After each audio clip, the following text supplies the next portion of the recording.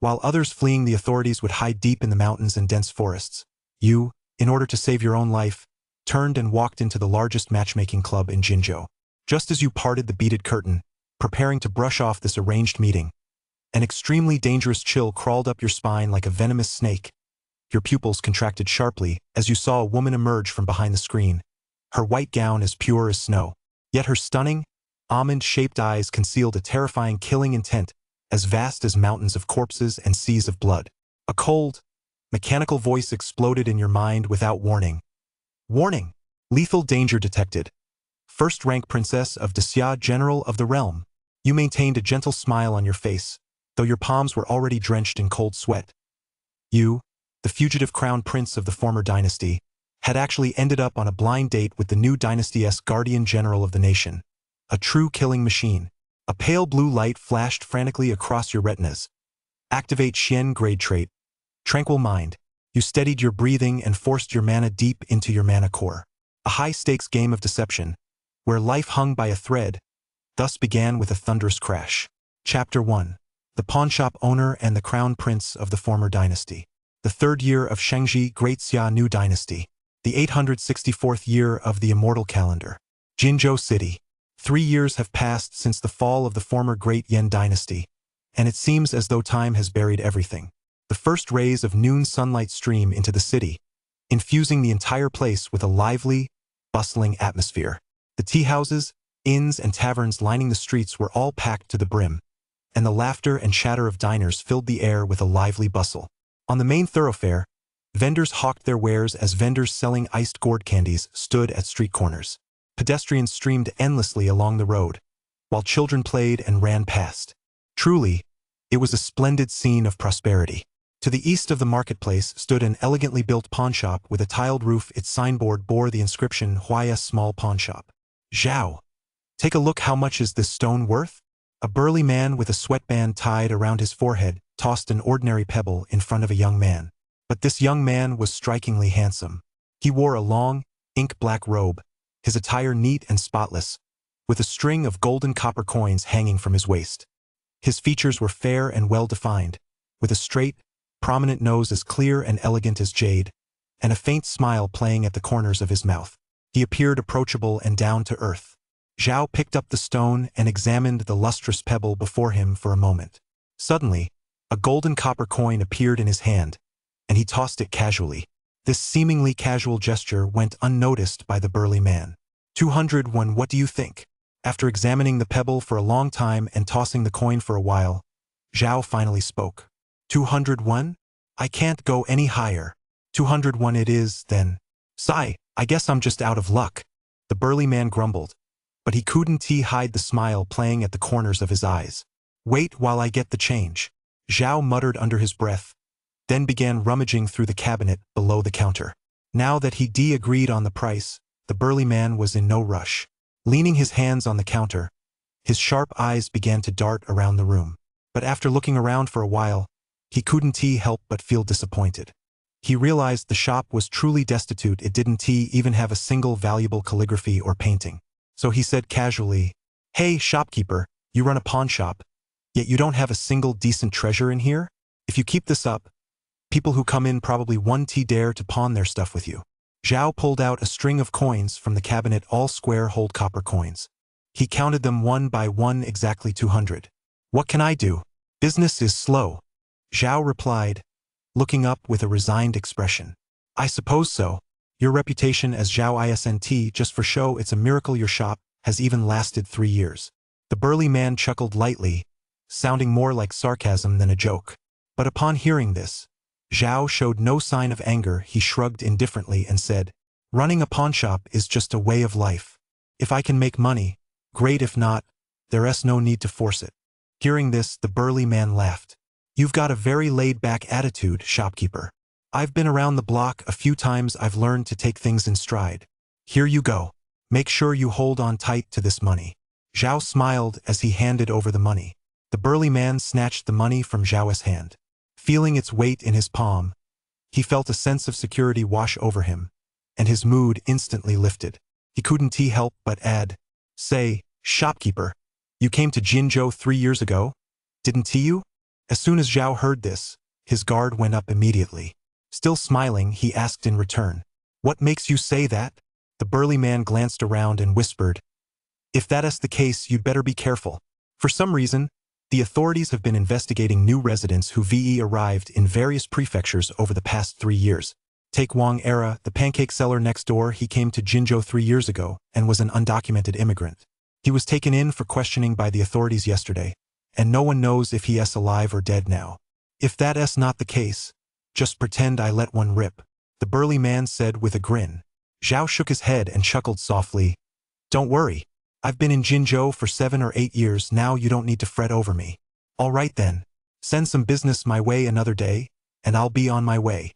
The burly man clenched the money in his hand, didn't he linger, and took his leave immediately. As he stepped outside, he was still chuckling to himself. "Ha ha! A single rock picked up in the mountains can fetch 201. That shopkeeper must be a fool. Heh. That'll cover my meals for 2 days." Zhao sat in his chair, watching the burly man leave. The smile on his face faded, replaced by a look of deep gravity. He stood up, shut the front door, and flipped up the closed sign. Zhao made his way to the pitch-black warehouse at the back of the shop and lit an oil lamp. The entire warehouse was filled with precious antiques and collectibles, including no shortage of treasures such as jewels and spiritual stones. On the top shelf of the warehouse sat an exquisite wooden box, inside which was embedded a white jade dragon seal. Zhao held the stone he had just obtained in his hand. Crash! In the blink of an eye, the stone in his palm crumbled into powder. As the dust settled, a mystic ring, as translucent as jade, appeared in his hand.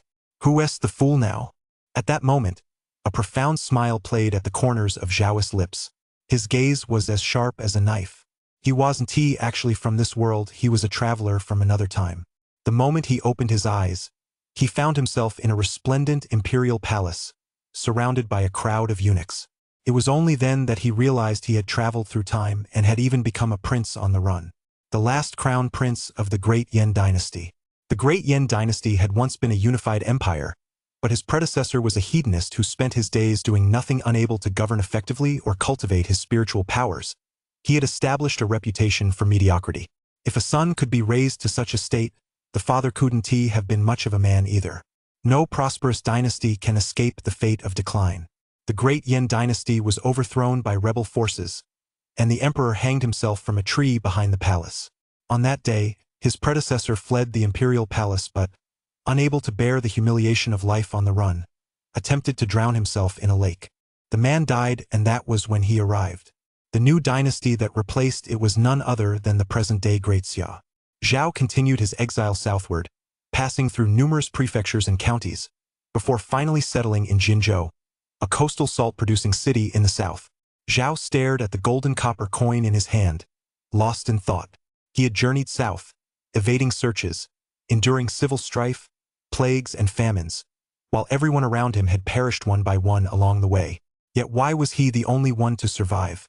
It was precisely this golden copper coin that had sustained him. Whenever he tossed the coin, he could discern the outcome of events in his mind and foretell the fortunes and misfortunes of the future. It was thanks to this tiny copper coin that Zhao had survived. He sold the gold and silver ornaments he brought from the palace, opened a small pawn shop, and lived in seclusion among the common people. He remained there for 3 years. During those 3 years, Zhao felt no desire for revenge. To be honest, he felt little emotion regarding the original host's father's murder. He simply wanted to survive, nothing more. This was a world where cultivators reigned supreme, where humans coexisted with demons and monsters. The secular world was ruled by major dynasties, while cultivators were governed by 5 ancient, powerful sects with long-standing traditions. These mighty sects were also known as immortal sects. The immortal sects generally do not interfere in secular affairs. Therefore, Zhao's intentions were clear. Cultivating the Tao was what he was meant to do, and attaining immortality was his goal. Only by becoming an immortal could he ensure his own safety. As for the trivial matter of his father's murder, well, he settled that in the next life. Zhao clutched the mystic ring tightly, pondering in silence with an expectant expression, then immediately tossed the golden coin in his hand. He didn't know what lay within the ring. Was it a demonic entity seeking to possess him? Or a benevolent old man? Who knows?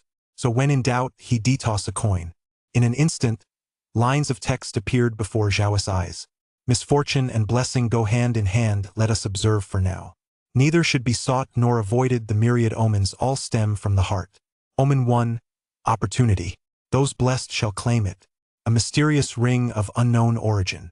By taking the ring, the guidance you receive is blessing. Upon seeing the character for blessing between the lines, Zhao immediately broke into a beaming smile. Since it was a blessing, that meant there was nothing harmful to him. Without a moment's hesitation, Zhao bit his fingertip and let a drop of blood fall onto the mystic ring to bind it to him. A strange sensation washed over him.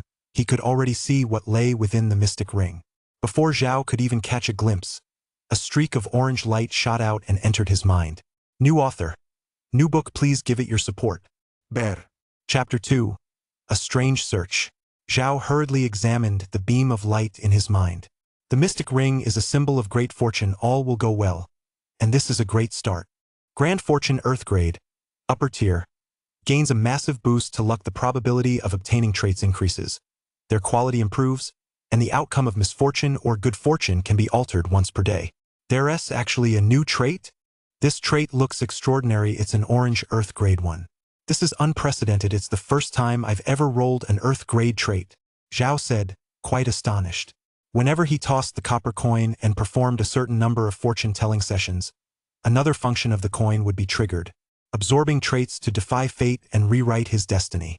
However, these traits were as mysterious as blind boxes. The grade varied with every draw, and the effects they granted were never the same.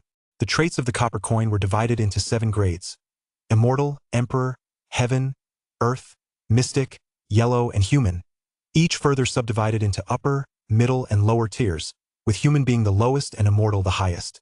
This Grand Fortune trait was likely the best one he obtained in the past 3 years. Since obtaining the golden copper coin, Zhao has acquired very few traits, and of those, only a handful have been useful, while most have been useless. The 3 traits he is currently using are Swift Swallow Human Grade, middle tier, excellent footwork and increased agility. Your speed surpasses that of ordinary people. Sword Mastery Yellow Grade, upper tier, a passion for swordsmanship. Efficiency in practicing and refining swords increases slightly. Relentless Scholar, upper tier, Xian Grade, diligent and tenacious. You study tirelessly. Your cultivation speed is 3 times that of an average person. Swift Swallow and Sword Mastery are easy to understand. They're both martial arts related traits that provide small buffs. Though they're a drop in the bucket, they're better than nothing. Of these, Zhao felt that the most useful trait was still the one called Relentless Scholar. This volume doesn't refer to internal competition involution, but rather to book's scroll. As the saying goes, a volume person is someone who is tireless and ceaselessly diligent, generally referring to a studious scholar. 1 year ago, on a night when heavy snow was falling, Zhao happened to meet a young scholar on his way to the capital to take the imperial examinations. Since it was already late and all the inns were closed, the scholar found his way to the pawnshop and asked if he could stay the night.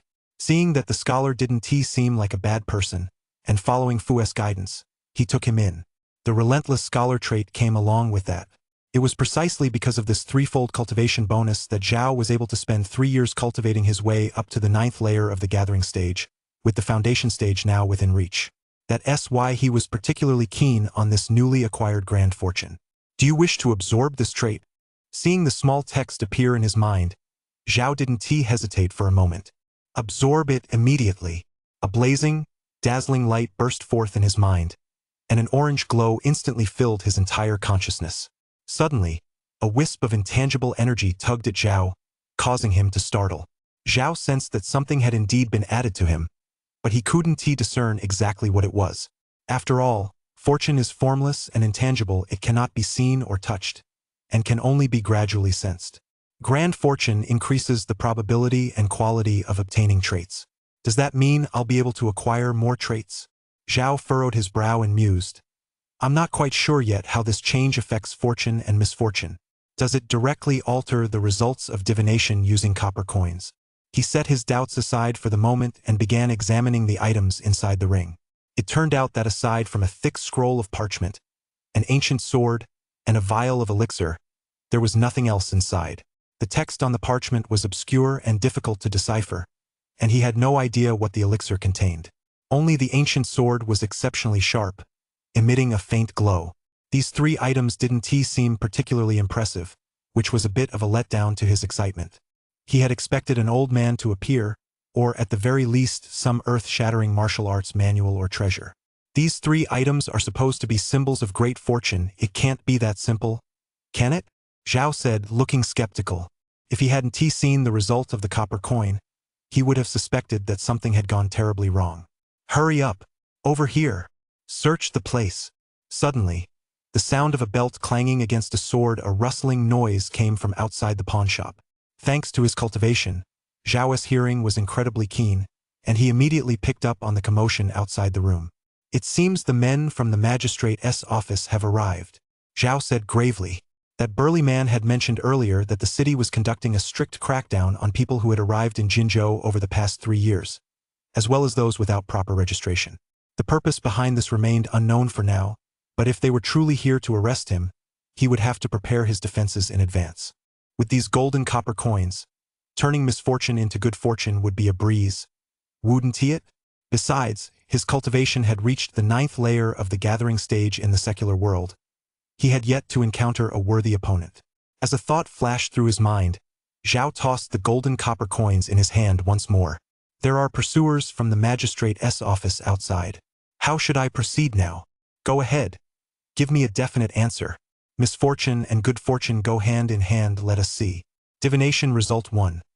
An auspicious day on the Yellow Road, outside the Peach Blossom Spring. The guidance you receive is good fortune. Divination Result 2. Misfortune at home and military calamity. Fear leads to chaos. If you remain at home, the guidance you receive is misfortune. In that case, I'll leave. After reviewing the results, Zhao put away the coins, locked the warehouse, and resolutely stepped outside. On the street, which had once been bustling and noisy, squadrons of armored soldiers carrying swords had suddenly appeared, drawing the continuous glances of the crowd. These soldiers were heavily armed, wearing fish-scale armor and wielding long swords as they herded the people off the street. Fear gripped the common folk one by one. They could only roll up their sleeves and hurry away. Such a massive operation? Who are they after? No idea. Let us get out of here. Rumor has it they're investigating new residents and undocumented immigrants from recent years. Could it be that some major thief has fled to Jinzhou? Oh my! If a murderer has escaped here, we're in big trouble. Zhao stood among the crowd, listening to their chatter, his mind racing. Were these armored taxi soldiers really here to arrest him? Based on his past experience, wasn't this a bit of an overreaction? During the first year of his flight south, there had been frequent and rigorous searches. After all, the new dynasty was deeply concerned about the whereabouts of a remnant of the former regime like him. But in the years that followed, both the number and intensity of the searches had declined year by year. The personnel dispatched had shifted from soldiers to low-ranking officials conducting routine checks, and they no longer paid him the same level of attention as before. With the Great Xia dynasty newly established and everything in the process of being rebuilt, they naturally had no time to concern themselves with a dispensable former crown prince like him. Yet now, the scale of the manhunt had returned to the intensity of that first year, which seemed odd. It didn't look like they were after him. In any case, it can't hurt to lie low for a while. Zhao shook his head and pushed the thought aside. Since staying at the pawnshop meant trouble, he certainly wouldn't go gambling. How am I going to evade this search? I've got to find somewhere to go. At a loss, Zhao picked up a golden copper coin from his waistband once more and tossed it into the air. Divination Result 1. Go to the marketplace. The result you receive is misfortune. Divination Result 2. Go to the tea house. The result you receive is misfortune. Divination Result 3. Go to the Drunken Flower Pavilion. The result you receive is misfortune. Divination Result 10. Go to Wine Fragrance Alley. The result you receive is misfortune. Damn it! This is a nightmare. Zhao's face fell as he tossed the coin 10 times, only to get misfortune every single time, a clear sign that misfortune was inescapable. It seemed he wasn't safe anywhere he went. He encountered this situation before. He had to analyze the results and devise a solution to turn misfortune into fortune. But he quickly regained his composure, suddenly recalling the new trait he just acquired. Zhao clenched his fists, refusing to accept defeat, and declared, "Hey, I just won. Believe it. Activate Grand Fortune and change the outcome of this misfortune once." As the coins soared through the air once more, they flipped over. A new omen unfolded before him. Chapter 3. Divining and consulting the oracles, no blame in the words. Misfortune is the foundation of fortune. Fortune is the hiding place of misfortune, altering the outcome of fortune and misfortune. Fortune and misfortune are intertwined. Let us wait and see. Hexagram 11. Divination and oracle, no blame in the words. Go to the matchmaking office. The guidance you receive is fortune. Matchmaking office? Upon seeing this place, Zhao instinctively froze. This marriage bureau was an institution established by the ancient government to oversee marriages between men and women. It housed many matchmakers who specialized in arranging marriages for people. They were also known as official matchmakers. In other words, in modern terms, it was a place for blind dates and matchmaking. You have consulted the oracle. There is no fault in the omen. This hexagram text comes from the Book of Songs, and its meaning was quite clear. He was being told to prepare for marriage. Zhao immediately gave a bitter smile. He was a passionate young man in his early 20s, and he was actually going on a blind date, but upon reflection, he let it go. If he had to go, so be it. He wasn't really there to find a spouse. But to avoid trouble, he just treat it as a chance to see the world. At that moment, a blue light shot from the copper coin and entered Zhao's mind. This meant another new trait had been added. Full of anticipation, Zhao examined the blue orb. As the specks of light dispersed, a line of text appeared. Dragon Pathfinder Yellow Grade, Lower Tier. Seek the dragon, discern the veins, and observe the winding mountains. Each winding pass is a barrier.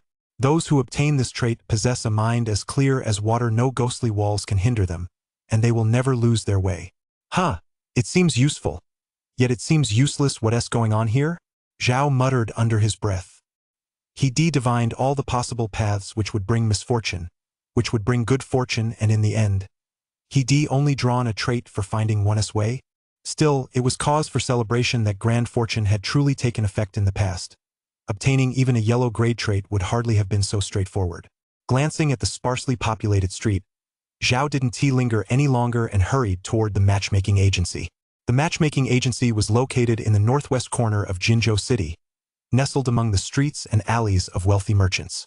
This area was home to many wealthy people and was a hotspot for matchmakers. Arranging a marriage for these wealthy merchants could yield a commission that earned several times more than what ordinary people made. At the entrance to the matchmaking agency, a matchmaker no younger than 60, wearing a purple jacket, and with a few streaks of gray in her hair, was just about to close the red lacquered gate. The local authorities had just issued a notice imposing a one-day restriction for no apparent reason. Business was already slow, and this was making things even more frustrating. Not a single match arranged today, and I have to turn away clients. What a stroke of bad luck. The matchmaker in the purple jacket muttered to herself. Just as she turned her head, a figure suddenly appeared at the corner of her eye. The figure wore a long, ink-black robe. Though the fabric was by no means luxurious, it was spotless and exuded an indescribable air of nobility. As the figure drew nearer, she could finally make out his features. He was a strikingly handsome young gentleman. His smile carried a hint of carefree charm, and his every gesture exuded elegance and ease. This aura, subtle yet undeniable, gave the matchmaker in the purple robe, who prided herself on her keen insight, a strong premonition. This was a big catch. You're a strikingly handsome young gentleman. I assume you've come to the matchmaking agency to find a life partner. The matchmaker in the purple robe beamed with a broad smile. A handsome young gentleman like this was sure to be sought after by many well-bred young ladies from prominent families. If she could arrange a match, she'd strike it rich. An opportunity like this absolutely couldn't be passed up. No ruse. I'll just look around first. Zhao rubbed his nose, feigning composure and nonchalance, as if he were a seasoned veteran. Even though he lived 2 lifetimes, matchmaking was something he never experienced in either of them. Besides, he was just here to lie low. How could he possibly be seriously looking for a match? He'd just take a quick look and be on his way. Zhao couldn't help but reassure himself this way. Very well. The matchmaker in the purple robe smiled as she ushered Zhao into the mansion, then casually pulled the main gate shut behind him. Zhao didn't even know how he ended up sitting at the table in the parlor, flipping through the portraits in the album page by page. Before they began, the matchmaker had specifically inquired about Zhao's family's financial situation. What is your family's financial situation, young master? I'd like to explain things properly. Zhao thought for a moment and gave a modest figure. 300 ping of house and land, 100 mu of farmland, carriages and horses. We run a pawnshop. Our family's wealth doesn't exceed 10,000, but 1,000 should be more than enough. Though he put it that way, Zhao's worldly wealth was likely far greater than that. The gold, silver, and jewels in his warehouse alone could rival those of a wealthy merchant in the Two Rivers region. The main point was that having too much worldly wealth was of little use, having enough was sufficient. His primary goal was cultivation, so he wasn't particularly concerned with making money. It seems your conditions are quite favorable, young master. Upon hearing this, the matchmaker in the purple robe felt secretly pleased. Her discerning eye had not failed her. The young master before her was indeed a big catch. Only then did she point to the picture book with confidence, introducing the portraits one by one. Young master, look at this first one. She comes from a family of master craftsmen, has broad hips, and a full figure. A child raised by her is sure to be intelligent. Let us skip that one. She's a bit too plump. Zhao looked at the plump cheeks in the illustration and offered an apologetic smile. Then how about this one? Full-breasted with a slender waist. From a distinguished family, a true lady of high birth. Her father is a wealthy merchant, and she has plenty of suitors. Zhao rested his finger on his chin and mused. She looks a bit too old. She definitely meets your criteria, young master. She's about your age, with long legs and a shapely behind. Her father once passed the provincial examination and now holds an official position. A government official? That's out of the question. Marrying her would be like shooting myself in the foot. Even if I were to choose, I couldn't possibly pick her, especially since I'm just browsing. Zhao shook his head flatly, giving his answer. She's out of my league. Next, the matchmaker introduced over a dozen women of varying styles and family backgrounds, detailing their qualifications, as well as their strengths and weaknesses. But Zhao rejected them all for various reasons. Faced with a client like Zhao, a normal person would have lost heart and given him the cold shoulder. But this matchmaker wasn't discouraged in the least. On the contrary, her expression was full of enthusiasm as she pulled out another thick stack of profiles and slammed them down in front of Zhao with a thud. There are actually this many? Zhao exclaimed in astonishment. In just a short while, he'd seen so many women it was enough to make his head spin, and Zhao had certainly broadened his horizons. So there were this many unmarried young women, all waiting for matchmaking meetings. People often said that in ancient times, marriages were primarily arranged by matchmakers and decided by parental decree. But in his view, these matchmakers were far better than parental introductions. The matchmaker in the purple robe explained with a smile. It's only natural that you wouldn't know, since you don't come here often. In addition to the women, we also have corresponding albums for men. They're all brought here by their elders, who are eager to find the best match. That's why the matchmaking agency has compiled a registry of unmarried men and women from Jinzhou and the surrounding prefectures, all to help lovers find their soulmates and the best partners. There are also often young ladies or young gentlemen who linger here idly, flipping through the albums, simply waiting for their destined match. When the time is right, the matchmaking agency will send a matchmaker to notify the family and propose marriage. Everything falls into place naturally. Hearing this, Zhao nodded slightly, gaining a deeper understanding of this profession. So, young master, what kind of person do you actually like? I'd be happy to help you find someone. Seeing that the young gentleman remained unmoved despite all her explanations, the matchmaker felt a bit helpless. But Zhao had clearly come just to kill time and avoid misfortune. Faced with the matchmaker's enthusiastic recommendations, he began to feel a bit embarrassed. He felt just like one of those window shoppers who only look but never buy. Zhao thought to himself he might as well just pick one at random to chat with, kill an afternoon, and then brush it off by saying they weren't a good match. So, steeled his resolve, he pointed to a woman who looked passable and said softly, "How about this one?" The matchmaker looked at him with some surprise. This one, though, she's quite pretty. A delicate little thing. Her background and personality don't measure up to the others we've seen. She's just average. That's perfect. If she were too outstanding, it would be harder to turn her down. Zhao thought to himself. Then let us go with her. Chapter 4. A series of unfortunate coincidences. Meanwhile, in a courtyard at the matchmaking agency, a cold glint flashed, and the air was filled with the shadows of swords. A woman stood there, wielding a treasure sword with fierce, decisive, and ruthless moves. Dressed in a white gauze gown embroidered with plum blossoms and paired with a silver robe, she resembled a plum blossom brought to life in the snow, exuding an air of cool elegance, truly a vision of fragrant mist, clouded hair, and the moving shadow of a plum blossom.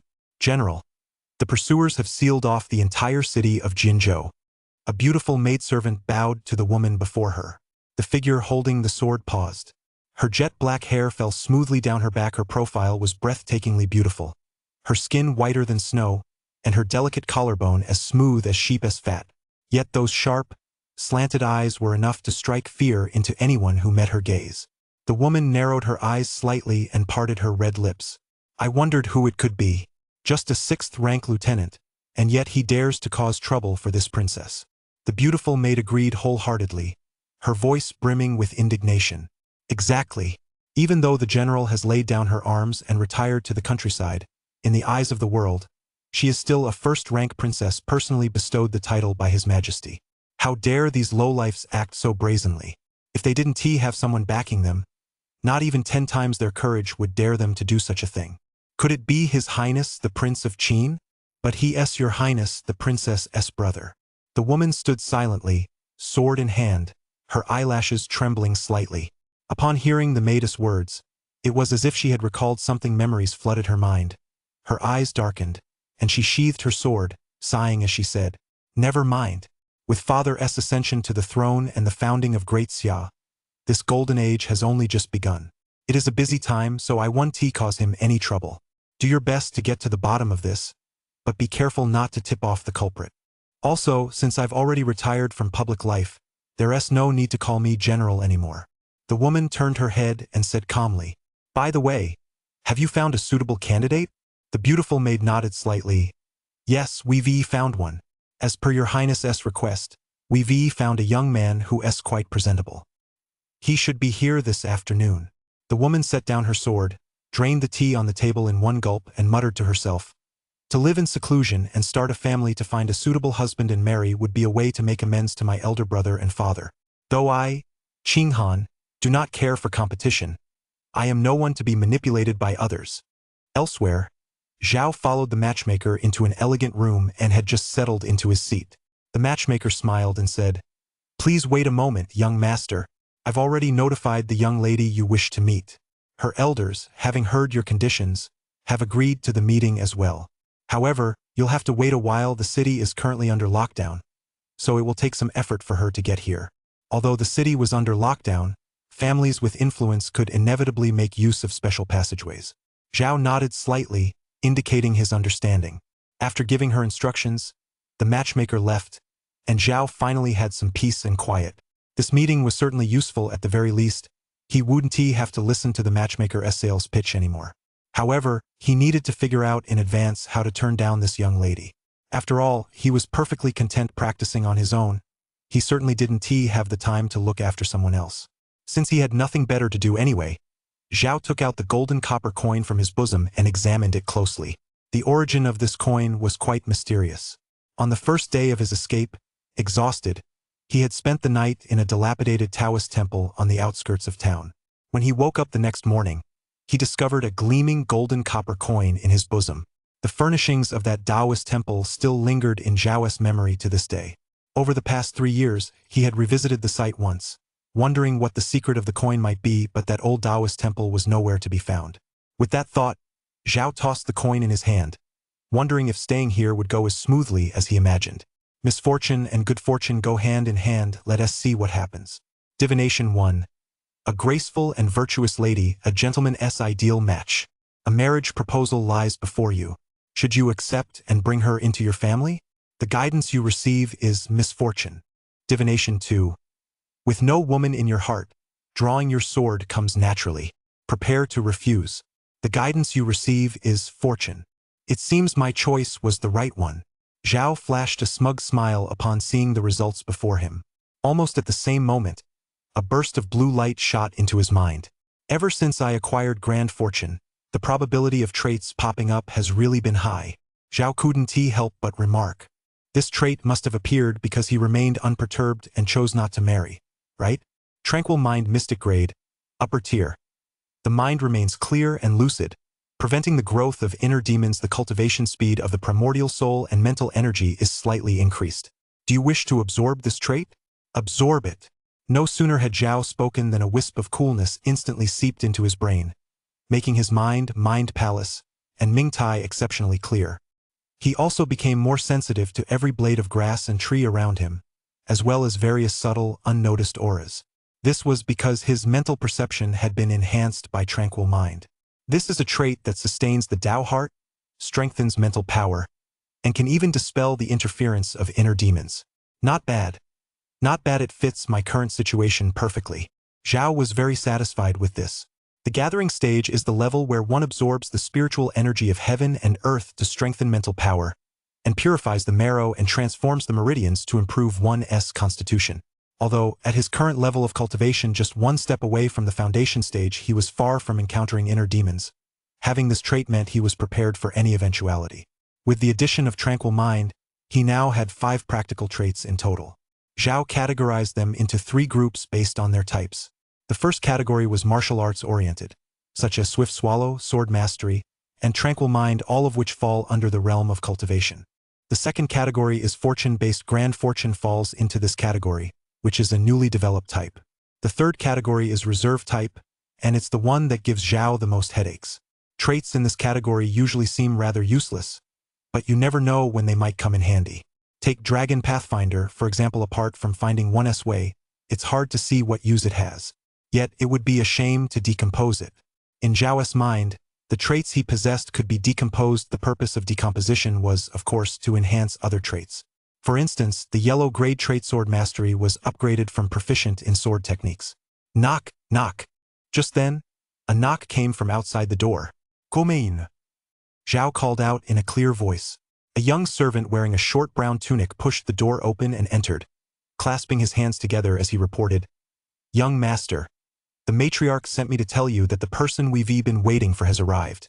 Zhao nodded and asked, "Where is she?"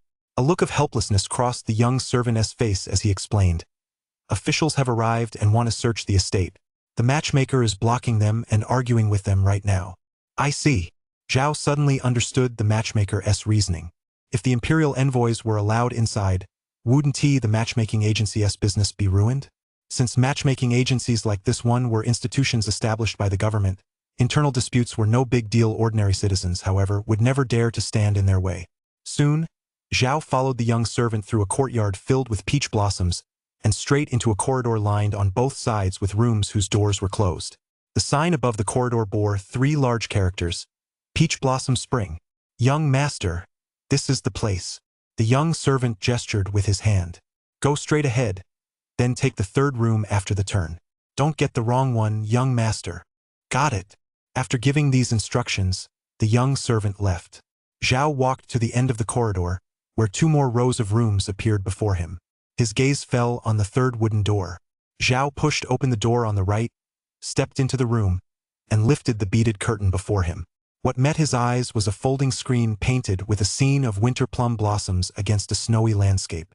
In front of the screen stood a pair of brocade armchairs flanked by a square red wooden table. On the table sat a set of glass teacups, shimmering gently. A faint wisp of white smoke, gentle and not at all pungent, filled the room. Zhao looked down and realized it was the soothing fragrance wafting from an incense burner. The shadow of plum blossoms on the wall stirred. It was indeed a beauty arriving. Chapter 5. The General's Daughter Qinghan? Zhao inhaled the delicate fragrance tickling his nostrils and found himself momentarily lost in thought. A folding screen depicting a snowy scene with winter plum blossoms obscured the beauty's face, but Zhao could faintly make out a graceful silhouette with a well-proportioned figure far more striking than he had imagined. "You've arrived, young master." A soft, magnetic voice rang out, as sweet and melodious as the song of an oriole. Hearing the voice, Zhao snapped back to his senses. He turned, closed the door, and bowed with a smile. "I am Zhao. It is a pleasure to meet you, young lady." "I am Qinghan. It is a pleasure to meet you, young master." As she spoke, she rose to her feet and gave a slight bow. To Zhao's surprise, however, the woman did not shyly hide behind the screen, afraid to show her face. Instead, she stood up with poise and grace, stepping forward with an inexplicable air of dignity. Her graceful figure stepped out directly, her pair of imposing, almond-shaped eyes fixed intently on Zhao at the doorway. Even Zhao had to admit that those eyes were truly beautiful, exquisitely striking, radiant with life, and impossible to look away from. The only strange thing was that Zhao sensed an intangible sense of pressure emanating from her eyes. However, this did not detract from her beauty. She was stunning. The long, pale gauze dress with plum-colored accents accentuated her graceful figure. Her exquisite, oval face, free of makeup, was as flawless as a precious jade. Her hair was gently swept back, her delicate eyebrows as dark as willow leaves, and her full lips as rosy as cherries. Pure and unblemished, ethereal as a fairy, she looked just like a nymph who had stepped out of a painting. Is she really my blind date? Weren't they supposed to be just average-looking? Zhao's gaze was calm, but his heart was filled with doubt and astonishment. He felt this woman was far more beautiful than the one he'd seen in the photo album, and she didn't even look like her. Had he come to the wrong house by mistake? Young Master Zhao, please don't just stand there, have a seat. The woman smiled faintly, as if she had seen right through Zhao's thoughts at a glance. But she still gestured and poured a cup of hot tea for each of them. Let me introduce myself first. My name is Qing Han, and my surname is simply Yu. Qing Han, miss you? That's correct. Qing Han tilted her head slightly, and a faint smile appeared at the corners of her mouth. You look quite puzzled, young master. Zhao shook his head. It's not that I'm puzzled, I just feel that you look quite different from the portrait in the album. As far as he was concerned, it didn't matter who was sitting across from him, because his only goal was to spend a peaceful afternoon here. In what way are we different? Curiosity flashed in Qing Han's eyes. Zhao chuckled. Generally speaking, when a man and a woman meet for the first time, all sorts of amusing and awkward situations are bound to arise. But you're far more beautiful than in the picture book, which has taken me by surprise. Hearing this, the smile on Qing Han's lips deepened, and she replied, I also find that you look different from what I imagined, not at all like the matchmaker described. I expected you to be a bit gaunt and frail, but I never expected you to have such a healthy complexion and a vitality far surpassing that of the average person. Her first impression of Zhao was quite favorable, and she felt a hint of attraction toward him. She knew full well how beautiful she was. She'd been on countless blind dates before, and without exception, the men had all performed terribly. When ordinary men saw her, they would either be intimidated by her gaze, avoid her eyes, or act all coy, hardly like a man at all. Or they were crude, ill-mannered types who, seeing her as merely a woman and relying on her family's status, repeatedly insulted her. But the young gentleman before her had a clear gaze. Not only could he hold her gaze and converse normally, but his manner of speaking was also quite remarkable. He was quite handsome as well, with arched eyebrows and starry eyes, and was very much to her liking. However, Qing Han's words caught Zhao's attention. He was, of course, well aware of his own condition. As a cultivator who had reached the 9th layer of the gathering stage, how could his complexion, vitality, and spirit not be excellent? For him now, shattering boulders with his chest, scaling walls and leaping across rooftops, or delivering a punch with 1,000 gene of force, all were child's play, since his physical body had already reached a state of preliminary saturation. Yet this young lady's observational skills were remarkably keen. The fact that she could sense such details suggested her own abilities were no small matter either. I have some free time on my hands, so every morning I get up early to practice some of the outer sect's external cultivation fist techniques to strengthen my physique. That's why I'm in such good shape. Zhao told this white-faced lie without batting an eye. Hiding his cultivation level was a form of self-protection. He didn't know her well. It was best to keep some things to himself when meeting someone for the first time. Oh, are you also interested in the path of cultivation, young master? A look of surprise flashed across Qing Han's eyes, and she laughed with genuine interest. This smile was more sincere than her earlier polite one, as if she'd encountered a kindred spirit. Could it be that you also practice martial arts, young lady? Zhao asked back, politely yet with a touch of awkwardness. That's right. I've been training since childhood and have followed my father in the military for over 10 years. Qing Han smiled faintly. I forgot to mention my father is a veteran general of the current dynasty, though he has since retired after making a mistake. It's all in the past now, but our family still comes from a military lineage. We've practiced martial arts for generations. My eldest brother is still serving in the army. After saying this, a hint of worry flashed in Qing Han's eyes. For her own reasons, she was genuinely worried she might scare him off, and that was the last thing she wanted. As expected, upon hearing this, Zhao's eyelid twitched, and he thought to himself, wow, a father who was a general, an older brother still serving in the military, and a family with a history of martial arts. Wasn't this the very definition of a military family? This young woman was the daughter of a military family. She certainly had impressive credentials. Given his own status, would it be inappropriate for him to associate with someone like her? Zhao pondered this inwardly, but still said, half-jokingly, "With a young lady of your caliber, it's hard to imagine you'd actually come to a matchmaking agency." "I snuck out on my own." Qinghan's eyes darkened. "Sneaked out?" Hearing this reply, Zhao was taken slightly aback. "Does your family treat you badly?" Although this world revolves around cultivating immortality, the offspring of great clans and distinguished families still live in luxury. Surrounded by opulence and privilege, they certainly wouldn't be living a hard life. "No, it's just that I'm tired of life at home. I simply don't like all the competition," Qinghan said, shaking her head. Zhao gave a wry smile but didn't reply. Qinghan's eyelashes trembled slightly as she spoke a few words that stirred memories, her tone sounding more like amusing to herself. "Young master, do you know? Actually, when I was little, I didn't like martial arts at all. Just like those other girls. I loved rouge and powder, enjoyed fiddling with embroidery and needlework, and loved listening to the storytellers talk about growing old together, fishermen singing at dusk, and the endless, lasting love in those storybooks. Those were all the things I dreamed of. But my father told me that, being born into a distinguished family, I must shoulder a share of the responsibility. A daughter, too, must be self-reliant and pursue great endeavors. The life of ordinary people was not meant for me.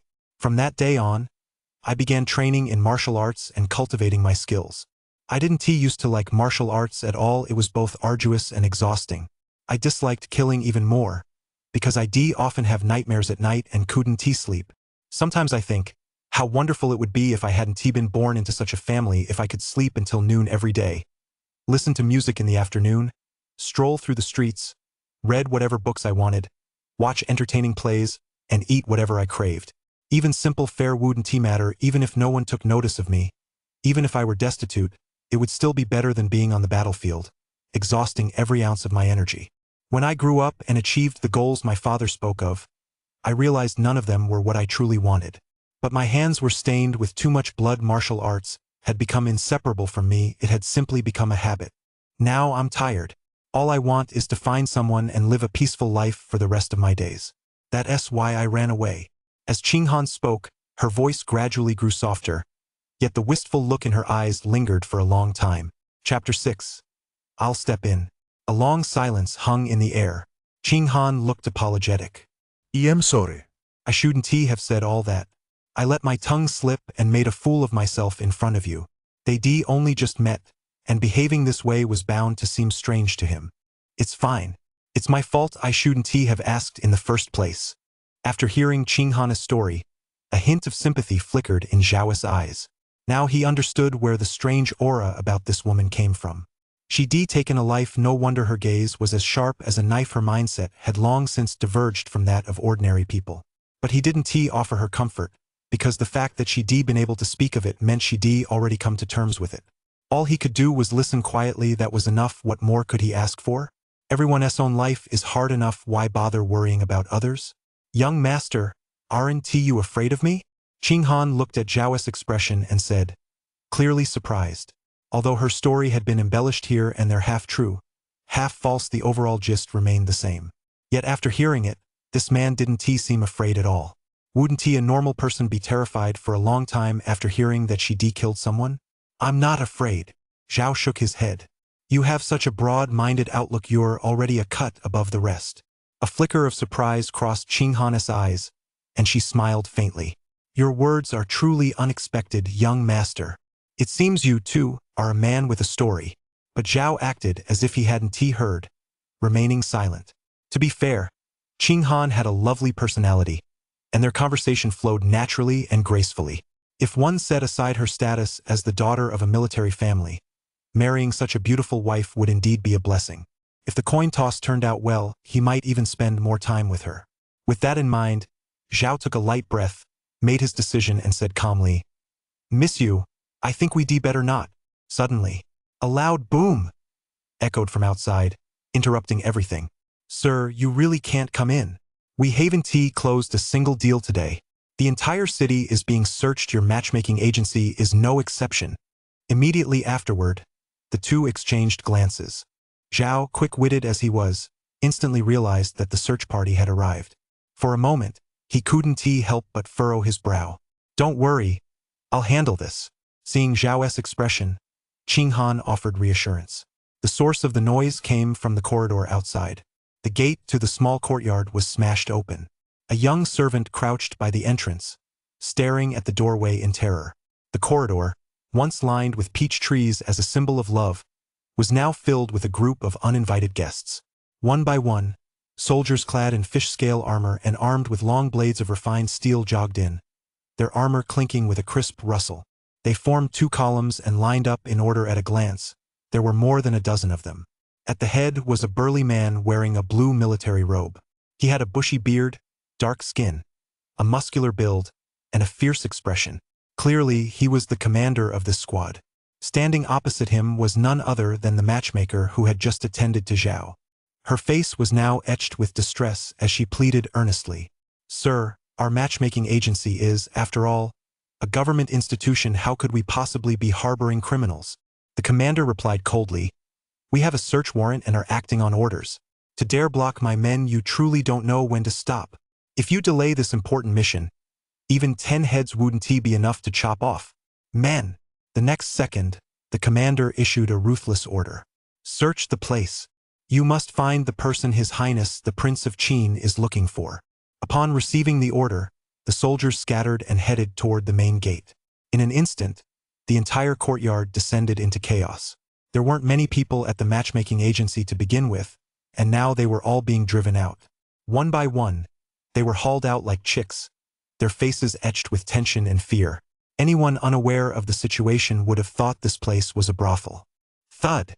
Suddenly, a loud crash rang out, and a soldier was hurled out of the room, slamming heavily into the nearby wall, which cracked like a spiderweb, shattering into pieces. A figure dressed in white, adorned with plum blossom embroidery, slowly stepped forward. Behind her stood a graceful young gentleman. What incredible power! Zhao looked at the devastation before him, his expression one of utter astonishment, then fixed his gaze on Qinghan. At first, he had assumed that the strength this young woman had mentioned was merely the pinnacle of external martial arts training at most, the first level of the gathering stage. He hadn't expected to have underestimated her. That single palm strike displayed a level of power at least equivalent to the third level of the gathering stage or higher. It was even possible it was even greater. Strange. Didn't the divination result show blessing? Why did this still happen? Zhao spotted the figures of the commander and his men and pondered in confusion, wondering if the divination result had been flawed or if he'd done something to alter the outcome. If he struck, he could subdue everyone present in the blink of an eye. But that would undoubtedly expose his whereabouts and draw the attention of the Xia dynasty authorities once again. The commander at the head of the group watched as Qinghan moved. His expression darkened, and a hint of shock flashed in his eyes. The lingering mana fluctuations in the air were far more terrifying than anything he, a newcomer to the first tier of the gathering stage, could muster. Just who was this person? "Are you the one sent from above?" Qinghan's voice was icy cold as she narrowed her almond-shaped eyes and demanded. At that moment, her gaze was laced with intense murderous intent. Her aura was domineering and her edge razor-sharp, as if she were a completely different person, a stark contrast to the gentle woman she had been just moments ago in the room. Though the commander felt fear in his heart, he steeled himself and replied, "That is correct. We are acting on orders to apprehend the rebel." "And who are you?" Upon hearing this, Qinghan sneered, "You're just a lowly major general. Without knowing your roots or background, you shouldn't be wading into this murky water. You'd be used as a pawn without even realizing it." Having said that, Qinghan tossed a jade token toward him. The commander caught the token. He took only a single glance at it, but his hands trembled, his eyes widened in sheer horror, and he pointed at Qinghan, exclaiming, "You're..." In the commander's mind, this token was of the highest rank. He had only ever heard that within the military seeing it meant an absolute, unquestionable order. "Get out of here," Qinghan snapped, cutting him off. "This subordinate has been rude." The lead commander respectfully saluted Qinghan, his face showing not a trace of resentment. He then hurriedly led the taxi soldiers behind him away. Watching this scene, Zhao was also taken aback. It seemed Qinghan had powerful backing. Otherwise, she wouldn't have been able to scare off the soldiers searching the taxi. At that moment, Zhao finally understood why the coin divination had yielded the result, good fortune. With Qinghan's backing, she was able to get through this round of inspections. Could those men from earlier have been sent by her family? Or perhaps they were subordinates of someone she knew. Actually, the coin divination result wasn't wrong, he simply jumped to conclusions too soon. You truly come from an extraordinary background, young lady. Zhao stood behind Qinghan, deliberately feigning admiration. Just a series of troublesome incidents. I'm afraid I've caused you some embarrassment, young master. Qinghan's aura softened as she gave Zhao a faint smile. What's going on here? The matchmaker standing nearby watched the scene unfold with great surprise. Compared to Zhao, she was even more bewildered. Thanks to you for introducing Miss Yu, otherwise, things might have turned out much worse this time, Zhao said with a smile. It's this Miss Yu right here. Miss Yu? I remember clearly that the person I found for you, young master, was supposed to be surnamed Lu. The matchmaker was completely baffled. Chapter 7. Why won't the young master marry me? Surnamed Lu. Hearing the matchmaker's words, Zhao paused for a moment, as if he just realized something. At that moment, from among the crowd in the courtyard, a delicate young woman stepped forward, pointed at Zhao, and exclaimed in surprise, Auntie, the person you told us to wait for is him. Isn't it? I've been waiting for a long time, but I didn't see anyone. Zhao frowned and said, but I definitely went into the third room. At that moment, it finally dawned on him. He'd gone into the wrong room and met the wrong person. The matchmaker looked at the people in front of her, cold sweat beading on her forehead. She hurriedly called over a young servant standing nearby and scolded him, demanding an explanation. Xiao Zhou, what were you thinking? Didn't I tell you it was the third room? The young servant shrank back, his face filled with fear, and stammered. I did give the notice, it was definitely the third room. Zhao asked, the third room on the right? That's right. The young servant nodded. Hearing this, the beautiful young woman explained. At first, I went to the right, but I saw someone was already there, so I went to the left instead. I see. Zhao suddenly realized how the misunderstanding had arisen. Qinghan had taken her seat early, which was why he had gone to the wrong room. Miss Yu, young Master Zhao, and everyone else, I'm truly sorry. It's all my fault for not preparing properly. A look of concern flashed across the matchmaker's aged face as she hurriedly bowed to Zhao, Qinghan, and the others around them to apologize. Never mind. With what happened today, it's probably not the right time to look for a match. The beautiful young woman sighed and turned to leave. Seeing that the other party wasn't holding it against her, the matchmaker breathed a sigh of relief and turned her attention back to Qinghan. This young man's background was clearly much more distinguished. The matchmaker hurriedly said, Miss Yu, I'll go make arrangements for you right away. But to her surprise, Qinghan smiled gently, shook her head, and said, It's fine. I think young Master Zhao is a very decent person. Thanks to this unexpected turn of events, I actually feel he's an even better match for marriage. Her words left Zhao momentarily stunned. What did she mean by an even better match for marriage? Was she taking a liking to him? How much time had even passed? That was way too fast. Young Master Zhao, what do you think? The matchmaker was also surprised and couldn't wait to ask. This Miss Yu was a regular client at the matchmaking agency. Not only was she stunningly beautiful, but she was also generous, kind-hearted, well-mannered, and came from a good family, truly an ideal match. However, her standards were quite high. She'd been introduced to many suitors, but none had met her expectations. Who would have thought that today, by sheer coincidence, things might actually work out? All it takes is for young Master Zhao to agree, and this match will be tentatively set. The matchmaker added. Well, Zhao gazed into Qinghan's captivating eyes, feeling torn inside. If it weren't for the matter of the copper coins, he probably wouldn't have been able to resist agreeing, even though they'd only known each other for a short time. Young Master Zhao, please give us a definite answer. Miss Yu is waiting anxiously, the matchmaker said, stepping forward impatiently. With such excellent prospects, if you turn them down, is that really what a man should do? At that moment, the matchmaker was like an ant on a hot pan, frantic with anxiety.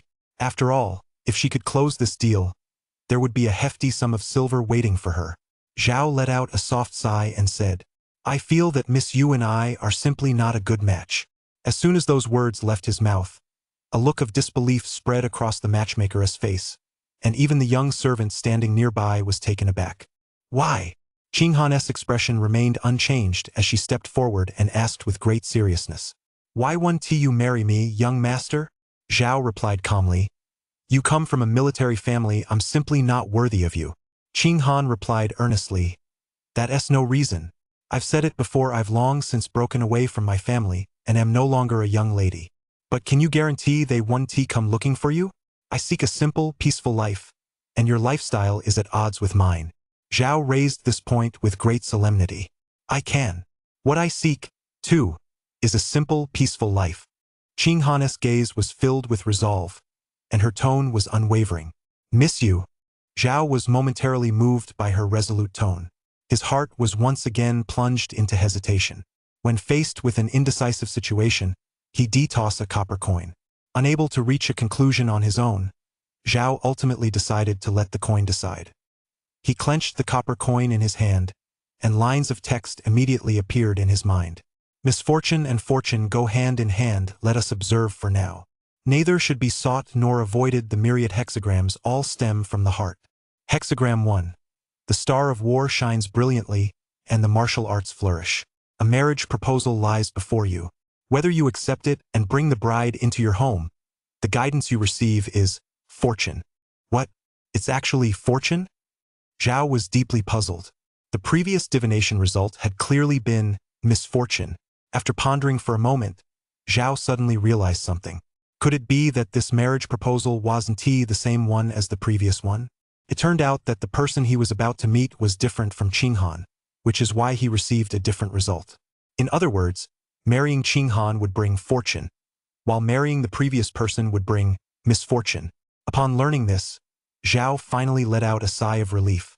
At that moment, everyone was waiting for his answer. Zhao turned his head toward Qing Han's beautiful eyes and said very solemnly, Miss you, have you truly made up your mind? Of course I have. Upon hearing Zhao's words, Qing Han, as if she already knew his answer, replied decisively. In that case, let us set the wedding date for this month. Seeing that Zhao had finally agreed, the matchmaker looked as if a great weight had been lifted from her shoulders.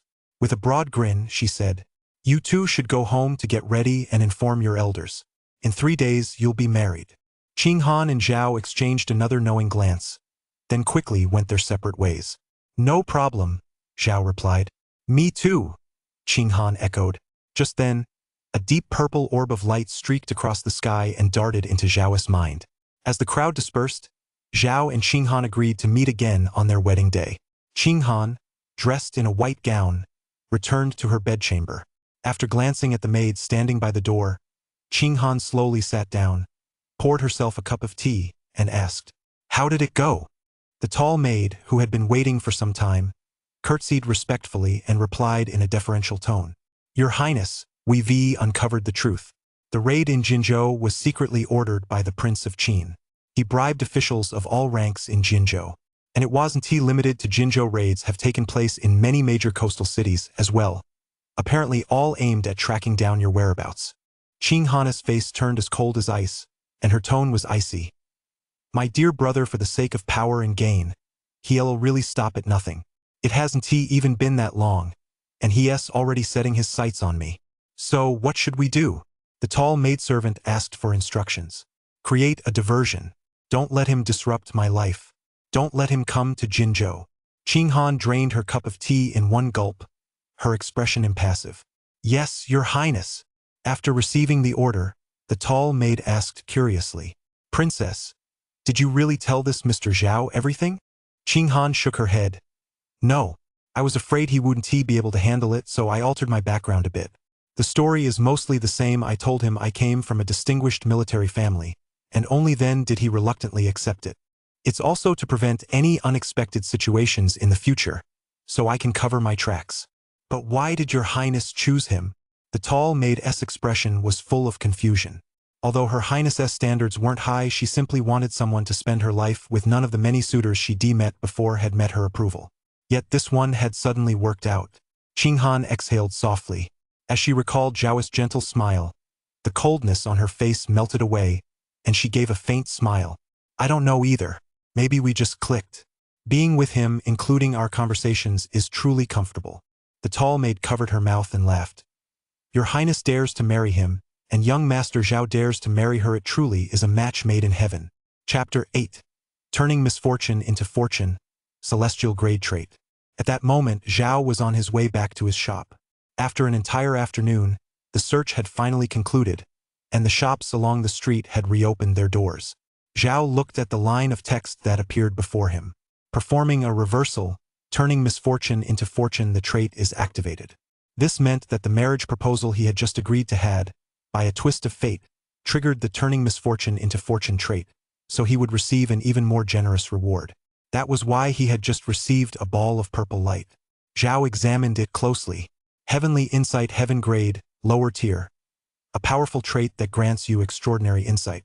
Whether it be divine abilities, spells, mental techniques, or cultivation methods, you can master them with a single glance. Upon seeing this purple celestial grade trait, Zhao was completely stunned. In the span of a single day, he had acquired multiple traits one after another, especially the Earth grade Grand Fortune, and he had already been quite content. But he never expected such an unexpected surprise. A bright, deep purple light filled his mind, radiating an air of immense nobility and elegance. Absorb? Once he absorbed this trait, he would be able to quickly master and become proficient in any cultivation technique. Zhao was undoubtedly overjoyed. Absorb it immediately. No sooner had Zhao spoken than the purple light burst into bloom. A warm, intense sensation surged through him, enveloping his entire body. Before he knew it, Zhao felt that many of the confusions he encountered while practicing swordsmanship, boxing, and other arts had been effortlessly resolved. Moreover, the details of techniques he'd forgotten came flooding back, and he found himself able to remember them instantly. It felt as if he'd eaten a memory-enhancing bread. The difference was that, building upon his existing knowledge, it offered vast expansions as if his mind were thinking on its own. This represented a massive leap forward in his understanding of martial arts, a true qualitative leap. Zhao couldn't help but murmur, "This heavenly heart, wisdom as I truly lives up to its reputation as a heaven-grade trait. It's incredible.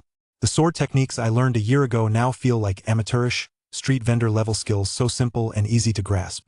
Back then, it took me a full half-year to master them, but now, after just a little pondering, I've already grasped them completely. That's the true value of a heaven-grade trait." Zhao could only wish he had a few more traits like this. Unfortunately, such traits are extremely difficult to obtain. This time, it was only because he triggered turning misfortune into fortune and received its blessing. Otherwise, it would have been impossible to acquire. Deep down, Zhao also sensed that this newly acquired trait seemed to be related to the event he had divined. However, he couldn't quite figure out the pattern yet. In the blink of an eye, he passed through Quanzhai Alley and walked down Yangqing Street. Zhao had already returned to the Hui pawn shop. Arriving at the back door, he took out his key and aimed it at the keyhole. Just as he was about to insert it, his hand paused at the doorway, suspended in midair, because he noticed something was off. When he left and locked the door, a wisp of plaster dust had fallen onto the threshold. Why was it gone now? Zhao's eyes darted about. He put away his key, crouched down, and began examining the rug at his feet.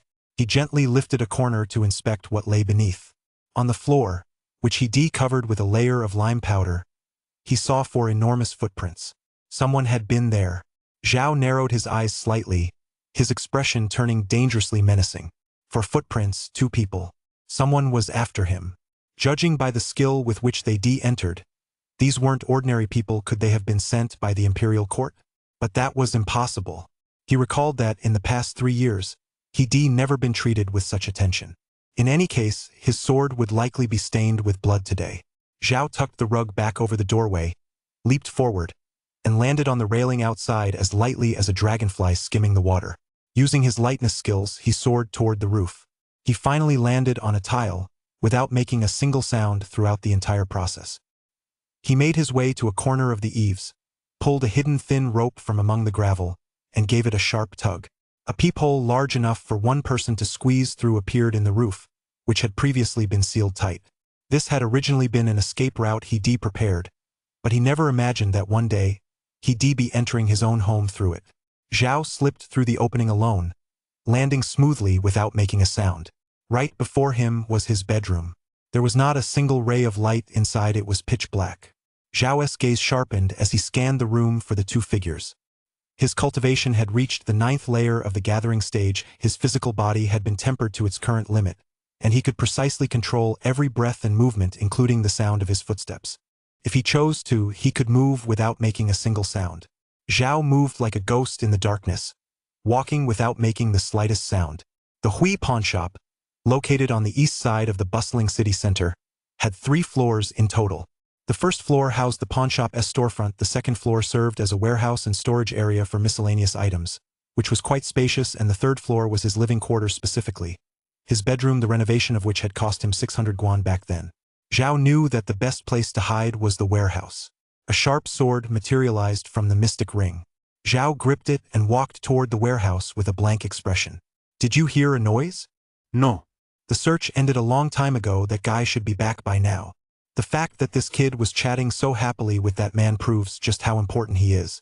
We have to capture him. This mission is too important. We absolutely cannot let it leak or go wrong. The voices of 2 men could be heard coming from inside the warehouse. 2 masked men in black were crouched on a roof beam, staring straight down, still waiting for their target to appear. Suddenly, a flash of white light streaked past them. Clang!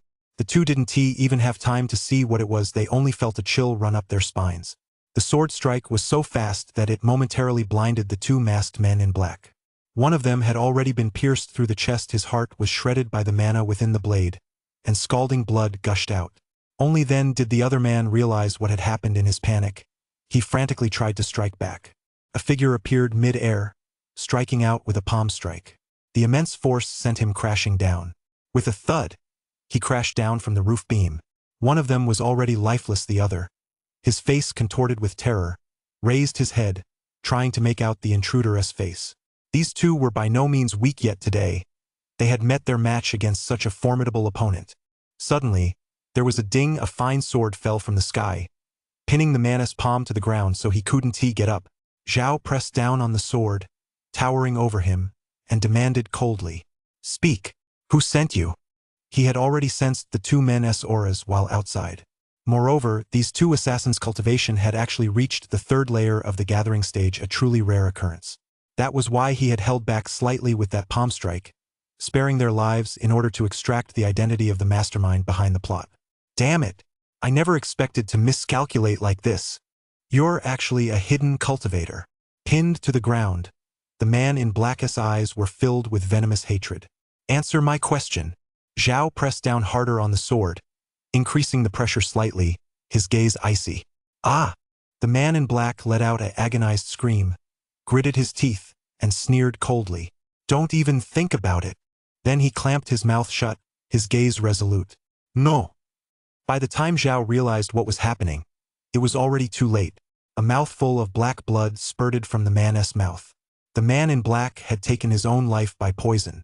Zhao looked at the 2 corpses and the bloodstains covering the ground, his expression indescribably somber. He bent down and searched their clothes. He found a token on the first man in black. Chapter 9. The Wonders of Divination, Hope for Immortality. As dusk fell and the sky grew dark, most street vendors had already packed up their stalls, though many night markets were preparing to welcome the evening's customers. Inside the Hui pawnshop, after cleaning up the bloodstains on the floor, Zhao carried the 2 bodies to the backyard. Then, with practiced ease, he took the golden coin from his waist, tossed it into the air, caught it in his hand, and began to examine the result. Misfortune and good fortune go hand in hand. Let us see what the future holds. Divination Result 1. Dump the bodies to cover your tracks. Bid farewell to this world. Bury them beneath a tree. All matters come to an end. The guidance you receive is good fortune. Divination Result 2. Clear and insightful. Investigate the bodies. Trace the events from start to finish. The guidance you receive is misfortune. Omen 3. To kill, one must see blood. To uproot the problem, one must cut it off at the source. Report it to the authorities. The guidance you receive is misfortune. This time, even the fortune result failed to satisfy Zhao. Because the man in black's superiors would inevitably launch an investigation, he had to find the safest way to handle the situation. So he tossed the golden coin again and again, hoping for more results. Once, twice, 3 times. Zhao didn't know how many times he de-tossed them, but most of the results were more or less the same. Either they told him to dispose of the body in secret, or they advised him to seek help from other factions. But right in the middle of this, a white light suddenly appeared. Yet Zhao's expression didn't change at all, because he was all too familiar with this light. It was a character trait the lowest tier and the one he'd seen most often over the past 3 years. So he didn't harbor any hopes. Immortal S-Finger upper grade character. A crude martial arts scam, a rudimentary grasp of divination, and a proficient recitation of the I Ching. As expected, a character trait never fails to disappoint, and this one was no exception. If it had actually allowed him to foresee future events, that would have been one thing, but unfortunately it was nothing more than a scam pulled by some old, lonely con artist, no different from those charlatans who claimed to practice Hun Yuan Xingyi Quan. Yet Zhao found himself pondering the immortal S-Finger trait. Logically speaking, since this trait could be unlocked, it must have some use even if it's jokingly referred to as an absolute freebie in terms of quality. Could it become useful once it's upgraded to yellow grade? With this in mind, Zhao couldn't resist giving it a try. To upgrade a trait S level, one must fuse it with another trait. Using a lower tier trait to upgrade a higher tier one is a very slow process, but using a higher tier trait to upgrade a lower tier one yields immediate results. Zhao immediately located the idle yellow tier dragon pathfinder trait in his mind. This trait was practically useless to him anyway, so he might as well use it for this experiment. Decompose trait. Decompose it. Zhao immediately decomposed the dragon pathfinder trait, which dissolved into countless specks of light in his mind. He then had the Immortal S guidance absorb all of these specks. The white light immediately dimmed, replaced by a cluster of yellow light blooming from the center. Trace the root's yellow grade. Intermediate. Trace the origin of events. You can trace part of the outcome of fortune and misfortune. Trace part of the outcome of fortune and misfortune? What does that mean? Zhao muttered to himself, then said with a determined look, "Never mind.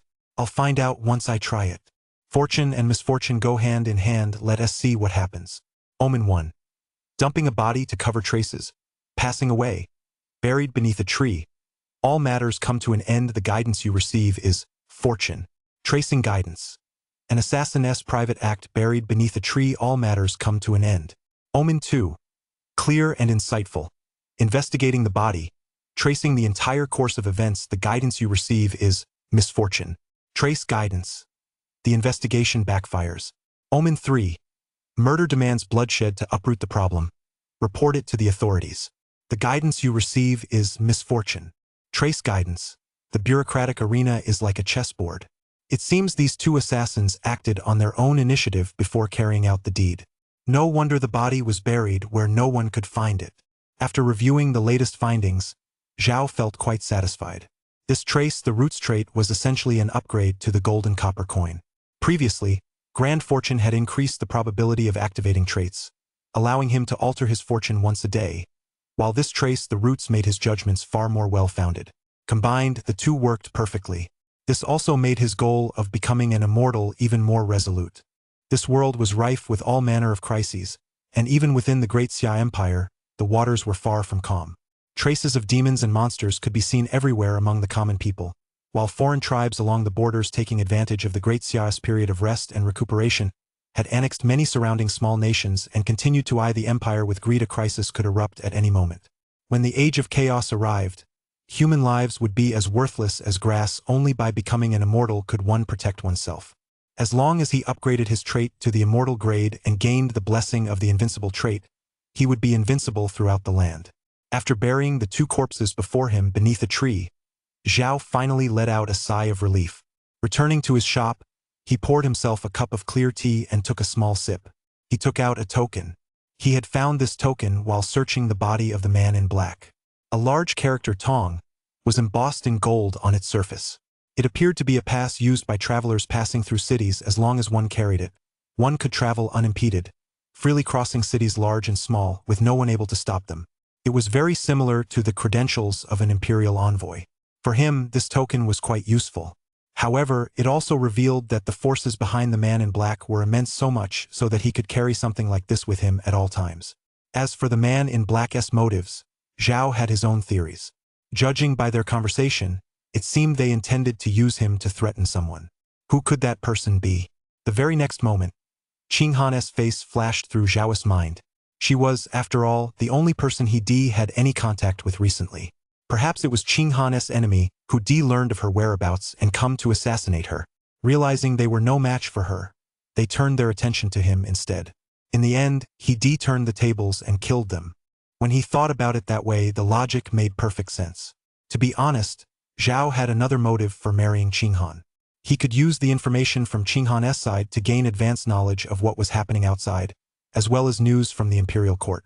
Her family was a distinguished military lineage. They surely had plenty of such information. He might even reap some benefits from it. But since they be husband and wife soon, wouldn't it be a bit inappropriate to pull these little tricks? After thinking about it for a long time, Zhao decided to stop dwelling on it. After all, as long as he was strong enough, he had nothing to fear. Once he reached the foundation stage, he would have officially stepped through the gates of cultivation. By then, there would be very few who could even exchange a few punches with him. Lying back in his armchair with nothing better to do, Zhao took out the mystic ring from his person and began to ponder. He retrieved a thick stack of parchment and a bottle of elixirs, then studied them carefully. Zhao unfolded the parchment and scanned it. The heavenly heart insight trait in his mind began to activate slowly. Before his eyes, the obscure ancient characters on the parchment transformed into a row of symbols, rearranging and recombining. Finally, the text was revealed before Zhao. Chapter 10.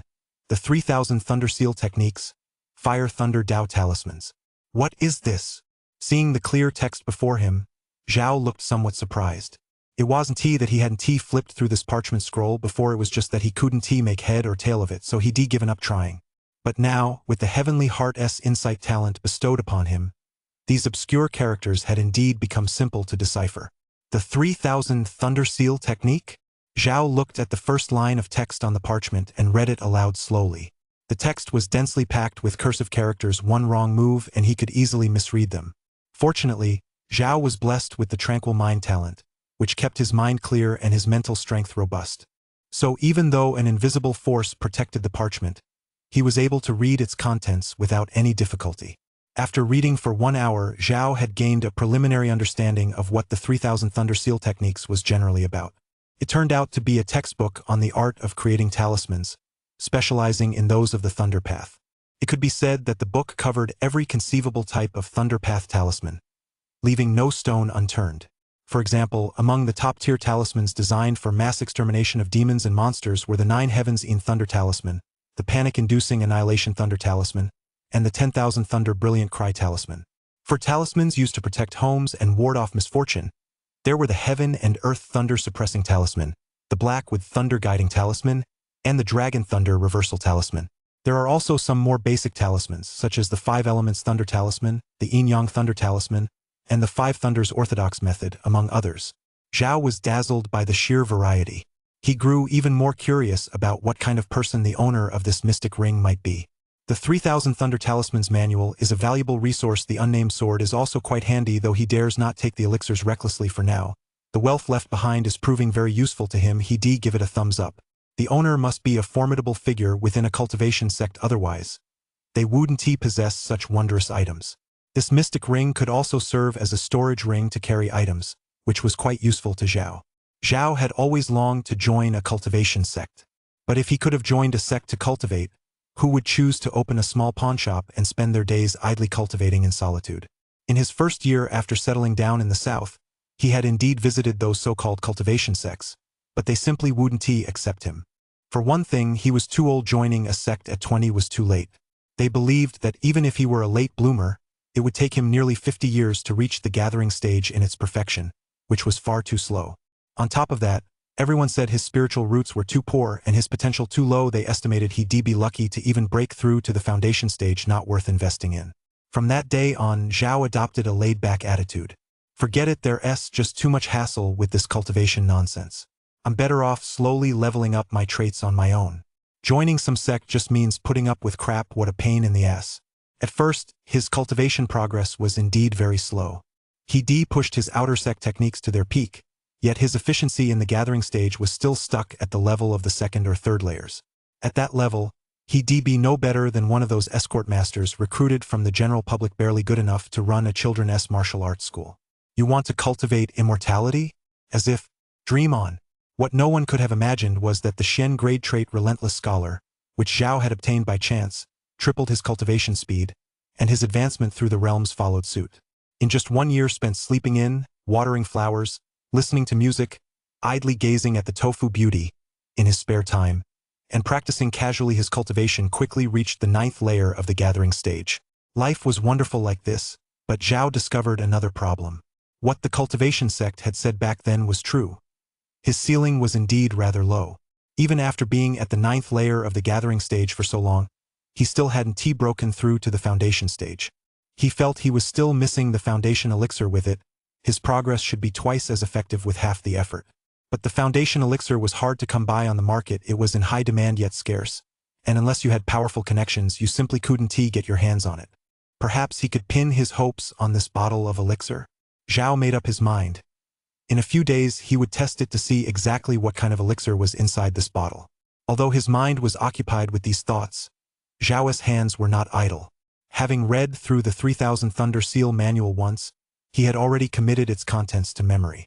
Next came the practical application, transforming the knowledge of talismanic seals in his mind into usable, genuine talismans. Zhao took out a stack of blank yellow paper and, relying on his memory, began to sketch the symbols onto the paper with a brush. It seemed simple in his mind, but once he began drawing, he realized these bizarre and intricate symbols were truly difficult to render, especially the top-tier talismans, which he simply couldn't draw on his own. They required immense mental strength. Therefore, Zhao decided to start by learning the simplest ones first. One of the most basic 5 elements thunder talismans, the Fire Thunder Dao Talisman. Fire Thunder Dao symbol, the fire that banishes demons, the thunder that summons objects using thunderwood as the base and cinnabar ink for the inscription. The two combine to complement each other perfectly, a foundational thunder talisman. The requirements are quite high. Thunderwood can ward off evil spirits, but it's not cheap. A single piece costs 10 taels of silver on the market. Zhao was slightly taken aback. Carving a thunder talisman turned out to be an extremely costly endeavor. The price of the materials involved was likely beyond the means of the average person. From this, he concluded that cultivating the Tao was indeed a money-draining pursuit. But it was fine, he had plenty of money. After preparing the materials and going through countless attempts and repeated failures, Zhao soon completed his first thunder talisman. His martial arts talent was now remarkably high. No matter how difficult the cultivation techniques, mental formulas, or skills, he could master them quickly. Ultimately, thanks to the Heavenly Heart's insight, Zhao picked up the thunder talisman he'd just drawn, just as he was about to test the power of the Fire Thunder Dao Talisman. But then, a knock sounded at the door. Knock, knock. The knocking was soft and slow. Hearing it, Zhao couldn't help but feel suspicious. It was already dark outside. Who could possibly be looking for him at this hour? Although he got along well with his neighbors near and far, no one ever knocked on his door at this time of night. Outside the window, dusk was settling over the western mountains. Lanterns were lit in front of shops large and small, and the atmosphere was thick with the hustle and bustle of everyday life. At the vegetable market and throughout the neighborhood, stoves were lit and smoke rose from them. The aroma of all kinds of steaming street food wafted through the streets as night markets sprang up one after another. Zhao walked to the door, released the latch, and deftly swung it open. But the moment he opened the door, the sight that met his eyes left him speechless. A graceful young lady was standing right there, smiling at him. Qinghan held a small wooden lunchbox in both hands. Dressed in an elegant long gown, she wore a faint smile on her lips. Her almond-shaped eyes narrowed into slits. "Miss you, why have you come?" Zhao rubbed his eyes, unable to believe what he was seeing, and asked in a tone of surprise. They had only agreed to meet on their wedding day. He never expected that, after just one afternoon, she would show up so soon and with her luggage, no less. What on earth was she up to? "Young master, have you eaten yet?" Qinghan blinked her beautiful, large eyes expectantly. Not yet." Zhao scratched the back of his head, looking embarrassed. He'd been drawing talismans and inscriptions for so long that he'd completely forgotten about everything else, including eating. Qinghan smiled. "I heard the tofu beauty in East City sells some great tofu, so I bought some to try. I made a dish with it, and I even asked the matchmaker to find out where you were staying. I just happened to bring some over. Why don't we eat together?" Upon hearing this, Zhao smiled as well. "Eat tofu? That sounds great." He really did love eating tofu. Chapter 11. The Prince of Qin of the Great Xia Dynasty. Inside the pawn shop, the lights were bright, casting a warm, cozy atmosphere. Zhao sat at the table, facing 5 steaming plates of food and a bowl of rice that looked sweet and fragrant. Now he knew what was inside the wooden box, these 5 dishes. Pork ribs with scallions, deep-fried flatbreads, steamed meatballs, Wensi-style tofu soup, and a vegetarian soup with fresh bamboo shoots. Zhao picked up his spoon, took a spoonful and savored it carefully. Is it good? Qing Han looked at Zhao across from her, her face full of anticipation. It tastes great. The tofu is especially well prepared, it melts in your mouth. The broth is made with mushrooms, so it's very fresh and fragrant. Zhao nodded slightly. It was no small feat to prepare dishes to this standard. Hearing this response, Qing Han felt instantly satisfied and laughed, somewhat surprised. I didn't expect you, young Master Zhao, to be quite the connoisseur of cuisine. I know a little, just a little. All those food vlogs I watched in my past life weren't for nothing, right? Zhao thought to himself. Actually, I'm not very good at cooking. I learned all this from my servants. On days when I'm bored and can't go out to listen to music, I experiment with cooking at home. Qing Han explained. Then you really are very talented, young lady, Zhao said earnestly. I had assumed that, having been through so much, you'd know nothing about cooking. I never expected your attention to detail in the kitchen to be so refined. Faced with such unabashed praise, Qing Han was overjoyed. In all her life, no one had ever complimented her on her cooking before. You flatter me, young master. After a long meal, Zhao finally polished off the entire spread. Perhaps it was because he was in the company of such a lovely lady, but his appetite was exceptionally good today. After they had eaten and drunk their fill, Zhao gazed at Qing Han's retreating figure and couldn't help but ask, Miss you, if you were to marry me, do you think your elders might come looking for you? As far as he knew, Qing Han had run away from home, so it was unlikely her parents would come. Qing Han packed away the meal boxes and sighed. I'm ashamed to say, but I've been living at the matchmaking agency these past few days. If we were to marry, they probably wouldn't come and I wouldn't invite them either. It's no exaggeration to say my father and I have completely severed ties. It's that serious then? Zhao said in surprise. Actually, you don't know this, but I'm an orphan too. Both my parents passed away when I was young, and I have no other relatives. I've been making my own way in the world, so if I were to get married, I probably wouldn't have any elders to invite either. Zhao gave a wry smile and offered a soft word of comfort. Oh, you're on your own too. Upon hearing this, Qing Han was quite surprised. That's right. Qing Han, however, seemed optimistic and joked. Well, that makes getting married a lot easier. It saves us from a lot of tedious formalities. Yes. Zhao smiled helplessly as well. Since you don't have any pressure from your family, why not move in sooner rather than later? Staying there all day isn't really a good idea. Are you willing to take me in, young master? Qing Han asked in surprise. Since we're getting married anyway, why even talk about taking you in or not? Zhao found it quite amusing. All right, as you say. Qing Han gave a wry smile and agreed immediately. Jinghai City, the Prince of Qin's mansion. On either side of the entrance stood imposing guards clad in black iron armor and wielding great halberds. Inside the mansion stood a luxurious pavilion. Utterly quiet, there was no sign of revelry or merriment. Generals stood at attention with strategists by their sides.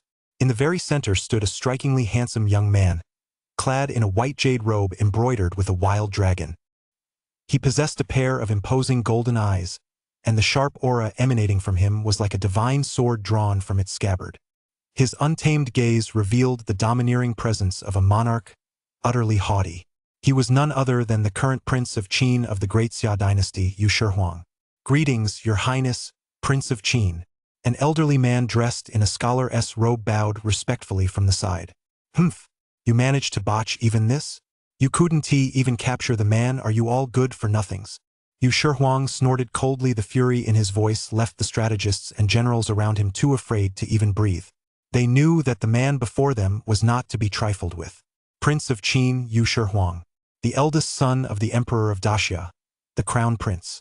His status was extremely exalted. Aside from the second prince and the princess, he was the undisputed authority throughout all of Daxia. The elderly man in the scholar's robe said, Your Highness, please calm your anger. The princess is in the Suzhou-Hangzhou region.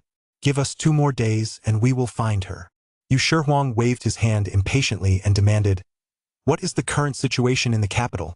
The elderly man in the scholar's robe clasped his hands respectfully and replied earnestly, Your Highness, the Emperor has entrusted command of the 140,000 capital garrison feathered army, stationed in the capital and Guangzhou, to the second prince. It can be said that military authority throughout the Great Xia has now been divided into three parts. That younger brother of mine is no pushover either. Yu Shihuang let out a cold laugh, then said indifferently, "And what about the other two forces?" The elderly man in the scholaress robe continued, "The second force, of course, is the nearly 200,000 strong army under your Highness's command, which occupies half of the central plains and even the north, stretching from the Hongmen border in the north, to Yaoshan in the west, and to the coast in the east. It has the widest territory. Go on." The third is the Princess's army of 300,000, which controls the south and the very heart of the central plains. It is considered the largest in terms of troop strength. Yu Shihuang said calmly, "There is one more point you didn't mention.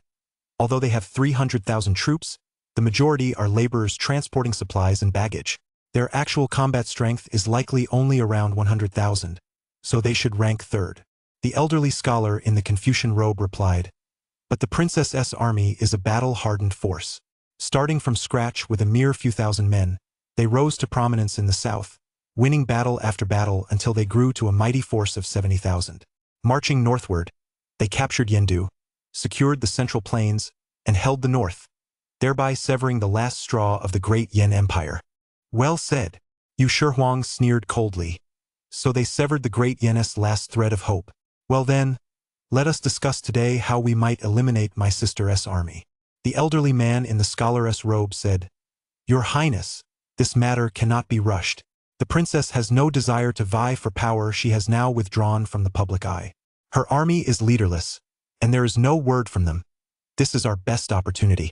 If your Highness is reluctant to act, the second prince will take action, but he is too impatient, and that will only tip off the enemy." Yu Shihuang let out a sharp bark, raised a glass cup, and smashed it to the ground with all his might. "Then come up with a plan for me. You've followed me for so many years, can't you handle an army trained by a woman?" Clatter! The sound of the cup shattering echoed through the room as Yu Shihuang's piercing gaze swept the room. But not a single person dared to meet his eyes. "Your Highness, I have a plan."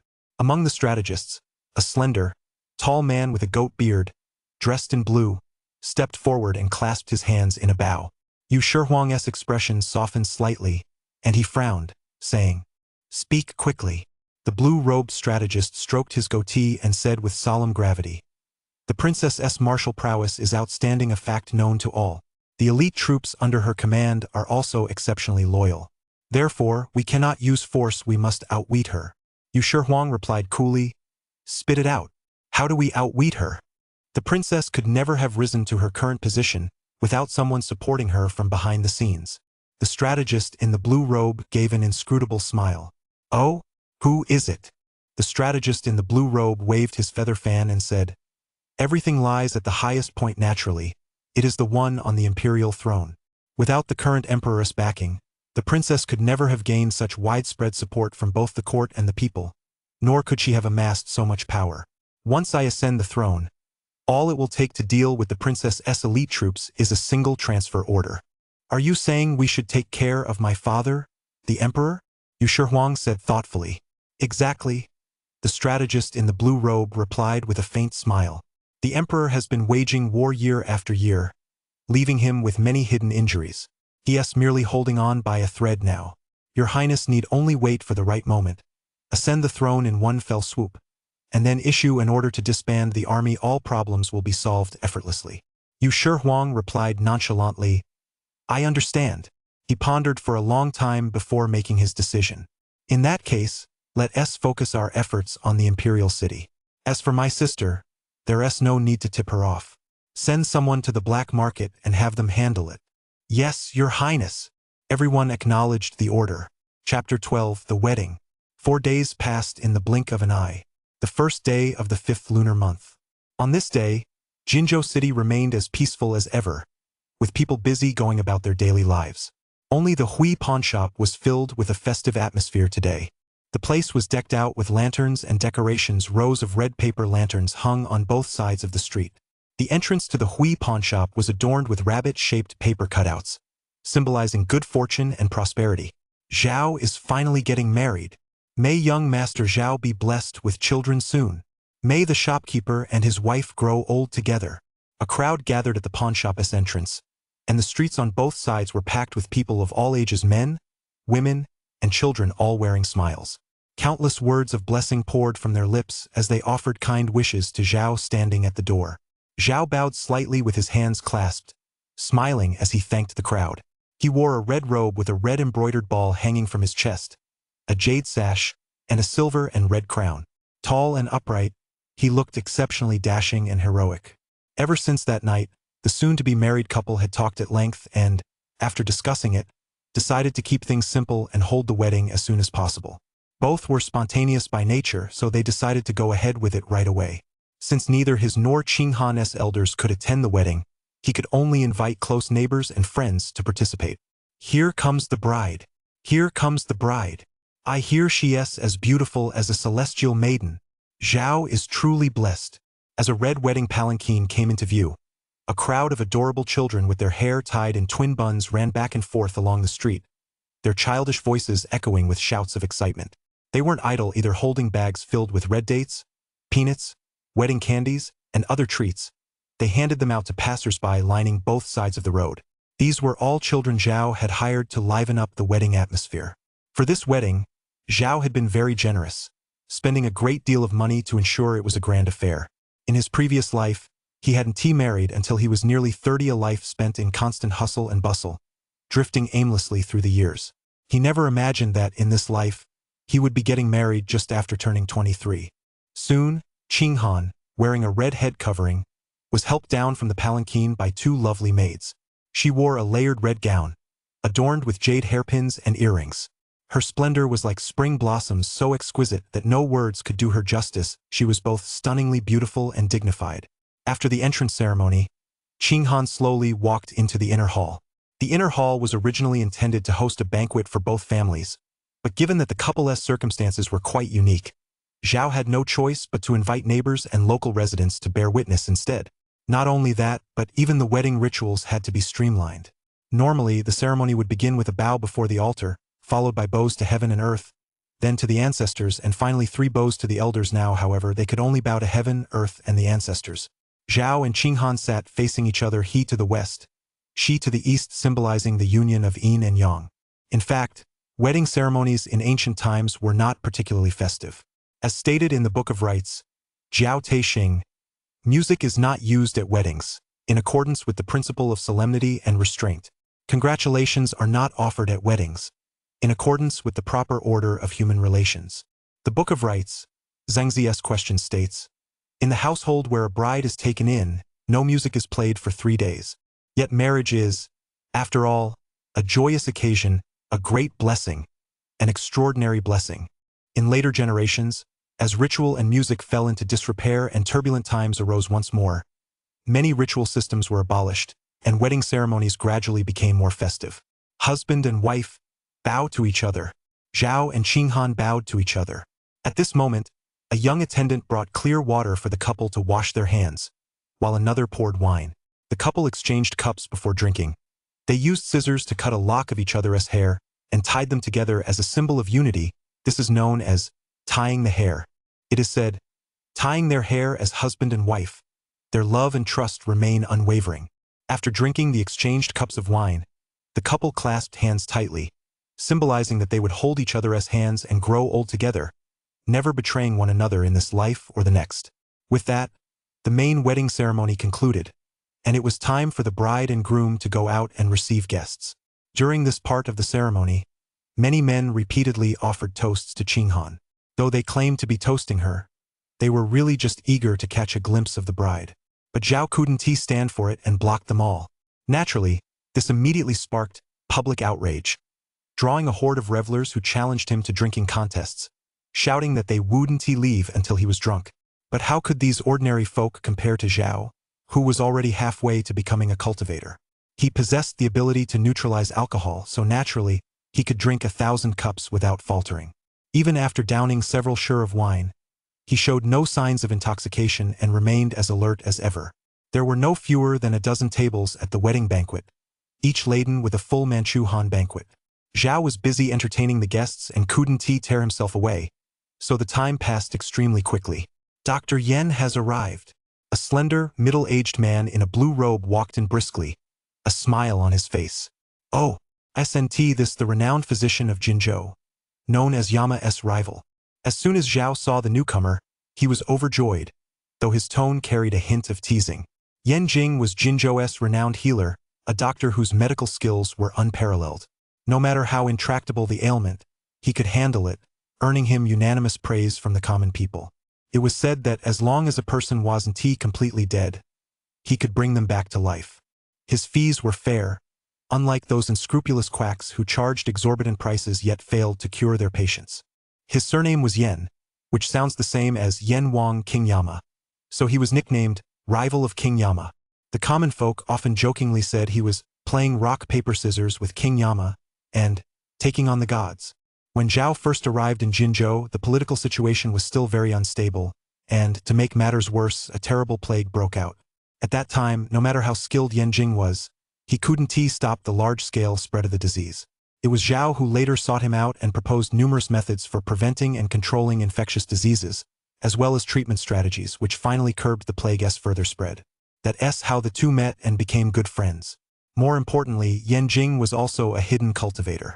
Although his cultivation level wasn't as high as Zhao's, there was no denying that when Zhao was still at a lower realm, he had sought Yan Jing's advice on cultivation matters more than once. "You rascal, you've finally tied the knot. I thought you were going to follow in my footsteps and stay single for the rest of your life."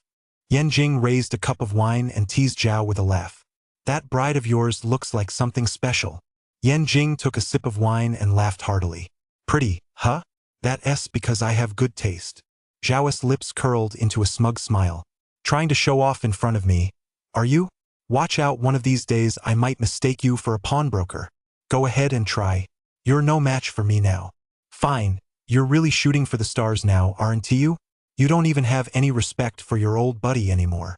After chatting for a while, Yan Jing's expression suddenly turned serious, and he said earnestly, "Brother Zhao, you might land a big deal in the next couple of days. You'd better make the most of it." "Oh," Zhao raised an eyebrow, somewhat surprised. Their relationship went beyond that of friends, they were also business partners. Most of the business for his pawnshop came from Yan Jing's referrals. His insider information in Daxia was second to none. "I heard from Yenqing that a crooked merchant secretly shipped a cartload of stolen goods. He has been to many pawnshops, but no one dared to buy it. It's very mysterious, no one knows what's inside, and I'd say you're the only person in all of Jinzhou with the discernment to handle this. If this deal goes through, you won't have to work for half a year." "But I'm not interested," Zhao said with a faint smile. "How could you not be interested in cold, hard silver?" Yan Jing laughed as well. "I've made enough money, I'm financially free," Zhao said with a shrug. "Fine, whatever you say." Since Zhao didn't seem to care, Yan Jing didn't press the issue but shared another piece of information instead. "The cultivation technique auction you've been asking about starts tomorrow afternoon. Just don't forget to show up." "Got it." Zhao nodded. This information was still very important to him. Now that he acquired the Heavenly Heart's insight trait, he couldn't let it go to waste naturally. He needed to get his hands on a few more cultivation manuals to study. Chapter 13, The Bridal Chamber. Behind the pawnshop lay the bridal chamber. Qinghan wore a red gown. Her features were cool and striking, her skin whiter than snow, and her crimson lips as translucent and lustrous as cherries. At that moment, she sat upright on the bed with her eyes closed, her aura incredibly steady as invisible mana flowed through her meridians. Judging by her appearance, she was clearly in the midst of cultivation. After a long while, her almond-shaped eyes opened, and a fleeting glimpse of joy flashed across her sharp gaze. "My cultivation is about to break through again." Although she did not enjoy martial arts, it had become an inseparable part of her daily life. In the peaceful days ahead, whether for young Master Zhao or for her husband, she must cultivate diligently. It was absolutely necessary to shield them from life's storms. Her only concern was that Zhao was a mere mortal. What if, in the future, her lifespan far exceeded his? "No, I must teach him to cultivate." After much thought, Qinghan decided she would guide Zhao through the gateway to cultivation. She couldn't just stand by and watch Zhao grow old like this, it was too painful. Just then, a beautiful maidservant appeared out of the darkness, having arrived unnoticed, and bowed respectfully. "Greetings, Your Highness." Upon seeing her, Qinghan immediately knew there was news from the outside world, so she said calmly, "Today is the day of my wedding. I hope it brings some good news." "Your Highness, it is indeed good news," the beautiful maid said, bowing her head. "Speak." "The Prince of Qin has completely ceased surveillance within the army and has eased the searches in the coastal cities. It seems he intends to put this conflict behind him." "What is he up to?" Qing Han narrowed her eyes, lost in thought. Her troublesome older brother had no depth of character beyond a love of grandeur and a penchant for war. This time, however, he was surprisingly hard for her to read. "Your Highness, should we strike back?" the beautiful maid asked. Qing Han shook her head. "Never mind. It doesn't affect me anyway. And besides, I no longer have the authority to mobilize the army." The beautiful maid knelt, performed a military salute, and declared firmly, "As long as your Highness wishes it, a 200,000-strong army stands ready at any moment." "That would be treason," Qing Han said coldly. "But you were the one who conquered this realm," the beautiful maid argued earnestly. "It wasn't me, it was an effort by everyone." Qing Han sighed, stood up, and began fiddling with the roses by her bed. The beautiful maid urged, "Your Highness, the conflict between you and His Majesty is not irreconcilable. If you and His Majesty simply admit your mistakes, you might even be reinstated to your former position." "I've said this many times already," Qing Han said impassively. "It's impossible." "Then what should we do about His Majesty's birthday banquet in 7 days?" "Just ignore it." "Your Highness." "Enough. You may withdraw." "I am tired." "Yes." As the guests in the grand hall had nearly all departed, Zhao finally reached the most thrilling moment. "It's time for the wedding night." With a nervous heart, Zhao stepped through the door of the bridal chamber. "My lady, I'm coming in." The wooden door, covered in red paper, let out a creak, and Zhao saw Qing Han sitting on the bed. She wore a red head covering embroidered with peony flowers even in her loose-fitting red gown. Her figure remained graceful and alluring, and her pair of red shoes, embroidered with phoenixes, were exquisitely crafted. As Zhao walked toward her, he could hear her breath, as soft as a mosquito's buzz. Clearly, Qing Han was also deeply nervous. Zhao carefully lifted the red head covering, and Qing Han's stunningly beautiful face was revealed to him in all its glory. Compared to the pure, graceful, and gentle appearance he had first encountered, Qing Han now wore light makeup. Her dark eyebrows, delicate features, and delicate nose appeared even more refined, and her crimson lips were even more vibrant. The only thing that remained unchanged was that pair of captivating, almond-shaped eyes. At that moment, those eyes were gazing at him with tender affection. Husband. That single word, husband, fulfilled Zhao's deepest wish. Who could fathom the depth of the love contained within it? He could hardly believe that he had actually married such a stunningly beautiful and captivating wife. Was this really not a dream? It would be no exaggeration to call their meeting love at first sight. They simply clicked the moment they laid eyes on each other. With such a virtuous wife by his side, what more could a man ask for? Zhao held Qing Han's hand and said softly, "My lady, follow me. I will never let you suffer any injustice. From now on, do whatever you wish. No one can restrict you." Qing Han nodded vigorously. At that moment, she could feel her heart pounding wildly, and her whole body felt weak, as if she'd lost all her strength. Hearing Zhao's words, she felt a warm glow wash over her entire being, and her heart swelled with hope for the future. Zhao gazed at the captivating beauty before him, utterly satisfied. Overcome by his emotions, he leaned in and kissed her. "My lady, it's time for our wedding night." Gasp! Accompanied by a startled gasp, the candlelight suddenly went out. The next day, birds sang, flowers bloomed, and the sun shone brightly. Qing Han slowly awoke to find no one beside her. She also realized she felt dizzy and unwell all over. Immediately, she thought back to the events of last night. It was truly indescribable. Her husband was clearly no ordinary man. His stamina was truly remarkable. Qing Han got up, intending to bathe first. Hot water had already been prepared. She washed her face and body, changed into fresh clothes, and sat upright at her dressing table to apply her makeup. Just as she raised the comb halfway, her hand paused suddenly, enveloped by a warm, large hand. Reflected in the bronze mirror was a handsome face brimming with tenderness. "Let me comb your hair." "All right." Hearing this, Qing Han's heart felt as sweet as honey. Zhao held the comb in one hand and gently swept her long, jet-black hair aside with the other, his movements incredibly gentle once, twice. Lowering his gaze to her oval face, as white as jade, he whispered softly, "My lady.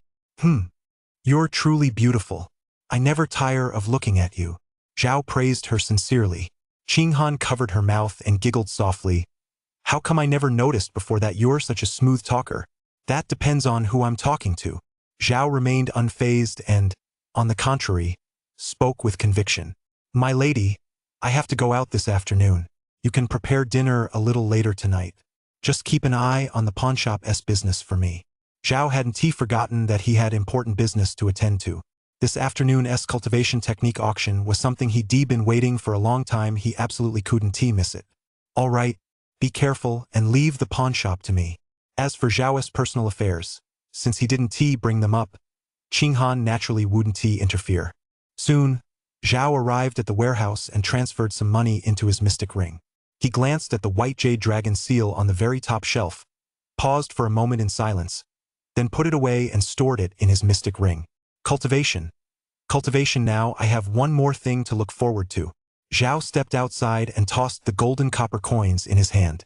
A smile involuntarily spread across his lips, and he felt refreshed and invigorated. Chapter 14. Cultivation Technique Auction. Afternoon. The sunlight was just right, bathing him in warmth and making him feel cozy all over. Zhao hummed a little tune as he strolled down the street with a carefree air. This cultivation technique auction was being held at the Tianwu Guild, which was still quite a distance from the eastern part of the city. The Tianwu Guild was the largest and most influential merchant guild in all of Daxia, with branches in every moderately prosperous city across Zhongzhou. Zhao was currently heading to the Tianwu branch in Jinzhou. Originally founded by a group of powerful cultivators, the Tianwu Guild had a history spanning over 800 years. Today, it had grown into a colossal entity, with its influence extending beyond Zhongzhou to even the most remote regions. Cultivators seeking to quickly acquire cultivation supplies inevitably find themselves dealing with them. As they say internally, the Tianwu Guild does not produce cultivation resources, they are merely transporters of resources, providing a trading platform for the vast number of cultivators. Strictly speaking, it transcends the secular world and has outlived even most dynasties. Zhao made his way through the bustling crowd and soon arrived at the address of the Celestial Treasures branch. Before him lay a wide street with a spotlessly clean surface. As far as the eye could see, rows of exquisite, closely packed pavilions stood in neat order, creating a truly imposing sight. The entrance to the street was lined with lanterns. The light emanating from the lanterns came not from fire, but from spirit stones. In the eyes of truly powerful cultivators, gold, silver, and jewels hold no value whatsoever. Thus, there is no doubt that spirit stones are the most widely accepted currency in the martial world, the secular realm, and the imperial court. In addition, demon cores, demon bones, and rare stones used for smelting and forging, as well as elixirs to aid cultivation, can also be traded. But how many true cultivators are there? Really? Generally speaking, one is only considered to have entered the realm of cultivation upon reaching the foundation stage, and becoming a powerful cultivator is an extremely difficult feat. However, the vast majority of people get stuck at the gathering stage. Given this reality, gold and silver are also accepted in guild transactions, though at a very low exchange rate. Zhao possessed a considerable amount of gold and silver, but his supply of spirit stones was extremely limited. Therefore, his purchase of cultivation techniques on this occasion was highly targeted. Unless a cultivation technique held exceptional value for him, he wouldn't buy it. At the entrance to the Tianwu branch, the grand and opulent reception hall was packed with all sorts of people. Anyone who could afford to be here was either wealthy or of noble birth, so they were all dressed in exquisite finery. Even those from slightly better-off families would come here to see the world. Amid the bustling crowd, Zhao strolled lazily through the entrance and glanced around. The highest cultivation level here didn't exceed the third layer of the gathering stage, lower than he had expected. Come to think of it, those with exceptional talent would have joined a sect long ago. Why would they still be here? Zhao made his way to a quiet room and found an elderly man there. "Old Chu, it's been a long time." No sooner had he stepped inside than he greeted the man with a smile. "Ha ha ha! It's young Master Zhao. You've finally made it." Old Master Chu was a kindly smiling old man dressed in a gray Taoist robe. His hair was entirely white, and his face was creased with wrinkles. He was quite advanced in age. He served as a guest elder of the Celestial Treasures Guild and had been stationed at the Jinzhou branch for many years, solely to collect his retirement pension. Don't let his age fool you, he actually possessed cultivation at the second layer of the foundation stage. Now over 100 years old, he had once been a frontline member of a cultivation sect in his youth and was now enjoying his retirement at this branch. Did the elixirs you bought last time work well? You look healthy and in good spirits, it seems you've made another breakthrough. Old Master Chu stroked his beard, smiling warmly as he looked at the vibrant and energetic Zhao. His eyes filled with an indescribable envy. The gap between people really is vast. When he was Zhao's age, he was still struggling at the first or second layer of the gathering stage. Thanks to you, old master, the pills from last time were excellent. I've hit a minor bottleneck in my cultivation, so I came by today to check out some cultivation techniques. Zhao replied with a faint smile. Cultivation technique? Among the new ones released this time, there seem to be a few top-tier ones. Let us see if you can get your hands on them. Old Master Chu said meaningfully. Can't you give me a little more of a hint? Zhao felt his confidence grow, and he chuckled. A little mystery is good. Old Master Chu shook his head, unable to help but chuckle. Then Old Master Chu tossed Zhao a token and smiled. I've already reserved a room for you. Just head straight there, it's up front. A deluxe private suite. Zhao took the token and chuckled softly. Thanks. I'll treat you to tea another day. Upon arriving at the reserved deluxe private room, Zhao stretched out comfortably on a sable fur lounge chair, while a strikingly beautiful maid served him exquisite tea and pastries. His vantage point was an open-air platform at just the right height, offering a perfect bird's-eye view of the entire venue and a clear view of the items up for auction. There was a similar elevated platform next door, though it was currently unoccupied. This vantage point also ensured that no one could recognize him.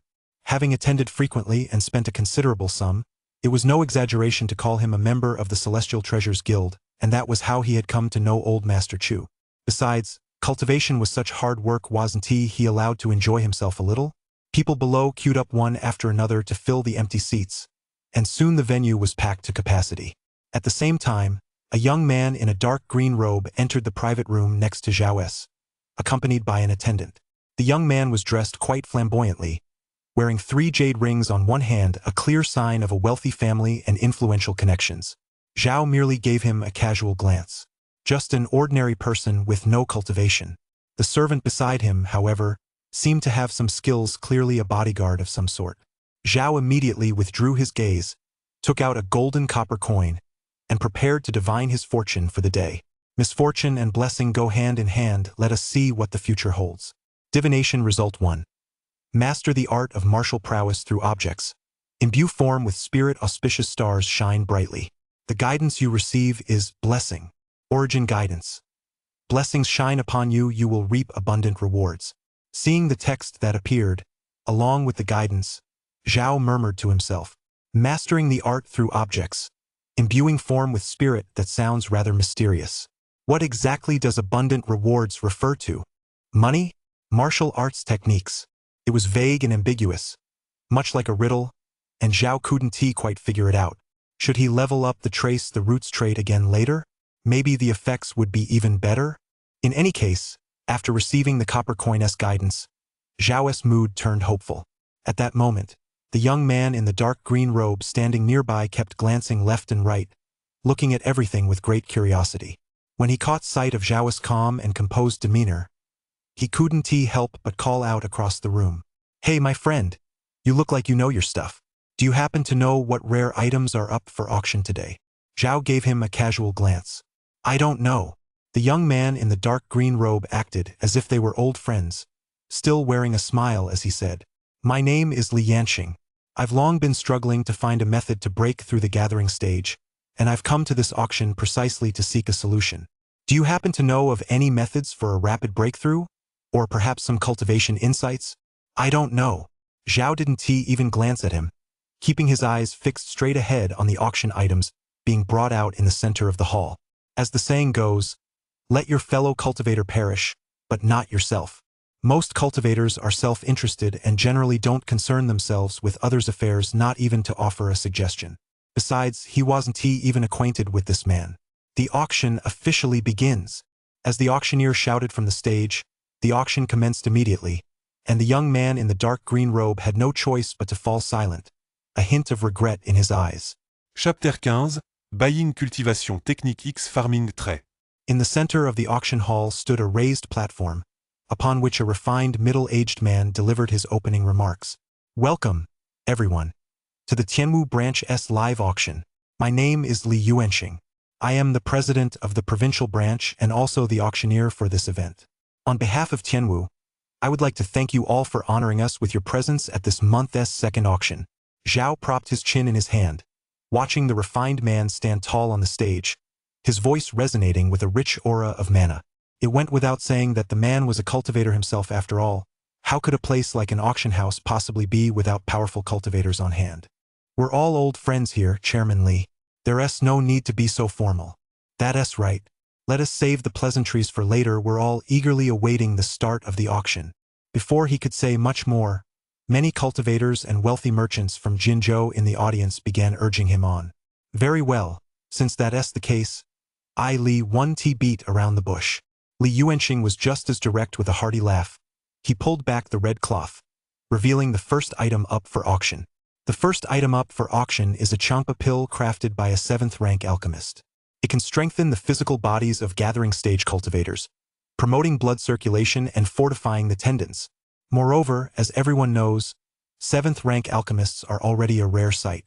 After all, even the top alchemists in all of Great Xia are no higher than 3rd rank.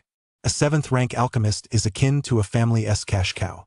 This strong spirit pill was actually cobbled together by the alchemist to fund the purchase of expensive herbs. This is an opportunity not to be missed. Starting bid: 3,000 taels of silver or 300 low-grade spirit stones.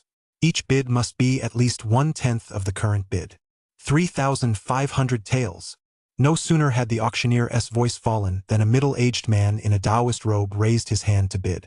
4,000 taels. A portly, affluent-looking middle-aged man also joined the bidding war. It seemed this elixir was indeed in high demand. For cultivators at the gathering stage up to the 5th layer, the strong spirit elixir could significantly enhance their physical constitution, but its effects were quite limited for those at higher levels. Therefore, Zhao looked at the fragrant elixir inside the glass case with no interest. He was already at the 9th layer of the gathering stage, and his physical body had reached its initial peak. This type of elixir was no longer suitable for him. However, the bidding continued and quickly soared to 7,000 taels of silver.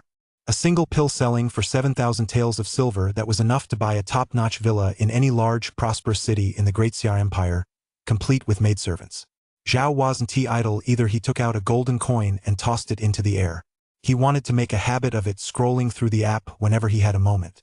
Who knows, maybe there'd be a pleasant surprise. Misfortune and blessing go hand in hand. Let us see. Divination result 1. On the path of cultivation, refining the body comes first.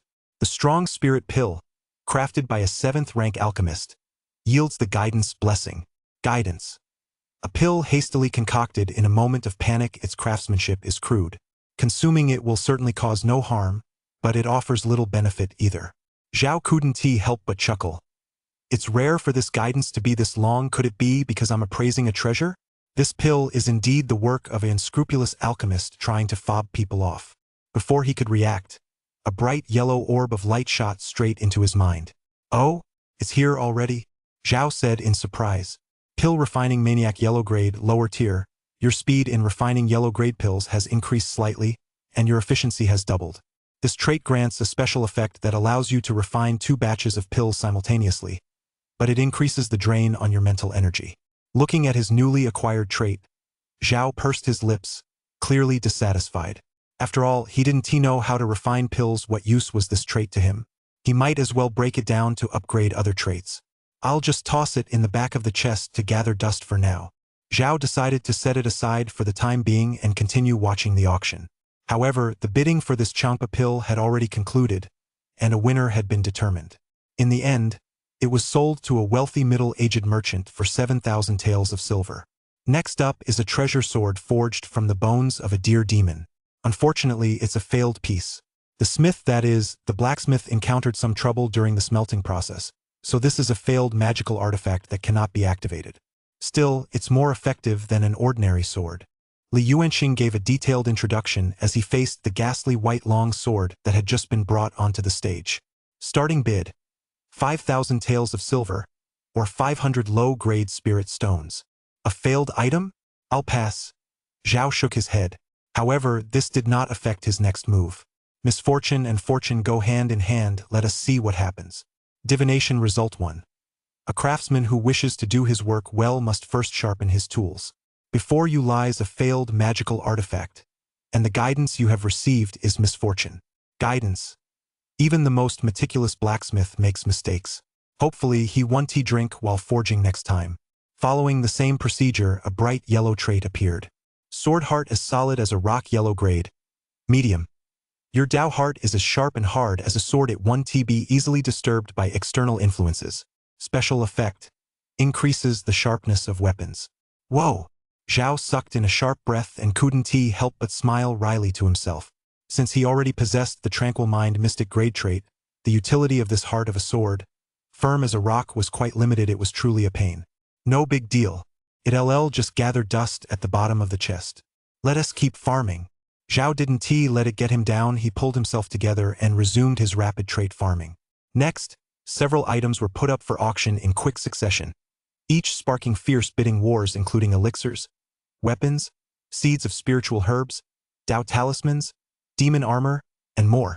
Zhao essentially obtained a new trait every time he tossed a copper coin. The drop rate was nothing short of astonishing.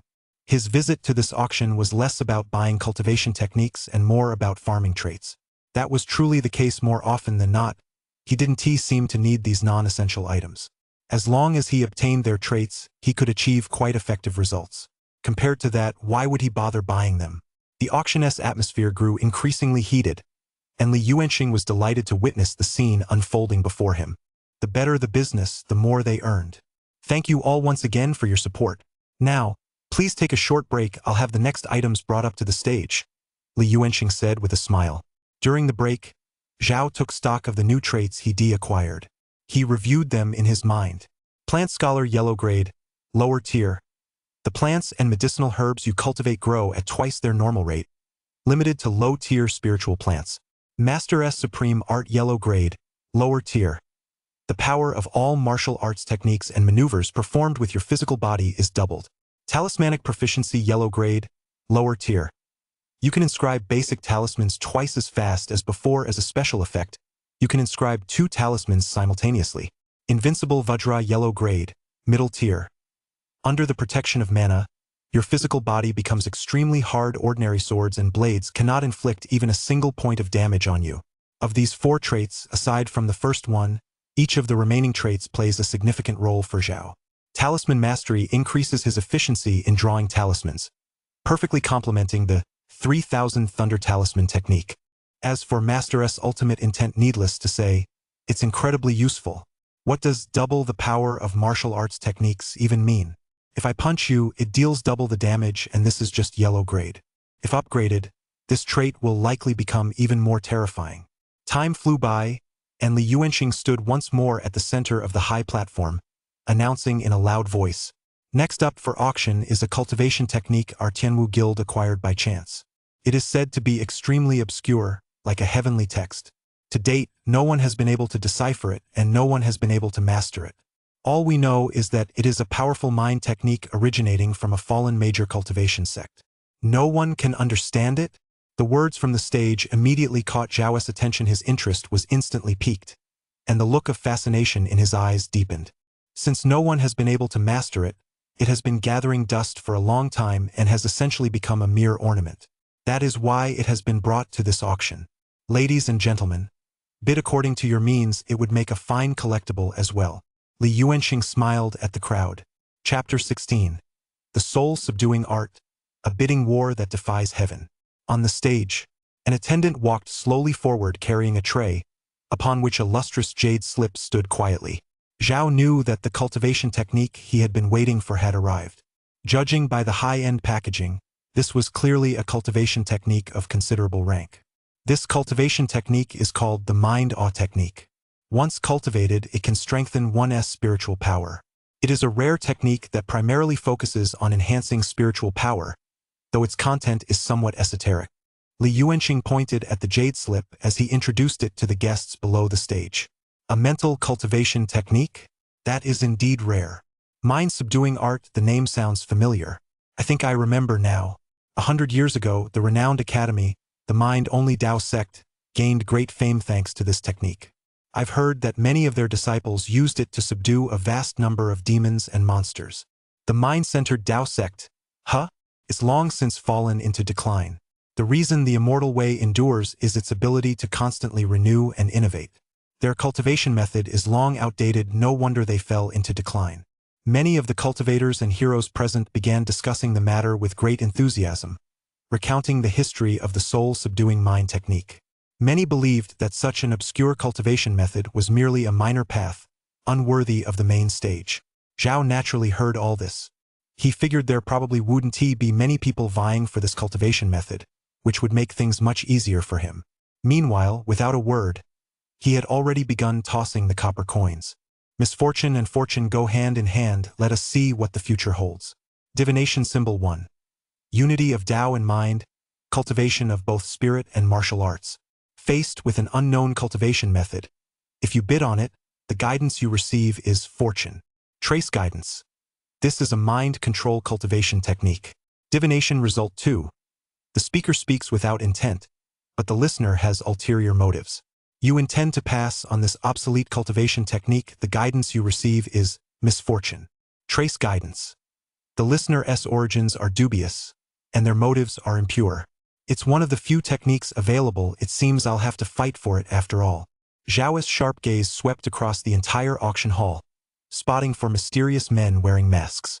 It was sweltering out, he had no idea why they were covering their faces, as if they were hideously ugly. Their clothing, however, was strikingly uniform, they must all belong to the same faction. Their eyes were all fixed on the jade slip, their gazes so intense they seemed ready to burst from their sockets. It seems there are still those who recognize its value, I can't let my guard down. Zhao thought to himself. The starting bid for the soul-deterring mind technique is 5,000 taels or 500 low-grade spirit stones. Each bid must be at least 1/10 of the previous bid. Li Yuanxing raised his hand and announced, "The auction begins now. 6,000 taels." Among the four seated together, the first masked young man raised his hand and immediately raised the bid by 1,000 taels. This price still surprised many in the audience. After all, cultivation techniques aren't as practical or immediately useful as elixirs, talismans, or magical artifacts. You might not be able to master a technique, or you might not master it well, it might even be incompatible with your constitution, so they're often chosen with a specific purpose in mind. 6,500 taels. A rugged-looking middle-aged merchant also smiled as he raised the bid. It wouldn't be a bad idea to buy it for my collection after all. It's the former legacy of a major cultivation sect. It'll let me soak up a bit of that immortal aura. 8,000 taels. The masked young man raised his hand again, raising the bid with a blank expression. This time, he raised it by 2,000 taels. Everyone present, including the middle-aged merchant, looked somewhat astonished. We really need this cultivation technique. I hope you'll all do us a favor. The masked young man communicated directly via mana. His voice was extremely hoarse and raspy, unpleasant to the ear, sounding unlike anything a human could produce, utterly bizarre. At the same time, the masked young man exuded the imposing aura of a high-level cultivator, causing those around him to hold their breath in awe. As a result, almost no one bid immediately after all. Spending over 8,000 taels on a cultivation technique they might not even be able to master would be a massive loss, wouldn't it? 10,000 taels. I'll take it. A lazy voice rang out, its tone carrying a faint air of unquestionable authority. It was Zhao, seated in the luxurious private room. This immediately caught the attention of everyone present. After all, not a single sound had ever come from that room before, and now it had suddenly entered the bidding. Who could be sitting inside some big shot from Jinzhou? What a grand display of wealth to start off by offering 10,000 taels right away. They all began to wonder if they misjudged the situation. Was this cultivation technique really that good? Good. 10,000 taels. Any higher bids? Li Yuanxing watched as the soul-subduing mind technique became the subject of a bidding war. Though his face betrayed surprise, he was secretly delighted. Selling a cultivation manual that had been gathering dust in inventory for 10,000 taels was a massive profit. He immediately followed up with a question, as if trying to fan the flames. Hearing Zhao's voice, a flash of malice crossed the masked young man's eyes. He glanced up at the private room above him, his expression turning hostile. The other masked men around him all exchanged questioning glances. "Boss, should we take him out? Don't cause trouble." It's not easy to make it here, and there's a powerful expert on guard. The masked young man shook his head, then raised his hand. 10,000 taels, plus 300 low-grade spirit stones. Zhao, sitting on the mink fur recliner, sat up slightly, surprised. Whoa, whoa. This is the real deal. They're pulling out spirit stones right off the bat. He had still somewhat underestimated the other party's resolve. 10,000 taels, plus 500 low-grade spirit stones. Zhao decisively matched the bid. 10,000 taels, plus 1,000 low-grade spirit stones. The masked youth's expression remained utterly impassive. Seeing this turn of events, Zhao couldn't help but furrow his brow. He'd run into a tough nut to crack. Could this guy be a plant? He'd come out this time expecting that just securing a satisfactory cultivation technique would be a success, so he'd brought limited funds. He hadn't expected that at this critical moment, someone would be so stubborn as to compete with him for the item. If he wanted to win, he could certainly put up most of his fortune, but it just didn't seem worth it. For a moment, he hesitated. In the past, he certainly wouldn't have hesitated for even a second. After all, money could always be earned again. It was nothing but dirt. But right now, having just gotten married and taken a new wife, his household was in the midst of spending sprees. Would such extravagance undermine his very foundation? My friend, are you having trouble? At that moment, the young man in the dark green robe, who hadn't spoken for a long time, said with a smile, "It's not that I'm in a bind, I'm just a bit torn." Zhao gave him a casual glance and, without beating around the bush, explained the situation. "Why don't I help you out? Let us consider it a way to make friends." "Oh," Zhao eyed him warily. The young man in the dark green robe smiled helplessly and spread his hands. "Don't get the wrong idea, I'm just looking for a teacher to teach me the gathering stage." "Why are you coming to me?" Zhao asked, puzzled. The young man in the dark green robe looked serious. "I have a hunch that you're really powerful. 10,000 taels, plus 1,000 low-grade spirit stones all at once." Upon hearing the voice, Zhao knew there was no time to think it over, so he nodded and said, "All right, I'll agree. How much can you offer?" "Not much, but I can definitely help you secure this cultivation technique." The young man in the dark green robe looked incredibly confident as he raised his hand to bid. 3,000 low-grade spirit stones. The moment he spoke, the entire hall was stunned. 3,000 low-grade spirit stones, what did that even mean? The exchange rate between spirit stones and silver was 10 to 1. 3,000 low-grade spirit stones equaled a full 30,000 taels of silver. That was practically his entire fortune. After all, Jinzhou's annual tax revenue amounted to no more than 90,000 taels of silver. They're crazy, they've all gone mad. Upon hearing this, Zhao was also quite taken aback and said, "Are you sure you can pull this off? That's no small sum." "Rest assured, senior." The young man in the dark green robe tilted his head, flashed a brilliant smile, and gave a thumbs up, saying, "My father is the prefect, I've got nothing to worry about." Chapter 17. The first appearance of demons, trait major upgrade. The main gate of Jinzhou City. Two figures wearing black conical hats passed through the gate and came to a halt at the city entrance. Judging by their silhouettes, one was fat and the other thin. One man was skin and bones, frail as a reed, with slender fingers tightly clutching a feather fan. The other was a burly man with a broad back and sturdy build, exuding a powerful presence. A sword hung at his waist, and his arm guards were covered in chains. The two exchanged a glance, said nothing, and nodded to each other. They were the two top-tier assassins dispatched by the Prince of Qin's mansion in response to the bounty. Though young, both had reached the 8th level of the gathering stage, a testament to their extraordinary talent. The emaciated man was known as the death-dealing scholar, while the burly man was called the butcher. Both appeared to be in their 20s. They were members of the Shadowless Assassins Guild, trained within the black market. Unlike officially recognized merchant guilds such as the Celestial Treasures Guild, the black market operated at the opposite extreme, engaging in gambling, slave trading, resource trafficking, the trafficking of women, and assassinations. It was an underground platform operating in a gray area. The butcher had once participated in an underground fighting tournament organized by the black market. As a slave, he won 28 consecutive matches in the ring. Thanks to his skills, he caught the eye of the Shadow Assassins Guild, which recruited him as an assassin.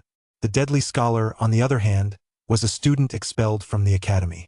The reason for his expulsion was simple. He frequently got into fights, had a murder on his hands, and had violated the natural order of heaven and earth, as well as the ancient Confucian and Taoist precepts of the academy. Consequently, he was expelled and sent to prison. After his release, the death-dealing scholar was recruited by the Shadowless Assassins Guild and became an assassin. Nurtured by abundant cultivation resources, his cultivation soared rapidly, making him a standout among those at the gathering stage. To have risen to the top ranks of assassins, they were undoubtedly powerhouses within their own cultivation realm, capable even of killing opponents across cultivation levels. The moment they saw the bounty notice, the two of them froze for a split second. This woman's status was simply too exalted, and her fame too great it would have been impossible not to know her.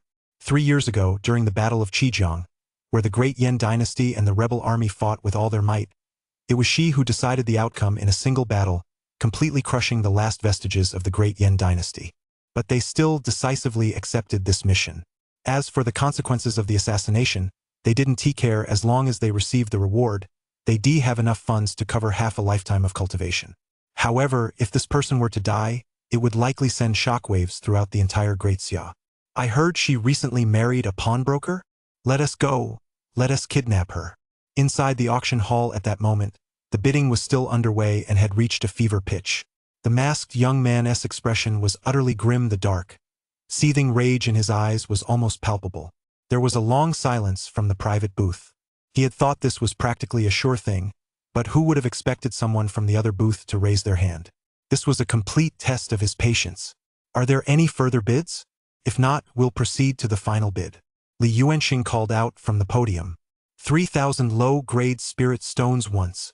Boss, there's only 500 spirit stones left. Should we keep bidding? The masked man beside him asked.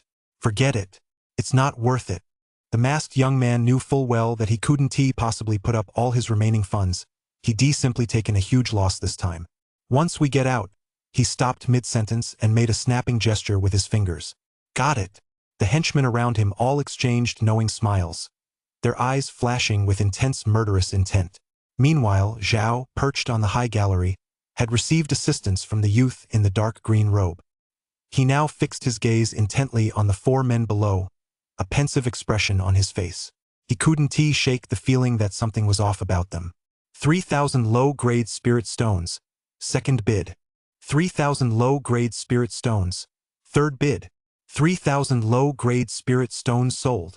With Li Yuanxing's loud announcement, everything was settled. The soul intimidating mind technique was now his for the taking. Senior, we won the bid.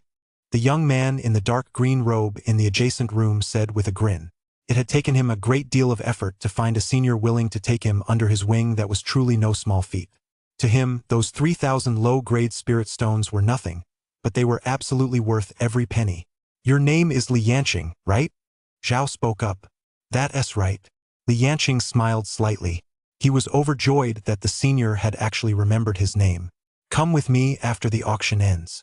Zhao turned his head and said solemnly. Although Li Yanqing's behavior seemed a bit silly, he had indeed helped him in a tangible way. He wasn't one to meddle in others' affairs, but first and foremost, he was someone who knew how to repay a favor.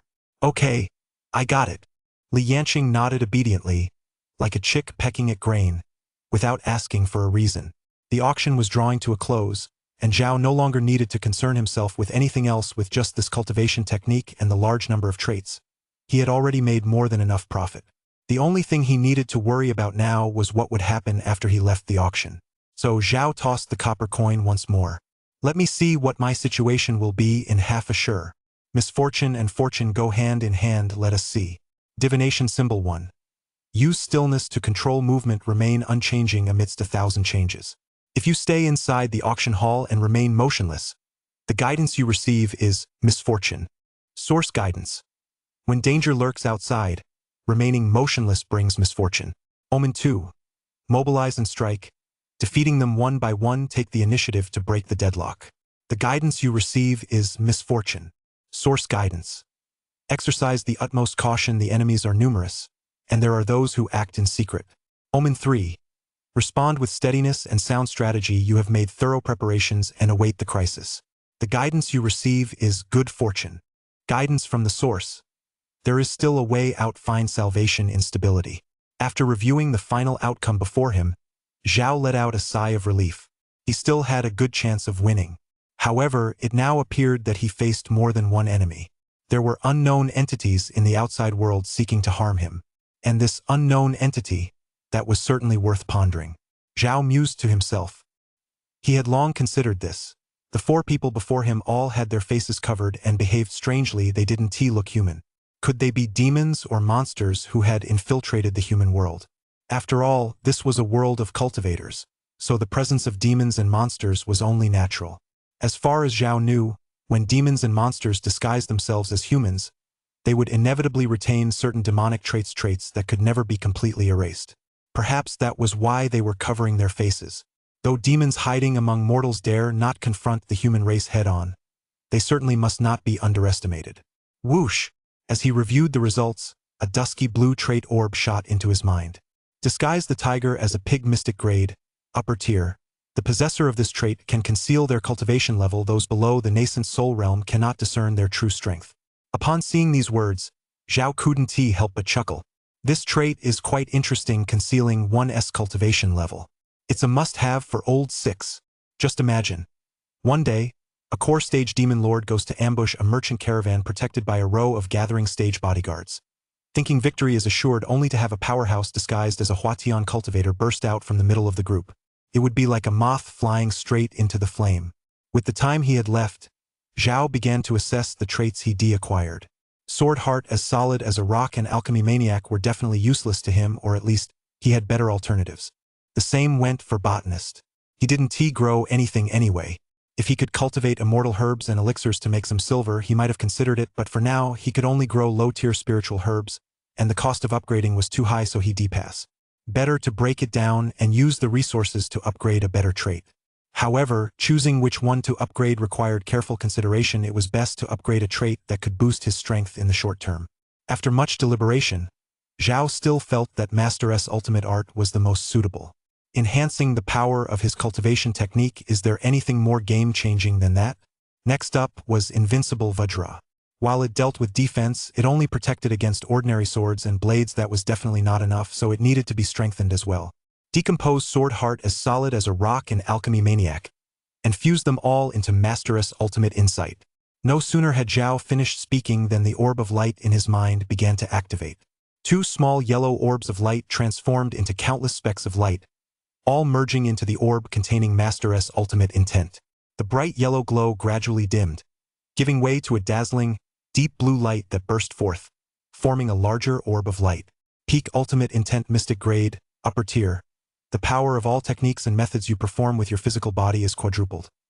Special effect: when your physical body is imbued with the supreme art, it reaches its peak state, doubling your combat power. This effect lasts for 1 hour and can be activated once per day. Please keep reading. Bear. Chapter 18. True 10,000 Gene Strength. The lady is about to take action. Zhao looked at the brand new trait he had just upgraded, a look of surprise in his eyes. Peak Supreme Art? This special effect is way too overpowered. First, the stacked power is double the original, reaching as much as 4 times the original.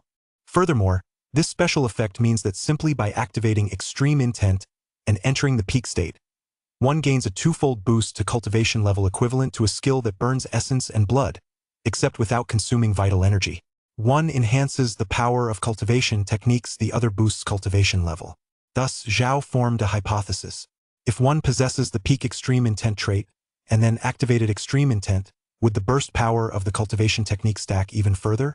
If so, wouldn't the combined power be 8 times the original? Zhao's mind raced.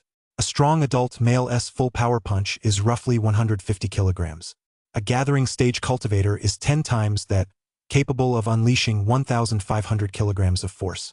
And since his own punch is 8 times that of a typical gathering stage cultivator, that's 12,000 kilograms.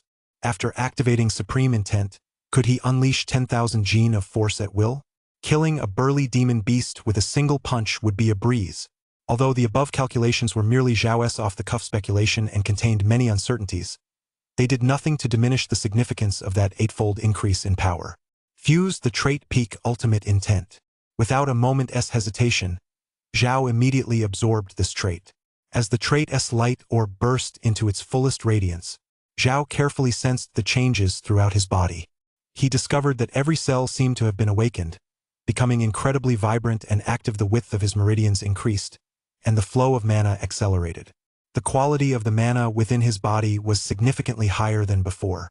More importantly, his muscular strength surged dramatically, his vital energy surged, and his overall vitality, energy, and spirit improved markedly. If Zhao's physique had previously been somewhat refined and on the slender side, his current physique could be described as perfect. He possessed immense strength without sacrificing beauty. The curves of his muscles were perfectly proportioned and just right. This was a prerequisite for reaching the pinnacle. His physical body had to be able to withstand it. Zhao felt great about himself. He had once again dismantled the wooden plant scholar and upgraded his Vajra invulnerability. Vajra physique yellow grade, upper tier. Your physical body has become extremely hard aside from magical artifacts. Damage from iron weapons is negligible. Unlike before, Vajra physique no longer consumes mana and is now immune to all damage from iron weapons. Due to the limited number of traits, he only upgraded it by one minor tier and did not advance it to the Shen grade. Senior, the cultivation technique has been delivered to you. Li Yanqing, standing nearby, had been watching Zhao deep in thought and hadn't dared to disturb him. Only when the lovely maidservant approached, slowly carrying an exquisite jade slip in both hands, did he dare to speak up. Zhao's mind snapped back to reality. Staring at the soul-subduing mind technique presented before him, he couldn't help but feel a surge of excitement. "I'll pay you later." After settling the bill and handing over the spirit stones, Li Yanqing smiled and shook his head. "Consider this cultivation technique my registration fee to you, senior. From now on, you'll be my teacher." To simply give away such a huge sum, 3,000 spirit stones, without a second thought, this kid might not be as foolish as he seems. He has got a bit of street smarts after all. Zhao thought to himself with a sigh. "You said your father is a prefect. Could it be the prefect of Jinzhou? As the saying goes, one's mouth grows soft when fed by others, and one's hands grow short when taking from them." Zhao's attitude was no longer as cold as before. "That's correct." Li Yanqing nodded, his expression serious. "A month ago, my father was put in charge of extracting spirit stones from a new spirit mine discovered by the Qiang Xian sect. Rest assured, senior, as long as you teach me how to enter the gathering stage, I'll never be short on spirit stones." "You dare to blurt out such confidential information? Aren't you afraid I'll sell you out?" Zhao's mouth twitched slightly, left rather speechless. So this kid's family owns a mine. No wonder he is so flush with cash. In the early days of the Great Xia dynasty, each province had a governor, regarded as the top local official. The position of governor of Jin province was quite prestigious. Geographically speaking, Jin province was located near the coast in the south and thrived on the salt trade, making it one of the wealthiest cities in the Great Xia. "I trust you, senior," Li Yanqing said with the utmost sincerity. Seeing him like this, Zhao's eyes softened slightly. Ever since arriving here, he had always believed this world to be cruel and full of deceit and treachery. But this young man's attitude had actually caused him to reconsider his views. That concludes today's auction. Thank you all for coming, and we look forward to seeing you next time. Li Yanqing, standing at the center of the counter, looked at the now empty backstage area with a broad smile and promptly declared the auction over. The four masked figures in the audience cast a lingering glance at the private room on the high platform before leaving the venue. Zhao caught their gaze and knew in his heart that it was time to go. He looked at the soul-subduing mind technique in his hand, and couldn't help but fall into deep thought. Why do demons and monsters need this technique so desperately?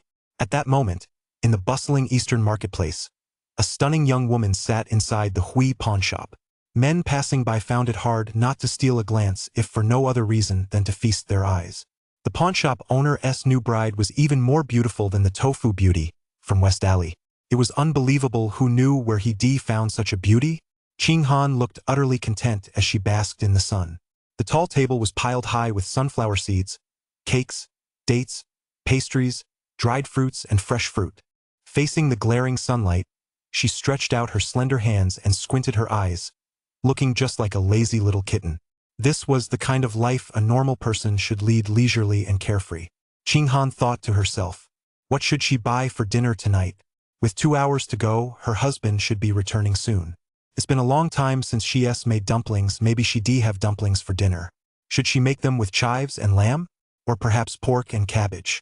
But the very next second, a dark shadow appeared at her side at the most inopportune moment, interrupting her train of thought. Your Highness, there's trouble. What is it? Qinghan asked calmly. The woman who emerged from the shadow knelt on one knee to report.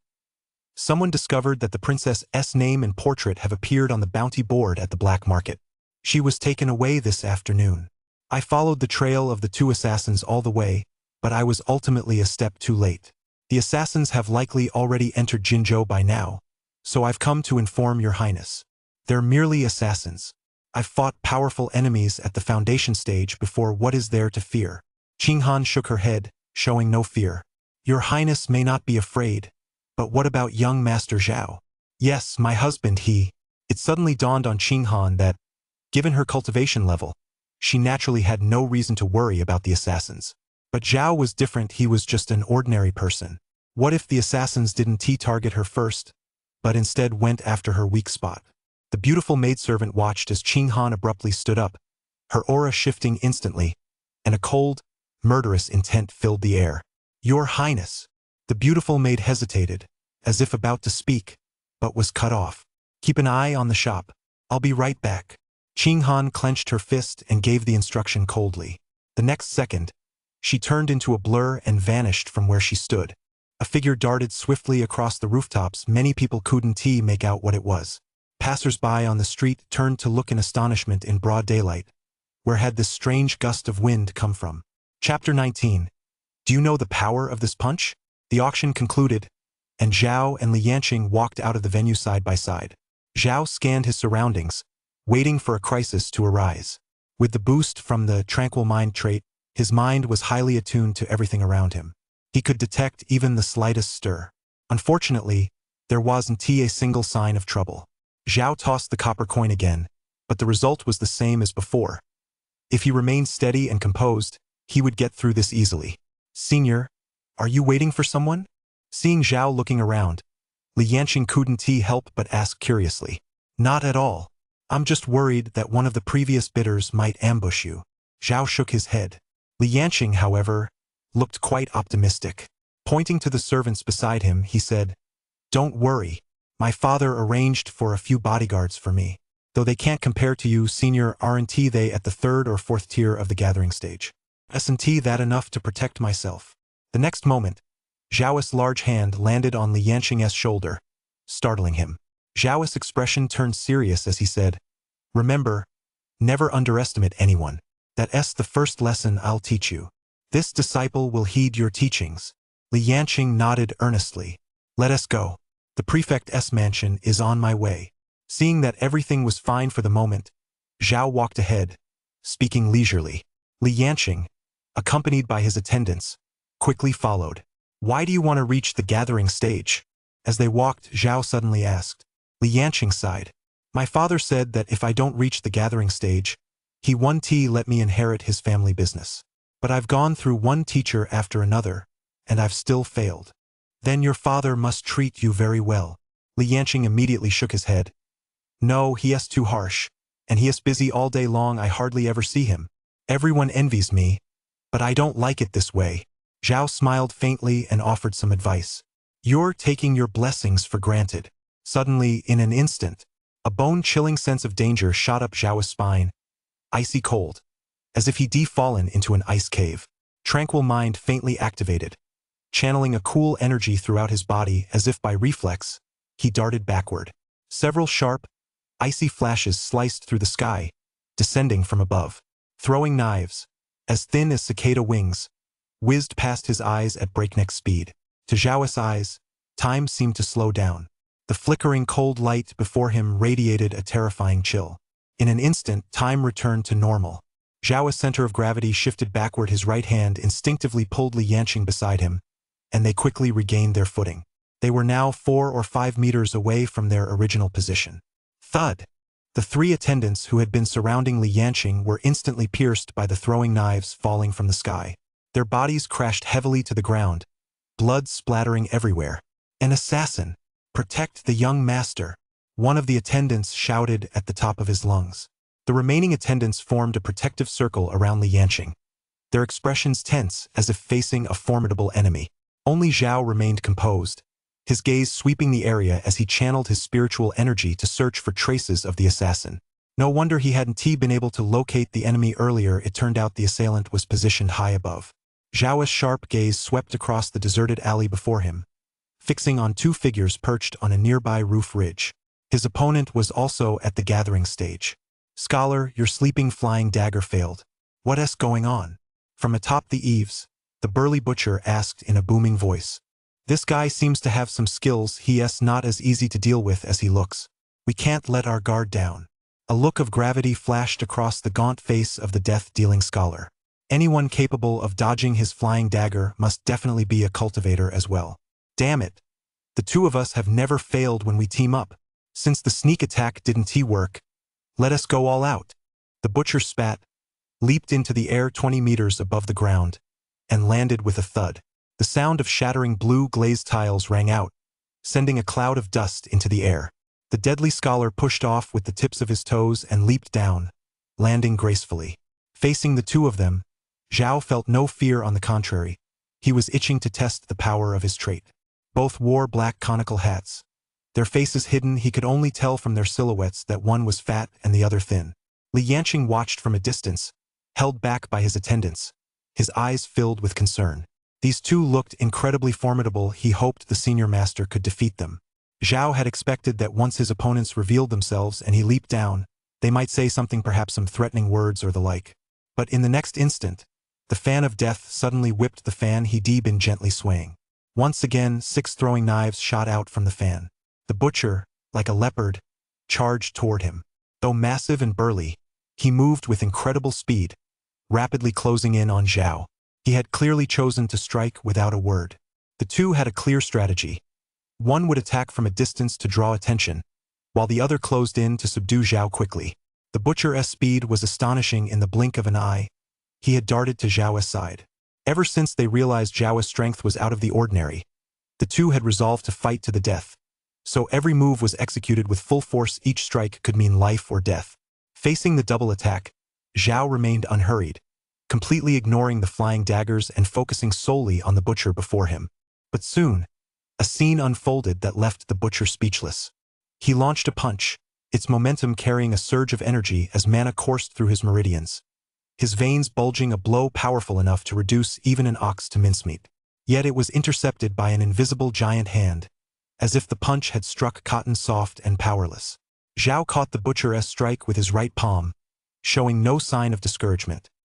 He clenched his left hand into a fist and delivered a simple, unadorned punch, yet the wind around him howled piercingly. Whoosh! The butcher's reaction was lightning fast, but by the time his eyes snapped back to focus, the fist had already reached his left cheek. He was powerless to block it. Boom! With a thunderous crash, a surge of air radiated violently outward from Zhao's center. A figure was flung backward at breakneck speed, crashing straight through the middle of a willow tree. But it didn't stop there. The figure didn't come to a halt until it embedded itself into a solid earthen wall, sending mud and stones flying in all directions. Clink! Clink! Just at that moment, the throwing knives pierced Zhao's left chest straight through his heart, his forehead, and his neck. Yet the crisp, metallic clangs they produced sounded utterly unreal. The 6 throwing knives fell lifelessly to the ground. Witnessing this scene, the death-dealing scholar's pupils contracted. His icy face was filled with astonishment, and a sense of foreboding welled up within him. Li Yanqing and the onlookers among his entourage all looked at each other in shock. Was he defeated already? Zhao wore a smile on his face as he rubbed his wrist. His eyes narrowed, and though he snorted derisively, his gaze held a hint of pity. You came here to die. Do you have any idea how powerful this punch is? The death-dealing scholar glanced back at the butcher, who was barely clinging to life. A hint of fear flickered deep in his eyes as he asked, his voice tinged with bewilderment. Who are you? They had come to assassinate someone, not to be assassinated themselves. That's a question I should be asking you. Zhao couldn't help but chuckle. The death-dealing scholar fell instantly silent. The next second, his feather fan whirred as 6 sword tips extended from its hidden compartment. Empowered by mana, the 6 fan swords hovered into the air. His opponent clearly still had the will to fight. Extreme intent, activate. Zhao silently chanted in his mind. He, too, held nothing back, unleashing his full power and directly activating his peak mode. All the mana in his body was mobilized, and his cultivation at the 9th layer of the gathering stage effectively doubled. The commotion caused by the mana was immense. The willow trees in the distance rustled, and the signs of the nearby closed shops trembled as they were buffeted by the air currents. It was nearly dusk, and as the sky gradually darkened over Jinzhou City, someone was still stirring up this vortex in the hidden alleys. Chapter 20. The ultimate essence of the peak, breaking the shackles. Zhao felt the surging power within him, a hint of surprise flickering in his eyes. This state of ultimate mastery at the 9th layer of the gathering stage actually held a faint hint of the foundation stage.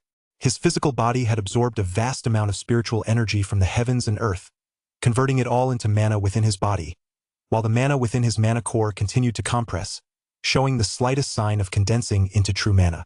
It must be noted that only at the foundation stage can one gather the mana within the mana core, compress the spiritual energy, and solidify it into true mana.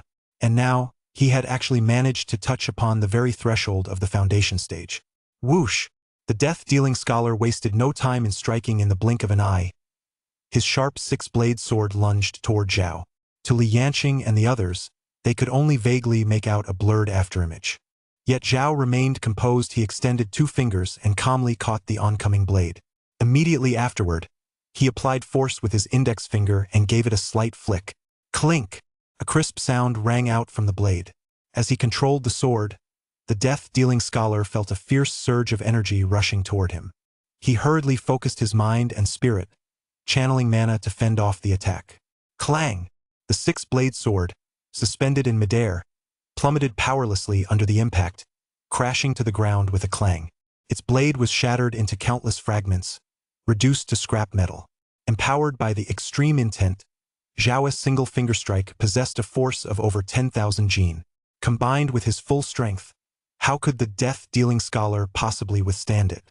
Seeing that he had been defeated in a single move, the death-dealing scholar hurriedly retreated, his face grim.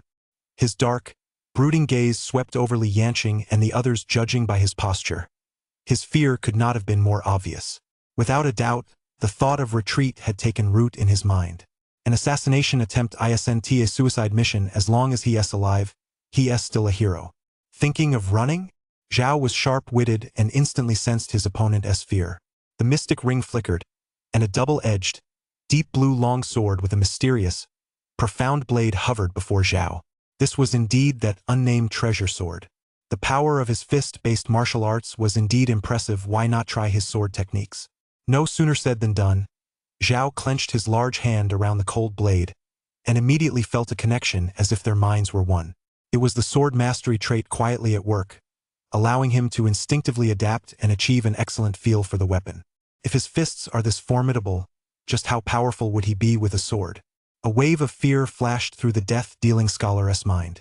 So he stomped down hard, sending blue stone slabs flying as he bolted more than 10 meters away.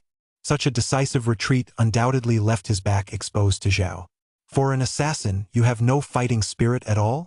Zhao chuckled softly, then flicked his sword-wielding hand forcefully, hurling the long sword forward. Whoosh! The sound of the blade cutting through the air erupted. Damn it! Seeing the sword hurtling toward him, the deadly scholar gritted his teeth. With a sweep of his wide sleeve, 8 sharp daggers shot forth, aiming to block the strike. Seeing this, Zhao moved, vanishing from where he stood. Clink, clink, clink. All 8 daggers were deflected by the flying sword. The next second, Zhao appeared mid-air and reached out to catch the sword just in time. Immediately afterward, he swung it with all his might. Empowered by the ultimate intent, Zhao's physical form felt as if its shackles had been broken. The blade trembled, and a deep blue sword energy, resembling a dancing dragon, emerged from the tip, cutting through the air alongside the blade. As the sword energy struck, a look of utter terror flashed across the death-bringing scholar's eyes. It was already too late to defend himself. The sword energy shattered the death-bringing scholar's mana barrier and instantly tore through his heart meridians, causing him to violently spew a large mouthful of blood. His limp body crashed to the ground like a boneless rag doll. As he died, his eyes remained wide open clearly. He hadn't expected his downfall to come at the hands of a seemingly ordinary young man. This nameless sword, it seems to be a magical artifact. Zhao wiped the blood from his sword with the Scholar of Death's clothes, gazing at the crystal-clear blade as he muttered to himself. Just then, the butcheress' long stiffened body twitched slightly. The butcheress' knife at his waist shot out with a swish, hovering in midair, parallel to the ground. A pair of furious eyes snapped open, bloodshot. On the other side, Zhao's mind seemed to sense something. He raised his eyelids, his gaze utterly unruffled. With a sweeping motion of his large hand, the long sword transformed into a streak of nether blue lightning, shooting forward. Clang! The sword's ring was ethereal and clear, like a drop of water falling into a 1,000-year-old, icy pond. So powerful, the butcher's chest, which had just risen from the ground, was pinned to the mud wall by the long sword. Immediately afterward, the butcher's knife clattered to the ground. A trickle of blood flowed from the corner of the butcher's mouth, and the disbelief in his fierce eyes lingered for a long time. Zhao walked over slowly, pulled the long sword from the wall, and sighed. Spare his life, and he probably wouldn't get any answers anyway.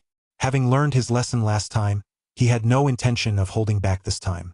Are these assassins really here to kill me? Why do I get the feeling they acted on a whim?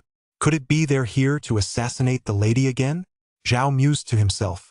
Putting his previous and current experiences together, it wasn't too hard for him to deduce that these assassins had originally intended to kill Qing Han, but as it turned out, they picked on the easy target and all ended up coming after him instead. Zhao felt this wasn't a sustainable situation. Who could put up with assassination attempts day in and day out? He'd have to have a serious talk with his wife tonight. Some conflicts need to be resolved at their root. Senior. Just then, Li Yanqing came running over excitedly, his attendants barely keeping up. Your swordplay is amazing. Can you teach me? Li Yanqing's face was beaming with excitement. He was even more thrilled than when he first visited a brothel. Zhao sheathed his sword in the mystic ring and said calmly, "You're still a long way off. Focus on cultivating your qi first." Li Yanqing didn't seem the least bit discouraged. He grinned widely. No problem. He felt that as long as he trained under a master like this, he had nothing to fear in reaching the gathering stage. The strength Zhao had displayed completely outclassed those so-called expert cultivators his father had found. Those unscrupulous sects had clearly taken his father's money, yet sent a few ordinary disciples to teach him wasn't that just going through the motions? Zhao looked at the two corpses before him, collected the money pouches from their bodies, and counted them carefully. To his surprise, there was quite a bit of silver, over 1,000 silver notes and several hundred spirit stones. It was a small windfall. He then took out 2 fire thunder talismans he had crafted himself from his mystic ring. Senior, are these talismans? Li Yanqing, ever observant, spotted the yellow paper in Zhao's hand, engraved with various patterns, and asked right away. Zhao replied softly, then tossed the fire thunder talismans from his hand. A vigorous flame ignited spontaneously from the talismans, and in the blink of an eye, the fierce crimson flames engulfed the 2 corpses. They were reduced to nothing but a pile of black ash. This was another use for the fire thunder talismans. As soon as a gentle breeze blew, the ashes dissipated. With the bodies destroyed and all traces erased, there would naturally be no witnesses left. Zhao gazed at the dissipating ashes, thinking to himself. Suddenly, Zhao remembered there was one more matter left unresolved. It was the 4 masked strangers he'd encountered at the auction. He recalled that these 4 had intended to cause him trouble. But now, where were they? Zhao hadn't forgotten that the 4 masked strangers were most likely demons. One more chapter to go, don't worry. Bear. Chapter 21. The pig demon shows its fangs. The lady displays her might. At the entrance to the Tianwu branch, the 4 masked figures gathered together, their eyes filled with nothing but cold malice. The air around them was icy, not a trace of human warmth could be felt, and a faint stench lingered in the air. What's the result? The masked young man spoke first. We staked out the main entrance and the side doors, but we didn't pick up a single trace of that kid's scent. Same here. I stayed inside the auction hall, waiting for him to walk right into my trap, but no sign of him either. Boss, do you think those 2 might be in cahoots? Did they slip out the back door as soon as the auction ended? The masked young man pondered. It's very possible. This cultivation technique was practically a done deal, but then someone suddenly showed up to compete with us. It's hard not to suspect they're working together. Boss, is this cultivation technique really that important? One of his subordinates asked in confusion. The The masked young man glanced at him and said indifferently, "You've only just joined the Black Wind Cave, so it's normal that you don't know. 100 years ago, a cultivator sect developed a mental technique specifically designed to counter demons and monsters, one capable of blocking their mental corruption of our kind. Back then, the demons and monsters suffered massive losses, while the human race held the upper hand." "Is that the technique we've been searching for?" the subordinate asked. The masked youth nodded. "That's right. Due to internal strife among the human race, that sect has since fallen into decline and lies in ruins. And before our invasion, we at the Black Wind Cave obtained intelligence about this technique. To ensure our plan proceeds smoothly, we must first eliminate any adverse factors." A vicious glint flashed in the masked youth's eyes. The Black Wind Cave's original plan had been to target Jinzhou and further infiltrate the human race, but now they realized that the re-emergence of the mind-subduing technique posed a significant threat to them. They absolutely could not allow the current human race to discover the true purpose of the mind-subduing technique, otherwise, their room to survive would be further squeezed. In other words, if they failed to obtain it, they would be forced to change their target and set their sights on other prefectures and counties. "Boss, look, there's a human woman over there." At that moment, a subordinate standing nearby pointed across the street and shouted. At the street corner, a woman with a cold, striking expression stepped out, clad in a light blue gauze blouse and a pure white long skirt, her figure strikingly beautiful. Her gaze swept the area, clearly searching for someone. "Strange. I remember my husband told me before he left to come to the auction to buy some things. Could it be that it's already over?" The woman was none other than Qinghan, who had been tracking him all the way from the pawn shop. Deeply concerned for Zhao's safety, she had rushed out in pursuit, her mind holding only a vague recollection of the words auction and cultivation techniques her husband had mentioned. She scanned the area around the Celestial Treasures Guild but saw no sign of him. Her heart sank. She didn't want to see her worst fears come true. A cold expression flashed across Qinghan's face. Whoever dared to harm her husband, she would tear them to pieces. "Boss, what do you think?" "Pretty, huh? Not bad, not bad. If we turn this into a new human skin, it'll probably work like a charm. I bet it'll captivate a whole bunch of men." The masked youth's eyes sparkled with excitement. As a demon, choosing a good vessel was of the utmost importance. A good vessel could save one from a lot of unnecessary trouble. "I'd like to ask, has the auction already ended?" "Yes. Everyone left over half an hour ago." After receiving the answer from the attendant at the entrance of the Celestial Treasures Guild, Qinghan wandered through the nearby streets once more. Her phoenix-like eyes swept across the intersection ahead, but she still saw no sign of Zhao. Her mood grew increasingly restless. Suddenly, out of the corner of her eye, she noticed 4 figures tailing her. Judging by their agility, they were no ordinary people. Qinghan furrowed her delicate brows, narrowed her phoenix-like eyes, and felt her anger flare up instantly. "I didn't come looking for you, but you came looking for me?" Qinghan deliberately walked into a deserted alley, then turned to face the 4 masked men behind her and said coldly, "Are you the assassins sent by the black market?" "Assassins?" The masked young man was taken aback by the question, instinctively thinking the woman had mistaken him for someone else. "Just consider us assassins for now." The masked young man smiled faintly as he extended a large hand hidden beneath his conical hat. Turned out to be a pair of ugly, black and blue bony claws. The other henchmen around him also assumed combat stances, their faces brimming with excitement. Preying on such a fair-skinned, delicate woman was simply the greatest pleasure imaginable. The pendant on Qinghan's snow-white chest glinted faintly, and a sharp, magical sword appeared in her hand. "So you're a cultivator after all. No wonder you're so calm." Seeing this, the masked young man sneered coldly. "A mere gathering stage cultivator, you're just struggling in your death throes." Qinghan kept a stern expression and said nothing. She thrust her sword forward. A cold gleam flashed, swift as lightning. Whoosh! In that single instant, she severed the masked young man's head. The rest of his henchmen were utterly stunned. Qinghan appeared behind them.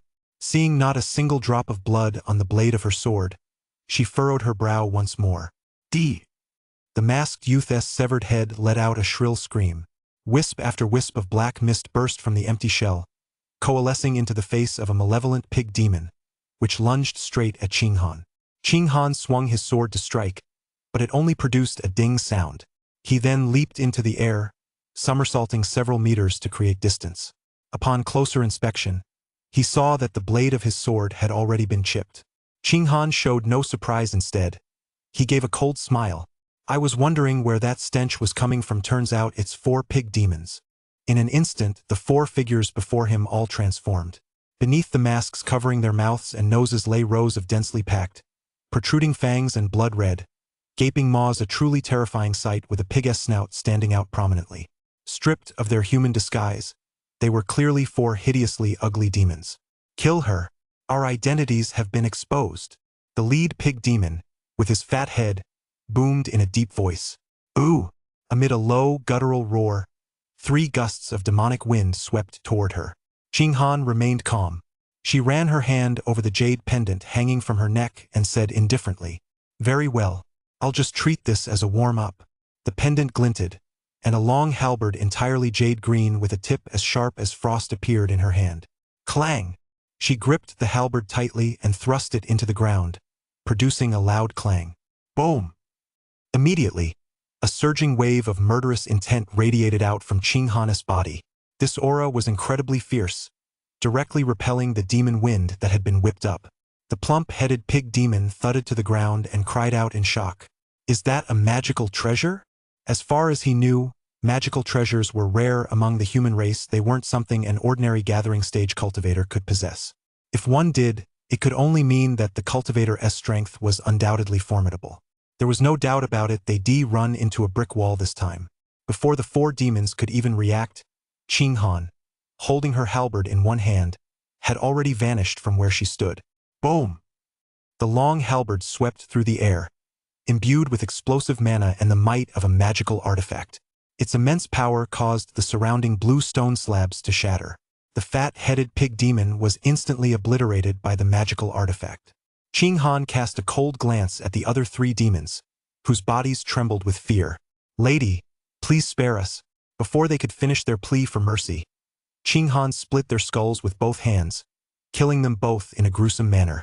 Having dealt with everything before her, Qing Han sheathed her long halberd, but her mood did not improve.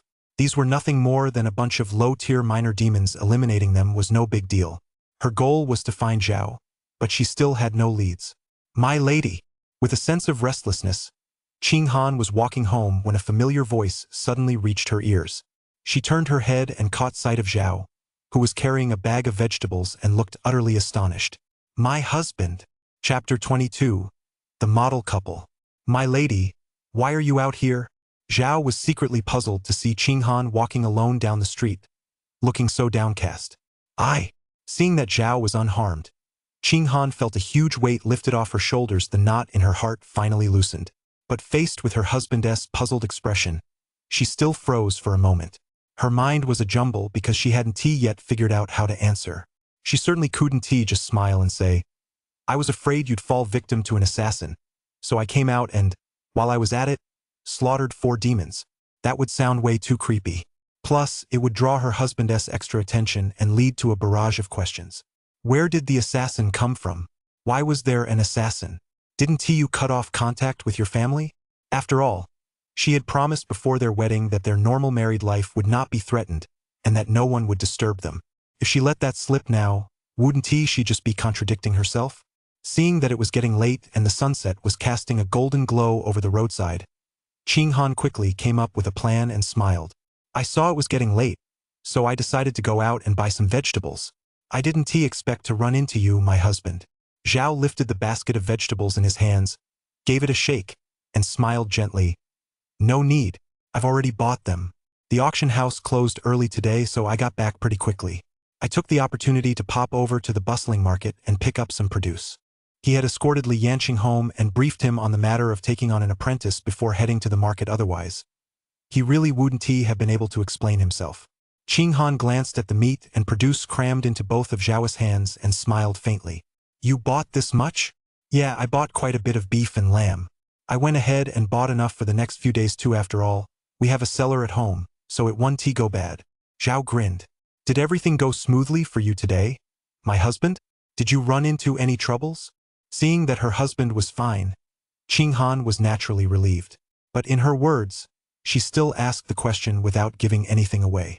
Faced with her inquiry, the images of the 2 assassins, one fat, One thing instinctively flashed through Zhao's mind. Even after killing them, he still didn't know their names. If he were to mention the two assassins, it would undoubtedly be unwise, as it would be difficult to explain where they had gone. Hiding his cultivation level during the matchmaking meeting had been a form of self-protection. Now that he kept it a secret all this time, it was actually harder to bring up. He'd have to wait for a better opportunity later. Nothing went wrong. In fact, I made quite a haul, especially that bottle of pills for tempering the physique. As you know, I've been practicing martial arts for some time now, but I've never made any real breakthroughs. Yet these pills actually worked quite well. They improved my physical condition. Zhao spun a tale about his gains from the auction house, which also served to explain why he'd gone to the Celestial Treasures Guild. Upon hearing this, Qing Han nodded slightly and admonished him earnestly. Taking elixirs is, after all, a second-rate method. On the path of cultivation, you must ultimately rely on yourself. Zhao smiled wryly. I don't have the same exceptional innate talent as you, madam, so I have no choice but to rely on these external aids. My aptitude really isn't up to par. In fact, he was telling the truth. The previous occupant of this body had been a playboy prince who spent his days indulging in pleasure and playing hide-and-seek with palace maids. Even at such an advanced age, he hadn't even reached the gathering stage. From another perspective, not only was his natural talent poor, but he was also lazy, unwilling to endure hardship, and reluctant to cultivate. That's why, when he first arrived, he was still just an ordinary person. This abysmal natural talent had even affected him personally. Zhao had been stuck at the 9th layer of the gathering stage for quite some time, unable to break through to the foundation stage. From a certain perspective, wasn't this simply a manifestation of his limited potential? While it was true that the relentless scholar trait boosted his cultivation speed, if he couldn't overcome the bottleneck, he would still remain stuck in the same place. My husband, you must not belittle yourself. Hearing Zhao's self-deprecating words, Qing Han pursed her red lips. Refusing to accept his assessment, she grabbed Zhao's hand and began to sense his energy carefully. She hadn't paid much attention to her husband's talent before, but now was a good time to take a closer look. Seeing this, Zhao's eyelid twitched. Fortunately, he had the play the fool to catch the tiger trait to cover for him. No one could tell his true cultivation level. Otherwise, if he were discovered, he truly wouldn't be able to explain it. Qing Han carefully sensed Zhao's bones and tendons, as well as his meridians, which were as still as water. Inside his body, it was indeed a pool of stagnant water. Qing Han said in puzzlement, that shouldn't be the case. My husband's meridians are very spacious, and his physique is excellent. It's just that his spiritual root is lacking. How could he be unable to cultivate qi? Perhaps I simply lack the natural talent. Zhao chuckled. Before he obtained the trait, his meridians and physique weren't nearly as good as she described. It must be the method, Qing Han mused. Teaching Zhao the basics of cultivation was her top priority. Let us go home first, it's already completely dark. Zhao glanced at the horizon and urged her directly. Qing Han snapped out of her thoughts, took the vegetable basket from Zhao's hands, and said softly, You're right. Let us head home first. The next moment, Zhao took her other hand, and Qing Han's fair face instantly lit up with a sweet smile. Today I'll let you taste my cooking. You'll never find anything like it out there. Really? Of course. It may not match your cooking, but it's unique. Their hands intertwined as they chatted and laughed, gradually fading into the distance at the end of East Street, where the soft glow of yellow lanterns added a touch of warmth. As evening fell, steaming cooking smoke rose from the chimneys, and the windows of every household were brightly lit. Though the night in Jinzhou was pitch black, it was far from desolate. The Hui pawn shop. Qing Han watched the figure of the man busily moving about in the kitchen before her and couldn't help but smile slightly. Your Highness, don't you find this rather strange? A voice rang out from the shadows nearby. What is it? The assassins sent by the black market have vanished into thin air, as if they disappeared. Logically speaking, they should have arrived in Jinzhou long ago. Qing Han replied calmly, What are you getting at? The maidservant in the shadows paused for a moment before saying, Is it possible that young Master Zhao killed them? He's actually a top-tier martial artist who's been infiltrating the princess's inner circle to gain your highness's trust, and then seize control of the military. Qing Han shook her head. Impossible. I've examined him. My husband is just an ordinary man. I checked his bone structure myself. Your imagination is running wild. Besides, I no longer have any ties to the military. Unless it's something important, Don't come looking for me in the future. The maid in the shadows countered. It's also possible that Her Highness the Princess's cultivation level is too high to detect. Tomorrow I'll have old you come over to test him personally. Suit yourself. Ching Han rose impatiently, intending to go help in the kitchen. The maid in the shadows watched their retreating figures, sighed, and then vanished from where she stood. Chapter 23. Prospects for the Foundation Stage. Full set of elixirs. It was another early morning. Cocks crowed clearly, mist rose, and a long line had already formed outside the old woman's pancake shop at the street corner. Another beautiful morning. Zhao got out of bed, yawned, and stretched. Then he glanced at the snow-white jade-like back beside him and listened to her gentle breathing. He couldn't help but chuckle softly. They stayed up late last night having a deep conversation, so she must be exhausted. Zhao got dressed, washed up, opened the pawnshop door, and flipped up the open for business sign. He bought breakfast at the street corner, 2 meat buns and an egg, and picked up a portion for his wife on the way. Then he headed out. He had quite a few things to take care of today.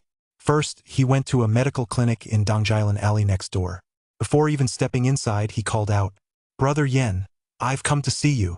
Yen Jing, known as the King of Hell, emerged from the pharmacy with a smile, still holding a piece of herbal medicine in his hand. "Oh, it's you, Brother Zhao. With such a lovely wife at home, it's no small feat for you to make the trip. What wind has blown you here?" "Oh, come on. Stop saying that. Our relationship isn't that superficial." Zhao looked exasperated as he chided him. "Spit it out. What do you need my help with this time? You never come around unless you've got something to ask for. Don't I know you by now?" Yen Jing teased with a laugh, clearly seeing right through Zhao. "Take a look at this bottle for me. What kind of medicine is actually inside?" Zhao tossed a porcelain bottle out of his mystic ring. It was one of the items that had emerged from the furnace alongside the parchment scroll and the unidentified sword. Only after cultivating the parchment scroll did he discover it was the 3000 Thunder Seal technique. Only after using the unidentified sword did he realize it was a magical treasure. So, he had a hunch that the medicine inside this bottle wasn't ordinary either. So, first thing in the morning, he brought it over for appraisal. Jinzhou certainly had no shortage of alchemy shops of all kinds, but he didn't trust them much. These days, there were countless scandals involving unscrupulous alchemists producing counterfeit medicines, short-changing customers on weight, and skimping on ingredients. Yen Jing, however, was not only a physician but also, behind the scenes, a bona fide professional alchemist, a 8th rank master, essentially wearing multiple hats. He might not be able to concoct the most precious elixirs, but he could generally tell what most of them looked like. Professionals are always better than amateurs. Zhao, on the other hand, thought all elixirs looked pretty much the same, just brown, mud-like pellets. Yen Jing took the porcelain bottle, removed the stopper, gently fanned it with his hand, sniffed it, and immediately furrowed his brow. "Wait a moment." He then walked into the apothecary and began studying it in silence. While waiting, Zhao didn't sit idly by. He took a translucent jade slip from his mystic ring and began to study it. This was the soul-stilling mind technique he won in a bidding war against 4 masked men at yesterday's auction. Although he hadn't ultimately figured out the whereabouts of those 4 demons, now that he had the technique in his possession, why bother worrying about it? They were likely just minor demons who wouldn't dare to cause trouble openly in the mortal realm. As he channeled mana into the jade slip, lines of tiny, tadpole-like characters appeared. The sheer volume of dense text was enough to deter anyone at first glance.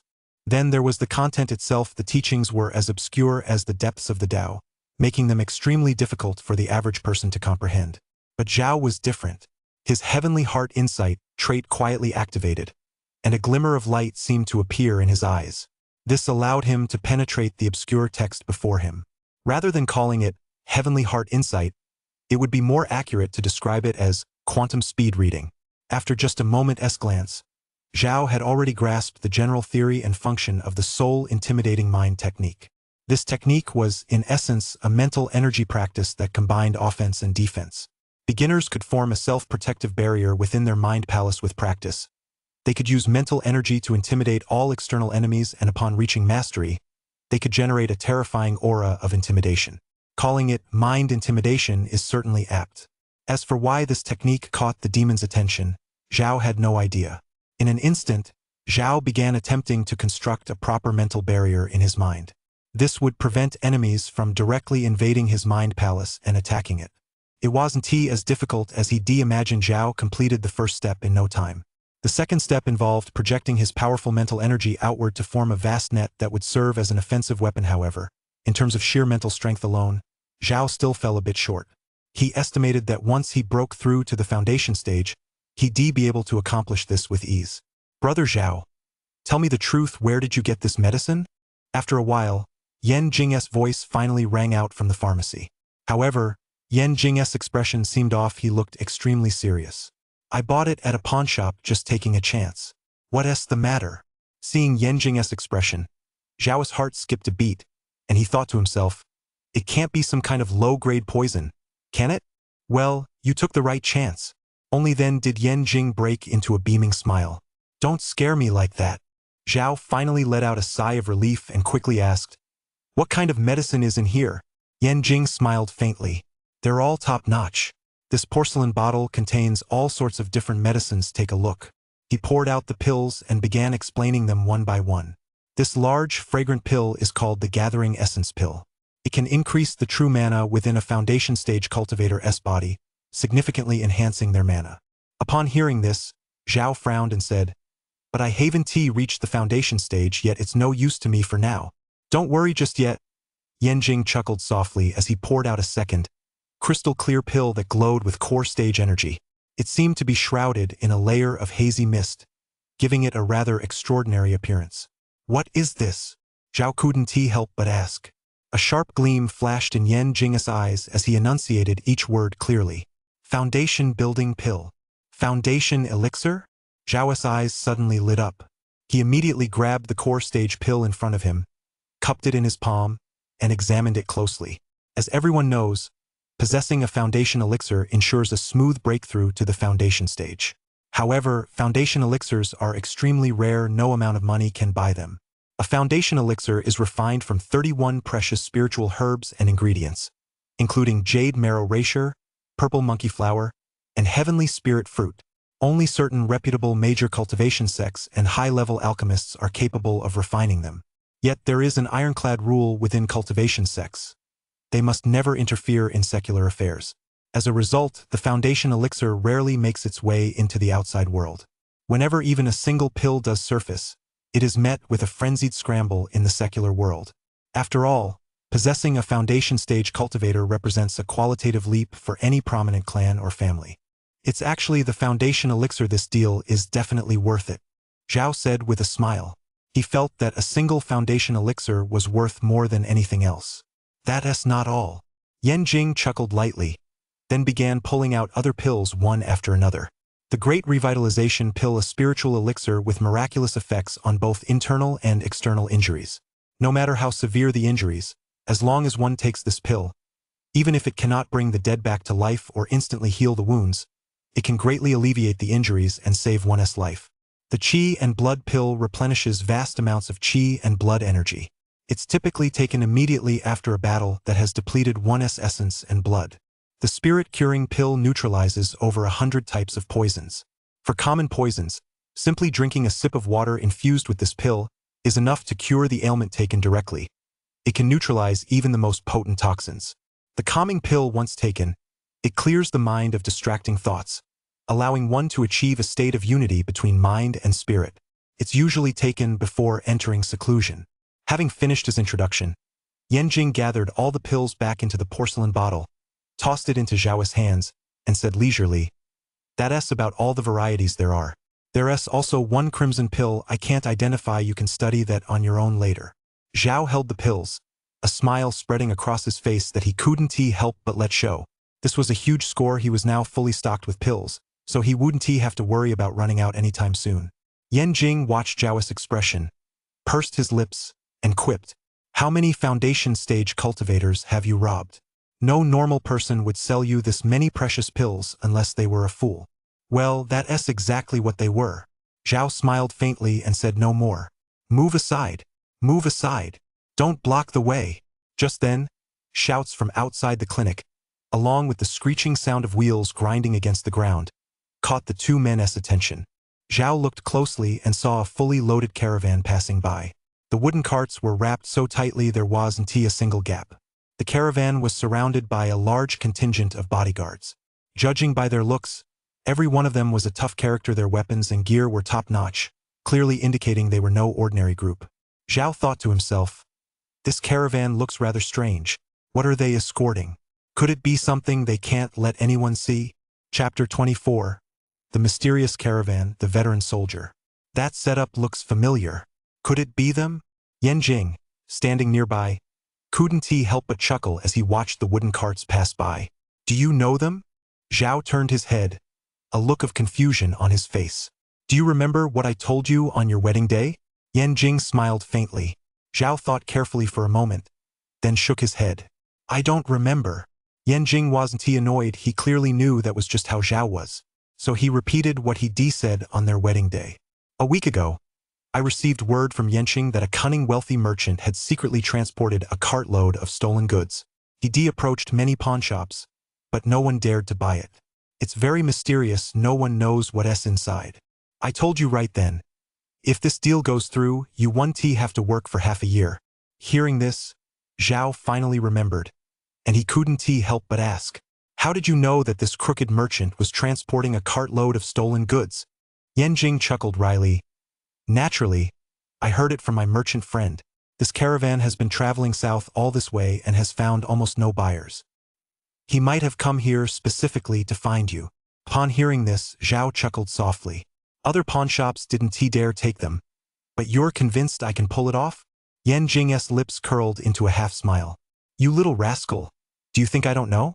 You pretend to be poor, and your pawnshop looks shabby on the surface, but in reality you've got a keen eye. You've taken in plenty of fine goods and sold them all on the black market. You've been raking in the cash these past few years. How else did you amass your fortune?" Zhao smiled but said nothing, because Yan Jing was telling the truth. There was, in fact, a reason why he opened a pawnshop rather than a brothel, a tavern, a boxing hall, or any of those other businesses. First of all, his golden copper coin had another function besides divining fortune and misfortune. It could be used to make money. Once sold, it's out of my hands money and goods are settled. After running the pawnshop for 3 years, Zhao had naturally developed his own set of basic business principles. Keep the good items. Reject the bad ones. That was his consistent rule. All he had to do was toss the golden copper coins to know whether an item was worth accepting or not.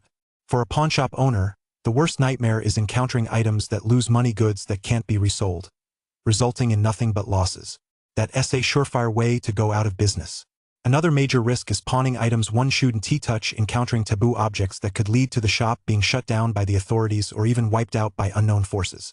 Zhao had heard of an incident in a neighboring prefecture. A massive first-class pawnshop with over 10 branches had purchased a bizarre, exquisitely shaped ancient magical artifact at a high price. The very next day, every employee in the entire shop was found dead. It was only later, upon investigation, that they discovered it was a soul-devouring artifact forged by a demonic cultivator, designed to silently claim lives, a truly horrific tragedy. There were also countless other incidents, such as purchasing items from tomb raiders and facing repercussions from the imperial court, or selling a family heirloom jade only to have it immediately stolen by thieves. But with the golden copper coin, Zhao no longer had to worry about these issues. He could buy items with confidence his shop wouldn't go under, and he could even expand and grow stronger. He dared to say that he ran the largest pawnshop in all of Jinzhou. If he couldn't take something in, no one else could either. All right then. If there's nothing else, I'll be on my way. Having achieved his goal, Zhao saw no reason to linger at the clinic any longer. He turned to bid Yan Jing farewell and headed back to the pawnshop. "Once you break through to the next realm, don't forget to treat me to a drink," Yan Jing called out after his retreating figure. Zhao didn't look back, but gave a knowing wave. "I definitely will next time." Meanwhile, on the streets, in front of a line of heavily laden wooden carts, stood an exquisitely decorated, pearl-adorned carriage. Inside the carriage, a middle-aged man no older than his 40s sat on a cushion embroidered with Sichuan brocade. He had full cheekbones, a prominent, shiny forehead, and a sharp, piercing gaze at a glance. He was clearly a cunning and scheming individual. He was none other than the owner of this fleet of wooden carts. "Master Huang, are you really going to sell all of these items before you're satisfied?" A middle-aged man dressed as a guard, holding a sword in one hand, couldn't help but ask. "What? Is there a problem?" Mr. Huang casually raised his eyes and said leisurely. But we agreed earlier that if we were going to sell these heirlooms, we do it decisively, either sell them all or none at all. Selling them this way, half genuine and half fake, cartload by cartload, I doubt anyone will be willing to buy them. The guard-like man pleaded earnestly. Who knows more about business, you or me? Mr. Huang said indifferently. Of course you do, Master Huang, but these items are mine after all. The guard gave a sheepish laugh as he tried to defend himself. Master Huang sneered. I bought them from you. That includes you yourself. If I hadn't saved you back then, you would be starved to death long ago. And as for your current situation, given your past as a soldier, do you think you could found such a respectable job? The guard sighed helplessly. But these are relics from the previous dynasty. Few people collect them to begin with, and quite a few pawnshops have already turned us down along the way. That's not your concern. I have my own ways. A mysterious smile tugged at the corners of Mr. Huang's mouth, though no one knew what he was planning.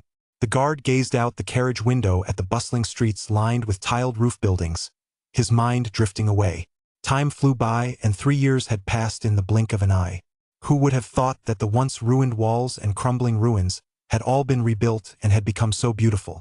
He had once been an ordinary soldier of the great Yan dynasty, fighting fiercely on the battlefield. As he accumulated military merits and earned the recognition of his superiors, he rose through the ranks and eventually became a military officer in the Imperial Palace Guard. He had thought he could enjoy the rest of his life, but within a few years, he heard the grim rumors that the great Yan dynasty was on the brink of collapse, with rebel forces springing up like bamboo shoots after rain. The great Yan's main forces suffered defeat after defeat, and the rebels advanced directly to the capital. He was ordered to defend the city. But as he fought fiercely at the capital's city gates, holding the line for a day and a night, someone suddenly shouted, "The emperor has surrendered. Kneel to spare your life." His efforts were instantly reduced to ashes. That day, as the army outside the city poured in endlessly, he ran frantically toward the imperial palace. His mind was filled with utter bewilderment, and only one thought remained. We were prepared to fight to the death. Why did your majesty surrender first? Everything happened too quickly. By the time he reached the imperial palace, news had already spread that the emperor is dead. His mind was shaken, and his thoughts shifted once more. I must survive. So he mingled with the rebel forces, entered the palace to loot it, and took everything he could get his hands on, all to live a little more comfortably in these turbulent times. Who could have imagined that these very items would become a burden impossible to sell, yet too precious to throw away? After escaping the capital, he fell into destitution and could only survive on others' charity. Even many years later, looking back on this madness memory, he still felt an inexplicable pang of sadness.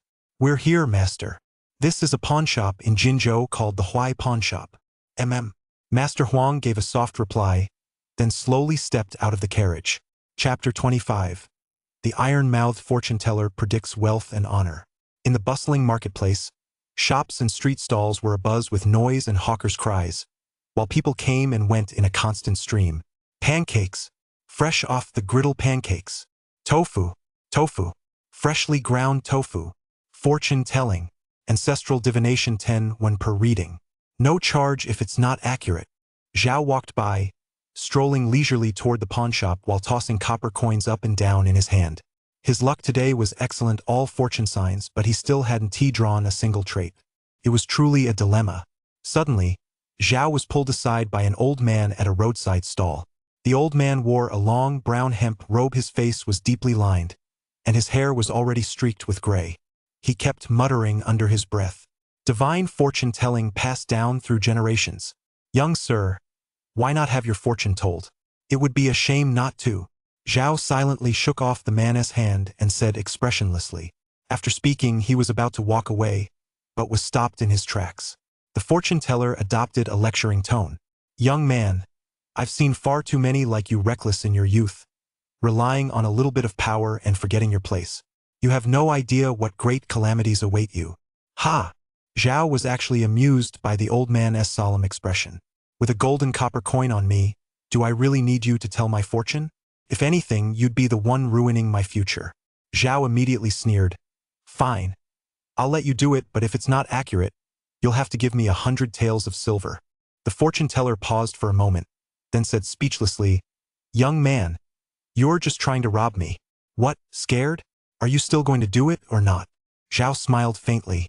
The fortune teller regained his composure and laughed. Fine. If it's not even a little bit accurate, why shouldn't I give you 100 taels of silver? Zhao made up his mind on the spot. If there was even the slightest discrepancy in what the old man said, he would vehemently deny it. He was determined to put these con artists in their place. It's a divine gift passed down through generations. My reputation as Iron Mouth, the judge of wealth and honor isn't just for show, the fortune teller said smugly. Young master, would you like a palm reading or a character divination? Palm reading. Zhao held out his hand without hesitation. The fortune teller took his hand, narrowed his eyes, and began to examine it closely. After studying it for quite some time, the fortune teller couldn't help but furrow his brow. Seeing this, Zhao smiled wryly. Can't you tell? To his surprise, the fortune teller shook his head and smiled. No, this old man has a general idea. Is that true? Zhao asked skeptically. Of course it's true. The fortune teller's tone was full of confidence. In my opinion, your palm reflects the balance of yin and yang, and it radiates immense joy. You must have just gotten married a few days ago, right? Upon hearing this, Zhao was taken aback for a moment, then furrowed his brow and pressed further. What else? The fortune teller laughed. Judging by your facial features, young master, you're a bit carried away with joy. Your wife must be exceptionally beautiful, and the two of you are deeply in love.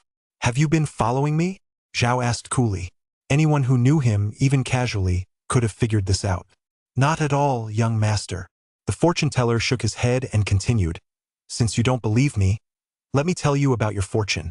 I was wondering just now. It's true that you were born with the destiny of great nobility, but logically speaking, your fortune should have plummeted and come to a complete halt 3 years ago, never to rise again.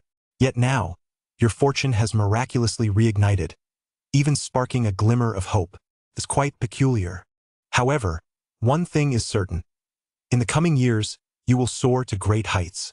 The fortune teller's tone was a mix of admiration and wistfulness. If the information he just received could be attributed to human intervention, then what Zhao was hearing now struck him as rather eerie. For his life path matched exactly what the old man had described. Since the fall of the great Yan dynasty, his fortune had naturally declined, and it wasn't until the emergence of grand fortune that his fortunes had improved even slightly.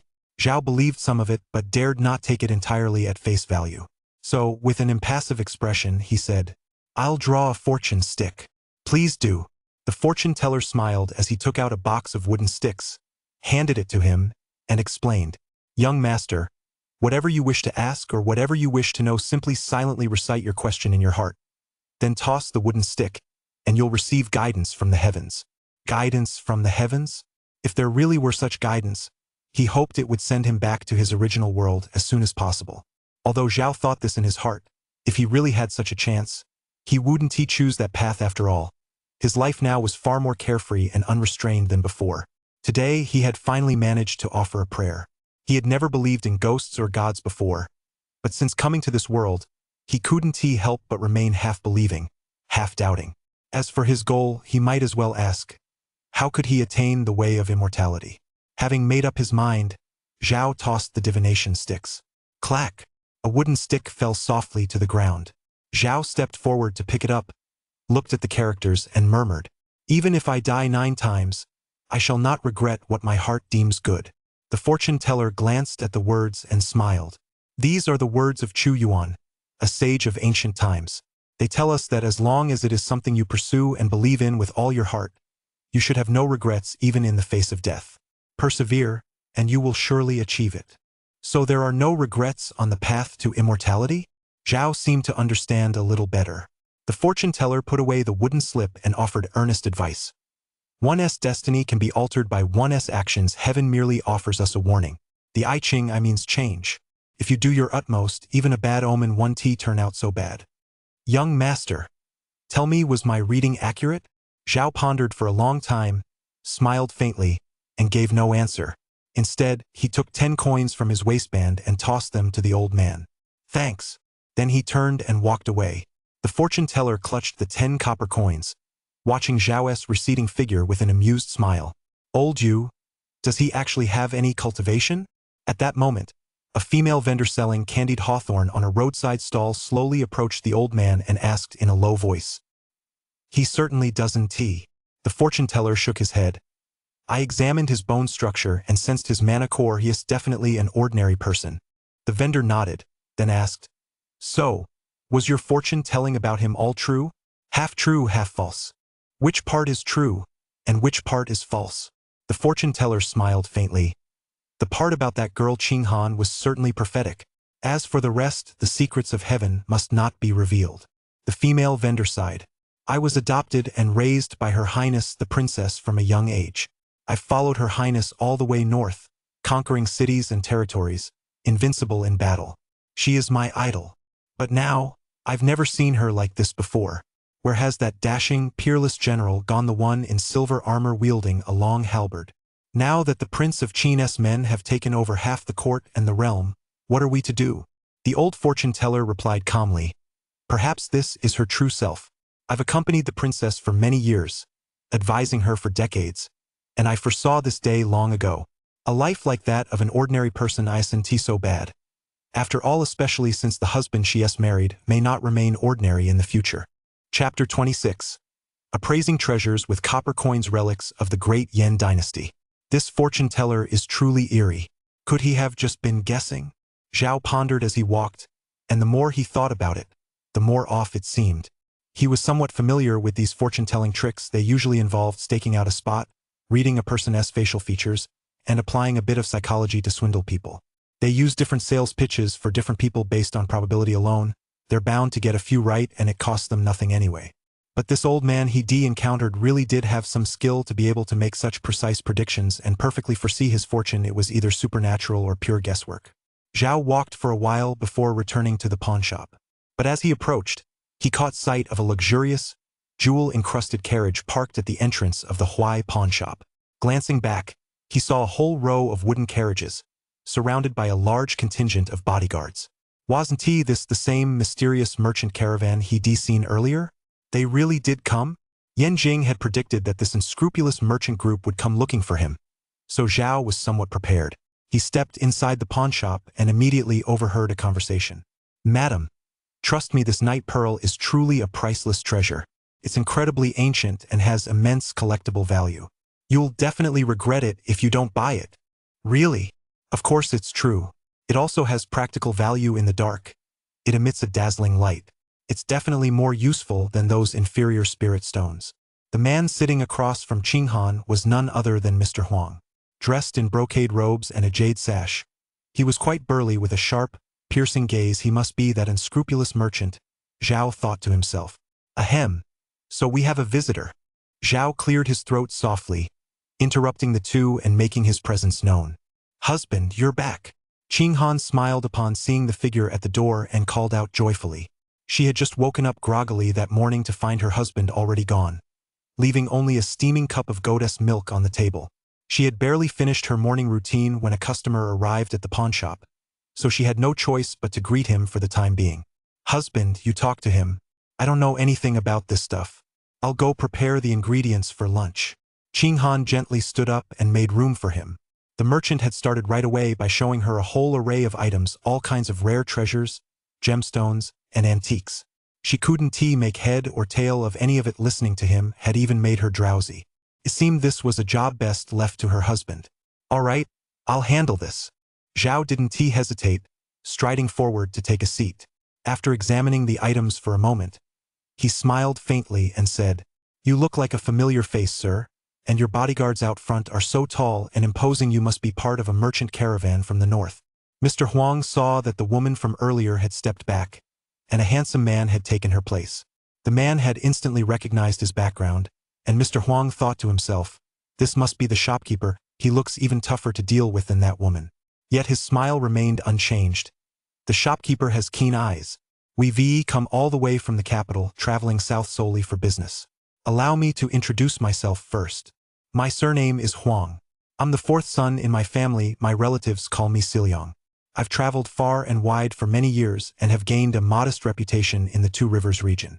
Thanks to the respect of my peers, I've earned the title of Master Huang." "So you are Master Huang. It's a pleasure to meet you." Zhao gave a light chuckle, though his heart remained completely unmoved. A normal person wouldn't go into such detail about their personal life during an introduction. The more information one reveals, the more it's simply an attempt to make the other person feel at ease. This is a common tactic used by merchants. Mr. Huang smiled and said, "Shopkeeper, I'll get straight to the point. I've already discussed this night pearl with your wife a moment ago. What do you think?" Hearing this, Zhao picked up the night pearl and examined it slowly. The night pearl was about the size of a fist, made entirely of jade with distinct patterns. Even in broad daylight, it emitted a faint glow at night. Its radiance would surely be much brighter. However, Yan Jing had warned him earlier that this man was a shrewd merchant. How could Zhao not be on his guard? Under the table, his hand flipped a golden copper coin back and forth in his palm. Soon, lines of text appeared before him. "Misfortune and fortune go hand in hand. Let us take a look for now." Divination sign 1. A timely rain for the pawnshop. A little boy delivering money. This is a stone that glows. If you buy it, the guidance you receive is misfortune. Trace guidance. A bead made of phosphorite, a far cry from a genuine night pearl. Omen 2. See through the slightest detail of all things at a glance. Reject this night pearl, and the guidance you receive is fortune.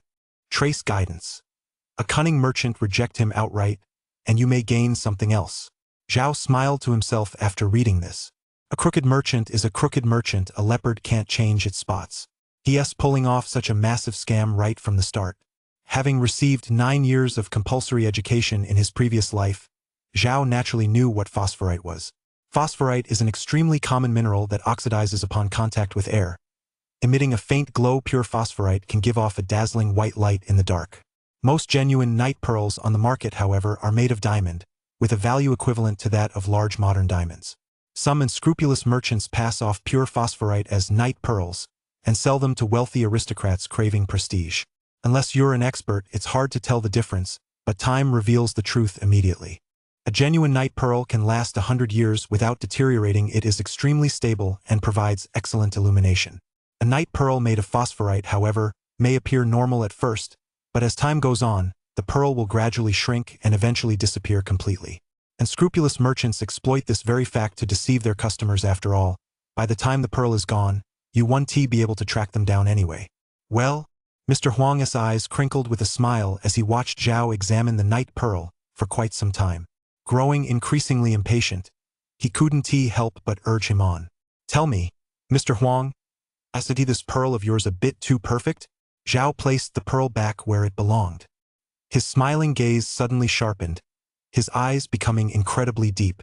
Mr. Huang's smile didn't waver as he tapped the table lightly with his finger. "A night pearl is supposed to be this perfect. If you buy it, shopkeeper, it'll definitely become the crown jewel of your store." Zhao's lips curled into a smile. "Mr. Huang, you're truly a master at playing dumb." "Shopkeeper, what do you mean by that?" Zhao said calmly. "All right, stop pretending. Just tell me straight out what you want to sell. I don't have time to beat around the bush with you. If you don't have anything worthwhile, then I'll have to ask you to leave." His tone gradually grew impatient, clearly signaling his intention to show him the door. Upon hearing this, Mr. Huang didn't get angry. Instead, he smiled, the corners of his mouth curving upward, and a look of interest flashed in the corners of his eyes. After a few seconds' pause, he burst into laughter. "Ha ha ha! Let us be straightforward. You're a man of discernment, unlike those mediocrities, so I won't beat around the bush. Shopkeeper, please follow me. I guarantee you won't be disappointed." Mr. Huang stood up and walked straight toward the door. Zhao didn't hesitate. He followed right behind him. Once outside, the burly, towering bodyguards closed in one by one, their imposing presence forming a protective barrier around Mr. Huang. Zhao cast a quick glance. Sensing the mana fluctuations emanating from them, their cultivation levels were immediately apparent. Most of the bodyguards were around the first layer of the gathering stage, while the team leader was roughly at the third layer. However, the middle-aged man holding a sword nearby possessed cultivation at the fourth tier of the gathering stage, the strongest among them. "What is Master Huang showing me?" Facing the stares of numerous bodyguards, Zhao remained completely unfazed, his expression impassive. Master Huang smiled without speaking, lifting a piece of coarse cloth covering the wooden cart to let Zhao look for himself. When Zhao saw the contents of the wooden cart, his pupils contracted slightly. He looked intently at Mr. Huang and demanded, "Where did you get these things?" Chapter 27. Trait 10 Draw Chest Unlock. Before Zhao stood a large sandalwood chest. Inside were not only valuable items such as phoenix hairpins, silver bracelets, and porcelain vases, but also calligraphy scrolls, paintings, sutras, ancient texts, and other books, as well as a large ancient cauldron, silkworm cocoons, a treasure sword, and a host of other curiosities. Engraved on the ancient cauldron in small seal script were the words, "Great Yen, eternal prosperity, may your blessings know no bounds." These objects were all covered in dust, and some of the sutras and calligraphy scrolls had turned slightly yellow. There was no doubt that these items were very old. Zhao was particularly surprised to see that familiar ancient tripod. Memories long buried in his mind were unlocked, and the harrowing events of his journey south came flooding back. Since Zhao had inherited the original host's memories, these items were all too familiar to him. Weren't these the very items from the Imperial Palace? He had practically grown up seeing them, so even now, just a single glance felt like being pulled back into those memories. Old Master Huang closely observed Zhao's expression, noting the absence of fear or worry, and then let out a sigh of relief before explaining softly, "These aren't just antiques, they're extremely rare artifacts. I've purchased them from various places, the sources are definitely reliable, and they're all genuine. Please rest assured, young master." Hearing his words, the middle-aged guard standing nearby let a fleeting hint of veiled resentment flicker in his eyes, but he quickly turned his head away. Upon hearing this, Zhao furrowed his brow and fell silent. At that moment, he finally understood why those pawnshops earlier had dared not accept this merchant's goods and why the deal had fallen through. Seeing through this unscrupulous merchant's true nature was one thing, but there was another, even more important reason. 3 years ago, when the Great Xia Court was first established, they discovered that the national treasury was shockingly empty, even the imperial palace had been plundered clean. Yet with order only just being established and expenses mounting, how could they possibly be without silver? Out of desperation, they issued a decree.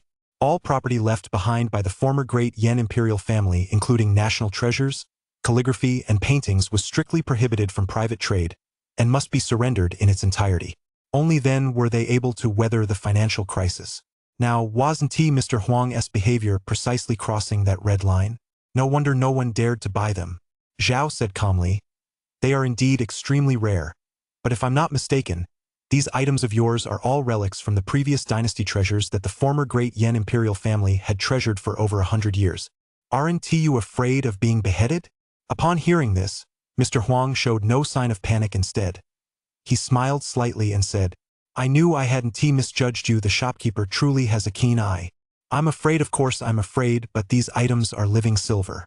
Who would ever turn down more silver?" Zhao remained expressionless, not believing a single word of his nonsense. With his hands clasped behind his back, he immediately tossed the copper coins. Misfortune and fortune go hand in hand. Let us see what the future holds. Divination Result 1. Everyone covets gold, silver, and treasures. If you accept all these relics, the omen you receive is misfortune. Trace the root. The merchant harbors ill intentions. Omen 2. Look back on the past and take a step forward. Bid farewell to these relics of the former dynasty. The omen you receive is misfortune. Trace the root cause. The merchant has little trust. Omen 3. Play along. Keep your true intentions hidden. Feign hospitality. Slowly string him along, and selectively choose items. The omen you receive is fortune. Trace the root cause. The merchant is deceitful. The treasures do not belong to him. It seems this will be a bit tricky. Agreeing is definitely out of the question, and a direct refusal would likely prompt him to resort to some underhanded trick. The third option seems the most reliable. Zhao's thoughts raced, and he quickly made his decision, chuckling lightly. "You're right, Mr. Huang. Since that's the case, why don't you start by introducing these items?" Seeing that Zhao had tacitly agreed, Master Huang felt a secret surge of joy. Was he finally going to find a buyer this time? Just as Zhao made his decision, a yellow orb of light entered his mind. He knew full well that a trait had appeared, but he had no time to examine it now. He could only listen to Master Huang's explanation first. "Shopkeeper, please take a look at this ancient tripod first. This treasure was personally cast by the head of the Wangxian Guild during the era of the Great Yen Dynasty's unification.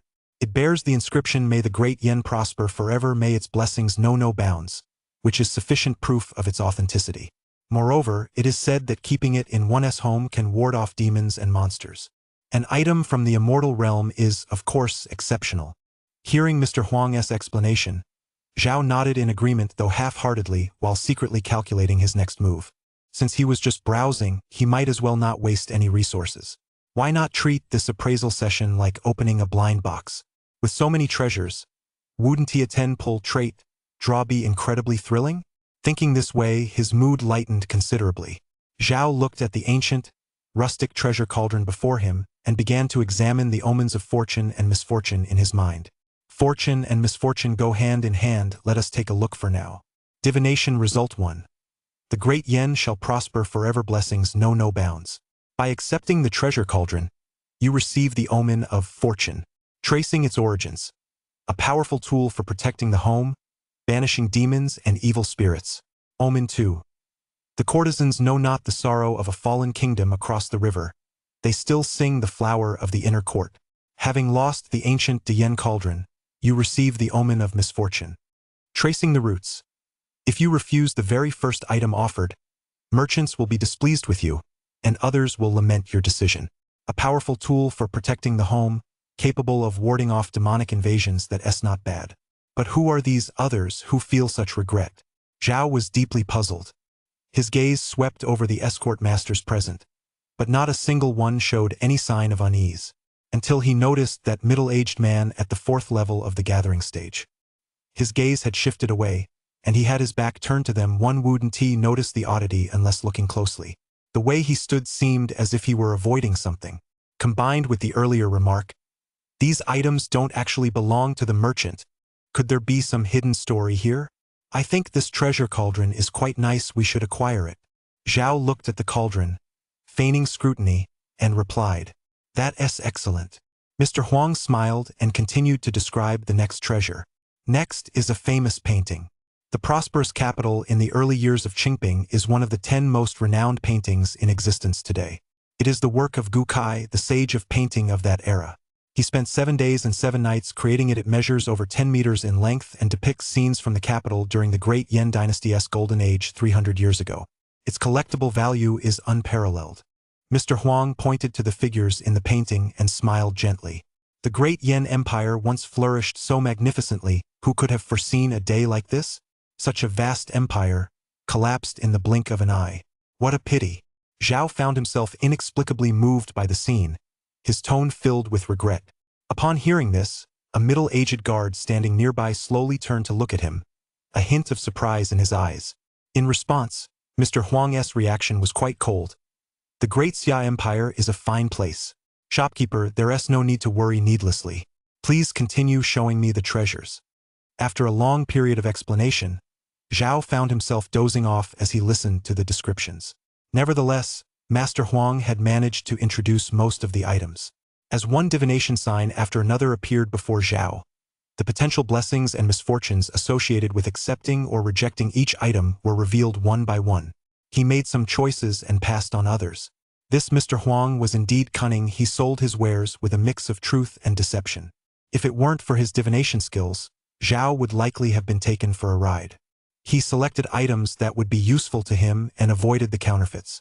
In the end, he obtained a total of 7 traits, not the 10 he had imagined. After all, with these mystery boxes, it was possible to come up empty-handed. The breakdown was 2 second grade, 3 yellow grade, and 2 mystic grade. Derived from various ancient artifacts, the traits were all connected to these objects to a greater or lesser extent. Chapter 28, Traits like Stars, Old Dynasties and Old Favors. First of all, among these 7 traits, Zhao felt the most useless were, of course, the 2 of human grade. They were obtained from a calligraphy manuscript by a great Confucian scholar and a famous painting passed down through the ages, respectively. Playing with words and ink, an introduction to painting. The first allows him to write beautifully, mastering running script, regular script, and cursive script just like a calligrapher. The other grants him a talent for painting, enabling him to capture the essence of whatever he depicts. But he doesn't need to write beautifully, nor does he need to rely on painting to make a living. In his previous life, he might have become an artist, but for now, these traits are of little use. Zhao never keeps useless traits without a second thought. He sends them to the bottom of the chest to gather dust, or uses them to level up other traits. Then there are 3 yellow grade traits: Appraisal Master, Versatile, and Doctor of Classical Studies. Appraisal Master, the name speaks for itself. It's a trait that enhances his ability to appraise treasures, allowing him to instantly discern the authenticity and flaws of an item at a glance. It sounds quite fitting for someone who runs a pawnshop. But to be honest, this trait is only passable for Zhao. Barely satisfactory. Because of the copper coins, Zhao doesn't need to know whether a collectible is genuine or not, he just needs to know whether he should accept it or not. Meanwhile, Versatile is a social trait that makes him eloquent and tactful, giving him a silver tongue and the ability to handle all situations with finesse. Doctor of Classical Studies, on the other hand, is born from a vast collection of classical texts and ancient books. It grants one mastery over a vast sea of classical knowledge, the ability to effortlessly comprehend various obscure theories of classical scholarship, proficiency in the art of the 8-legged essay, and a photographic memory. The essays one writes would rival those of the greatest Confucian scholars of the present age, truly the pinnacle of classical scholarship. The problem is, what use is this to him? Zhao is on the path of cultivating immortality, forging ahead relentlessly, and he has no intention of selling his life to the imperial court. If a scholar or literati were to obtain it, that would make more sense. In his past life, candidates who received it would have been so excited they couldn't sleep. Fortunately, the last 2 Shen grade traits still offer Zhao some consolation. As his gaze shifts downward, the trait information comes into view. Bone refinement into Jade Shen grade, lower tier. Absorbing this trait transforms your bones, making them as hard as spirit jade. Clear sword heart Shen grade, middle tier. Your mind becomes as clear as a mirror, unlocking the full potential of your sword techniques. Your swordplay is no longer bound by fixed moves, its variations flow freely with your will. Zhao was quite satisfied with these 2 traits. The former was extracted from a century-old spirit jade dragon bone carving, perfectly suited to further strengthen his defensive capabilities. Spirit jade is one of the materials used to craft magical treasures. Once transformed into jade, it can withstand extremely powerful impacts, significantly enhancing his survivability. While Vajra body can only ensure an iron skin, indestructible Vajra state, bone refining into jade perfectly compensates for the shortcoming. Copper skin, jade bone, the 2 complement each other perfectly. The latter was obtained from an ancient ancestral sword. Originally a magical treasure, its power had greatly diminished over the course of a century, reducing it to little more than a symbol. This trait not only aids him in refining his sword techniques and mastering swordsmanship, but, more importantly, allows him to break through his limits. Every sword technique has a limit or, to put it another way, flaws and weaknesses which act as shackles on the art. Luminous Sword Heart, however, can shatter these limits, making a sword technique more powerful than ever before and allowing one to journey further along the path of the sword. Furthermore, through these 7 traits, Zhao discovered a pattern. The higher the value of an item, the rarer the trait obtained from it. High-value items can yield high-tier, useful traits as well as low-tier, useless ones, but low-value items can only yield low-tier traits, they cannot yield traits of a higher tier. For example, the Earth-grade trait Grand Fortune he obtained was extracted from an unknown cultivator's mystic ring. The value of the treasure inside was fully worthy of an Earth-grade item. In contrast, Master Huang's counterfeit items and other run-of-the-mill objects had very limited value and could only yield low-tier human-grade traits. Zhao stood before a cartload of antiques and treasures, sifting through them, setting items down and picking them up again, one after another. A long time passed, at least half an hour. Mr. Huang, of course, wasn't just standing idly by. Instead, he lay back leisurely in his palanquin, waiting patiently. A tobacco pipe had somehow appeared in his hand, and he puffed on it contentedly, white smoke rising from time to time. After finishing his inspection of the trait, Zhao approached Mr. Huang. That's about it. Sir, when would you like to settle the payment? As soon as you'd like, sir. It can be settled right now. Mr. Huang sat up with a smile and glanced at the items Zhao had selected. His delighted smile froze for a moment, but he quickly regained his composure. However, his smile wasn't as warm as before. Instead, it looked somewhat forced. That's because he saw that the items Zhao had taken, though not many, were all the finest in the entire shipment. And they were all genuine. He had clearly taken great care to forge a large number of counterfeits.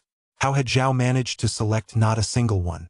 Even with a keen eye, it couldn't be that exaggerated, could it? Wasn't this deal going to be a massive loss? Something was very off. Mr. Huang was clearly extremely frustrated. He immediately resolved that once the transaction was complete, he absolutely could not let this shopkeeper walk away with these items so easily. Zhao could clearly see the subtle change in Master Huang's expression, but of course he pretended not to notice, glancing sideways at the middle-aged man standing nearby. In contrast, the middle-aged guard standing beside him looked much more relaxed. Zhao wondered to himself, why was this man so concerned about the whereabouts of these relics? Could it be that he had some special connection to them? Or perhaps these relics weren't discovered by Master Huang, but by this middle-aged guard? Zhao pondered for a moment, then probed, Mr. Huang, how did you come by this collection of relics from the former dynasty? I mean, the person who handled them before you, if they took something that belonged to you and I were reported for it, that wouldn't he be good? You understand what I mean, don't you? Upon hearing this, a barely perceptible flash of wariness crossed Mr. Huang's eyes, but he smiled reassuringly. Rest assured, shopkeeper. These were all sold to me by disgraced princes and nobles after they were stripped of their titles. These nobles of the great Yan dynasty were all demoted to commoners, which is how I was able to collect them. So you have nothing to worry about, it's absolutely safe. Zhao nodded upon hearing this. What Mr. Huang said did sound reasonable. After the fall of the great Yan Empire, the vast imperial family fell apart and completely lost its former privileges. Stranded among the common people and unable to support themselves, many were forced to secretly sell their jewels to raise funds. Yet he didn't fully believe it. How could princes and nobles possibly have obtained these national treasures, which were all locked away in the emperor's private treasury? Seeing the expression on Zhao's face, Mr. Huang asked in puzzlement. It seems you feel quite a deal of sympathy for the great Yan. Why is that?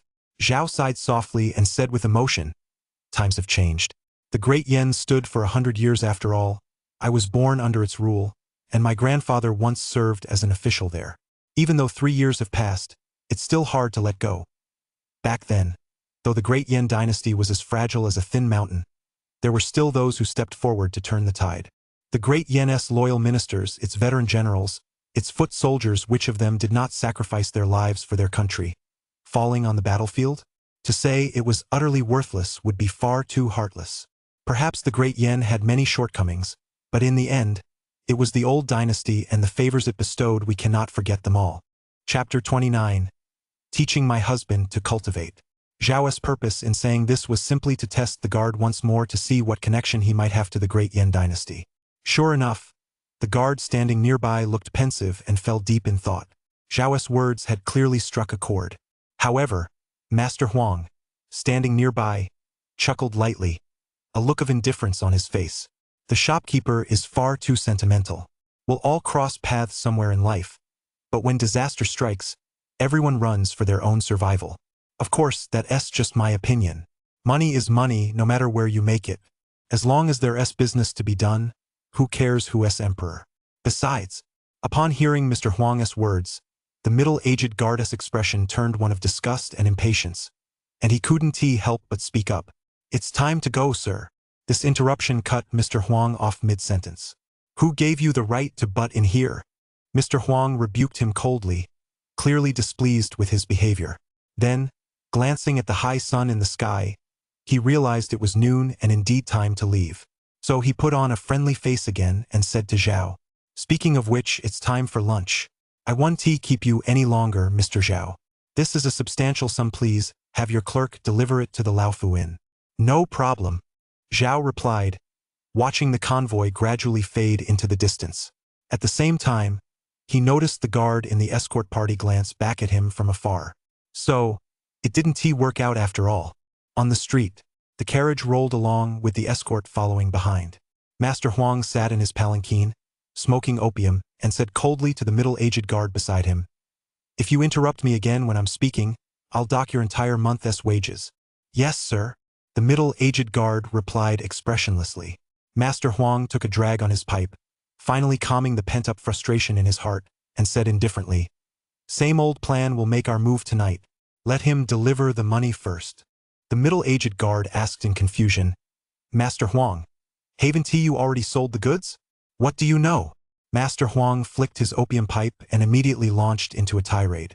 He took my best batch of goods, that spirit jade, the treasure cauldron, and all the other items he picked out afterward. Are you trying to make me lose money? In all my years in this business, have I ever been taken advantage of? Mr. Huang said smugly. Those who wanted to buy but didn't dare, or those who bought fakes, that's one thing. But as for anyone who dared to buy the real thing, I deframe them as remnants of the old regime and then force them to return the heirlooms. That trick has never failed me. But this shopkeeper, of all people, bought nothing but genuine items. The middle-aged guard fell silent after hearing this. Mr. Huang had made a fortune solely through the scheme of swindling other swindlers, preying on those daring enough to take such risks. He wasn't afraid of being dragged down with them. Who knows what connections he made? He knew people in the capital, and wasn't the least bit worried about being arrested. Even if he were, it would only mean a few days in jail. The middle-aged guard said, Mr. Huang, this man is different from those shopkeepers we've dealt with before. He seems like a good person. Wouldn't killing him go against the will of heaven? Upon hearing this, Mr. Huang took a drag on his pipe and snorted coldly. I don't care if he is good or evil. If he stands in the way of my profits, he is as good as dead. Just do as you're told. Why all the nonsense?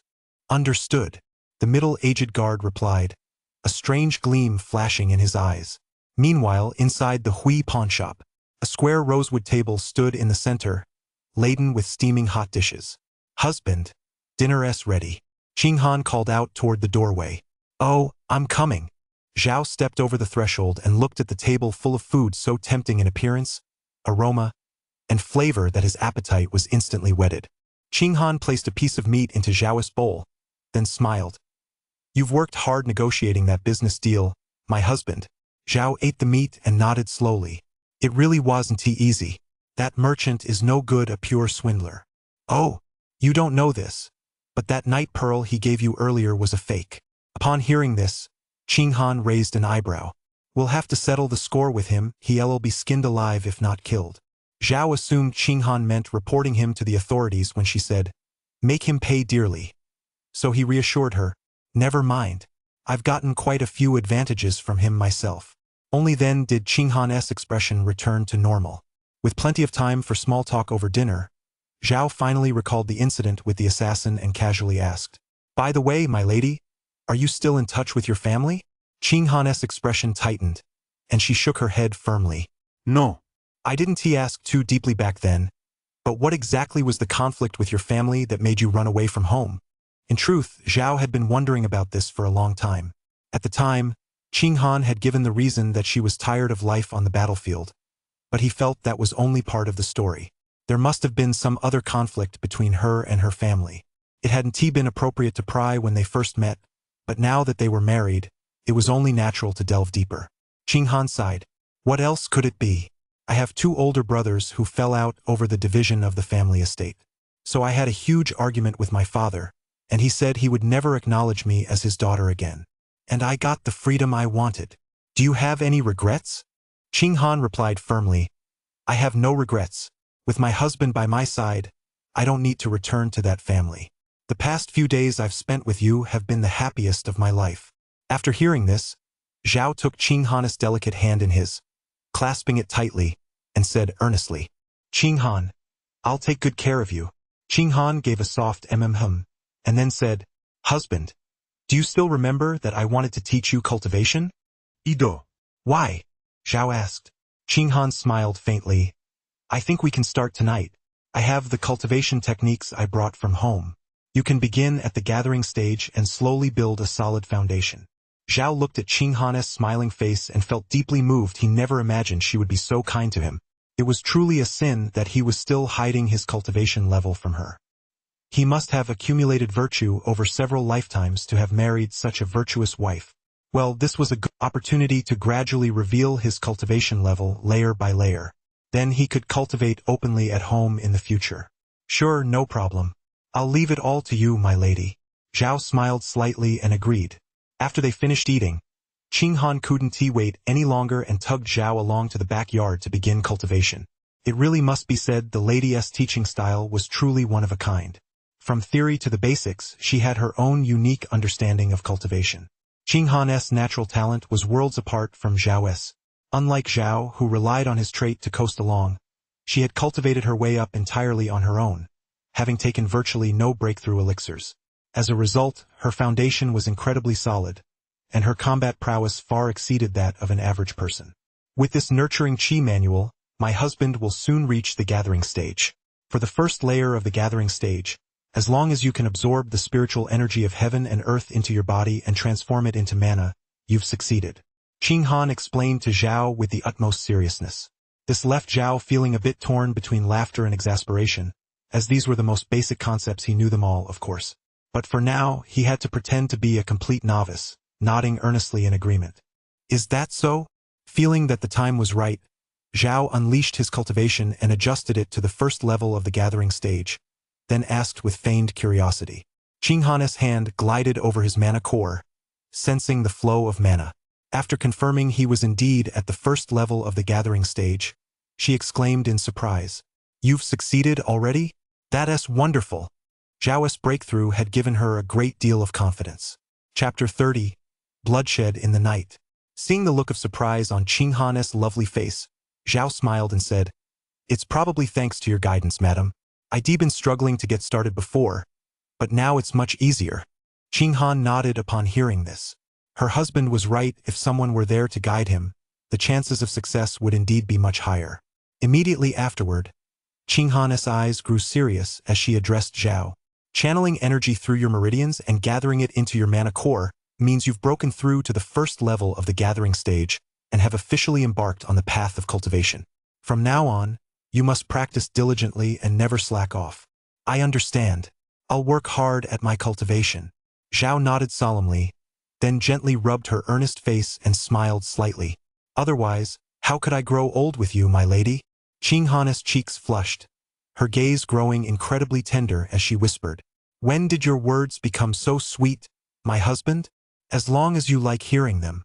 Zhao gazed at the exquisite face before him and couldn't help but lean in. How about right now? Knock, knock. Just as they were lost in each other's embrace, an untimely, urgent knock came from outside, as if something urgent had happened. Seriously, of all times, Zhao muttered under his breath, his train of thought completely interrupted. Qing Han covered her mouth and smiled, urging him, All right, go on. Okay, I'll go answer the door. Zhao replied, then stood up and walked toward the doorway. With a blank stare, he impatiently unlocked the latch. But the moment he opened the door, the person he saw took him by surprise. Brother Yen, is something wrong? Zhao asked in surprise. There, standing at his doorstep, was Dr. Yen Jing, his expression grave. Something happened. Yen Jing said solemnly. What's going on? Zhao furrowed his brow, glancing at the sky outside. It had already grown slightly dim, looking exactly like the sun sinking in the west. Time really does fly when you're cultivating. Do you remember that group of unscrupulous merchants from earlier today? Of course I do. What's the matter? I even scored quite a few bargains. Zhao chuckled lightly. Seeing Zhao's reaction, Yen Jing actually let out a sigh of relief and said, That unscrupulous merchant is dead. Zhao raised an eyebrow, slightly taken aback. How did he die? Although the news came suddenly, he wasn't surprised. Perhaps he had already braced himself for it. Yen Jing explained matter-of-factly. Someone slit his throat with a sword.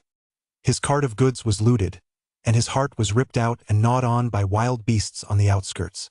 The magistrate's office is already investigating the matter. At first, I thought you were the one who did it. After all, aside from the inn, he spent the most time staying with you. But upon further reflection, given your carefree, unworldly nature, it probably wasn't you who did it. Zhao understood immediately what Yen Jing's purpose was on this visit. The other man had initially thought he was the one who committed the murder, so he'd come to help him. Feeling a warm glow in his heart, Zhao smiled and said, That's true, you know me well. If I wanted to kill him, the magistrate's men wouldn't even have found the body. Hearing this, Yen Jing smiled helplessly and continued, Still, you can't let your guard down. I expect that after the magistrate's men investigate through the night, they'll likely come to question you first thing tomorrow morning. You'd better be prepared. I know. It's no big deal after all. I didn't kill him. Zhao shrugged. Yen Jing nodded, then mused. It's just that the killer's method is a bit strange. Why was only this unscrupulous merchant's heart cut out, while the bodyguards around him weren't? Zhao thought for a moment and came to a conclusion. Maybe the merchant's heart was just that black. Yen Jing asked again, When you saw him today, Did you notice anything off or any suspicious people? The sooner the killer is found, the safer you'll be. Yes, but I'm not entirely sure. I'll let you know once I'm certain. Although Zhao had a suspect in mind, he suspected it was the guard from earlier that day. He initially thought his words hadn't made an impact, but now it seemed otherwise. However, he didn't dare claim to be 100% certain it wasn't a case of nailing the coffin shut, but he was about 70% sure. Any other information? Taking advantage of the moment, Zhao wanted to ask for more details. Yan Jing thought for a moment, then said earnestly, "There is one thing. The surrounding towns have been quite restless lately, with demons and monsters frequently appearing. It's best not to go out for the time being. Jinzhou is still safe." Understood. Zhao nodded. Inside the room, a maidservant emerged silently from the shadows and handed Qinghan several bags of bundled medicinal herbs. "Your Highness, are you really going to teach young Master Zhao how to cultivate? He is already so old it'll probably consume a lot of resources. So be it. Even if I have to shower him with elixirs, I'll help him cultivate." Qinghan accepted the spiritual herbs handed to her, her lovely face set in earnest determination. The maid sighed softly. "Ah, I truly envy young Master Zhao for being able to marry such a virtuous wife as the princess. If the veteran generals in the army saw this treatment, I'm afraid it would leave them speechless." "All right, there's nothing else. You may withdraw." The maid said, "Princess, His Majesty's old injury has flared up again. Are you really not going back to see him? Father is ill again?" Qinghan furrowed her brow, a hint of concern flickering in her eyes. "Yes, he has been bedridden for 3 days now. The imperial physician says it's a latent injury from the battlefield that has flared up. Both the first and second princes have come to the capital to visit him." Qinghan laughed coldly. "Since when did those two become so considerate?" "Back when the kingdom was first established, they argued constantly over their fiefdoms. This servant does not know, but the crown prince has been keeping vigil at His Majesty's bedside day and night. He is indeed very dutiful. Even the civil and military officials in court are praising him. Well then, let him take care of him. It's the perfect opportunity for him to fulfill his filial duties," Qinghan said in a very matter-of-fact tone. The maid replied helplessly, "Yes, I understand. I'll take my leave now."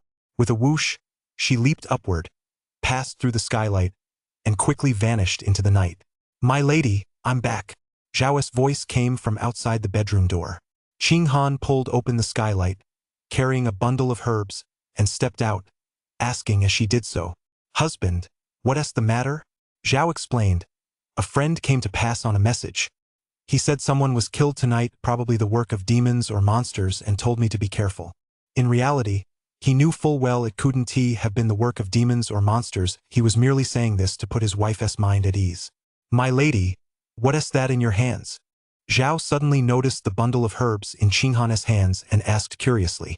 Qinghan smiled and explained, "These are herbs I picked out for you, my husband.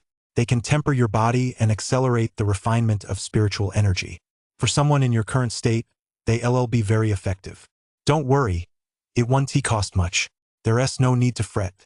Though my dowry isn't large, it's more than enough to buy you these herbs."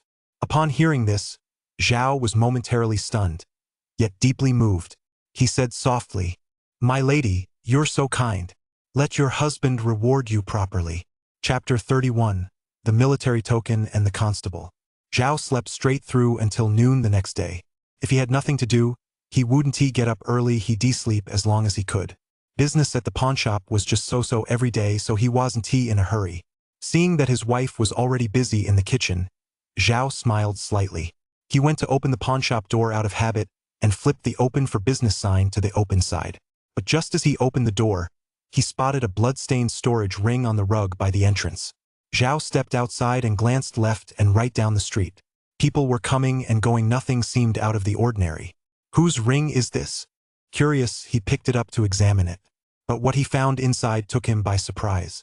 Piles of spirit stones and silver notes, a considerable amount, it seemed, along with a large number of antique artifacts, and finally, a seal and a sheet of white paper. "Aren't these the silver notes I handed out yesterday? And these antique trinkets, they're the ones left over from yesterday's selection." Zhao immediately realized where these items came from. Weren't they all from that unscrupulous merchant yesterday? Almost instantly, Zhao realized something. He quickly took out the last seal and the white sheet of paper. It was a very small seal, still stained with dried blood. No larger than a thumb, it was carved from amber jade into the shape of a tiger's body, with small seal script characters engraved at the base. Is this a tiger token? Zhao immediately recognized the object before him. It was precisely the tiger token, also known as a military token required in ancient times for military campaigns and the deployment of troops. He immediately unfolded the white paper to see what was written on it. The shopkeeper's words yesterday were a great inspiration to me. I'll leave these items in your care. Zhao had only read the opening lines when he already suspected who the letter's author was. It must have been that sword-bearing guard, so he continued reading. In a short while, Zhao finished the letter and, upon finishing, put pen to paper. A veteran of the great Yan dynasty, further confirming that this letter had indeed been left by that guard.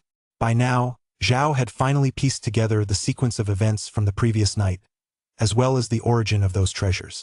The letter had been left by a veteran soldier of the great Yan dynasty who had once served in the capital. After the fall of Yan capital, he had taken a large quantity of treasures with him, but was later overcome with guilt. Unable to tolerate the unscrupulous merchant's various cruel deeds, he ultimately took action and killed the man with his own hands. Carefully reflecting on the results of that day's divination, Zhao also realized why the outcome, regardless of whether he bought from the unscrupulous merchant or not, was always disaster. It was because the merchant didn't actually make money from these artifacts. He made his living by preying on other criminals. If it weren't for this veteran soldier, the unscrupulous merchant would certainly have sent someone to deal with him. Thinking this way, Zhao concluded that the merchant's death had, in fact, resolved a problem for him. I never expected him to be a member of the great Yan army, Zhao thought, feeling a hint of admiration for the old soldier deep down. Although he had failed on the battlefield, it was rare and admirable that he still held onto a shred of loyalty and righteousness out of gratitude for past kindness. Of course, perhaps he was overthinking it. The unscrupulous merchant might have been utterly despicable. If the merchant hadn't brought it upon himself, the guard might not have killed him so quickly. Zhao clenched the tiger token in his hand, gathered up the antique artifacts and silver notes before him, and stowed them back into his storage ring. In any case, it was all in the past. One must look ahead. Make way for the magistrate's office. A shout rang out, and one by one, constables in blue robes appeared on the street. Wielding iron measuring rods and wearing solemn expressions, they strode toward the entrance of the Huai pawn shop, and several of them immediately surrounded the entrance. Seeing this, Zhao remained quite calm. Last night, he thought the magistrate's office would arrive early this morning, but he hadn't expected them to show up so late, not until noon. It seemed that he and Yan Jing had overestimated the magistrate's office's efficiency. Officers, what case have brought you to my shop? I'm an upstanding citizen, I don't break the law. Zhao feigned confusion and spoke with an air of innocence. The lead constable did not reply but instead began to size up Zhao's appearance. This was part of their professional training to gather basic information by observing a person first. However, the man before them had fair, clear skin, eyebrows as sharp as swords, and eyes that sparkled like stars. He was actually quite handsome. He looked like the kind of bookish, delicate type who might be kept by a wealthy woman from a prominent family, hardly the image of a vicious criminal. Here's the situation, shopkeeper. Last night at the hour of Mao, a merchant was murdered on the outskirts of town. I've investigated his itinerary. He only visited your shop that day, and he spent the longest time here, so you're a prime suspect. As the chief constable spoke, he kept his eyes fixed on Zhao, trying to catch the slightest change in his expression. That merchant is dead? Zhao's face was filled with shock, as if he just heard the news for the first time. How did you come to suspect me? I had no reason to kill him.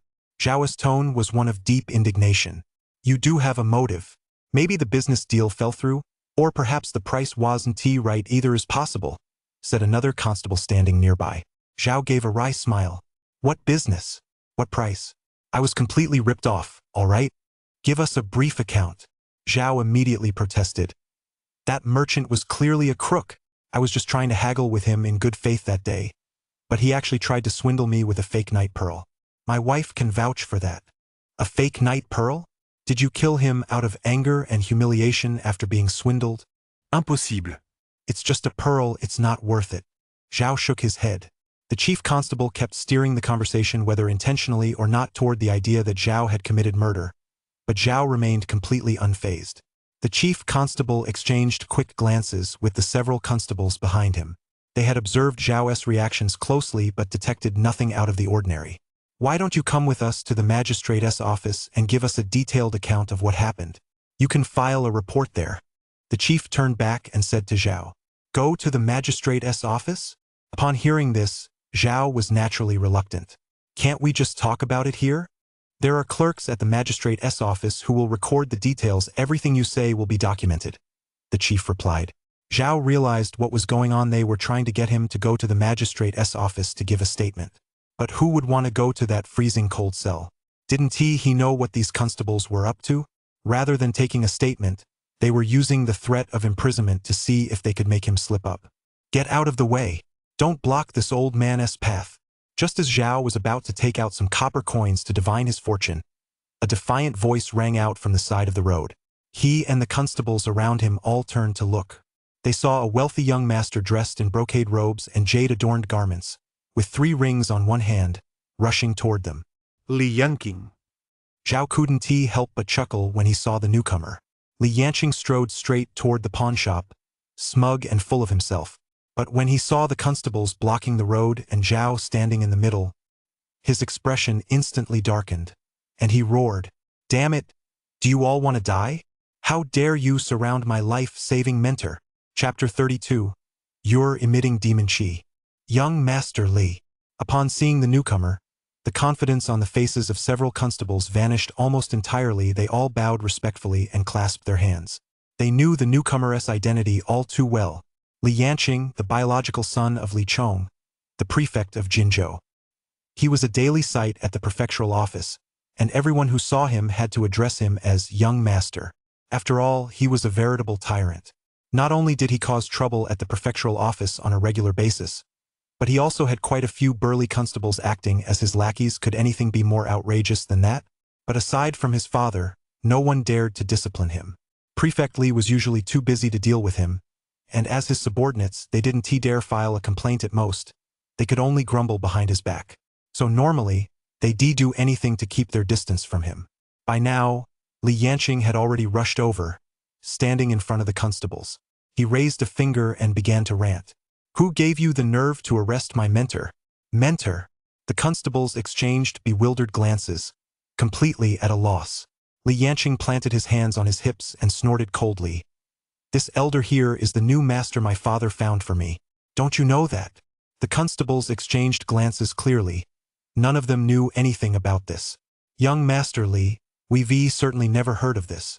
You haven't heard of it because you're too low ranking. If this young master says it's true, then it's true," Li Yanqing said coldly. Zhao looked at the arrogant Li Yanqing before him and, finding it rather amusing, glanced at the constables' expressions. They all looked as if they were suffering from constipation.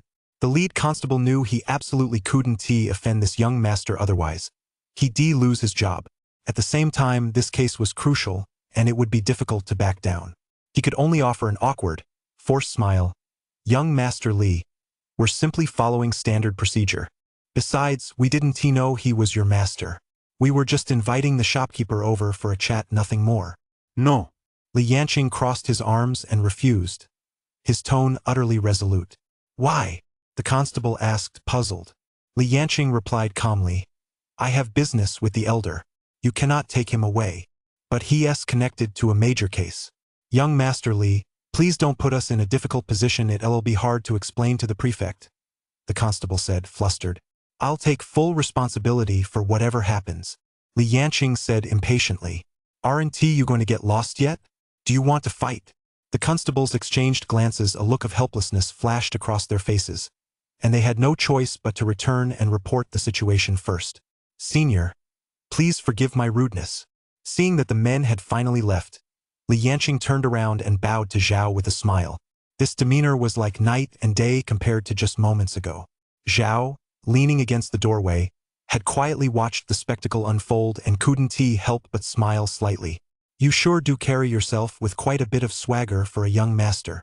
Hearing this, Li Yanqing shook his head and sighed. "Ah, I'm still not cut out for the big stage. When will I be able to be like you, senior, manipulating swords from afar, killing one person every 10 steps without spilling a drop of blood? That would be true might." "All right, enough with the flattery. What brings you here?" Zhao said with a faint smile. At the mention of this, Li Yanqing's eyes lit up, and he hurriedly replied, "It's been several days since we last parted, senior. You said you'd teach me the gathering stage. I've been waiting impatiently, so I decided to come see you on my own. I was indeed a bit busy these past few days and forgot." Zhao explained the reason, then said leisurely, "This isn't something that can be rushed. I'll actually have some free time in the next few days. Why don't I assess your aptitude first? What do you say?" "Go ahead, senior." Li Yanqing raised his hand without hesitation, not making a fuss about it. Zhao grabbed his hand, channeling mana into his body to begin the assessment. But the moment he made contact, Kai! A fox-like face formed from an invisible black mist let out a shrill, piercing scream as it burst forth from Li Yanqing's meridians, launching a direct attack on Zhao. Zhao narrowed his eyes. At that very moment, the tranquil mind trait in his mind suddenly activated. A cool, refreshing energy surged from the mind palace, merging with the mental barrier formed by the soul-subduing mind technique. The mental energy grew so powerful it seemed almost tangible, eventually coalescing into an ancient bell that resonated with a deep, rumbling dong, dong. The deafening, majestic toll of the bell could purify the mind and dispel demonic influences. In an instant, it shattered the black misted fox-faced creature to pieces. Immediately afterward, Zhao took a stack of withered, yellow seal script paper from his mystic ring. Using his hand as a brush and his chi as ink, he began drawing talismans with one hand, moving so swiftly that only a blur could be seen. Now that Zhao was blessed with the mastery of talismans trait, his proficiency in drawing talismans had risen to a whole new level. "Senior, what is this?" Li Yanqing watched the scene before him in confusion, somewhat at a loss. Zhao did not answer but continued drawing the talismans. The mana at his fingertips shimmered, as bright as a lamp. Deep grooves formed on the paper, the talismanic patterns winding in 9 twists and turns, dancing like a soaring dragon. In just a moment, the 2 talismans were complete. Without a word, Zhao affixed them to the back of Li Yanqing's neck. Only then did Zhao slowly release Li Yanqing's hand. "What's wrong, senior?" Li Yanqing dared to ask only then. Zhao frowned, his tone somber. "You're carrying demonic energy." "Demonic energy?" Hearing that word, Li Yanqing's mind went into a whirl. "Yes, a very strong presence of demonic energy." Zhao nodded slightly and began to explain. "I was about to examine your meridians when a surge of demonic energy suddenly burst forth. I suppressed it with my spiritual energy, but traces of it still linger within your body. Senior, what should I do?" Li Yanqing's expression was pained. He looked as gloomy as a bitter melon. Zhao offered a word of comfort. "I've drawn the water-dispelling thunder talisman and the earth-suppressing thunder talisman to subdue it for now. You don't need to worry about it for the time being. The water-dispelling thunder talisman and the earth-suppressing thunder talisman belong to the 5 elements thunder talismans. They are basic Taoist talismans, but for now they're sufficient." After hearing this, Li Yanqing breathed a sigh of relief, but he was still very puzzled. "How did demonic energy end up inside me?" "The demonic energy is very dense. It's been lurking inside you for quite some time," Zhao added. During their battle just now, Zhao had clearly sensed that this demonic energy carried a faint, inexplicable alluring scent, one that, over time, could corrode a person's sanity. Seeing Li Yanqing racking his brain in deep thought, Zhao offered another hint. "Try to recall where you've been going recently, someplace you visit every day." "I've got it." Suddenly, Li Yanqing slapped his forehead in realization. Could it be the Drunken Flower Pavilion? The Drunken Flower Pavilion? Zhao was taken aback for a moment, but quickly caught on. Wasn't the Drunken Flower Pavilion just a brothel? So this kid goes to a brothel every day. No wonder he ran into a demon. If the demon doesn't drain him dry, some other kind of vice will. Li Yanqing recalled. "I remember a new batch of girls arrived at the Drunken Flower Pavilion. One of them wasn't just alluring, she had a lovely voice, too. I went there several times in a row." With that, Li Yanqing gave another wry smile. "Senior, could you go and take care of that demon? It'd be a service to the people." Zhao stretched and said indifferently, "I'm not going. I'm too busy. Why bother? Just stop going to the brothel. That'll solve the problem right away." Chapter 33, The Theory of Demons Trait Upgrade. Hearing Zhao's flat refusal, Li Yanqing felt a twinge of disappointment. Zhao glanced at him and said slowly, "This is the second lesson I'm teaching you. Do what you can, and don't seek the limelight, because you don't know how many of them there are. What if you kill one and a whole pack shows up? Or kill a pack and a whole nest appears? What would you do then? So the best approach is simply not to go. Hearing Zhao's words, Li Yanqing nodded thoughtfully, as if he understood, and said firmly, I understand, senior. I won't go to brothels anymore. Good to know. You should go back now. As long as the demonic energy on your body isn't completely purged, reaching the gathering stage is impossible. Zhao said, his hands clasped behind his back. I understand. Li Yanqing felt helpless, but there was nothing he could do after all. He was just that unlucky. Wait a moment. Just as Li Yanqing turned to leave, Zhao called him back. What is it, senior?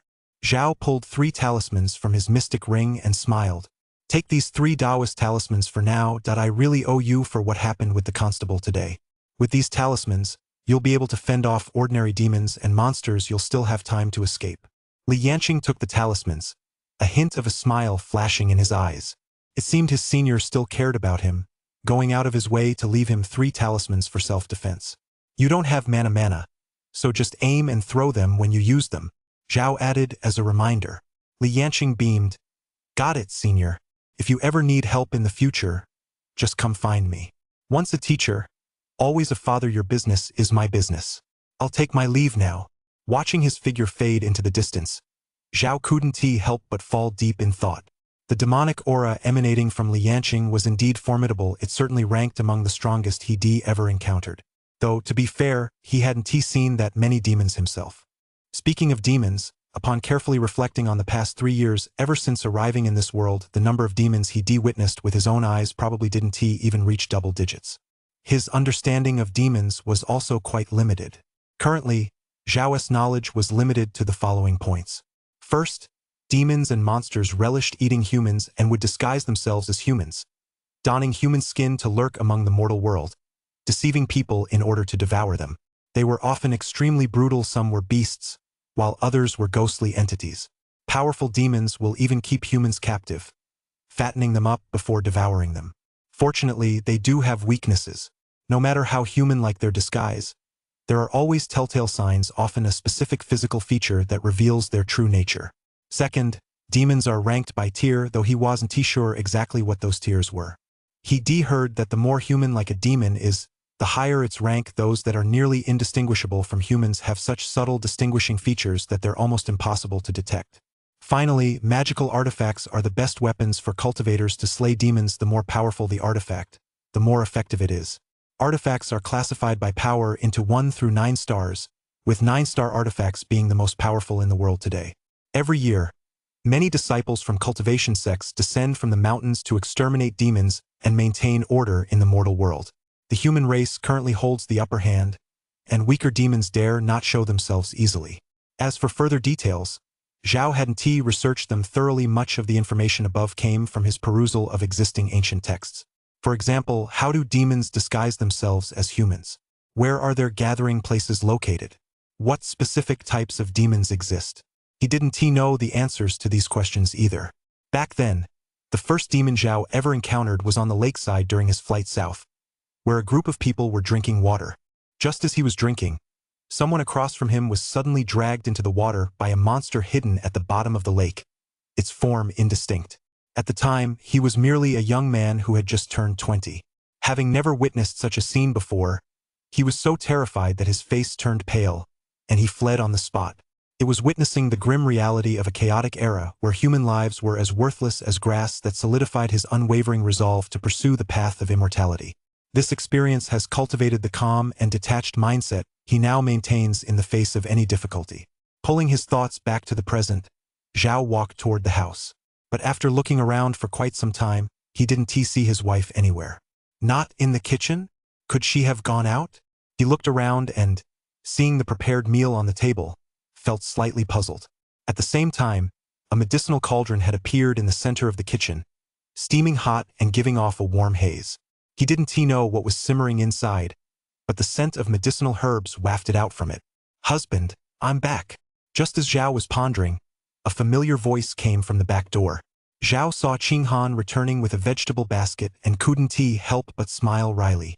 My lady, where did you go just now? You disappeared in the blink of an eye. Qing Han set the vegetable basket down in the kitchen and smiled. I saw you were awake, so I went out to buy some medicinal herbs. Since you're about to begin cultivation, I happened to buy some for myself as well. These herbs take a long time to simmer, so you'll have to wait a few more days. Qing Han was telling the truth. Her cultivation had advanced rapidly, though she didn't need elixirs to break through. She did need the medicinal properties to stabilize her cultivation. Let us eat first. Okay. It was now afternoon. Zhao was idling by the counter, while his wife had gone out to watch a play. Business at the pawn shop remained mediocre. Occasionally someone would come to pawn some silver or jade, but it was always small change. With plenty of time on his hands, Zhao usually chose to cultivate right there. Since he happened to have some free time now, he might as well give his traits a proper upgrade and, while he was at it, clear out some of the traits gathering dust at the bottom of his inventory. Zhao began to scan his mind and discovered that, aside from a few evergreen traits, quite a few still needed upgrading. For example, Swift Swallow medium grade and Sword Mastery upper yellow grade. These two traits had been with Zhao for quite some time. Their effects were undeniably solid. It was just that their grades were a bit low. They definitely needed a boost. Without hesitation, Zhao first dismantled the two traits calligraphy and introduction to painting. All the white specks in his mind surged into Swift Swallow. A bright yellow glow appeared, and a new trait was born. Swift Walker yellow grade, upper tier, your footwork is swift, and your speed increases dramatically, doubling your original speed. Zhao nodded in satisfaction. With his speed doubled, he would definitely be able to outclass a large number of opponents at the same cultivation level. Next up was Sword Mastery. Decomposed Doctor of Classics and Versatile. Zhao silently recited in his mind. He had planned this in advance. Doctor of Classics only enhances scholarly prowess in classical studies, which wasn't particularly relevant to him. As for Versatile Socialite, a social-oriented trait, he felt his current mental capacity was sufficient, no need to upgrade it. He'd rather allocate the points to something more useful. He decided to keep Appraisal Master in reserve. After all, it was his bread and butter, and he'd see if it could prove useful in the future. The yellow speck of light vanished from his mind, and a new, deep blue trait was born. Sword Mastery had finally evolved. Zhao looked closely. Sword Art Prodigy Mystic Grade, upper tier. You possess unparalleled talent for the way of the sword, and can cultivate it at an extraordinary pace. Special effect Sword Enlightenment. Achieve a state of oneness with the sword, lasting 1 hour, once per week. Chapter 34. Mastering the Art of Drawing the Sword. Breakthrough in the Way of the Sword. Upon seeing this trait, Zhao's eyes lit up. Sword Prodigy? With this trait, I'll be able to make even greater breakthroughs in the way of the sword. I'll have to give this Sword Enlightenment some thought. Zhao would never underestimate this special effect, for he had personally experienced the supreme essence state within peak essence, the terrifying power of his physical body being bolstered eightfold, capable of shattering all techniques with sheer force alone. Therefore, this Sword Enlightenment could not be taken lightly either. As for the state of man and sword as one, Zhao had only heard of it, he had yet to experience it firsthand. Fuse trait? Fuse. The Sword Art Prodigy trait burst into a deep blue glow and slowly settled back into place. As the earliest trait to become permanently active, its status was virtually unshakable. Under the trait S enhancement, Zhao clearly felt that his understanding of the way of the sword was deepening, achieving a qualitative leap. He could now distinguish, one by one, the many errors and unnecessary complexities in the foundational sword techniques he had learned in the past. He could even refine them into their simplest forms. This was the true mark of exceptional talent in the way of the sword. Zhao then absorbed Swift Walker. An immediate sensation of clarity washed over his body, and his limbs became remarkably light. Without even realizing it, his speed had doubled. At the same time, Zhao hadn't forgotten the 2 Shen grade traits he obtained from the unscrupulous merchant's collection of antiques and artifacts last time. Bone Refinement into Jade and Luminous Sword Heart. The Luminous Sword Heart trait left the deepest impression on him. It could unlock the upper limits of his sword techniques, freeing him from being rigidly confined to specific moves and forms. A sudden idea struck Zhao.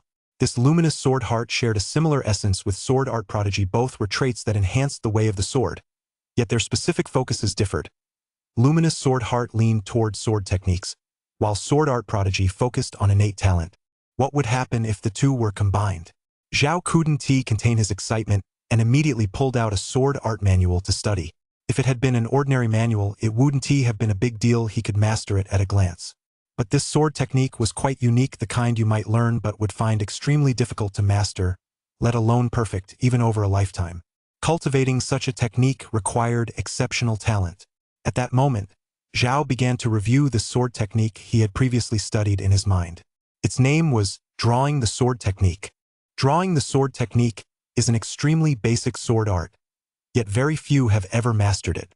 Many people, including Zhao himself, at first misinterpret it as a technique for drawing the sword, but this is actually a complete misunderstanding of its purpose. Drawing the sword technique is not a set of sword techniques, but a progressive sword art capable of continuous transformation. What is the true drawing the sword technique? It is the art of bringing one's physical body to its peak condition, uniting mind, spirit, and qi into one.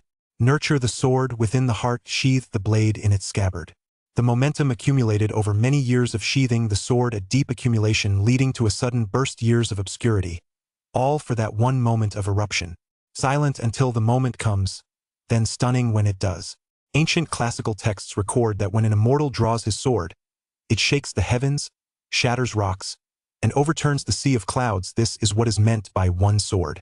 Zhao had restudied the art of drawing the sword, effectively correcting his previous mistakes, but he was still just a hair's breadth away from true transformation. Don't underestimate that small gap. Often, that tiny bit is the key to success. Outside the Huai pawn shop, people came and went. Anyone who glanced inside could see a figure with closed eyes, reclining in a lounge chair, as if taking an afternoon nap.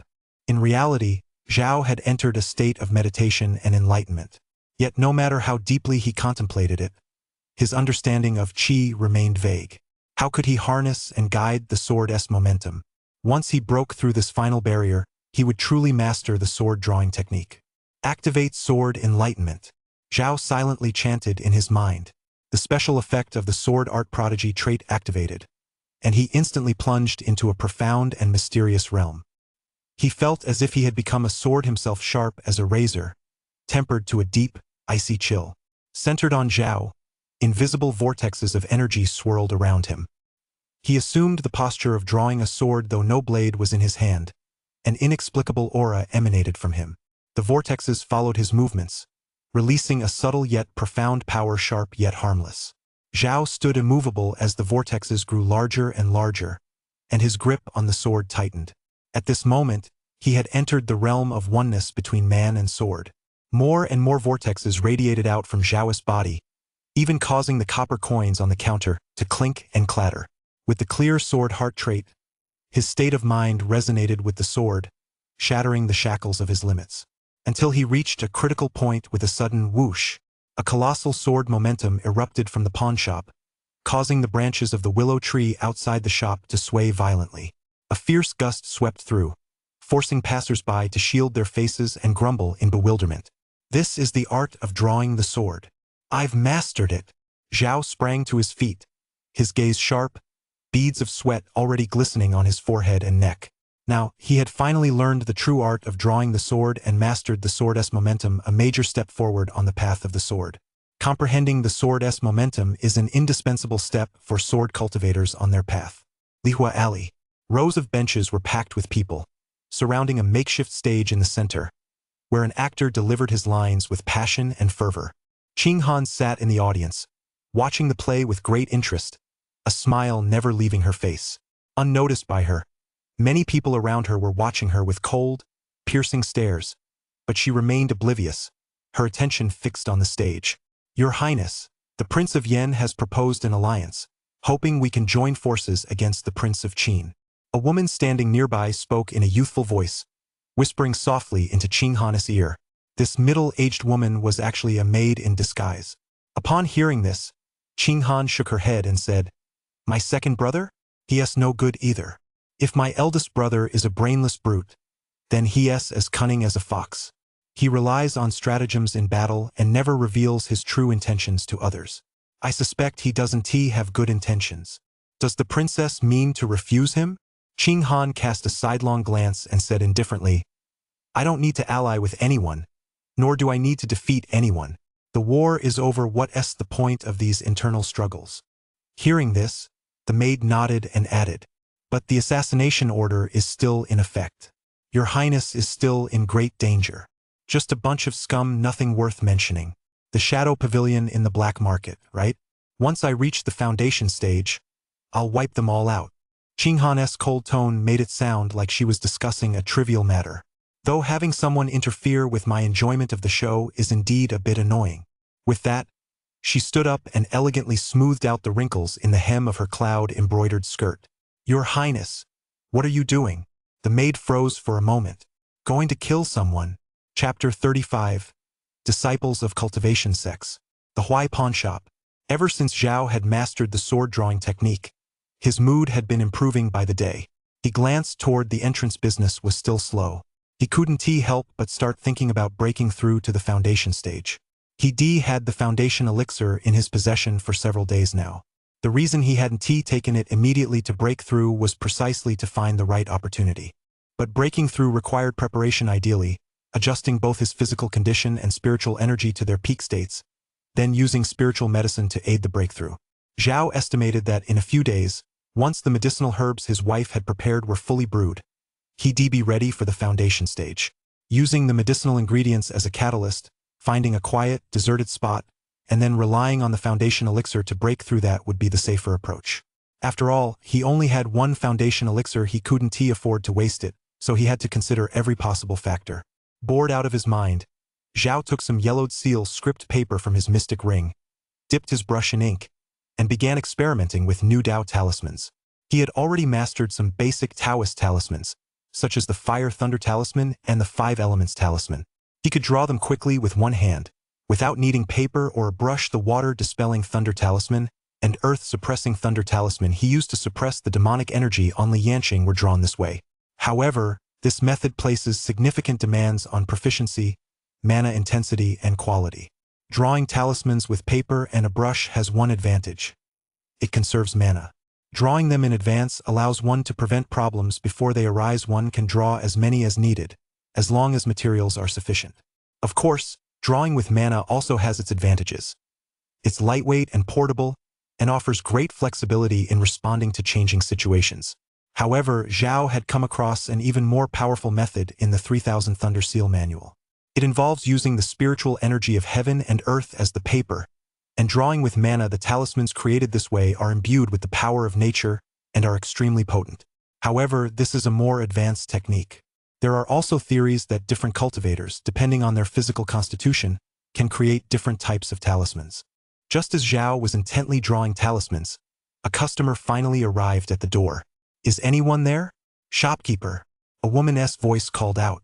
Zhao paused his work, looked up and replied, Of course. May I ask, sir or madam, are you here to sell an item or to pawn one? Selling an item means directly selling valuable possessions to the pawnshop for cash. This generally includes treasures, land deeds, property deeds, and so on. A pawn, on the other hand, involves temporarily pledging one's valuables to the pawnshop in exchange for urgent cash, with the intention of redeeming them later when funds become available. Of course, there's also a more direct option, borrowing money outright, though the interest rates are very high. In fact, many pawnshops are essentially loan sharks. Neither selling nor pawning. I'm here to exchange some small change. A young woman entered the shop. Only then did Zhao get a good look at her appearance and attire. She wore a long blue gown, her black hair cascading over her shoulders, with a scented pouch hanging from her waist.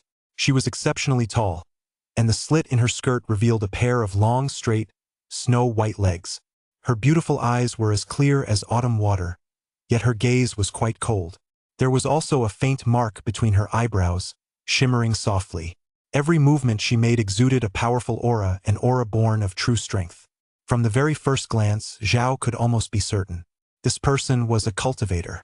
Neither her complexion nor her bearing could be compared to those of an ordinary person. Under the perception granted by the tranquil mind trait, he noticed that the spiritual energy around them was slowly flowing toward her. Not only was she a cultivator, but a very powerful one at that. She was likely even stronger than he was, and being so young, she must be a disciple of a cultivation sect. Zhao had already concluded in his mind that this woman's cultivation level was likely at the foundation stage.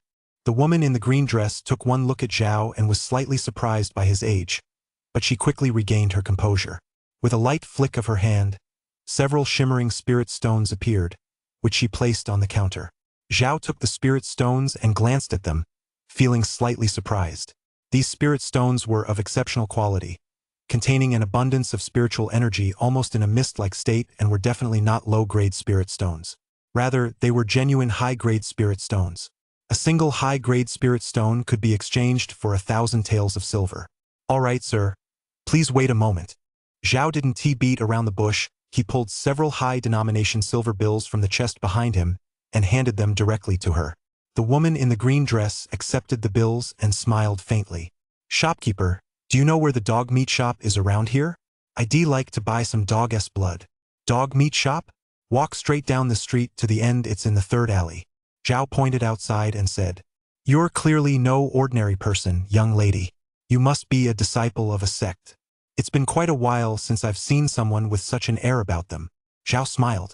Now that he finally encountered a powerful cultivator, he naturally wanted to strike up a conversation to see if he could learn anything valuable.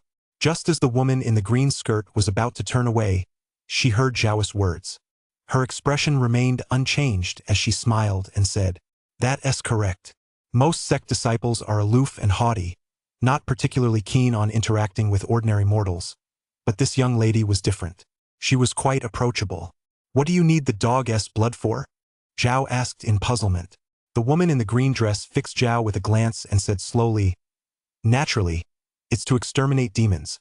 Recently, demons have been resurging, and hordes of them are running rampant. Our sect has sent us disciples down the mountain to eliminate these demons one by one. Zhao feigned understanding. I see. That's truly a good thing. Shopkeeper, you run a business and must see quite a few people every day. Have you sensed any signs of demons or monsters? The woman in the green skirt asked, seemingly probing for information as well. Zhao thought for a moment before replying, Jinzhou is safe enough. Could it be that some demons or monsters have appeared nearby? The woman in the blue skirt nodded. A powerful demon has appeared in Jingyang town, claiming many lives. Quite a few people have been taken by the demon, and their deaths were all very gruesome. Upon hearing this, Zhao was somewhat surprised. Jingyang town? S&T, that right near Jinzhou. That's right. So it must still be lurking somewhere near Jinzhou. The woman in the blue skirt said, frowning. If you notice any activity, be sure to report it to the authorities. They'll contact our sect and send people over, then we'll step in. Hearing the woman's instructions, Zhao nodded and offered a compliment. It's a good thing you're here to help. That demon has truly killed so many people. Watching the woman in the blue skirt's figure fade into the distance, Zhao couldn't help but ponder. A demon rampaging through Jingyang town, this is no small matter. A town of nearly 2,000 people, who knows how many have died. Even foundation stage disciples from the sect have been dispatched. It must be a major incident, since foundation stage cultivators are usually the backbone of a sect and aren't sent out lightly. It seems Yan Jing was telling the truth. It really isn't safe to go out these days. But there was one thing he couldn't quite figure out. Why had the demons suddenly become so rampant? Could it be related to the 4 demons he encountered last time? Chapter 36. The Fox Demon. You ungrateful son. Get down on your knees. In the inner city of Jinzhou, inside a grand mansion, a slender middle-aged man was berating a wealthy young master. The servants standing nearby had all stepped back, looking somewhat fearful. This young master was none other than Li Yanqing, who had just returned from outside. His face etched with resentment. He looked at the middle-aged man and said coldly, What have I done wrong? Hearing this, the middle-aged man stared at his son, trembling with rage. This man was Li Yanqing's father, Li Chong, who also served as the prefect of Jinzhou. Prefect Li was a middle-aged man with a refined and scholarly demeanor. He wore a blue official robe with cloud-patterned embroidery on the cuffs and a short black beard on his chin. His features gave the impression of integrity and reliability. However, the dark circles under his eyes were pronounced, and he looked haggard, clearly the result of working himself to the bone day and night. And you still dare to claim you're in the right? Who gave you the audacity to obstruct the constable's investigation? Do you have any idea how serious this case is? How many people have died? How dare you block them?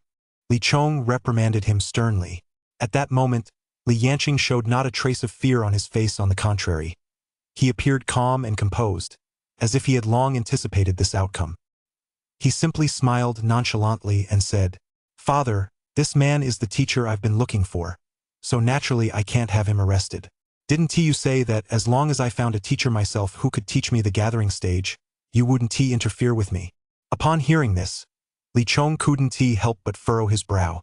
He had indeed said those words.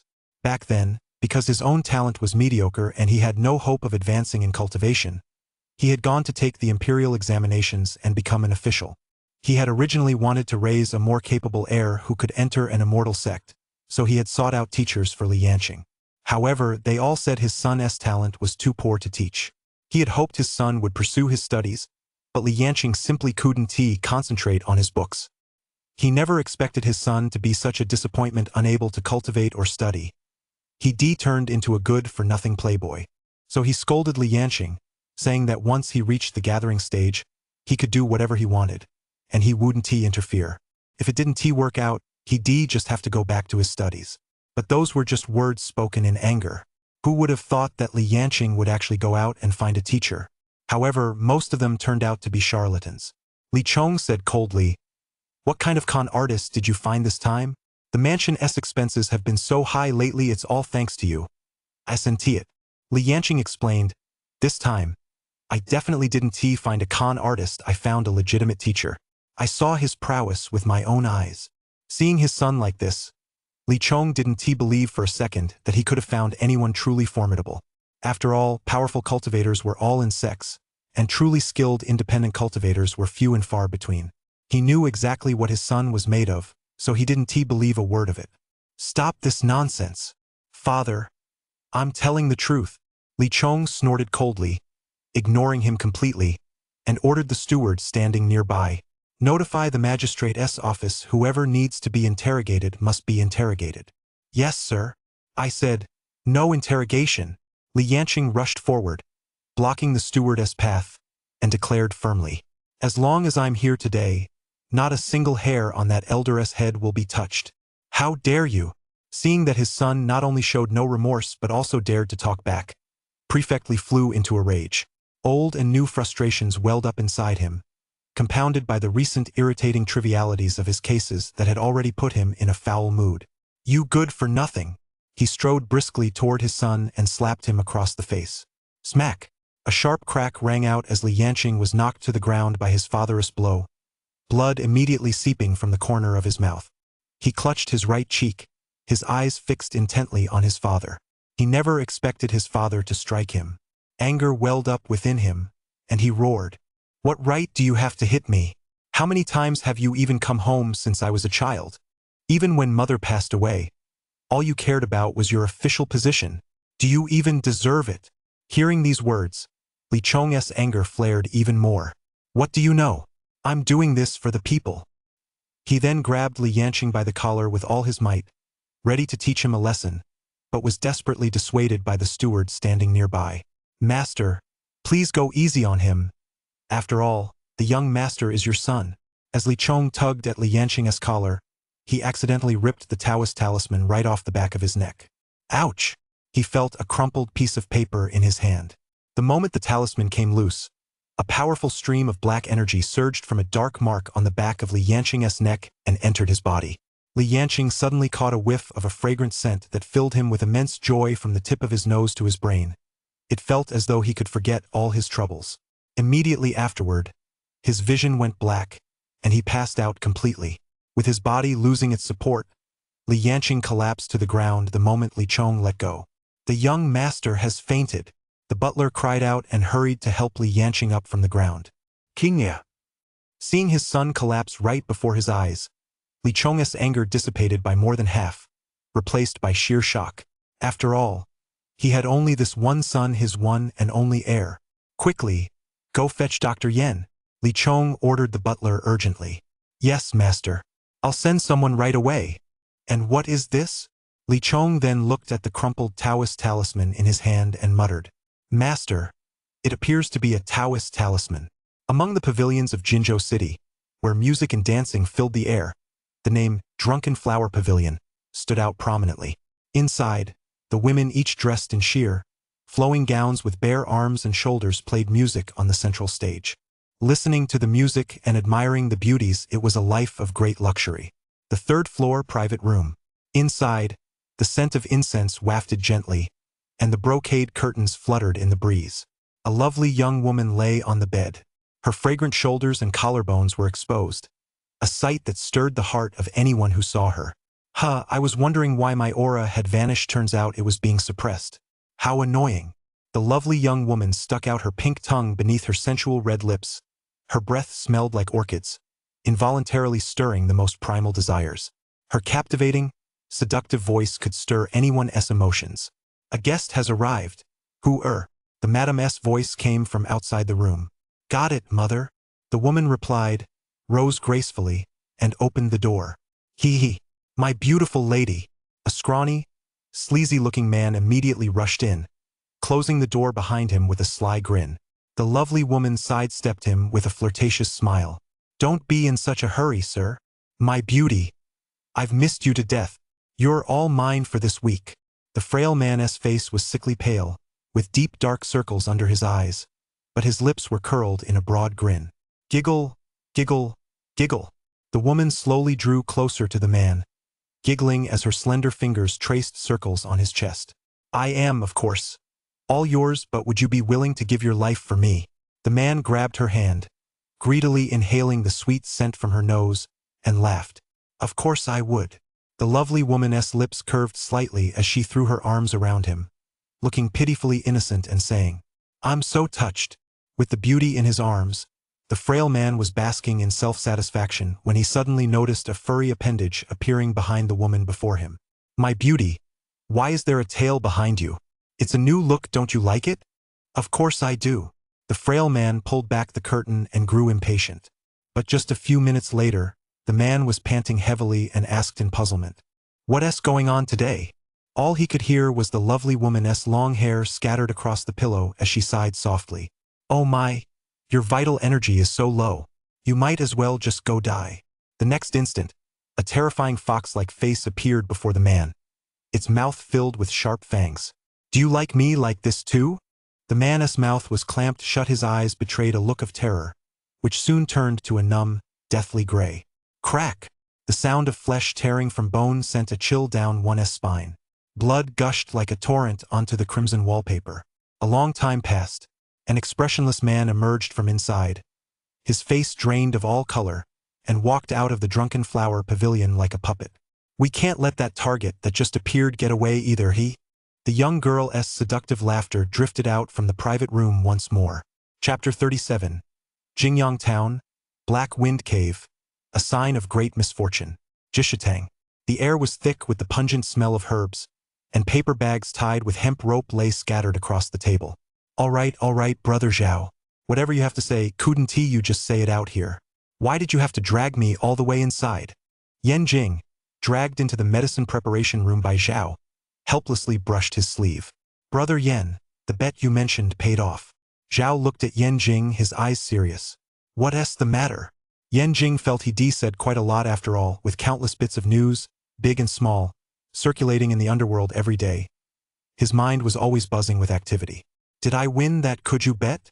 Or is it about you being interrogated by the constables? Zhao shook his head. Neither. The constable's business is already over. Have you forgotten? It's about the demon. Yan Jing looked at Zhao, a look of realization flashing in his eyes as he finally remembered. Do you know Jingyang Town? Zhao asked rather seriously. Yan Jing nodded. Of course. That's exactly where this happened. That's why I came to warn you. Care to elaborate? Zhao asked, raising an eyebrow. Well, it's a fairly simple story, but a bit bizarre, Yan Jing mused. One night a few days ago in Jingyang Town, a lot of people suddenly went missing. Everyone thought it was the work of demons, so they reported it directly to the authorities. But the next day, most of the missing people came back. According to them, they were swept away by a demonic wind and woke up in the woods. As for whether that wind was a demon or what ultimately happened to those people, I don't know. How is that different? After hearing Yan Jing's explanation, Zhao couldn't help but mutter under his breath. What's different? Where did you hear a different account? Yan Jing asked point blank. His sources were unquestionably well connected, though their accuracy was sometimes lacking. He didn't believe anyone could get information faster than he did. Zhao replied, This is indeed different from what I heard.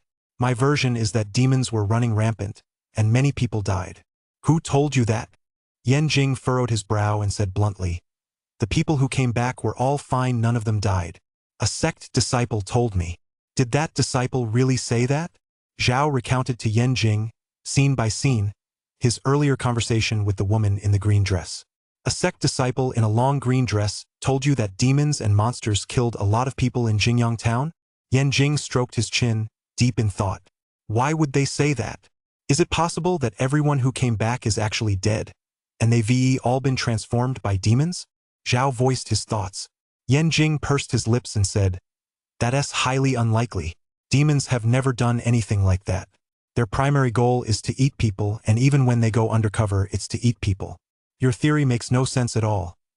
More importantly, there were no signs of anything amiss with the people who returned. Everything has been peaceful all along. Then, after a moment's thought, he added reassuringly, Jinzhou is still safe for now. Since disciples from the sects have come down from the mountains, we shouldn't have to worry. Zhao pondered.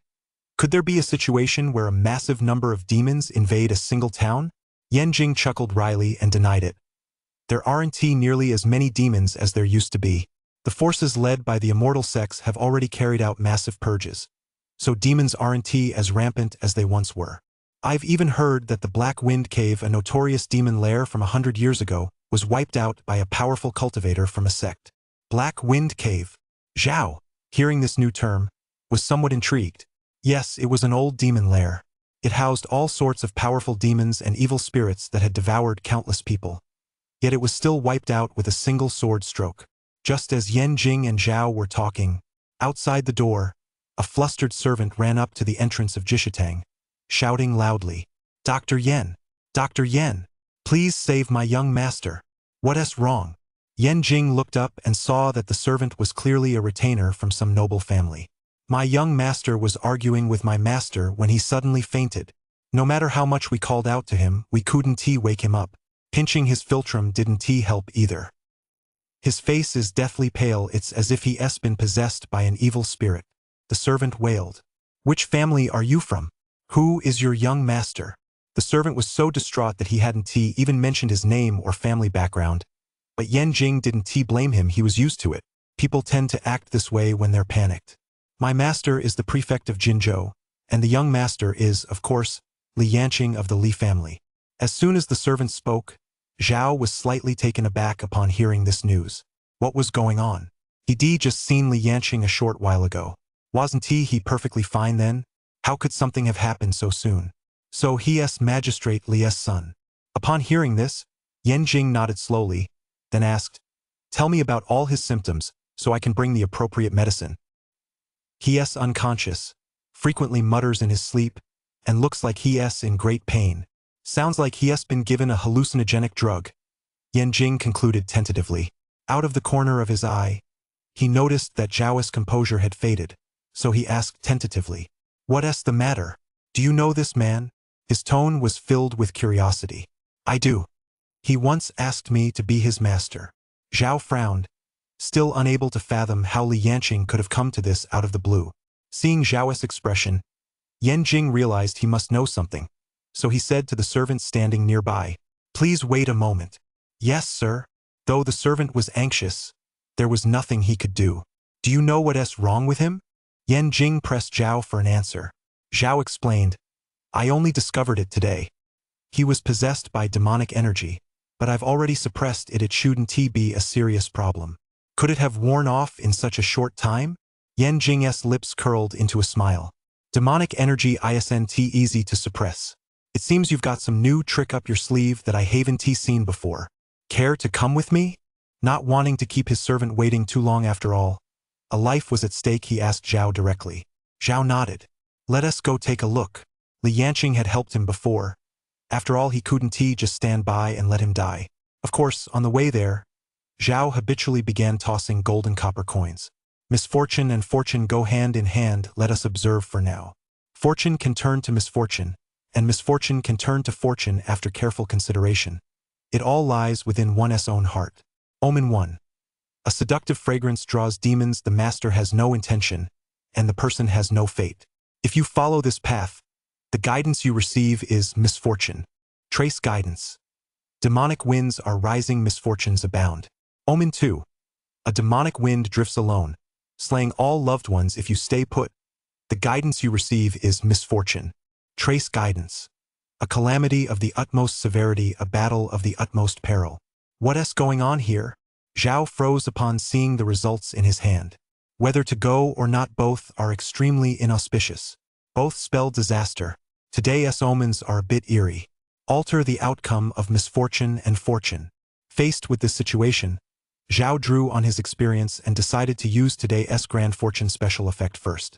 Misfortune is the foundation of fortune. Fortune conceals misfortune. Omen 3. Chapter 38. Even after fortune passes, misfortune remains. Fortune and misfortune are intertwined. Divination sign number 3.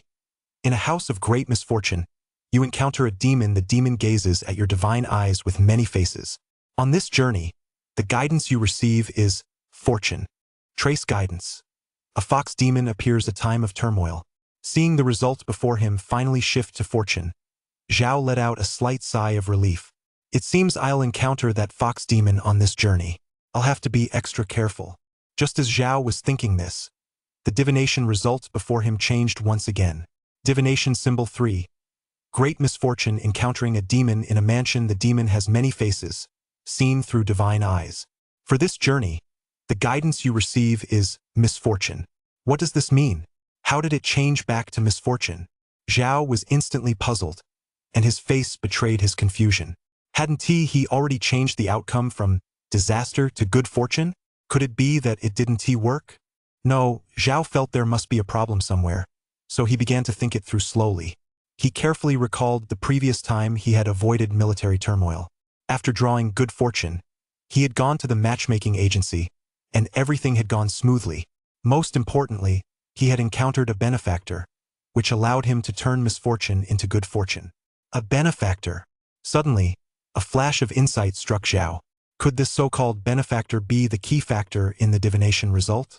By extension, every divination result must have a key factor that determines whether it leads to misfortune or good fortune. The more Zhao thought about it, the more sense it made. I think I understand now. Whether the divination result with the copper coins ultimately brings misfortune or good fortune still depends on my own actions. Changing the outcome of misfortune or good fortune merely provides the correct path. If the thoughts in my mind, once put into action, prove detrimental to me, even if the path is correct, if I take a wrong turn or make a mistake in my thinking, the result will still turn into misfortune. Take that time at the matchmaker's office, for example. By a twist of fate, I stumbled upon Qinghan's room, which is what saved the day. If I had found another woman instead, it would likely have turned into misfortune. So the key factor was her. And now, going to the prefect's mansion, the path was correct, but my intentions might have been wrong, which is why it turned into misfortune. Clearly, I haven't identified the key factor yet. Zhao continued to ponder. The so-called key factor naturally had to be found through the divination text. Each text was different, and the difficulty naturally varied as well. Misfortune and good fortune are intertwined. It's true what they say. Even a favorable outcome can turn into a disaster if you take a wrong step or make a miscalculation. Demons have many faces. Look into the divine eye. What did this divination text mean? He must have taken the wrong direction just now. Zhao pondered for quite some time but still couldn't figure out the key factor. Meanwhile, the carriage he was riding in with Yan Jing had already come to a stop. The servant up front hurriedly called out, "Gentlemen, we've arrived." Zhao stepped out of the carriage to find a grand mansion before him, with two man-sized stone lions at the entrance and a striking vermilion lacquered gate. He couldn't help but marvel inwardly. The prefect's residence was indeed grand and opulent. "Dr. Yen has arrived," the servant hurriedly reported. "Quick, show them in." A steward was already waiting inside to greet them and escort the two men inside. The moment Zhao stepped through the gate, he felt many pairs of eyes turned toward him. Security at the prefect's residence was still very tight, though it was likely of little use against demons. Li Chong hurried out of the courtyard, a look of concern added to the weariness already etched on his face. "Dr. Yen, you've finally arrived." As he took Yan Jing's hand, his eyes caught sight of Zhao, and he couldn't help but ask, "Who is this?" "This is a close friend of mine. He has some insights into your son's condition, so he came along," Yan Jing explained with a smile. "Oh, I see." Li Chong nodded, already assuming in his mind that Zhao was one of Yan Jing's colleagues, presumably another doctor. He didn't give it much thought. "Let me take a look at your son's condition," Yan Jing said solemnly. "All right." Li Chong led the way, walking briskly toward the bedroom without delay. Just before entering, Zhao glanced up at the eaves and spotted a crow perched on the paulownia tree. His jet-black eyes widened in shock. Inside the room, Li Yanqing, who had once been full of life, now lay motionless on the bed. His face pale and his lips bloodless, looking quite terrifying. Seeing him in this state, Zhao furrowed his brow. He also noticed that the Taoist talisman, which had been affixed to the back of Li Yanqing's neck to suppress the demonic energy, had vanished without a trace. No wonder something had suddenly gone wrong with the talisman gone. It would have been strange if nothing had happened. Who had removed his talisman? Was it him? Or was it the fox demon? As Zhao pondered this, Yan Jing had already finished taking his pulse, and his expression had grown very serious. Well, Li Chong looked anxious. This was his only son, and if anything happened to him, his family line would be cut off completely. Yan Jing turned his head and said gravely, "Your son's body is fine, but the vital energy and vital blood within him are rapidly disappearing." Li Chong didn't quite understand and asked, "What kind of illness is this? Can it be treated?" Yan Jing furrowed his brow and explained, "Your son is suffering from an illness. Demonic energy has entered his body." "What?" Li Chong froze in his tracks, muttering to himself, "Demonic energy? Where did this demonic energy come from? Dr. Yan, are you saying my son has been harmed by a demon?" Li Chong seemed to have just come to his senses. "Yes, and the demonic energy has penetrated deeply. It has already entered his meridians and spread throughout his entire body, down to his limbs and every bone. Is there any way to save him?" Li Chong's eyes flickered with hope. Yan Jing shook his head and said gravely, "It's very difficult. If it had been caught early, we could have sealed it off with mana and gradually purged it. But now that it has penetrated so deeply, the only solution is to eliminate the source of the demonic energy. Prefect Li, you'd best report this to your sect first." "I'm sorry, but there's nothing I can do." Yan Jing sighed. "Matters involving demons and monsters aren't something that can be resolved overnight." Hearing this, Li Chong's face turned ashen, and his heart sank. Even if he reported it to the sect, it would take a long time for them to send someone over. By then, his son would likely be beyond saving. In the eyes of this middle-aged man, who appeared refined and resilient, a glimmer of tears now welled up. "How did the talisman on the back of your son's neck come off?" At that moment, Zhao's voice rang out. "Talisman? Do you mean this?" Li Chong raised his head slightly and pulled a crumpled wad of yellow paper from his sleeve. "No wonder." Seeing the talisman's sorry state, Zhao suddenly understood. He had initially thought there was something wrong with the talisman, but now it was clear. The talisman itself was perfectly fine. It had simply been torn off.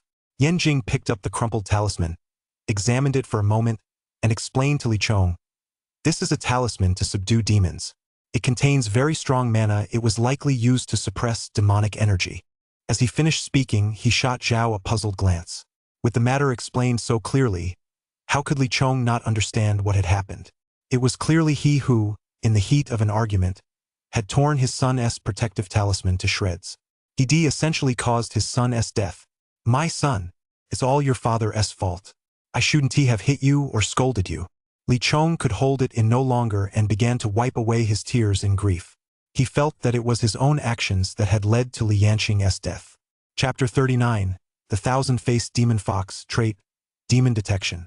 Seeing Li Chong in such anguish, Zhao actually felt a pang of sorrow in his own heart. If he could have saved Li Yanqing, he would have acted long ago. But for now, he didn't have a very good solution.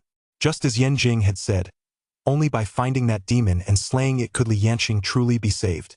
Didn't the divination say the fox demon would come? Zhao looked at the divination result in his hand, which still indicated disaster. His brow furrowed as he struggled to find a way to break the deadlock. "Do you have a plan?" Yan Jing stood up and whispered in Zhao's ear. Zhao shook his head solemnly. "None. No, it's very tricky. That demon is inside the brothel. If we go in recklessly, it will surely be dangerous."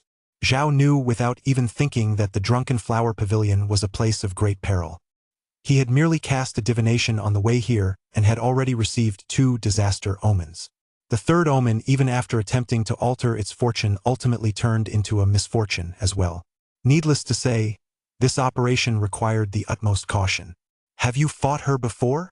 Yan Jing asked curiously. Not exactly a fight, just a clash of demonic energy and magic. I won, but her demonic power is at least at the 7th tier of the gathering stage. Her true form is likely even stronger. Zhao replied. Hearing this, Yan Jing could only give a helpless little nod. In his eyes, Zhao was already the strongest person he knew outside of the official sect disciples. If he said it would be difficult, there must be a good reason.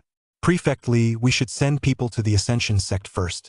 I know this is hard for you, but that demonic creature is still out there. We owe your son an explanation. Yan Jing spoke earnestly to Li Chong, who was crouching by the bedside. The Ascension sect was the largest sect within 1,000 li radius. With over 10,000 disciples, only they could deal with this demonic beast. I suppose that's the only option. Li Chong's already exhausted body had now lost more than half its strength. His face was etched with numbness. Suddenly, a cold glint appeared from behind the group. It was a servant who had been serving tea, now holding a kitchen knife with a ferocious glint in his eyes as he lunged toward Li Chong. You! Li Chong's eyes widened, his face etched with shock. In the next instant, Zhao pressed his index and middle fingers together, channeling his power into a sword-like gesture. A burst of mana shot forth. The kitchen knife, which had been about to come crashing down, froze mid-air. Clang! Zhao flicked his finger lightly. The single finger, imbued with the peak essence of 10,000 gene of force, struck the gleaming kitchen knife, shattering it into pieces.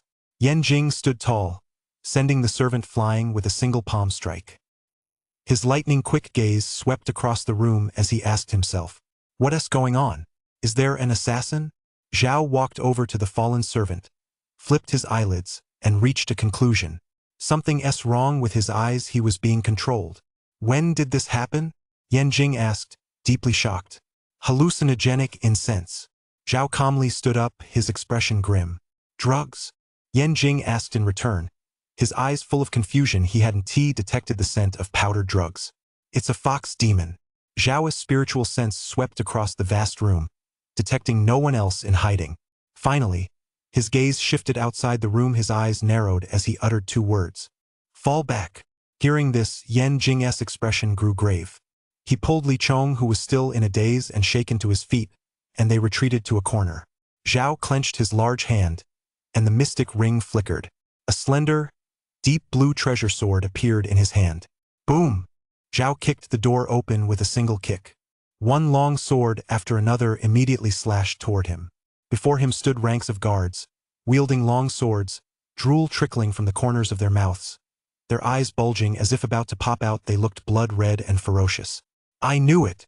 Zhao let out a soft shout, stomped his foot, and the floor instantly shattered into pieces. He swiftly raised his leg and kicked toward the chests of the numerous guards in front of him. Thud! Thud! Thud! One figure after another was kicked flying. Zhao seemed to transform into a streak of white light, sword in hand, weaving through the crowd. He glanced outside and discovered that everyone had fallen under the influence of a strange aura. The butler and attendants stood frozen in place, their eyes vacant. Seeing this, Zhao furrowed his brow and swept his wide sleeve. Strings of withered, yellow talismans flew out from his sleeve. Would summoning thunder talismans summon?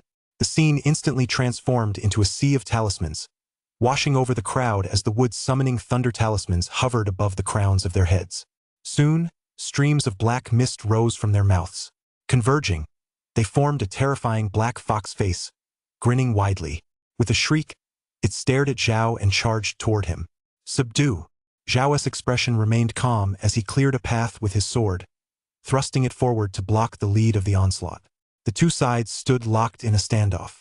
Zhao's other hand wasn't idle either. He immediately bit his finger, using his blood as ink to swiftly draw talismans in midair. Drawing talismans with one hand, his speed was terrifying. In no time, an enormous Taoist talisman took shape. Zhao thrust his palm forward and roared. Golden Execution Thunder Talisman. Execute. Instantly, flashes of lightning blossomed in the air, growing brighter and brighter. Boom! A deafening roar erupted from the sky as immense power surged forth, shattering the fox-faced figure formed from the black mist into pieces. The black mist was completely eradicated, and the people around them collapsed unconscious. Before Zhao could even catch his breath, Yan Jing's voice rang out from inside the room once more. "Brother Zhao, come quick!" He darted inside like a blur and saw Yan Jing, his face filled with astonishment, pointing at the person in front of him. Li Yanqing, who had been lying on the bed, had actually sat up. However, his body was twisting in a rather eerie manner, his head shaking uncontrollably, and the whites of his eyes were showing. Zhao narrowed his eyes slightly and gripped the sword in his hand tighter. "My son, what's wrong with you?" Seeing Li Yanqing in this state, Li Chong's face was filled with unbearable grief, and he tried to rush forward to embrace his son. But Yan Jing grabbed him by the arm. "Don't go over there, something's wrong with him." Li Yanqing's head twisted in a strange manner, and a hoarse voice came from him, directed at Zhao. "So there is a cultivator here. It was you who used a talisman to sever the connection between me and the human puppet, wasn't it?" "That's correct," Zhao replied calmly. "Good, very good. Do you think you're so powerful?" "More than enough to deal with you." Zhao's expression remained as still as water as he retorted immediately. "Ha ha ha ha."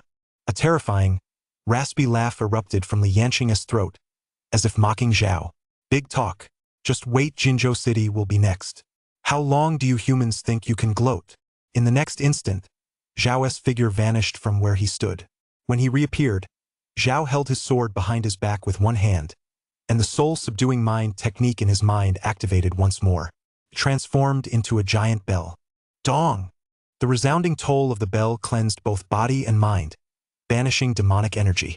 Sure enough, under the influence of the bell's sound, a stream of black mist escaped from Li Yanqing's body. Li Yanqing lost all his strength and collapsed back onto the bed. Zhao swiftly sealed all of Li Yanqing's meridians and scattered Taoist talismans around the bed. Having finished these tasks, Zhao breathed a sigh of relief and was just about to speak.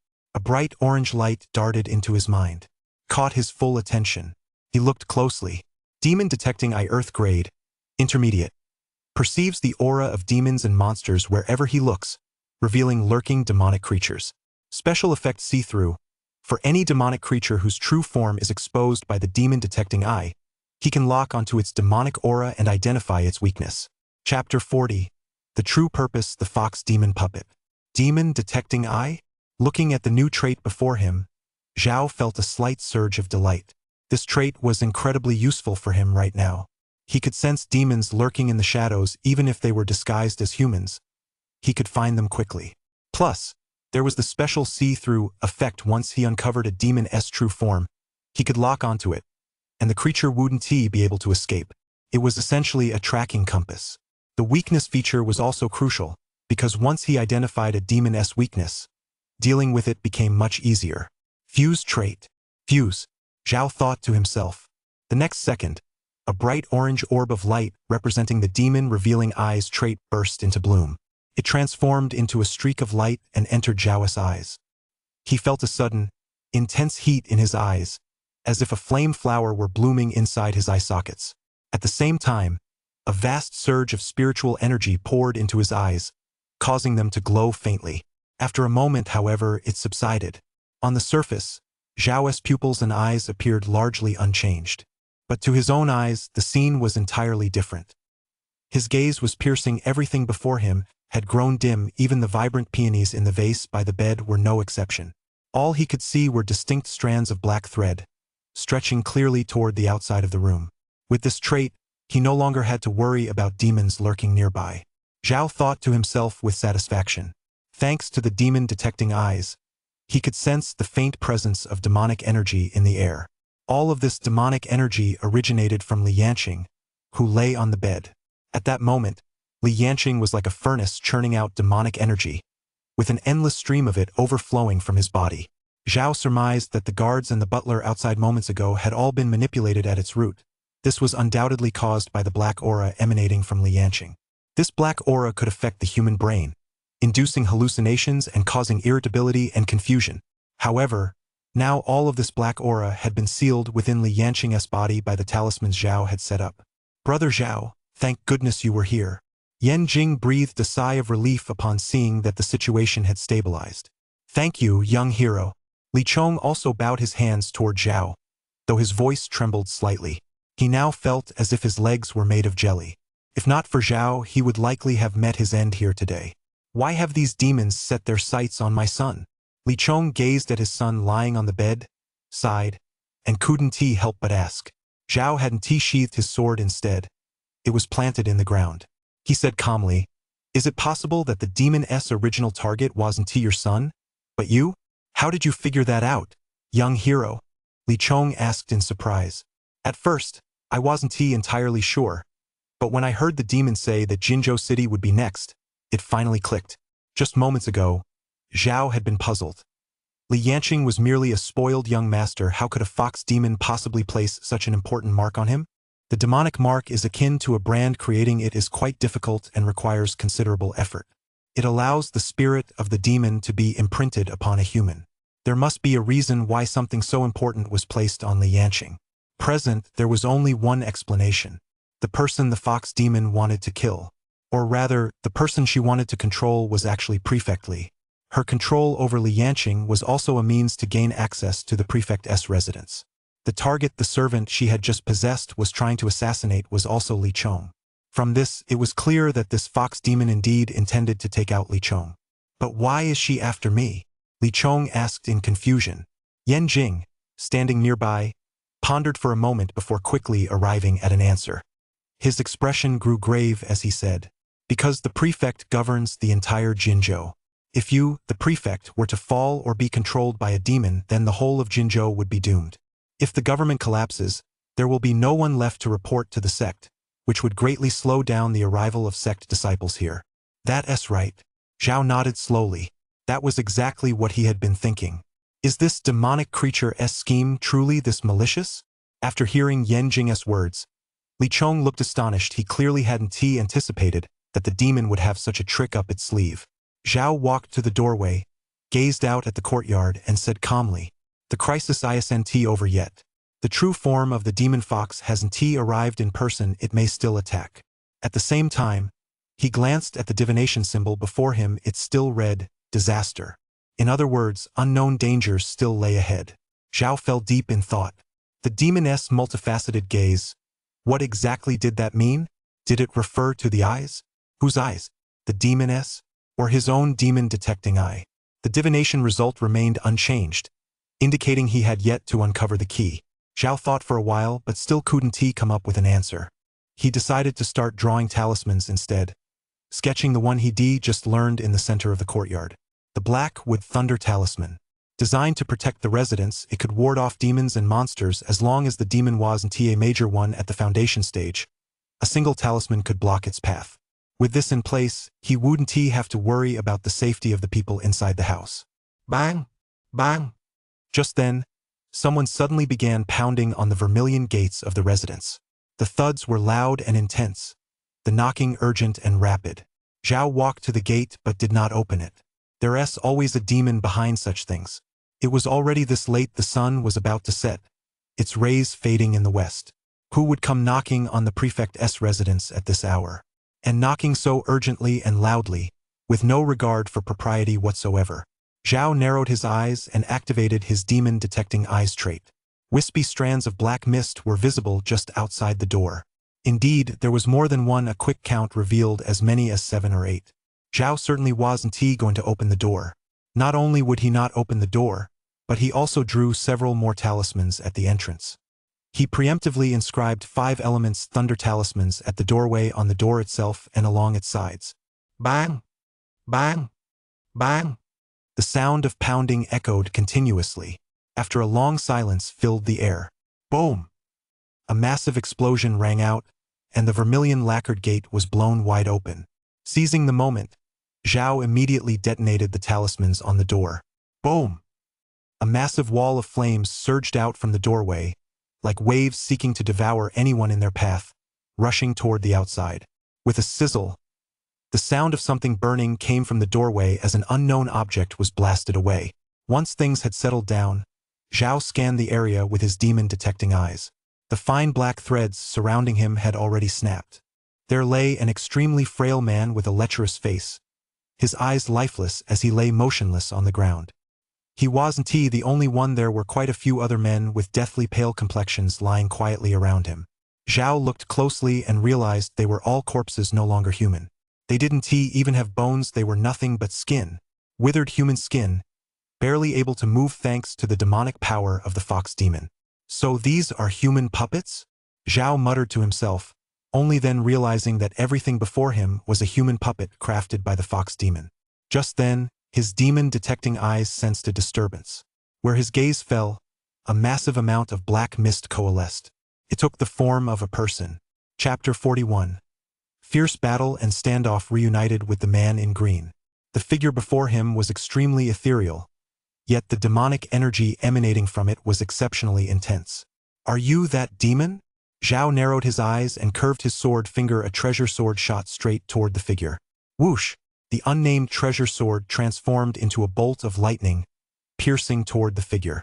The gathered demonic energy dispersed, reappearing before Zhao once more. Although the sword's speed was fast, it was only in a straight line. Every time he had to turn, he had to concentrate. Suddenly, the battle shifted to close quarters. A large, furry hand reached out from before him, reaching toward the crown of his head. Black mist swirled before his eyes, penetrating directly into his mind clearly. The demon fox was attempting to control him with an illusion. Humph! Zhao snorted derisively and abruptly activated the mind-subduing technique from his mind palace. His mental energy transformed into a massive bell. Tolling loudly, his mind instantly cleared, and his state of mind became crystal clear. The black mist couldn't even come near him. He was now able to make out the figure's appearance clearly. It was a monster with the face of a fox and the body of a human, incredibly burly with well-defined muscles. Smash! Zhao roared, clenched his fist, and slammed a punch straight at the monster. 10,000 gene of force erupted from his arm. The power bestowed by the peak intent was unparalleled. When it came to raw strength, he had nothing to fear. A piercing whistle cut through the air. Boom! Boom! Thud! 2 shockwaves radiated outward from the point of impact, causing the 2 stone lions standing at the entrance to tremble and shatter. Extreme intent. Unleash! Zhao silently chanted in his mind, and his strength immediately doubled, while the power in his arms surged once more. With 8 times his normal physical strength, the opponent had no chance of withstanding the blow, and the fox-faced, human-bodied monster was sent flying. Whoosh! Just then, the sword swept back through the air. Zhao flipped over, stepping onto the blade as he charged forward. As the sword's glow shifted, he transformed into a streak of light, racing toward the fox-faced monster. He sensed that the monstrous power was roughly at the 8th layer of the gathering stage, but it felt like an empty shell devoid of any vitality. Roar! The fox-faced monster grabbed rubble from the ground and hurled them one by one at Zhao's face. Its terrifying brute strength made the rubble extremely dangerous. Zhao stood on the sword, riding it forward. With the boost from Swift Walker, his speed doubled, allowing him to see the trajectory of every rubble clearly and dodge them with ease. The next second, Zhao leaped into the air and caught the sword in his hand. With a swift twist of his body, a formidable aura suddenly formed before his eyes. In that split second, time seemed to stand still. Sheathed the sword, Zhao gripped the cold iron blade, uniting his mind, spirit, and energy into one, focusing the sword's power into a single point. A violent gale instantly swept through the area. Even the trees swayed, and everything on the street began to move, as if in fear. This was the true art of drawing the sword. Strike! A barely audible whisper rang out. From the street corner ahead, a howling gale swept past like a swarm of locusts, and a blade's energy shot skyward, bright as daylight. Clang! The sword rang out with a crisp, melodious sound. A streak of white light sliced through the air, spanning no less than 10 meters, its roar reverberating throughout the entire area. Even Yan Jing, inside the prefect's mansion, could sense the power of the strike as he watched the raging wind outside his window. The wind made the wooden doors creak and groan, and a column of energy surged skyward outside. What tremendous power! Yan Jing gazed into the sky and murmured to himself. At that moment, in the alley, a massive, deep chasm appeared right in the middle, utterly striking. The monster at the very center of the chasm slowly came to a halt, its head severed from its body. Only its torso remained, swaying precariously in the wind. With a crack, it exploded into pieces, scattering across the ground. Zhao silently sheathed his sword, his face showing no sign of joy, for in his eyes, Although the demonic energy within the monster before him was dissipating, it was already gathering anew, leaving this place and vanishing from sight. In other words, this was not the fox demon's true form, but yet another avatar. The fox demon was not yet dead. A fox is a fox, cunning to the core. Whenever it can't win, it switches tactics to deceive its opponent. Zhao could almost certainly conclude that this fox demon was no match for him. But she was cunning, refusing to engage him head-on. She sought to outmaneuver him with all sorts of strange tactics. As the demonic energy dissipated, the human form before him turned out to be nothing more than a human skin. The so-called fox head was merely a contraption woven from grass. Zhao noticed something strange. Namely, none of these human skin puppets had eyes. What were placed on their faces were eyes molded from clay. Their eye sockets were hollow, and their expressions lifeless. Seeing this, a flash of insight struck Zhao. A demon with many faces observe its divine eyes. I think I know what that means now. Zhao suddenly understood. As their battle progressed step by step, she also gained a clearer understanding of the fox demon's tricks. Although this fox demon possessed 1,000 faces, numerous human skin puppets, and a vast array of tricks including the ability to change her skin and face, it was no easy task to track her down. But there was one thing she could not imitate: her eyes. She had only one pair of real eyes. Perhaps her eyes were her weakness. Just as Zhao was thinking this, he examined the divination symbols once more. At some point, fortune and misfortune had quietly reversed. Divination sign number 3. A most inauspicious mansion encounters a demon. The demon has many faces, but look into its divine eyes. On this journey, the guidance you receive is fortune. So this is the key. Zhao broke into a smile. Seeing that the fortune and misfortune before him had finally reversed meant that his direction was, for the most part, correct. Suddenly, a streak of black mist swept rapidly across the sky, closely followed by a cluster of green light. In an instant, the two beams of light collided, unleashing a staggering burst of power. The black and green lights shone like two glowing stars, illuminating the sky. But soon, the green light dimmed and fell from the sky like a shooting star. What is that? Zhao looked up at the sky. Through the light, his eyes seemed to catch a glimpse of a figure. The black mist high in the sky did not linger. It transformed into a gust of wind and quickly vanished into the sky. A thud sounded from the ground. Something had landed. Zhao rushed to the spot where it had fallen, which happened to be not far from him. As the dust settled, he saw a woman covered in blood, lying at the bottom of a deep pit. Is it her? Zhao stepped forward and was quite surprised when he saw her face. For this was none other than the woman in the green dress he had met at the pawnshop. She was a disciple of a cultivation sect and a foundation stage cultivator. At that moment, the woman in the green dress was clutching a long sword tightly in her palm. Her eyebrows were slender, her lips thin, her delicate face was deathly pale. Her eyes were closed, her delicate brows furrowed, and her expression was one of intense agony. She was coughing up blood. Her long blue dress was torn to shreds, and her snow-white legs were splattered with drops of fresh blood, resembling blood-stained lilies, a sight that tugged at one's heartstrings. She was still murmuring weakly. Zhao leaned in closer and finally heard clearly what she was saying. Demon D. Demon D. Upon hearing these words, Zhao muttered to himself, recalling the black mist from moments ago. He then looked at the woman in the blue gown's battered body and sighed. I can't just stand by and watch her die. He picked up the woman in the blue gown and slowly made his way toward the prefect's residence. Chapter 42. What's going on with this couple? At night, the streets were silent. Only a faint glow seeped from the windows of a few homes. The lamps provided light and guided those walking through the darkness along their path. Qing Han was on her way home, walking as if nothing had happened. Her white gown was splattered with blood from a distance. It looked as if a few vibrant plum blossoms had bloomed amidst the snow. Her fingers were slender as if without bones, strikingly beautiful, hardly what one would expect from someone who had taken a life. There were no calluses on the palms of her hands either. In fact, she had had them long ago, back when she first joined the sect and first set foot on the battlefield. But gradually, as she killed more and more people, it didn't take long for her techniques to improve dramatically. After her halberd technique reached its pinnacle, she wielded the halberd less and less, and as her command of mana grew increasingly adept, the calluses naturally faded away. Why did she choose the halberd as her weapon? Of course, it was because the halberd's wide, sweeping strokes allowed her to kill quickly and in large numbers. Its attacks were fierce and relentless, leaving no room for hesitation. With a single thrust of her halberd, no one survived. "Husband, I'll be back soon."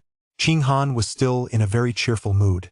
After watching a play for a while that afternoon, she dealt with a few troublemakers, and in the evening, she strolled through the bustling market and sampled some street food. She told Zhao when she left that she might not be home for dinner. Unfortunately, Zhao had to mind the shop, so he couldn't join her. But there was no rush. Life was long, and there was plenty of time. Just then, a cold breeze swept by, causing the nearby trees to rustle softly. Ching Han's senses were keen. Even the slightest stir did not escape her notice. She stopped in her tracks, furrowing her almond-shaped eyes as she scanned her surroundings warily. A figure darted across the roof ridge and landed steadily on the ground. Ching Han saw the figure in the dim light reveal his face and said, with a look of surprise, "Husband." Indeed, the one who had just appeared before her was the fair and elegant Zhao, smiling at her. But this Zhao's smile looked somewhat eerie. It wasn't natural, as if it were painted on. "My lady, I've come to take you home." Faced with that identical voice, anyone would let down their guard, even in the dead of night. Yet Ching Han still smiled and said, "Husband, didn't I tell you? You were supposed to wait for me at home. I was just worried about you being alone." Zhao's smile didn't waver in the slightest as he gazed at her with a dazed expression. The cold wind swept past them once more. "My lady, come with me. It's getting late." He turned away, his back to Ching Han in the dim light. His silhouette was utterly devoid of any glow. Suddenly, Ching Han sighed and said, "Your imitation still isn't convincing. It's far off the mark." "What do you mean by that?" Zhao's smile slowly faded, and he replied expressionlessly, "Your eyes are too murky. My husband's gaze is the gentlest I've ever seen. It's like a warm spring breeze. But in your eyes, I see nothing at all. They're like a cold, lifeless stone." Ching Han said indifferently, "My lady, you certainly have a way with words." Ching Han said coldly, "Stop pretending. How could my husband possibly smell this good?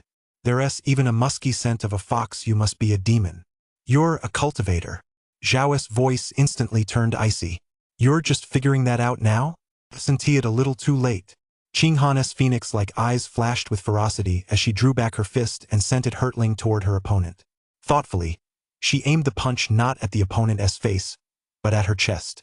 Carrying explosive mana, a faint, deep blue glow flickered. The mana surging through Ching Han's body was incredibly dense, several times that of an ordinary person, and it overflowed, transforming into immense power. The punch, delivered without warning, was immensely powerful, instantly causing the demon's human skin to shrivel and collapse. A cloud of black mist rose from within the skin, as if forced out by the blow. Ching Han narrowed her phoenix-like eyes, her expression becoming extremely dangerous. "You wily fox, daring to disguise yourself as my husband. I'll make your soul vanish into nothingness." The teardrop pendant on her snow-white neck glinted faintly, and a heavy, double-edged, sapphire blue halberd appeared in her hand. Her white robe, embroidered with plum blossoms, billowed in the sweeping gale.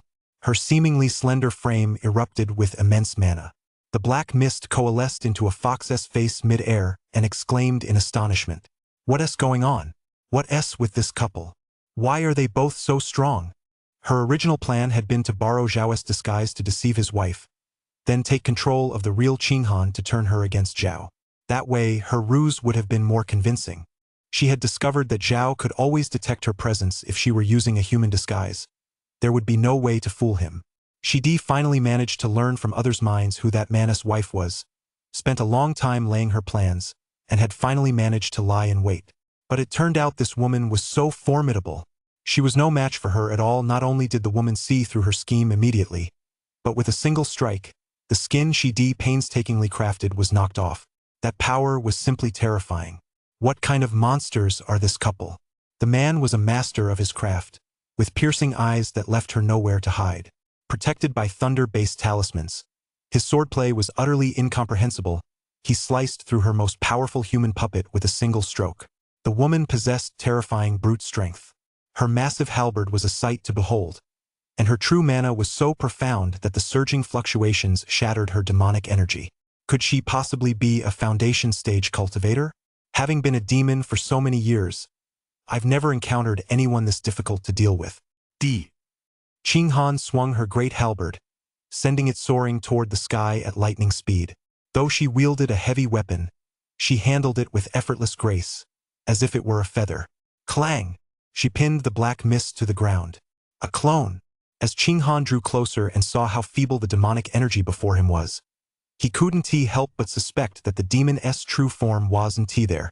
The azure halberd emitted a faint glow. Spiritual energy coursed through the shaft, firmly pinning the black mist in place. The fox-faced figure on the ground looked utterly bewildered and asked, "The vast mana surging through you seems like that of the foundation stage. Why aren't you using it?" Qing Han gave her a rather strange look and replied calmly, "I'm barely at the gathering stage." The fox-faced creature's look of astonishment didn't last long. The very next second, Qing Han crushed it to pieces with a single kick. Qing Han glanced at the shriveled, disfigured skin on the ground and the mud-ball eyes, then looked down the dimly lit street, where she could faintly make out the Huai character pawnshop, shrouded in complete darkness. Her husband was indeed not at home, and the fact that a demon had attacked her meant something was amiss. She couldn't just let this slide. Her brows furrowed deeply, and her eyes narrowed. Her slender fingers picked up the painted skin from the ground. Mana pulsed at her fingertips as she clearly cast some sort of spell. In the blink of an eye, a guiding black line appeared before her. "You can't escape." Qing Han vanished in a flash, disappearing into the night toward the Drunken Flower Pavilion. Updates are usually posted after midnight, though more important plot developments might come a bit later. After all, I need to ensure quality. And everyone, please do follow along. I don't ask for updates that often, do I? Chapter 43, Granny Blackwind and the Human Spirit. The room was brightly lit as the night grew deeper. Zhao sat in a chair, while the woman in the blue dress lay on the floor. Yan Jing bent down, placing 2 fingers on her wrist to check her pulse. "How is she? Can she be saved?" Zhao asked. "Her injuries are severe. Both her meridians and physical body have been shattered. We can save her, but the demonic energy inside her will be difficult to purge. It seems this woman has just been through a fierce battle." Yan Jing looked up and said earnestly.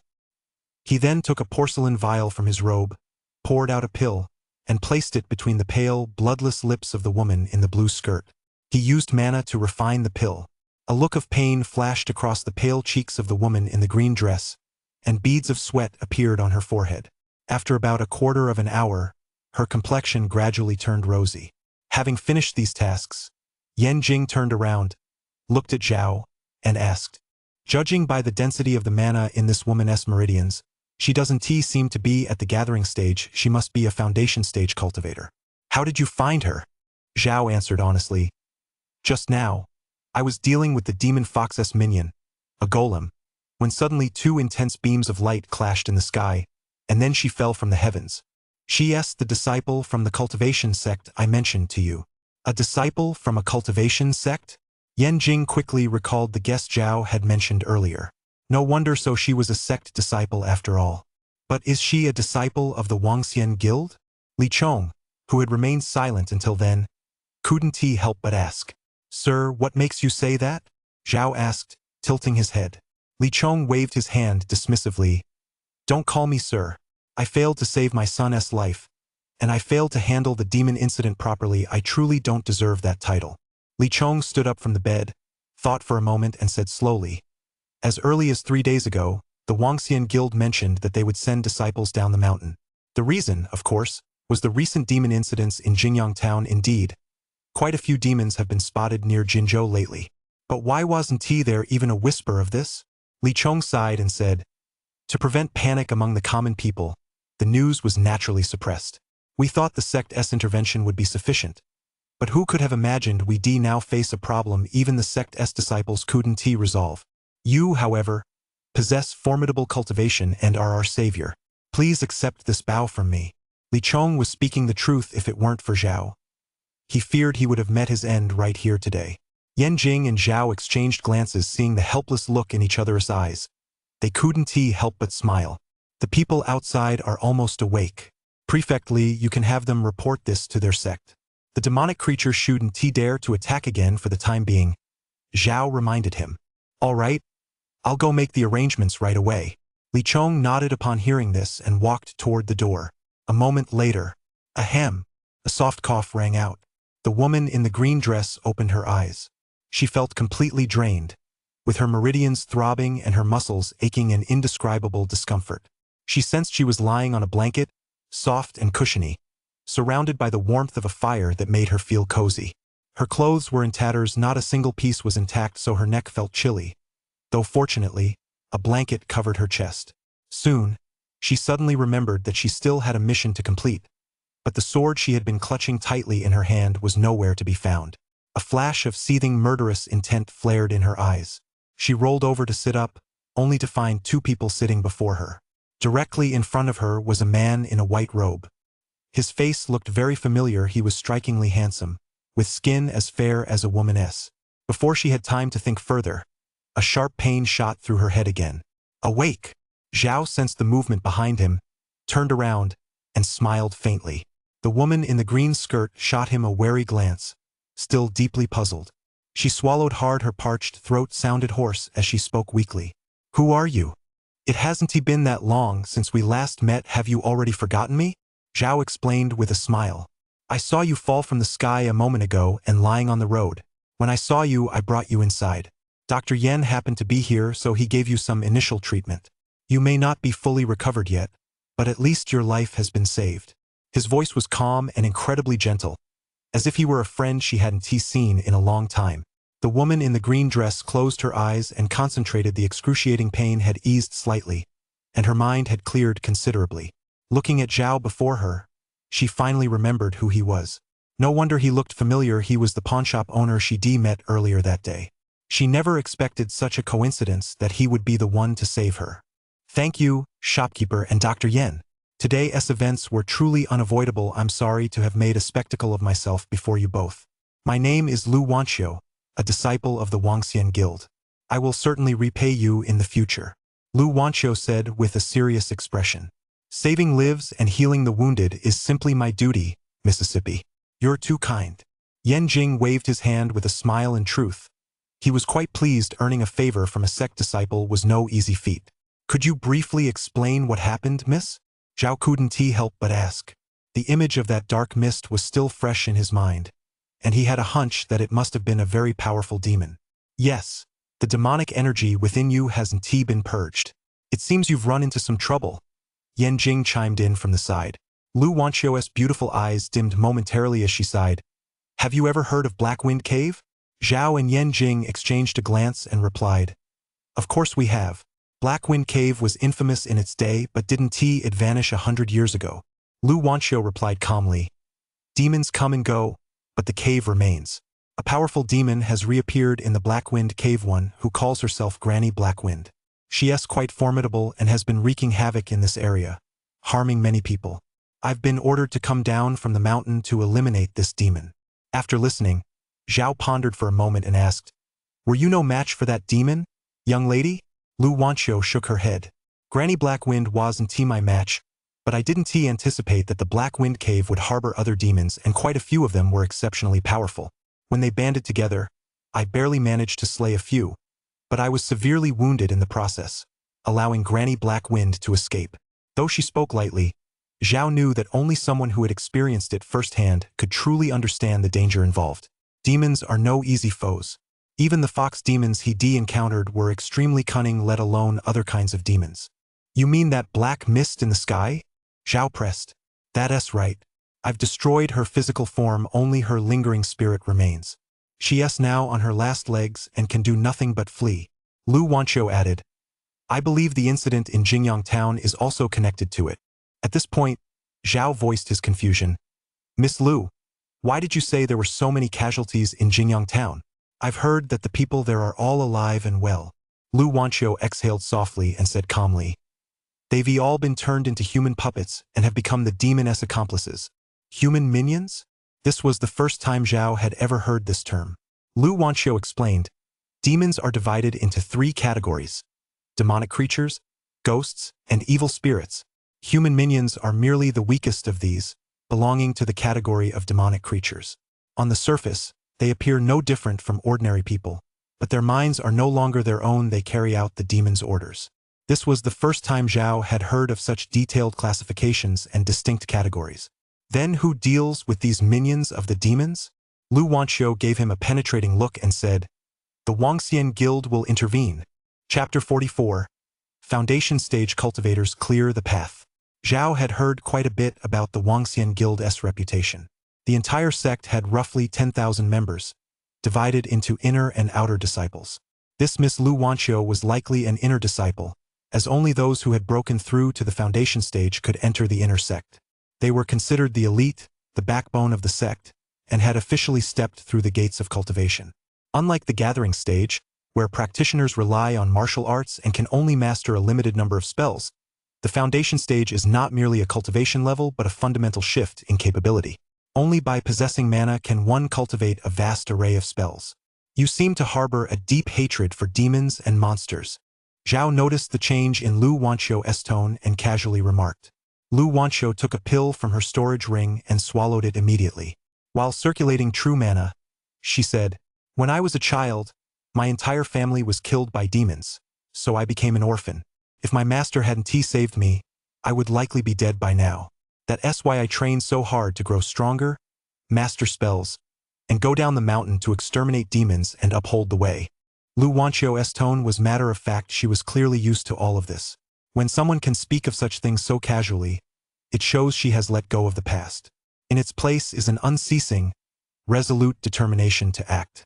Zhao dared not imagine how many demons this woman, who appeared so incredibly aloof, had slain. Everyone is born to face suffering to varying degrees. Every time one stumbles on this journey, one feels panic. Only by picking oneself up and growing stronger within can one break free from it all. Zhao considered himself quite fortunate with the golden coin to guide his path. He would not fall victim to this ruthless world. After taking the elixir, Lu Wanxiu's complexion improved, and she looked much more at ease. My senior brother has already led a team to clear out Jingyang town, so you don't need to worry. We'll deal with Blackwind Cave soon as well. Granny Blackwind and I have left each other severely weakened, so she won't be able to cause any trouble for a while. Zhao nodded slightly, knowing that exorcising demons was her profession. He figured he might as well take this opportunity to ask for more information just in case he encountered such creatures in the future. So, out of curiosity, he asked, Miss Lu, you mentioned that demons and monsters are divided into 3 categories, but I don't think I've ever seen the second or third categories before. Lu Wanxiu didn't think much of it. These were just basic questions, so she provided an explanation. These 2 categories are simply ghosts and demons. Some ghosts are formed from the resentment of the dead. These are called evil spirits, while others are spirits that have taken on human form from the natural world. We generally call them spirits of the wild. The reason you haven't seen them is that ghosts fear yang energy and generally don't appear in crowded places. However, if you venture deep into the mountains or ancient forests, you might occasionally spot one. Zhao listened intently, committing the information to memory. Demons, on the other hand, are relatively rare. Unlike spirits and monsters, they retain some human features yet are completely different from humans. They're a very diverse category. To give an example, you can think of them as cultivators who lost their way and succumbed to demonic influence, having lost their human form and transformed into skeletons. That's too abstract. Ghosts were easy enough to understand, but Zhao really didn't quite grasp the concept of demonic beings. They sounded just like fallen cultivators of the demonic path. Lu Wanxiu's condition was improving by the minute, and her voice grew stronger as she spoke. What's wrong with this man? She looked at Li Yanqing on the bed and couldn't help but ask. Why is his demonic energy so strong? He's about to be transformed into a human puppet. Hearing this, Zhao frowned and said, the demonic creature hasn't arrived yet, and he's still alive. Can he really be turned into a human puppet? Lu Wanxiu replied matter-of-factly. Of course, human puppets are divided into 2 types. The first type is completely dead, becoming a puppet of the demon. That's the situation you described. The second type is still alive, but their mind has been completely replaced. They become a part of the demon, serving as a second avatar. The second type differs from a human ghost. A human ghost still retains its own consciousness, though a demon seed has been planted in its mind. A human puppet, however, has absolutely no thought of its own. This man is likely the second type. Zhao asked in surprise, are you saying he's about to die? You could put it that way. Lu Wanxiu nodded and continued, what happened to him? Judging by this demonic energy, he's been possessed by a demon on the verge of reaching the foundation stage. Zhao explained, He went to a brothel and was possessed by a fox demon. The demonic energy entered his body. Can you save him, miss? Yan Jing asked from the side. It's simple, we just need to slay this demon, Lu Wanqiu said nonchalantly. There's no time to waste. Let us go. Wait, what about your injuries, miss? Zhao recalled that Lu Wanqiu's meridians and physical body had both suffered severe damage. I've already taken the sect's rejuvenation pill. My injuries are nothing serious, my meridians have healed. It's just a petty demon, I can kill it on the fly. Compared to Granny Black Wind, this is a drop in the bucket. Lu Wanqiu waved her hand dismissively, a sharp gleam flashing across her face. For her, demon hunting was a mission, a duty. She would kill as many as she could. Zhao and Yan Jing exchanged glances, clearly moved by her confident words. To be honest, with a foundation stage cultivator leading the way, they would indeed be unstoppable. No minor demon could withstand a single strike from a foundation stage cultivator. At the Drunken Flower Pavilion, the atmosphere was one of revelry, with music, dancing, and clinking glasses. In a private room on the 3rd floor, a bewitching and beautiful woman looked utterly grim. Before her lay 10 human skin masks, but more than half of them were already tattered and worn, clearly beyond use. For times, she had failed that young man for times. The beautiful woman thought through gritted teeth as a demon. She had never failed so miserably. If it weren't for that man, she would have succeeded long ago.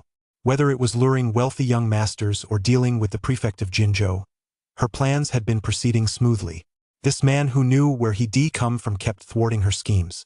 Not only had he destroyed her human puppets, but he'd also ruined her plan to take control of Jinzhou.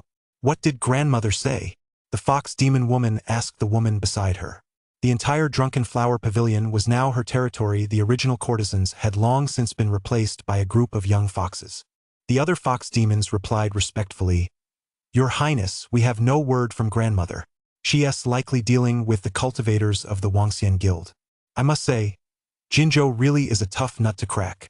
The fox demon woman replied indifferently, Grandmother's situation is likely dire. It seems tonight's mission has failed. We should leave. We cannot stay in Jinzhou much longer. The reckoning is coming tomorrow morning. Are we leaving tonight, Your Highness? We're leaving now, the fox demon woman ordered decisively. Yes. I'll go notify the other sisters. Boom!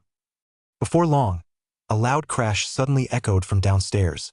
The subordinates immediately flung open the door in panic and knelt to report. Your Highness, a terrifying woman in white has arrived outside. She's brimming with mana, truly terrifying. She's killed several of our sisters. She's even questioning us, demanding, Where's my husband? Is it her? The fox demon woman's eyelid twitched, as if recalling some unpleasant memory. Chapter 45. The lady is truly that terrifying. At the entrance to the Drunken Flower Pavilion, some were calling out to customers while others played the zither.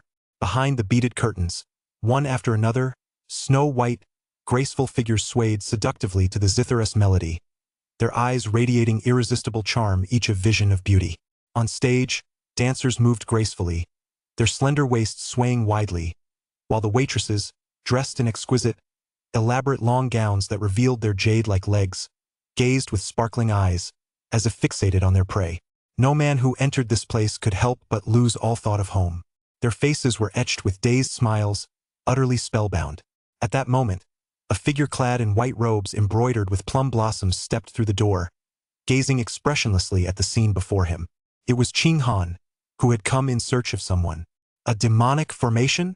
Qing Han's almond-shaped eyes swept over the intangible aura shrouding the Drunken Flower Pavilion. His oval face was set in a cold, stern expression. This vast pavilion had been concealed by demonic creatures. Any man who entered would be so bewitched he could not move forward. Everyone here is drunk, but I alone am sober. That was exactly how Qing Han felt at that moment. All around her were scenes of decadent opulence, and the foul stench of the demonic creatures, repulsive and pervasive, filled the air. She stood there at the entrance to the Drunken Flower Pavilion, as steadfast and resilient as a pine tree that had stood for 100 years. Her phoenix-like eyes flashed like lightning. No one dared meet her gaze wherever she looked. Her wide, cloud-embroidered robe fluttered in the breeze, and strands of her dark hair in her bangs danced in the wind. As time passed, soon, countless pairs of eyes were fixed on the entrance, their gazes tinged with a strange intensity. Yet Qing Han simply stood there, as if she had become the very center of the entire drunken flower pavilion. "Where is my husband?" Her red lips parted slightly, though her magnetic voice was not loud. It rang out with authority, sounding exceptionally cold as ice. A red-clad maid serving tea snorted derisively. "Young lady, there are many women who come here every day looking for their husbands, and many leave disappointed. Why don't you take a look at these men? Which one of them would be willing to go back? Right? My husband." As she spoke, the maid in the red embroidered robe let out a coquettish laugh and asked the men below. "Hee hee. Beauty, beauty." But the man beneath her had already lost all sense of reason in his gaze. He appeared to have lost his wits entirely, capable only of a foolish, vacant grin. Qinghan's expression was as calm as water. She walked toward the man at a steady, measured pace and said indifferently, "The demon formation is well arranged. It suits me just fine. However, please don't set it up again next time." A look of confusion flashed across Lady Hongxiu's face, and her eyes suddenly changed color as she prepared to eliminate this woman. The next second, a thunderous boom echoed through the air. The lady in crimson embroidery was sent flying backward, slamming heavily into the wall, which cracked like a spiderweb. The force of the explosion shattered several wooden tables. The sound of shattering plates echoed repeatedly as the fruit platters, grilled meats, and pastries on them all fell to the floor. As the lady in red landed on the floor, she instantly transformed into a gray fox.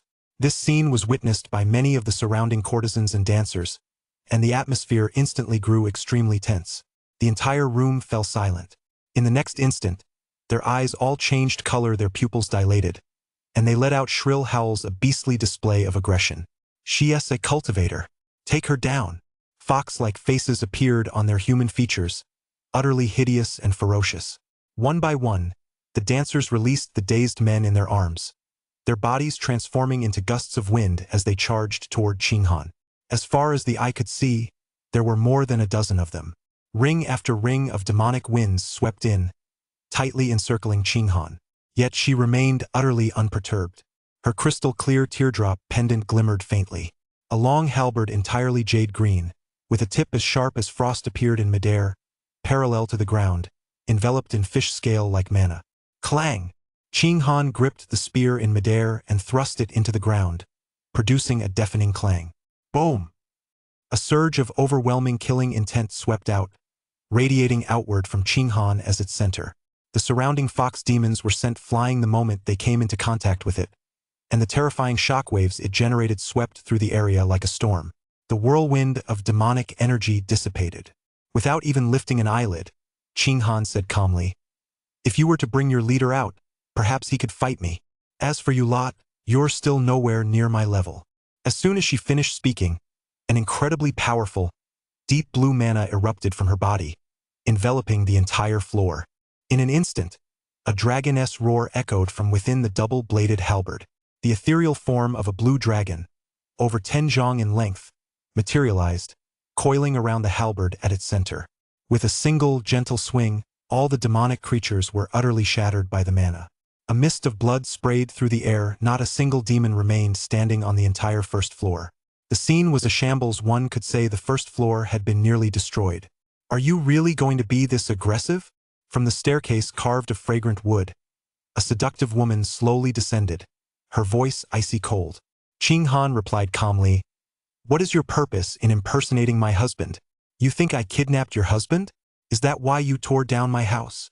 The alluring woman laughed bitterly in her fury, grinding her teeth in hatred. "Neither of them was worth a damn. Is that not so?" Qinghan asked, raising an eyebrow. "That no longer matters. I just want you dead." Seeing that nearly all her subordinates were dead, the alluring woman's mind had already been twisted by rage. Her demonic power erupted suddenly as she charged toward Qinghan. At the same time, Zhao and the others were slowly approaching the location of the Drunken Flower Pavilion. "Is this the Drunken Flower Pavilion?" Lu Wanqiu looked toward the end of the street but sensed not a trace of demonic energy. A look of confusion crossed her face. "That's right." Zhao nodded with the demon-detecting eyes trait. He couldn't possibly be mistaken. Demon-detecting eyes could track demonic energy and guide the way. Even if the target fled to the ends of the earth, it would be of no use. Only Lu Wanqiu and Zhao were on this mission. Yanjing hadn't joined them. Zhao was merely acting as a guide, with a foundation stage cultivator leading the way, There shouldn't be too many problems. They soon arrived at the Drunken Flower Pavilion. As soon as Lu Wanqiu reached the entrance and sensed the restrictive formation at the door, she realized something was amiss. There's actually a demon formation here? No wonder I didn't sense any demonic energy, Lu Wanqiu said, suddenly realizing. Demons can set up formations too? Zhao found it just as bizarre. It's not just demons, ghosts can do it too. Ghost maze and ghostly confusion are, to a certain extent, formations set up by ghostly entities, Lu Wanqiu explained earnestly. Zhao nodded as if he grasped the concept. I'll be right back. Wait for me here. Lu Wanqiu stepped through the front door and entered the Drunken Flower Pavilion. She had changed her clothes. She no longer looked as ragged as before, though she was still wearing that same long blue embroidered skirt with a slit. Zhao watched her retreating figure but showed no intention of going inside. Instead, he stood on the ground, gazing up at the pavilion. Suddenly, Zhao witnessed a startling scene. Under the pitch-black night sky, a slender figure wielding a long halberd streaked through the air from high above, instantly shredding a mass of black mist, a truly terrifying sight. That figure looked so familiar. Zhao felt certain he had seen that figure somewhere before. Chapter 46. The Proper Way to Exorcise Demons. That's right. Didn't what she saw when the lights went out that night match this figure perfectly? Madam. Zhao snapped out of her daze and remembered she had finally recognized the figure in the sky. She couldn't help but be astonished. How did Madame end up at the Drunken Flower Pavilion? Wasn't she supposed to be watching a play? If he calculated the time carefully, she should have been on her way home by now. She was supposed to be at home. As Zhao was pondering this, another fierce battle erupted atop the pavilion. After Qinghan had subdued the dark mist before him, his cold gaze swept across the sky, spotting several more trails of the dark mist. Splitting yourself into 5 parts, do you really think that LL let you get away? Qinghan gave chase toward the largest cluster of dark energy, moving at breakneck speed. Damn it! The fox demon woman cursed, her heart filled with shock and rage, and she hurriedly fled into the distance. Since she was no match for this woman at all, she had no choice but to abandon her physical body and let her spiritual essence escape. She possessed several physical bodies. As long as she left this place, she could survive by simply switching to any one of them. The Fox Demon clan had always focused their cultivation on the spiritual essence. A mere physical body meant next to nothing to them. That was why there was a saying in the mortal world that fox demons had 9 lives. Ultimately, it simply meant switching physical bodies. In the blink of an eye, Qinghan vanished from Zhao's sight. Standing at the doorway, Zhao pondered. Was that fox demon standing opposite the lady just now? Could it be that the Drunken Flower Pavilion's lair has already been taken down? With that thought, Zhao tossed a copper coin. Misfortune and fortune go hand in hand. Let us see what the future holds. Divination Result 1. Elm seeds need not be bought for 1,000 gold pieces to bring a smile. Willow branches need not be adorned with 100 treasures. Upon entering the Drunken Flower Pavilion, the guidance you receive is fortune, guidance, love and romance, years to come.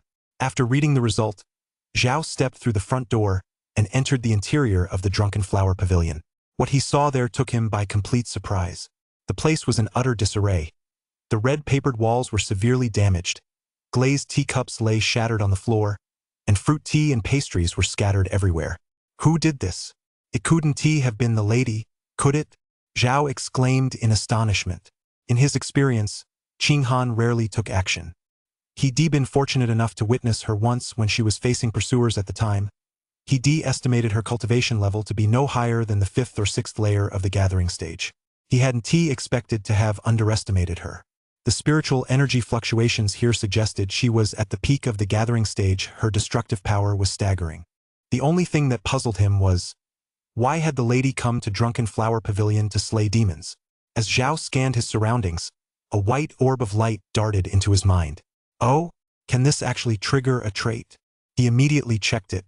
Listening to music at the brothel, top-tier reputation. Visiting a brothel alleviates fatigue, revitalizes the spirit, and boosts one's mood. Is that even possible? Zhao's mouth twitched slightly. To be honest, this trait was surprisingly useful. On days when he was exhausted from cultivation, a quick visit to a brothel would instantly revitalize him, and all his fatigue would vanish. But that was just a fantasy. With his wife by his side, wasn't she a million times better than those women of the night? Top. The sound of footsteps coming down the stairs caught Zhao's attention. Didn't I tell you to wait outside? Oh well, at least the demons here have already been cleared out. Lu Wanqiu came down the staircase, speaking as she walked, her pretty face full of puzzlement. That's strange. The entire Drunken Flower Pavilion is empty. I didn't see a single demon in sight. Someone must have gotten here first. Zhao, of course, knew who had cleared out these demons. He reminded her. I saw the demoness shadow outside just now. It was definitely being chased and ran off into the distance. Lu Wanqiu asked earnestly, Where did you see it? To the southeast. I'll go check it out. You go home first, just leave this place to me. In Lu Wanqiu's eyes, Zhao was merely a pawnshop proprietor. She sensed no aura of mana emanating from him. So it was naturally best for him to stay far away from matters involving demons and the like. After giving her instructions, Lu Wanqiu tossed a long sword into the air and stepped onto it. She leaped into the air, heading in the direction Zhao had indicated. This fox demon isn't going to die that easily. Zhao muttered to himself, then headed upstairs. Having clashed with the fox demon several times, he was well aware of its tricks and knew just how cunning it was. So naturally, he wasn't going anywhere. It could be said that he was the person present who understood this demon best. Relying on his demon detecting eyes trait, Zhao began searching the area, hoping to find some clues. The world before him turned grayish-white, and strands of coiling black mist guided his path. The second and third floors of the Drunken Flower Pavilion consisted entirely of private rooms, all beautifully decorated and heavy with the scent of women. Upon reaching a private room on the third floor, Zhao gradually caught the scent of blood. Where's that smell coming from? He pushed open the door to the room. The interior was elegantly furnished, with bright candlelight, gauze curtains fluttering gently, and screens as beautiful as paintings. A variety of implements were arranged on the square table. Such perverted games? Looking at these implements, Zhao whistled in amazement. The smell of blood was coming from the cabinet. Zhao opened the cabinet door and witnessed a nauseating sight. Inside were sheets of human skin, some male, some female, and without exception, they were all covered in fresh blood. Zhao fought back his nausea, tossed a fire thunder talisman into the cabinet, and burned all the human skin to ashes before closing the door. After finishing this, he noticed that the threads of black mist swirling before his eyes ultimately led to the space under the bed. Any other surprises? Zhao slowly walked to the bedside and pulled out an exquisitely crafted wooden box. Opening the box, he found a collection of masks inside, though they were different from the human skins he'd just seen. Half of the masks were damaged, while some were intact. The undamaged ones were actually quite well made. A strong demonic aura naturally emanated from these masks. These must be human face masks crafted by the fox demon herself. They allow her to blend in with humans and mask certain demonic traits. Zhao thought to himself. Thud. Suddenly, a thud sounded from outside the room. Zhao glanced out warily, and the black threads before him immediately converged, all pointing toward the door. Clearly, the fox demon had returned. Had the lady and Lu Wanqiu both gone after her, yet still allowed her to escape and return? He stowed the wooden box in his storage ring, then hid behind the folding screen, holding his breath and focusing his mind to conceal his aura. A cloud of black mist pushed open the front door, coalescing into the figure of a woman. The wide cuffs of her sleeves were embroidered with scarlet silk thread in the shape of alluring roses, a sight both enchanting and captivating. This stood in stark contrast to her hideous fox face, filled with sharp fangs. She took a mask from her sleeve and put it on her ugly fox face, suddenly transformed into that of a stunningly beautiful woman with willow-like eyebrows and pearly white teeth. She touched her face, gazed into the bronze mirror, and smiled sweetly, as if intoxicated by her own beauty. But her expression quickly darkened, and she said with a rather grim look, "That woman is truly detestable. She has been relentlessly pursuing me. I've never been in such a desperate state in my entire life. Fortunately, I was one step ahead and kept a trick up my sleeve. A remnant of my spiritual essence remains within my physical body." Hearing this, Zhao's eyes darted about, and he finally understood. This fox demoness spiritual essence had been split into several parts. As long as even one remained, she could not die. So this must be her last remnant of spiritual essence. Immediately, Zhao quietly pulled out the long sword artifact from her mystic ring. Chapter 47. The Fox Demoness Downfall. Adhering to the principle of strike while the iron is hot, Zhao decided to launch a surprise attack. Why does it smell like a human?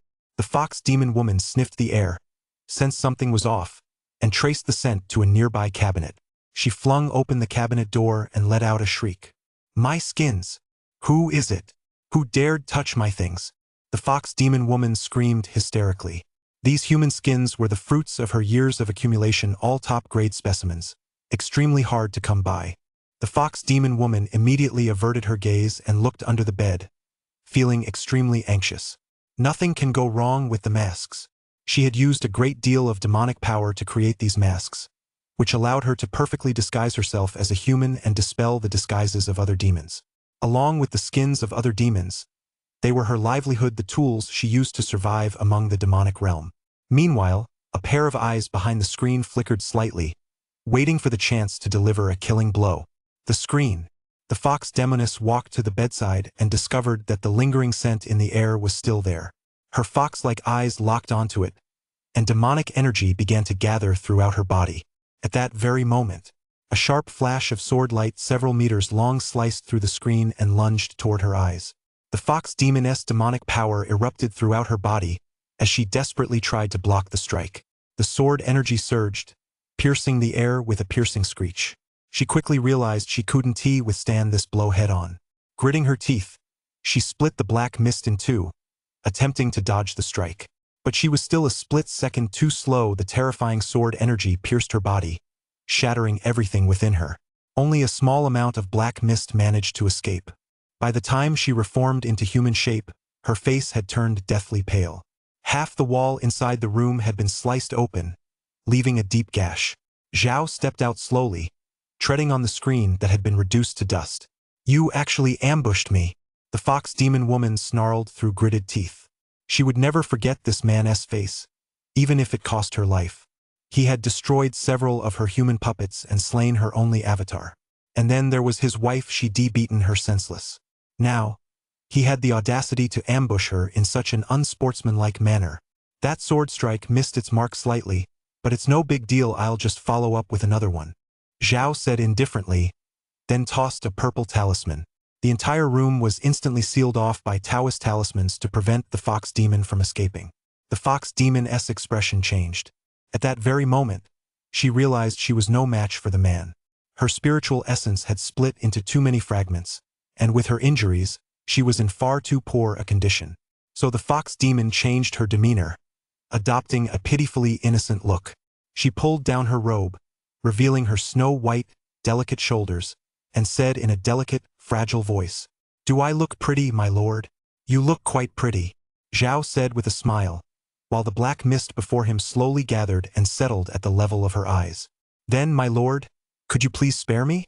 My name is Hu Xiangxiang. I'm the youngest in my family, and I still have my grandmother to take care of. If you spare me, I'll do anything for you." The fox demoness batted her beautiful eyes and said pitifully, "Really? I don't believe you unless you kneel down first," Zhao said, raising an eyebrow. "My lord, you're so perverted." The fox demoness gave a coy laugh, then did as she was told, kneeling obediently. "Look up at me." "Okay." In an instant, Zhao lunged forward and thrust his sword at her. Whoosh! The blade was aimed straight for her eyes. Thud! As the sword pierced her, ripples of mana spread out, and immediately afterward, a massive surge of black mist gushed from the fox demon woman's eyes. Ah! The fox demon woman clutched her eyes and screamed in agony. "You tricked me!" Still clutching her eyes, the fox demon woman collapsed to the ground, rolling back and forth as black mist gushed out uncontrollably. The human skin on her face peeled away, revealing a grim, fanged fox face both ferocious and enraged. She never imagined that this handsome-looking man could be so treacherous. His real purpose in making her crouch down was to stab her in the eyes. "You're not even worth a single hair on my wife's head." Zhao let out a cold laugh and delivered another sword strike to the fox demon on the ground. Soon, the black mist surrounding the fox demon drained away completely. Her soul dissipated, and she was as dead as could be. "It has to be this position, otherwise I can't hit the weak spot." Zhao casually performed a sword flourish, feeling much more at ease. He'd spoken a few extra words earlier precisely to aim for the weak spot, otherwise he wouldn't have been able to shatter the fox demon's soul. Any demon of any real power has a vital weak spot. Only by destroying that vital point can one truly kill them. Fortunately, Zhao's demon revealing eye trait allowed him to see the weak spots on every demon, making it as effective as a demon-slaying magical artifact. Zhao took out the box of masks he'd just seized from his mystic ring and paused to think. Should he burn them or not? Let us see what the copper coins have to say. Zhao took out the coins and tossed them again. Misfortune and fortune go hand in hand. Let us see what the oracle says. Omen 1. 1,000 faces. No shadow the fox demoness magic. Keep it. The guidance you've received is fortune. Origin guidance. A fine mask, well worth using. Can I actually use this mask crafted by a fox demon? Zhao muttered to himself, finding it quite remarkable. At the same moment, a bright orange orb of light darted into his mind. Another Earth-grade item? Zhao's eyes lit up. Demon Slayer Earth-grade, medium. Your attacks pose a threat to demons, increasing the damage dealt. For every demon you slay, your cultivation will receive a substantial boost. My cultivation improves every time I kill a demon? This is an infinitely scalable trait, pretty impressive. Zhao chuckled. Is this meant to encourage me to slay demons and eliminate evil? The only pity was that this trait didn't T-drop until after he killed the fox demon. Otherwise, he could have experienced what it felt like to see his cultivation level rise. Zhao picked up a woman's mask from the wooden box, placed it on his face, and felt a cool sensation spread across his skin, just like a facial mask. He looked in the mirror and examined himself. To his surprise, his face had transformed into a completely different appearance. It was the face of a delicate, demure young lady, her delicate eyebrows arching in a smile. And there's also a pig head mask. Zhao took off the mask and discovered another, rather unusual one in the wooden box, one that looked truly hideous. He put it on to try it out and found that his reflection in the mirror had actually turned into a pig's head. Just like Zhu Ganglai. It really is ugly. A thought suddenly flashed through Zhao's mind. With this mask, could I disguise myself as a demon? As he pondered this, a noise came from the stairs once more. Zhao took off the mask and put the box away. He activated his demon-detecting eyes. His gaze burned like a torch, leaving no demonic energy before him hidden. But the demonic energy had already vanished completely, with hardly any traces remaining. This proved that the person approaching the door was not a demon. Bang! The front door swung open. A woman dressed in white, adorned with plum blossom embroidery, appeared in the doorway. Upon seeing Zhao, she exclaimed in surprise, "Husband? What are you doing here?" Chapter 48. Qinghan's past. Zhao was also taken aback when he saw Qinghan.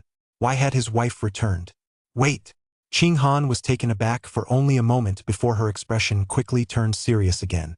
Her phoenix-like eyes narrowed, revealing a faint, piercing glow. Holding a long halberd, she walked forward slowly. Zhao had intended to step forward to greet her, but the moment their eyes met, he felt an overwhelming sense of pressure. His heart skipped a beat. Could it be that his wife mistook him for a fox demon? So he was in big trouble. Qinghan paced back and forth with her halberd, her phoenix-like eyes fixed intently on Zhao's, her expression utterly serious. Though Zhao felt a sense of helplessness, he obediently cooperated, standing where he was with his hands spread wide. His eyes, clear as a spring, were bright and lucid as he met her gaze directly. Clang! Almost immediately, Qinghan dropped the long halberd, lunged forward, and threw herself into Zhao's arms, her voice choked with emotion. "Husband, it really is you. I'm so glad you're safe." Only then did Qinghan confirm that the Zhao standing before her was not a demon in disguise. Feeling the warm, delicate body in his arms, Zhao gave a faint, wry smile and comforted her. "I'm sorry I worried you, my lady, but it's all over now. Everything is fine." Qinghan lifted her head from Zhao's chest, her eyes brimming with curiosity, and asked, "Husband, how did you end up here?" Zhao had already thought of a story. Feigning a sigh, he said, "My lady, it's a long story." He slightly embellished and refined the details of why he left home and how he ended up at the Drunken Flower Pavilion, then recounted the entire tale to Qinghan. After listening, Qinghan nodded, paused for a moment, and said, "So, my husband, you saw another version of me, which is why you chased after me, only to encounter a demon. Luckily, a cultivator happened to be passing by and saved you." "That's right. She seemed to be a disciple of a sect. I was worried about your safety, so I asked her to come find you, Zhao said with a smile. Hearing this, Qinghan couldn't help but feel a little moved. She could already picture Zhao's anxious expression at that moment exactly like her own. Hadn't she herself come out to look for her husband precisely because she'd seen a demon disguised as him? My lady, why are you here? Zhao stroked Qinghan's delicate face and asked earnestly. Qinghan pondered for a moment before replying, My experience is much like your husband's. This demon is a fox capable of disguising itself as many people to deceive and devour them. When I saw it disguised as my husband, I was so enraged that I tracked it down to its lair. After hearing this, Zhao remained outwardly impassive, though inwardly he was quite surprised. Similar experiences, it seemed this fox demon had actually gone out of its way to cause trouble for the lady. So the story he made up on the spot actually matched up? But after thinking about it for a moment, he realized the crux of the matter. This fox demon had intended to disguise itself as him to trick the lady into giving up her skin, and then use that against him only to end up getting beaten up instead. Thinking about it that way, the fox demon really had brought it upon herself. You must be extra careful, my husband, and not fall for the tricks of demons and monsters. I've faced them many times myself, and every single one of them is incredibly cunning. Qinghan pouted as she spoke, a far cry from the aloof demeanor she displayed when she burst through the door moments ago. Zhao gently took her hand and replied with a smile, Yes, I'll be more careful from now on. As for your cultivation, madam, it's far more advanced than I ever expected. Seeing that Zhao had asked, Qinghan explained with a smile. When I was 12, my father sent me to a sect for a while to hone my martial arts. The sect's elders said I had a spiritual root and was a natural prodigy. I stayed there for several years, which is why my cultivation is a bit higher. Oh, that's wonderful. Seeking immortality and the way I've tried it myself, but alas, my aptitude wasn't sufficient. Zhao gave a wry smile. But later, I left to join the army with my father, fighting alongside my 2 older brothers in campaigns across the country, Qinghan recalled. Zhao asked in surprise, Why didn't you stay at the sect, lady? It must have been so carefree and pleasant there. Qinghan shook her head. The decision wasn't mine to make. It was a time of chaos. The Great Yan dynasty was in decline, and the rebellion had just begun. My father joined the rebel forces. Zhao was quite surprised, his eyes flickering as he said, The rebel army? Huh? They were quite formidable back then. He knew Qinghan came from a military family, but this was the first time he heard these details from her. At first, he assumed her family was one of the military clans that had been pacified by the government, but he hadn't expected them to be part of the rebel forces.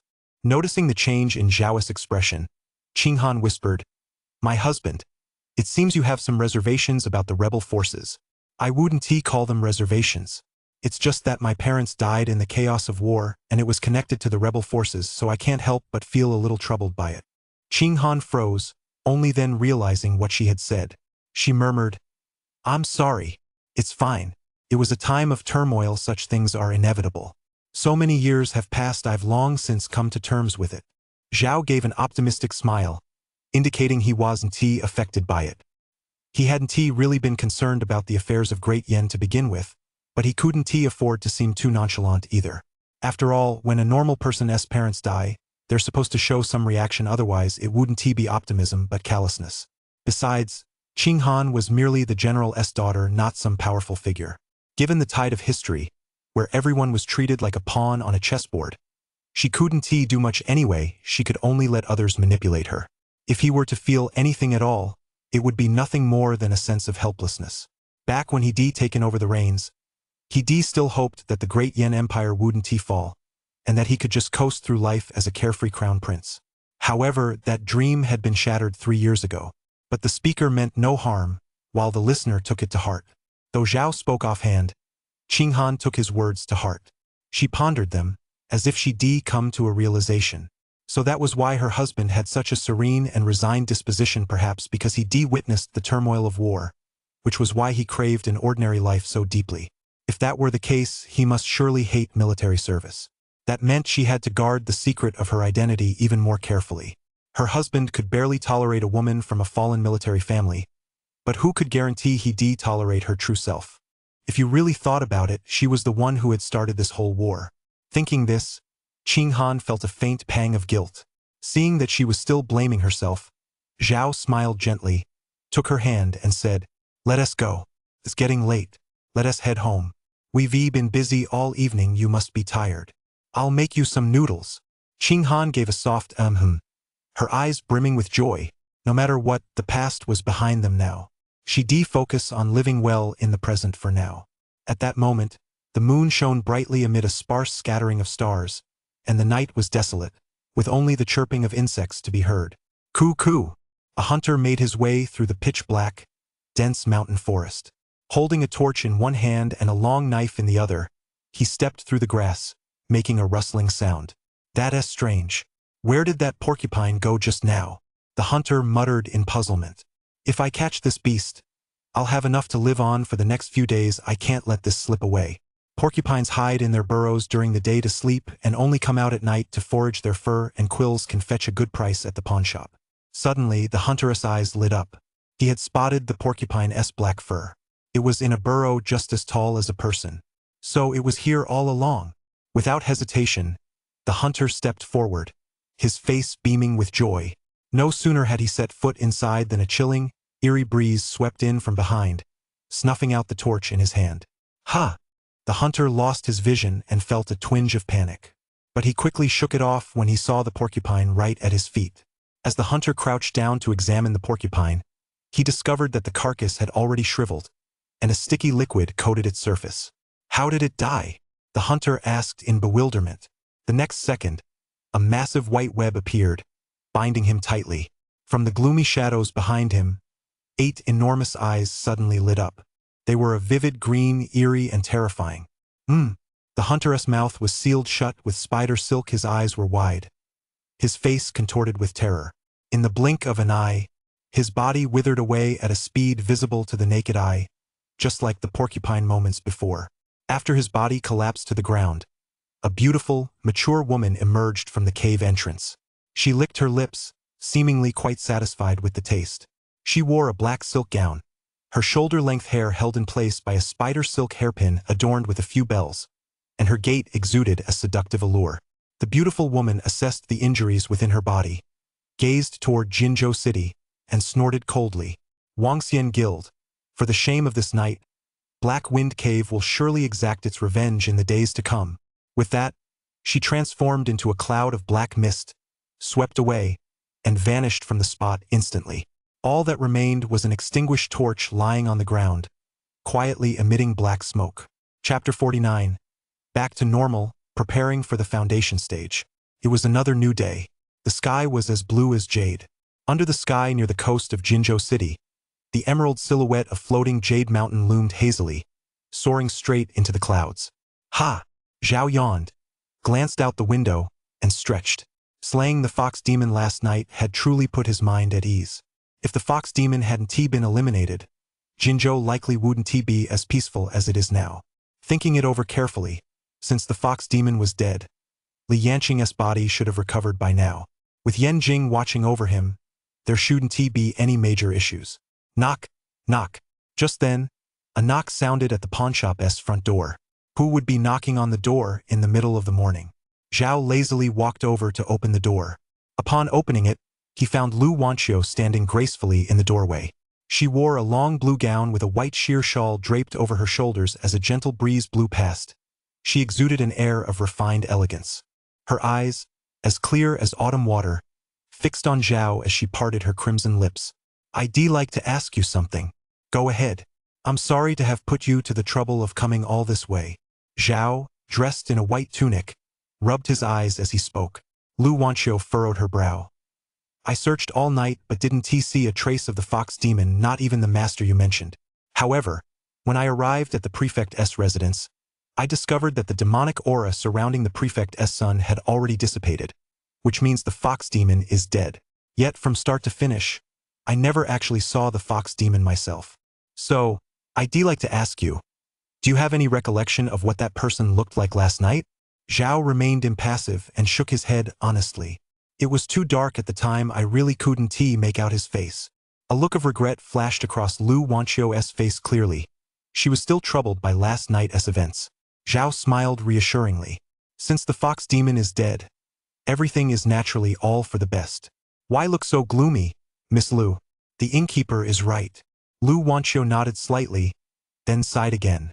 I've been searching for Granny Blackwind for a long time, but I still can't find any trace of her. I really haven't accomplished a single task on this trip down the mountain. Granny Blackwind. Zhao pondered for a moment, recalling the dark mist that had streaked across the sky. Lu Wanqiu explained, this demon's true form is a green-eyed human-faced spider, a notorious great demon known throughout 100 li. If she isn't killed, Blackwind Cave cannot be considered completely eradicated, so we must find her. You've truly worked hard, young lady. Zhao sighed with heartfelt emotion. People say that disciples of sects lead carefree and leisurely lives, but that's not entirely true. Descending the mountain for training and eradicating demons are merely part of what it means to be a sect disciple. In the eyes of the secular world, the status of sects is undoubtedly very high. But correspondingly, they also bear many obligations. For example, maintaining discipline among cultivators alone brings countless troubles. In addition to the sects led by the 5 great ancient immortal sects, there are also demonic cultivators lurking in the shadows.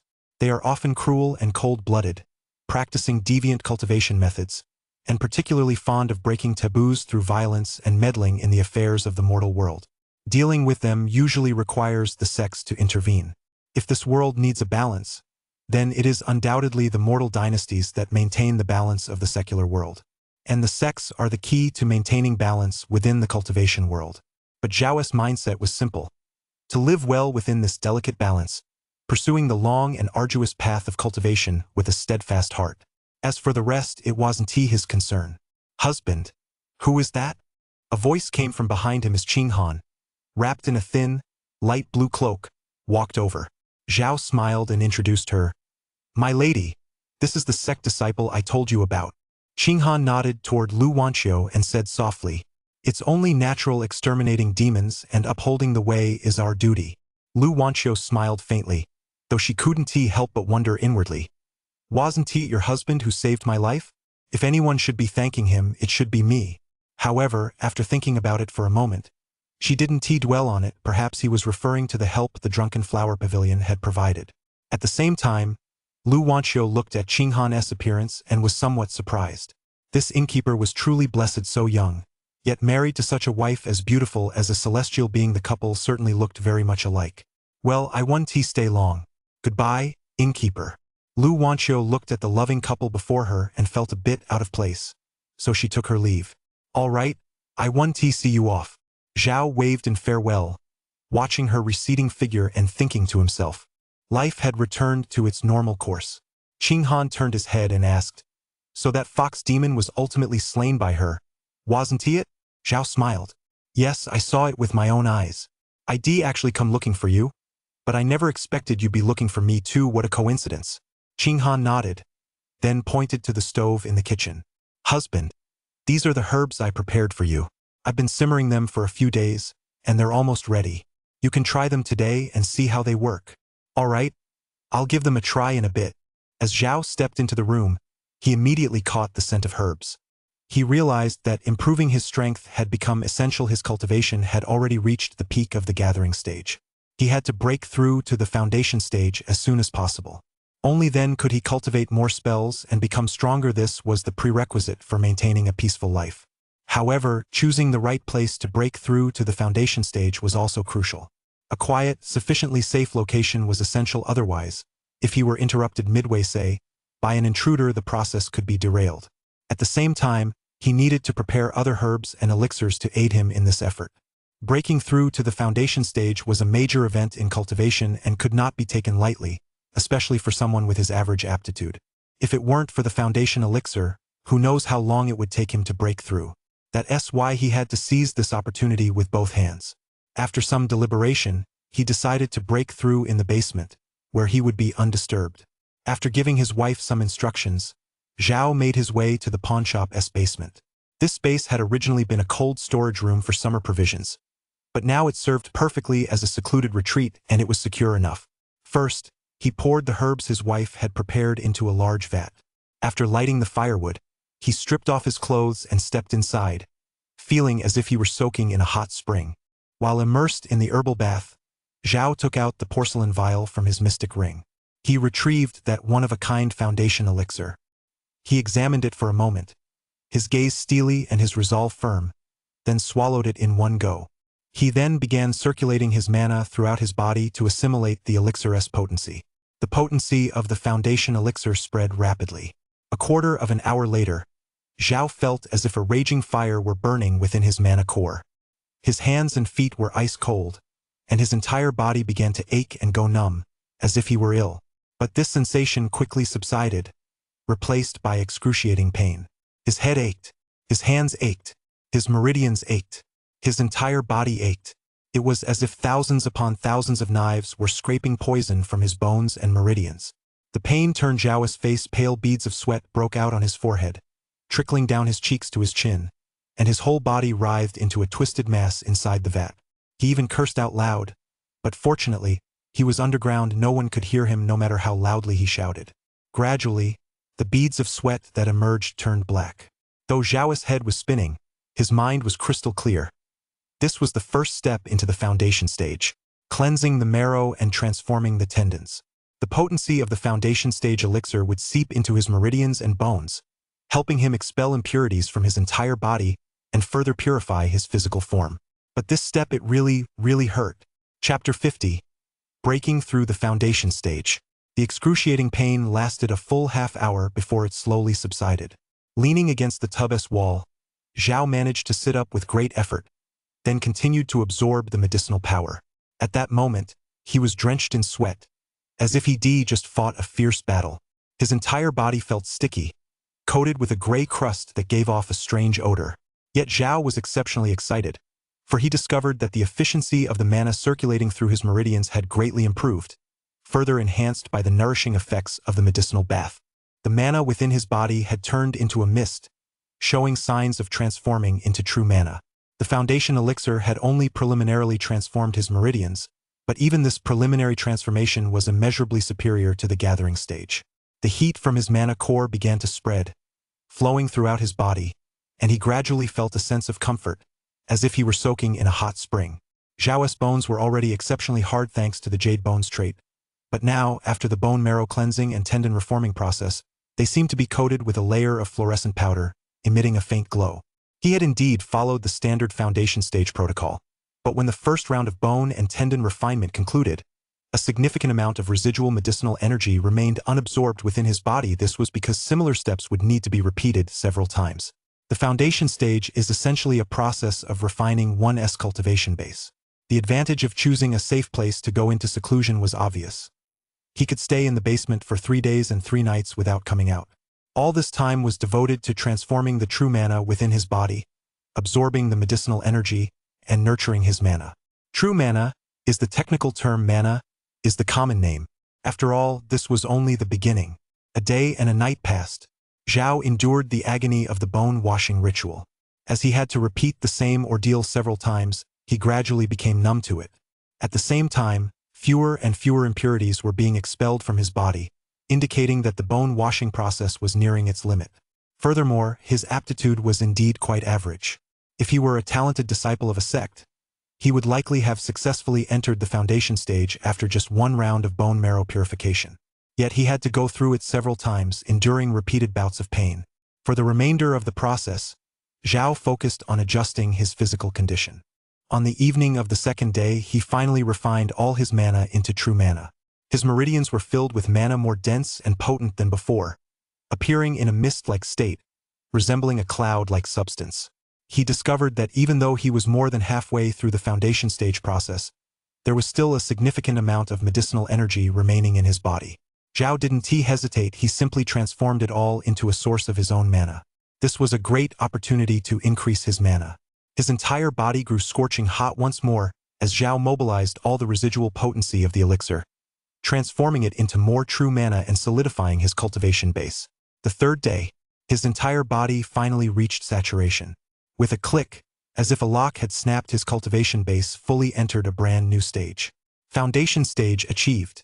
A flash of insight gleamed in Zhao's eyes. He felt better than ever before. His mana core was brimming with true mana.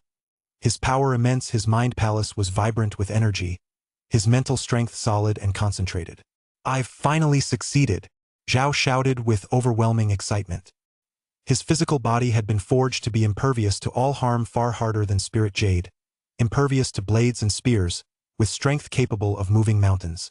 Descriptions like a body of steel no longer did it justice. He had stepped into an entirely new realm. The entire process had been fraught with hardship. While there might not have been any earth-shattering spectacles, the changes within his body were undeniably massive. Zhao stood up, and his movement was so forceful that the large vat beneath his feet shattered under his foot. Splash! The medicinal bath water, filled with black impurities, spilled all over the floor. Zhao scratched his head awkwardly, gazing at his increasingly handsome face reflected in the water. He clenched his fists, feeling the power surging through his body. His arm muscles were incredibly bulging, and his abs were sharply defined. This warm, explosive power filled him with exhilaration. He slapped the ground with his large hand. With a splash, water sprayed upward. The spray hovered in midair, slowly coming to a halt, glowing faintly. Zhao gave a light wave of his hand, and the water transformed into the shape of a sharp sword, shooting forward. A streak of deep blue sword energy suddenly materialized, piercing through the rock layers beneath the ground. Boom! A considerable commotion erupted, causing the entire basement to tremble. Simply infusing ordinary water with mana could unleash such immense power. What kind of results would it yield if he were to master sword techniques and spells as well? At this thought, Zhao's excitement surged once more. The most pressing task was indeed to find a few training manuals to practice with. At the same time, the mind-intimidating technique within his mind palace naturally advanced to the second stage. Now, he could project his mental energy outward to intimidate external enemies. In other words, it was an aura of intimidation. It's time to emerge from seclusion.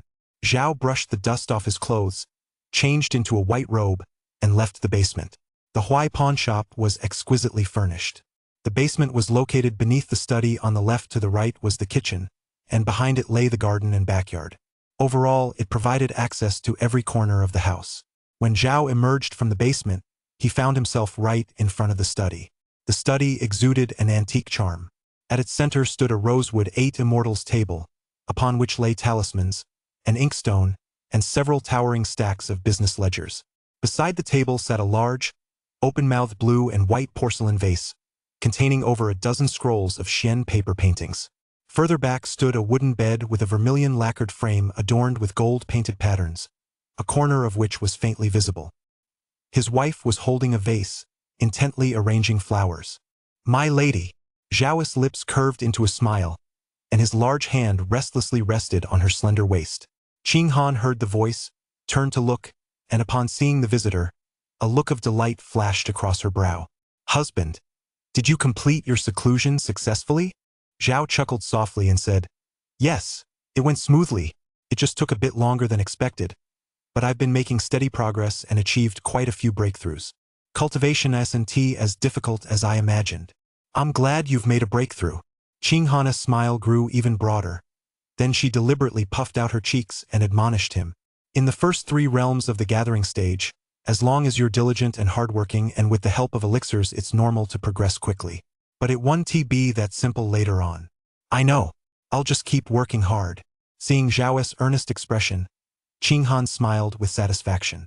Then, as if remembering something, she added, "Husband, I've been thinking about sprucing up the shop lately, adding some decorations and getting some little pets, like cats or dogs.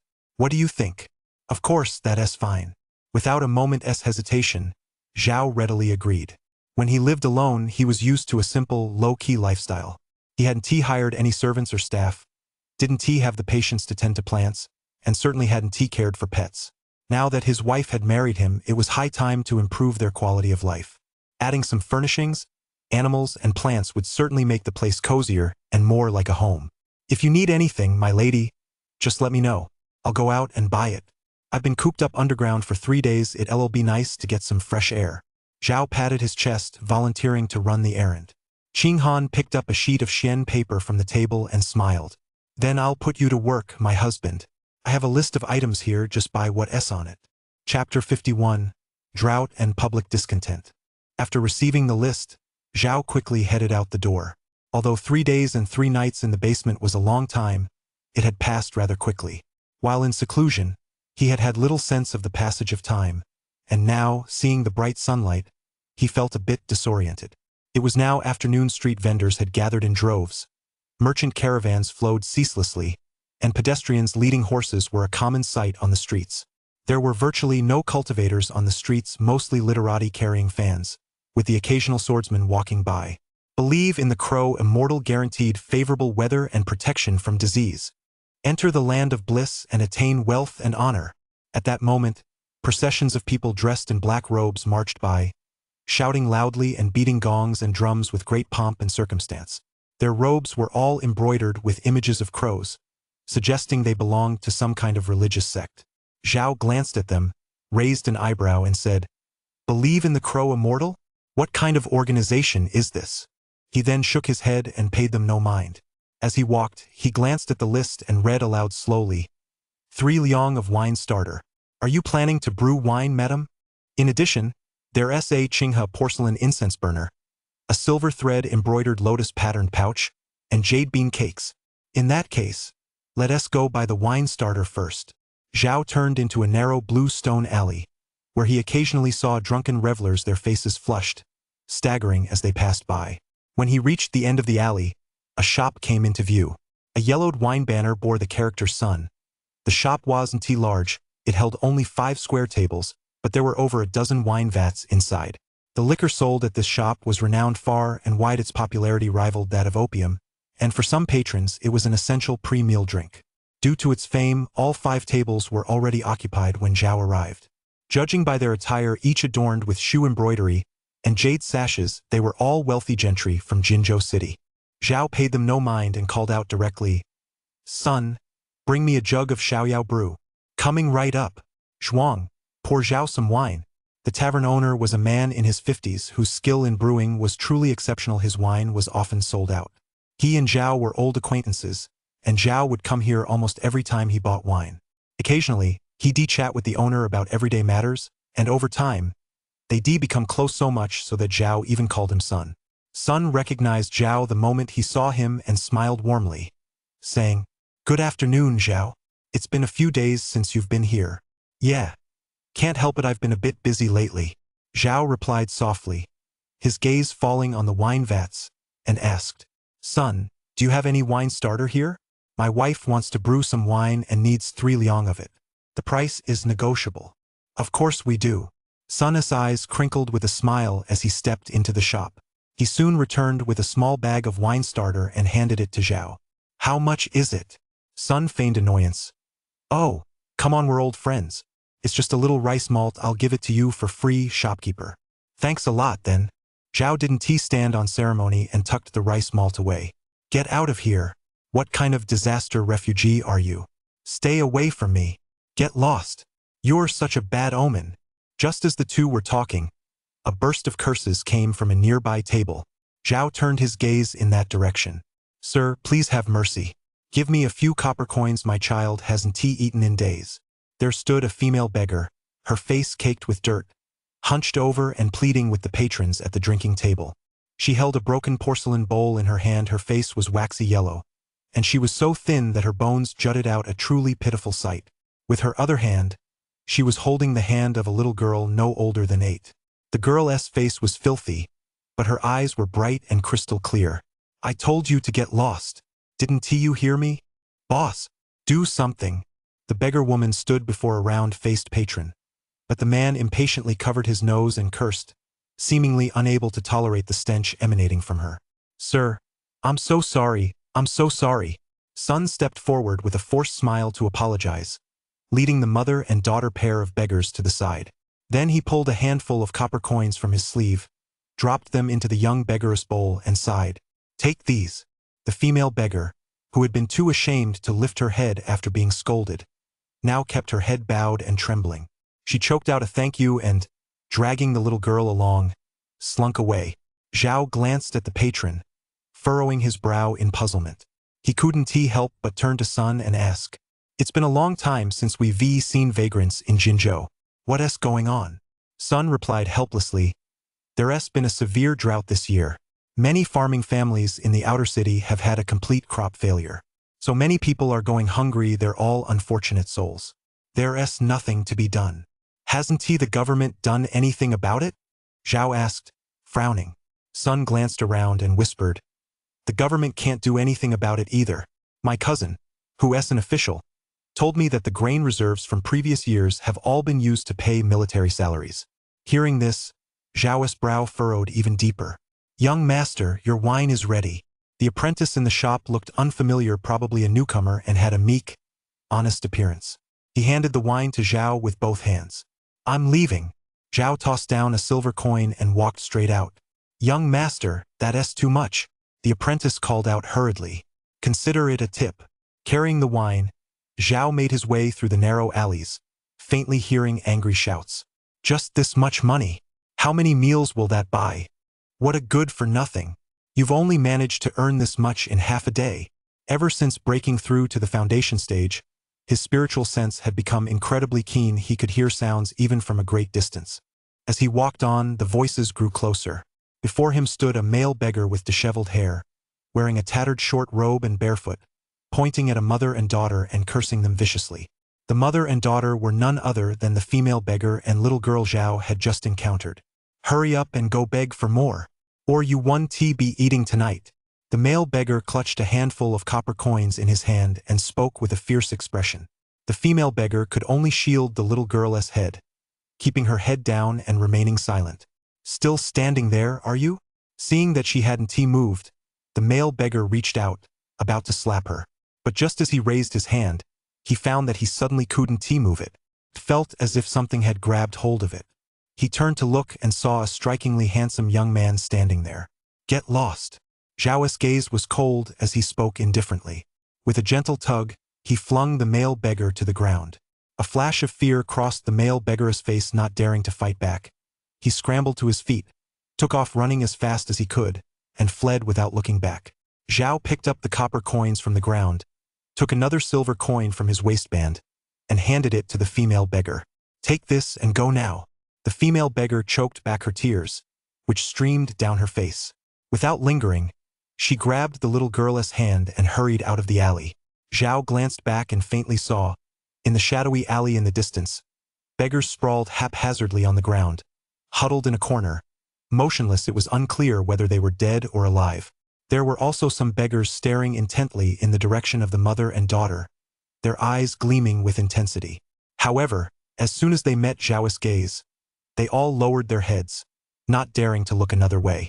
Zhao, dressed in a martial arts robe, was tall and imposing, with a piercing gaze. Ever since breaking through to the foundation stage, he had exuded an aura of power that made him look like someone absolutely not to be messed with. The corner of the alley felt desolate and bleak. The cold, silent atmosphere was rather unsettling. From time to time, the barking of dogs from the courtyards of wealthy households drifted in from the distance. What kind of golden age is this? Zhao shook his head and turned to leave. He hadn't been gone long. The sound of gongs and drums drifted in from the street and then echoed through the alley. Believe in the Raven Immortal. He ensures calm winds and gentle rains, and wards off disease. Join our Raven cult and receive a dough of rice. The Raven Immortal will bless you after death. You'll enjoy supreme bliss, and in the next life, you'll attain wealth and honor. Devout followers walked through the alley, chanting these words aloud. Is there really rice? A gaunt, sallow-faced beggar crawled out, his face full of hope. Of course there is. Join the Raven cult, and you'll have all the rice you need. The leader of the followers smiled faintly and continued down the alley. Chapter 52. Searching for a pet in the busy market. After leaving Wine Alley, Zhao planned to head next to the Qinglongmen Market. The Qinglongmen Market was Jinzhou's largest marketplace, located within the inner city. Whether you wanted to buy furniture like beds, tables, and chairs, or luxury goods such as jade, ivory, and spices, or even livestock like fine horses, cats, dogs, birds, fish, and insects, you could find it all there. At every street corner and alleyway, dogs of all breeds, cats, and birds of every shape and color, some performing tricks. Others simply for sale barked and chirped merrily along this bustling thoroughfare. Zhao stopped to take a look at every stall he passed. Although his wife had said she wanted to buy some small animals, she hadn't specified whether she wanted cats, dogs, or birds. She simply told him to pick something out. Take your pick might have been the literal meaning, But this hardly reflected a genuine desire to keep a pet. It seemed more like an attempt to liven up the shop. He lingered for quite a while in front of a wooden cage because he noticed the dog inside was staring right at him. Zhao, without hesitation, returned the gaze of the Shiba Inu in front of him. Human eyes met dog eyes. The scene was quite friendly. "What are you looking at?" Zhao couldn't help but think bitterly. "Sir, are you interested in buying a dog? All our dogs are top quality. Bred from fighting dogs, we guarantee they're all full of energy." Noticing Zhao's persistent gaze on the dog, the shop owner nearby approached with a broad smile. "No, I'm just looking." As soon as Zhao heard it was a fighting dog shop, he immediately shook his head. These days, the city's wealthy and aristocratic elite love to pit this against that for no particular reason. Cricket fighting has already become way too trendy. Ordinary people are jumping on the bandwagon left and right, so the wealthy and aristocratic elite, in an effort to distinguish their tastes as more refined, have started venturing into other arenas. How does the saying go? Once something becomes too trendy, it's everywhere. I suppose that's exactly what the elite are thinking. The new trend now is dogfighting and horse racing. Whether it's the breeds of dogs or the horses, neither is something the average person can afford, so naturally, they've become the new toys of the wealthy. In any entertainment venue, it's inevitable that someone will set up a betting ring, odds of 1 to 10 or 10 to 1, and many flock to it like bees to honey. Every year, there are people who lose everything, down to their last pair of underwear. Occasionally, though, someone hits the jackpot and becomes filthy rich. But you have to admit, it's genuinely driven the economic development of Jinzhou. The reason Zhao didn't buy one was simply that dogs from the dogfighting pits have a vicious temperament and are very dangerous. They're passable as guard dogs at home, but it's nearly impossible to hold them in your arms, and they often have injuries and illnesses left over from the fights. He figured his wife probably wouldn't like that sort of thing. After walking around for a while, Zhao arrived at the bird shop, which was much livelier than the dog shop. But there was also a lot of fraud going on at the bird shop. If you bought a new white eye today, it might just be an old bird that the vendor had treated with some kind of substance to make its feathers look almost identical to those of a young bird on the surface. Furthermore, there are birds that look exceptionally beautiful but may have been dyed. These birds rarely survive for long. They're usually used to deceive beginners. If they die, you can't say anything, you'll just assume it's your own fault. Buying birds certainly involves countless tricks, but Zhao wasn't worried. He didn't think anyone could pull a fast one on him. He's always the one pulling the tricks on others. It's impossible for anyone to pull one on him. Plus, he discovered a pleasant surprise. Namely, his appraisal master trait had come in handy. Appraisal master isn't just for appraising antiques and collectibles, it can appraise other things as well. The art of appraisal naturally includes identifying objects. Whether they're inanimate or living, he can identify them. Zhao was admiring the birds beside a row of cages.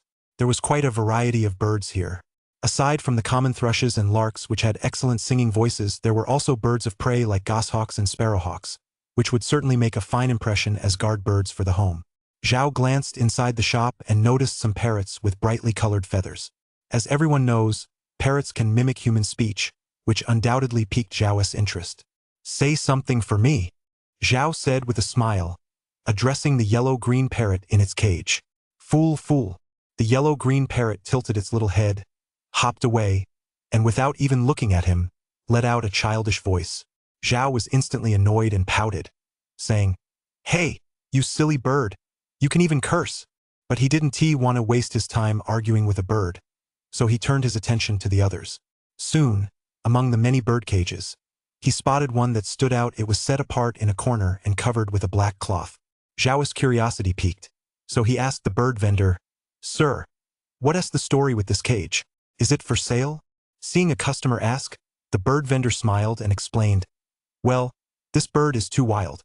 No matter what I do, I can't tame it. It keeps banging its head against the cage whenever it sees the light, so I had no choice but to cover it up." Zhao nodded in understanding. It's common for bird owners to encounter birds that refuse to bond with them. Such birds will keep banging their heads against the cage until they kill themselves or are left barely alive. "Can I take a look?" Zhao asked. "Sure. Go ahead and take a look, sir." Zhao lifted a corner of the black cloth covering the cage and saw a bird, entirely jet black with a tuft of white feathers standing on end on its head, lying motionless at the bottom of the cage.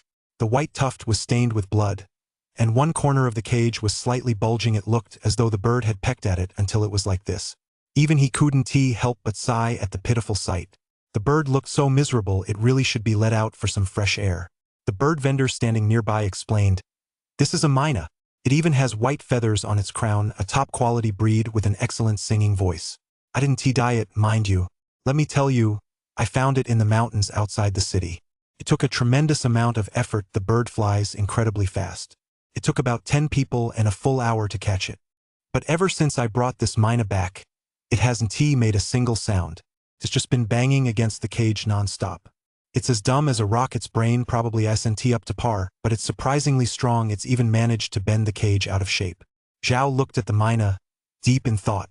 To be honest, the myna is a remarkable species. It looks very much like a crow with only subtle differences. Yet it is actually a symbol of good fortune. Just like the magpie, it is considered a lucky charm. At the same time, it can mimic the calls of over a dozen bird species, including the parrot's ability to mimic human speech. The appraisal master trait activated, and Zhao's senses were instantly heightened. His eyes narrowed slowly, taking in every detail of the myna before him.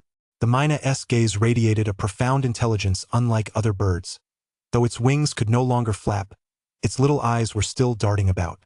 It was strange. It kept staring outside the cage, or rather, at the mystic ring on his hand, as if lost in thought. It was as if it had a mind of its own. Through his trait, Zhao could pretty much tell that this bird wasn't as simple as it seemed.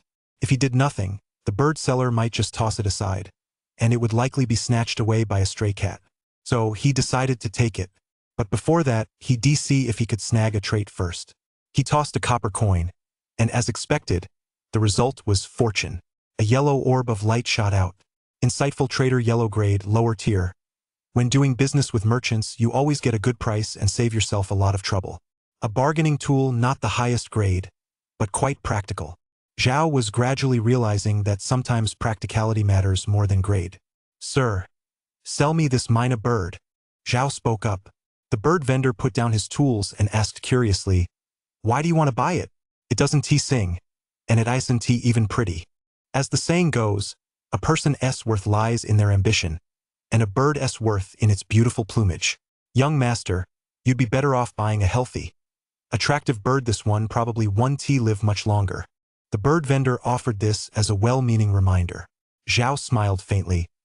Buying it and burying it is better than having it thrown away to be eaten by stray cats. Isn't it? Upon hearing his words, the bird vendor's eyes softened, and he remarked with emotion, "Ah, you're a kind-hearted customer. I'll let you have it for 101. "Agreed." Zhao nodded. 101 was a real bargain normally. Even a cheap bird would cost at least a dozen liang of silver, while expensive ones could fetch over 100 liang, and a myna bird typically cost 500 liang or more. Chapter 53. Adding a touch of flavor to life. As he stepped out of the bird shop, Zhao carried a birdcage in his left hand and a flask of wine in his right, taking an occasional sip. He had originally planned to store the myna bird inside his ring, but suddenly remembered that the mystic ring couldn't hold living creatures, so he had no choice but to carry it in his hand. This Xiaoyao brew really has an authentic flavor. Zhao took a big gulp, smacked his lips, and chuckled softly. He wasn't particularly addicted to drinking. It was fine as an occasional beverage to quench his thirst. He lifted the birdcage and couldn't help but mutter, "Can't you be a little more lively? Just move a little at least." Unfortunately, the myna was still listless, just lying there, its wings fluttering occasionally. Never mind.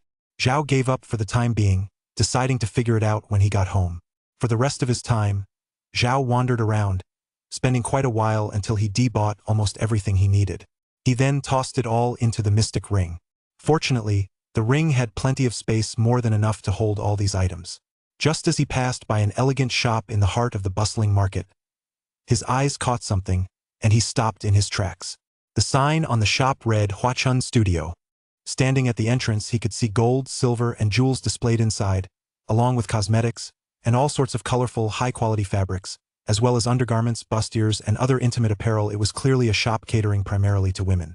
Zhao suddenly realized that, aside from the few sets of plain white gauze robes and elegant light blue skirts she usually wore, his wife didn't seem to have any particularly attractive clothes. Compared to the young ladies from prominent aristocratic families, his wife's wardrobe was still far too sparse. How did that saying go again? Don't fall truly in love with a woman you can buy, but spend a little extra on the one you've found through true love. That was the logic, and Zhao wholeheartedly agreed with it. So, without hesitation, he stepped into the shop. No sooner had he entered than the shopkeeper's wife followed him in. When she saw Zhao's handsome features, her eyes lit up, as if a hungry wolf had spotted a piece of meat. It was no wonder the shopkeeper was so opportunistic. Most of the customers who came to this shop were women, with men being few and far between. But while women tended to have a keen eye for shopping and mostly just browsed, men were different. They were usually there to pick out items for their sweethearts or wives, and each one was very generous with their spending. "Sir, I assume you're here to pick something out for your sweetheart?" the shopkeeper asked with a beaming smile, her tone incredibly gentle. Zhao smiled slightly and nodded. "That's right. I'm picking out some pretty clothes for my wife." "Madam, what beautiful dresses do you have here? Please bring them all out." "Certainly. Please follow me upstairs to take a look, sir." The shopkeeper's smile grew even broader as she walked ahead to lead the way. Zhao followed her up to the second floor, which was just as spacious as the first. In fact, it was quite roomy. Moreover, the fabrics seemed of higher quality, and there was a wider variety of styles. In addition to blouses and long skirts, there were one-piece dresses and slit skirts. The selection was so vast it was hard to take it all in. He considered himself to have good taste when it came to fashion. His aesthetic sense was probably 1,000 years ahead of this era. He'd seen every kind of beautiful garment imaginable. He selected a moon-white dress produced by Jiangnan's Silver Thread Workshop and a smoke-hued tunic and skirt set featuring select shoe embroidery. He deliberately chose colors that weren't too vivid, as the lady's temperament, gentle on the outside but strong on the inside, called for softer hues that would perfectly complement her dignified, ethereal aura. Zhao selected a few items with clean, decisive strokes, then turned his attention to undergarments. "Do you sell undergarments here?" "Yes, over here." The shopkeeper's wife couldn't stop smiling, seeing that Zhao had picked out several items in a row, all of the highest quality. "It seems you love your wife very much, young master. Ordinary men rarely come here personally to buy undergarments." Lingerie referred to the undergarments worn by women in ancient times. The character profanetia was considered a symbol of impurity in ancient times, which was why the shopkeeper spoke that way. Zhao didn't seem to mind, however, and remained perfectly calm. "It's all right here." The shopkeeper opened a secret compartment in a wooden cabinet, which was filled with lingerie, but Zhao merely glanced at it briefly before shaking his head in dissatisfaction. They were all too conservative. Not only were the colors extremely plain, but the styles were also very outdated. It seemed that, in certain respects, things were surprisingly backward. "Madam, these are too ordinary. Do you have anything a little more, Zhao hinted nonchalantly. The shopkeeper was a seasoned veteran. As soon as she heard this, she caught on immediately. "You mean something a little more romantic, young master?" Exactly. The shopkeeper's face took on a meaningful expression as she replied earnestly. "Of course we have them, but they're in the back storeroom. Why don't you tell me your wife's measurements so I can go pick something out?" "Measurements?" Zhao muttered under his breath, unconsciously spreading his fingers into a wide arc to compare them against the lingerie in front of him. Pointing to a piece of lingerie, he said, "It's about this size." "Very well, young master, please wait a moment." Just as Zhao was waiting, a young woman came up the staircase nearby. She was no more than 20-something, with a fresh and delicate appearance, a dot of cinnabar red on her forehead, and a beauty mark beneath her right eye. She had willow-like eyebrows, almond-shaped eyes, and lips as red as blood. She wore a cherry red, chest-length tunic and skirt, blue embroidered shoes on her feet, and a small bun tied at the nape of her neck. The rest of her smooth, black hair cascaded down her shoulders, and from her delicate, pink earlobes dangled peach blossom pendants. The woman in the tunic and skirt cast a scrutinizing glance as she surveyed the garments on display. But after only a few glances, she shook her head. That is, until she spotted Zhao standing among the lingerie. A smile tugged at the corners of her mouth, and she couldn't help but laugh. "Ha ha! A proper man like you? Buying lingerie for a woman, aren't you ashamed?" Though her voice was melodious and clear, it carried a touch of sass and sharp wit. Hearing the voice, Zhao lazily turned his head, glanced at her, and said indifferently, "None of your business." "You!" The woman in the short tunic was taken aback by Zhao's retort. Her expression froze for a moment. Then her face immediately darkened. In all her life, no one had ever spoken to her in such a tone. "Young master, that's enough." Soon, The shopkeeper's wife emerged carrying several colorful garments, the corners peeking out revealed intricate embroidered patterns. Clearly no ordinary items. Zhao's eyes lit up slightly. Without even inspecting them, he said calmly, "I'll take the whole lot. Settle the bill." Right away. The shopkeeper's wife happily packed up the exquisite undergarments and handed them to Zhao. But the woman in the short tunic wouldn't let it go. She followed him and confronted Zhao. "What's your name?" But Zhao didn't answer. He paid, took the clothes and picked up the birdcage from the floor. He walked straight downstairs. From start to finish, he didn't say a single word, treating her as if she were invisible. The young woman stood frozen in place, her head buzzing. She watched Zhao leave with her own eyes. His movements were so agile that she hadn't even noticed when he passed right by her. After leaving Huachunzhai, the young woman was in a terrible mood. At the entrance, 6 soldiers closed in tightly around her, shielding her in the center. Each was broad-shouldered, burly, and tall, clad in black scale armor. With swords at their waists and crossbows mounted on their arm guards, they looked well-trained. With respectful expressions, they bowed and said, "Greetings, Princess Shangyun." The young woman pouted her red lips, looking very unhappy, and exclaimed in frustration, "This is driving me crazy. I just ran into some hothead. He wasn't bad looking, but he was so arrogant. He didn't take me seriously at all. Can't you beat him up and let me vent my anger?" One of the soldiers stepped forward and whispered, "Princess, you're traveling south without the princess knowledge. It's best not to cause too much of a commotion." The woman in the short tunic sighed helplessly. "You're right. I'd better go find my older sister first. I heard she just got married not long ago. I hope the husband my sister found isn't as arrogant and self-important as that jerk." Chapter 54. My Great Xia, a land of peace and prosperity. The imperial capital of Great Xia, the hall of nurturing the heart. Inside the sleeping chamber, the beams were crafted from fragrant sandalwood, the lamps were made of crystal and jade discs, and the curtains were woven from jade and pearls. Smoke curled gently from a purple-gold incense burner, yet not a single bite had been taken from the delicacies of land and sea arranged on the table. Lying on the imperial bed was none other than the founding emperor of the Great Xia, Yu Daoqing. He appeared to be no more than 50-something. He should have been in the prime of his life, yet his temples were streaked with gray.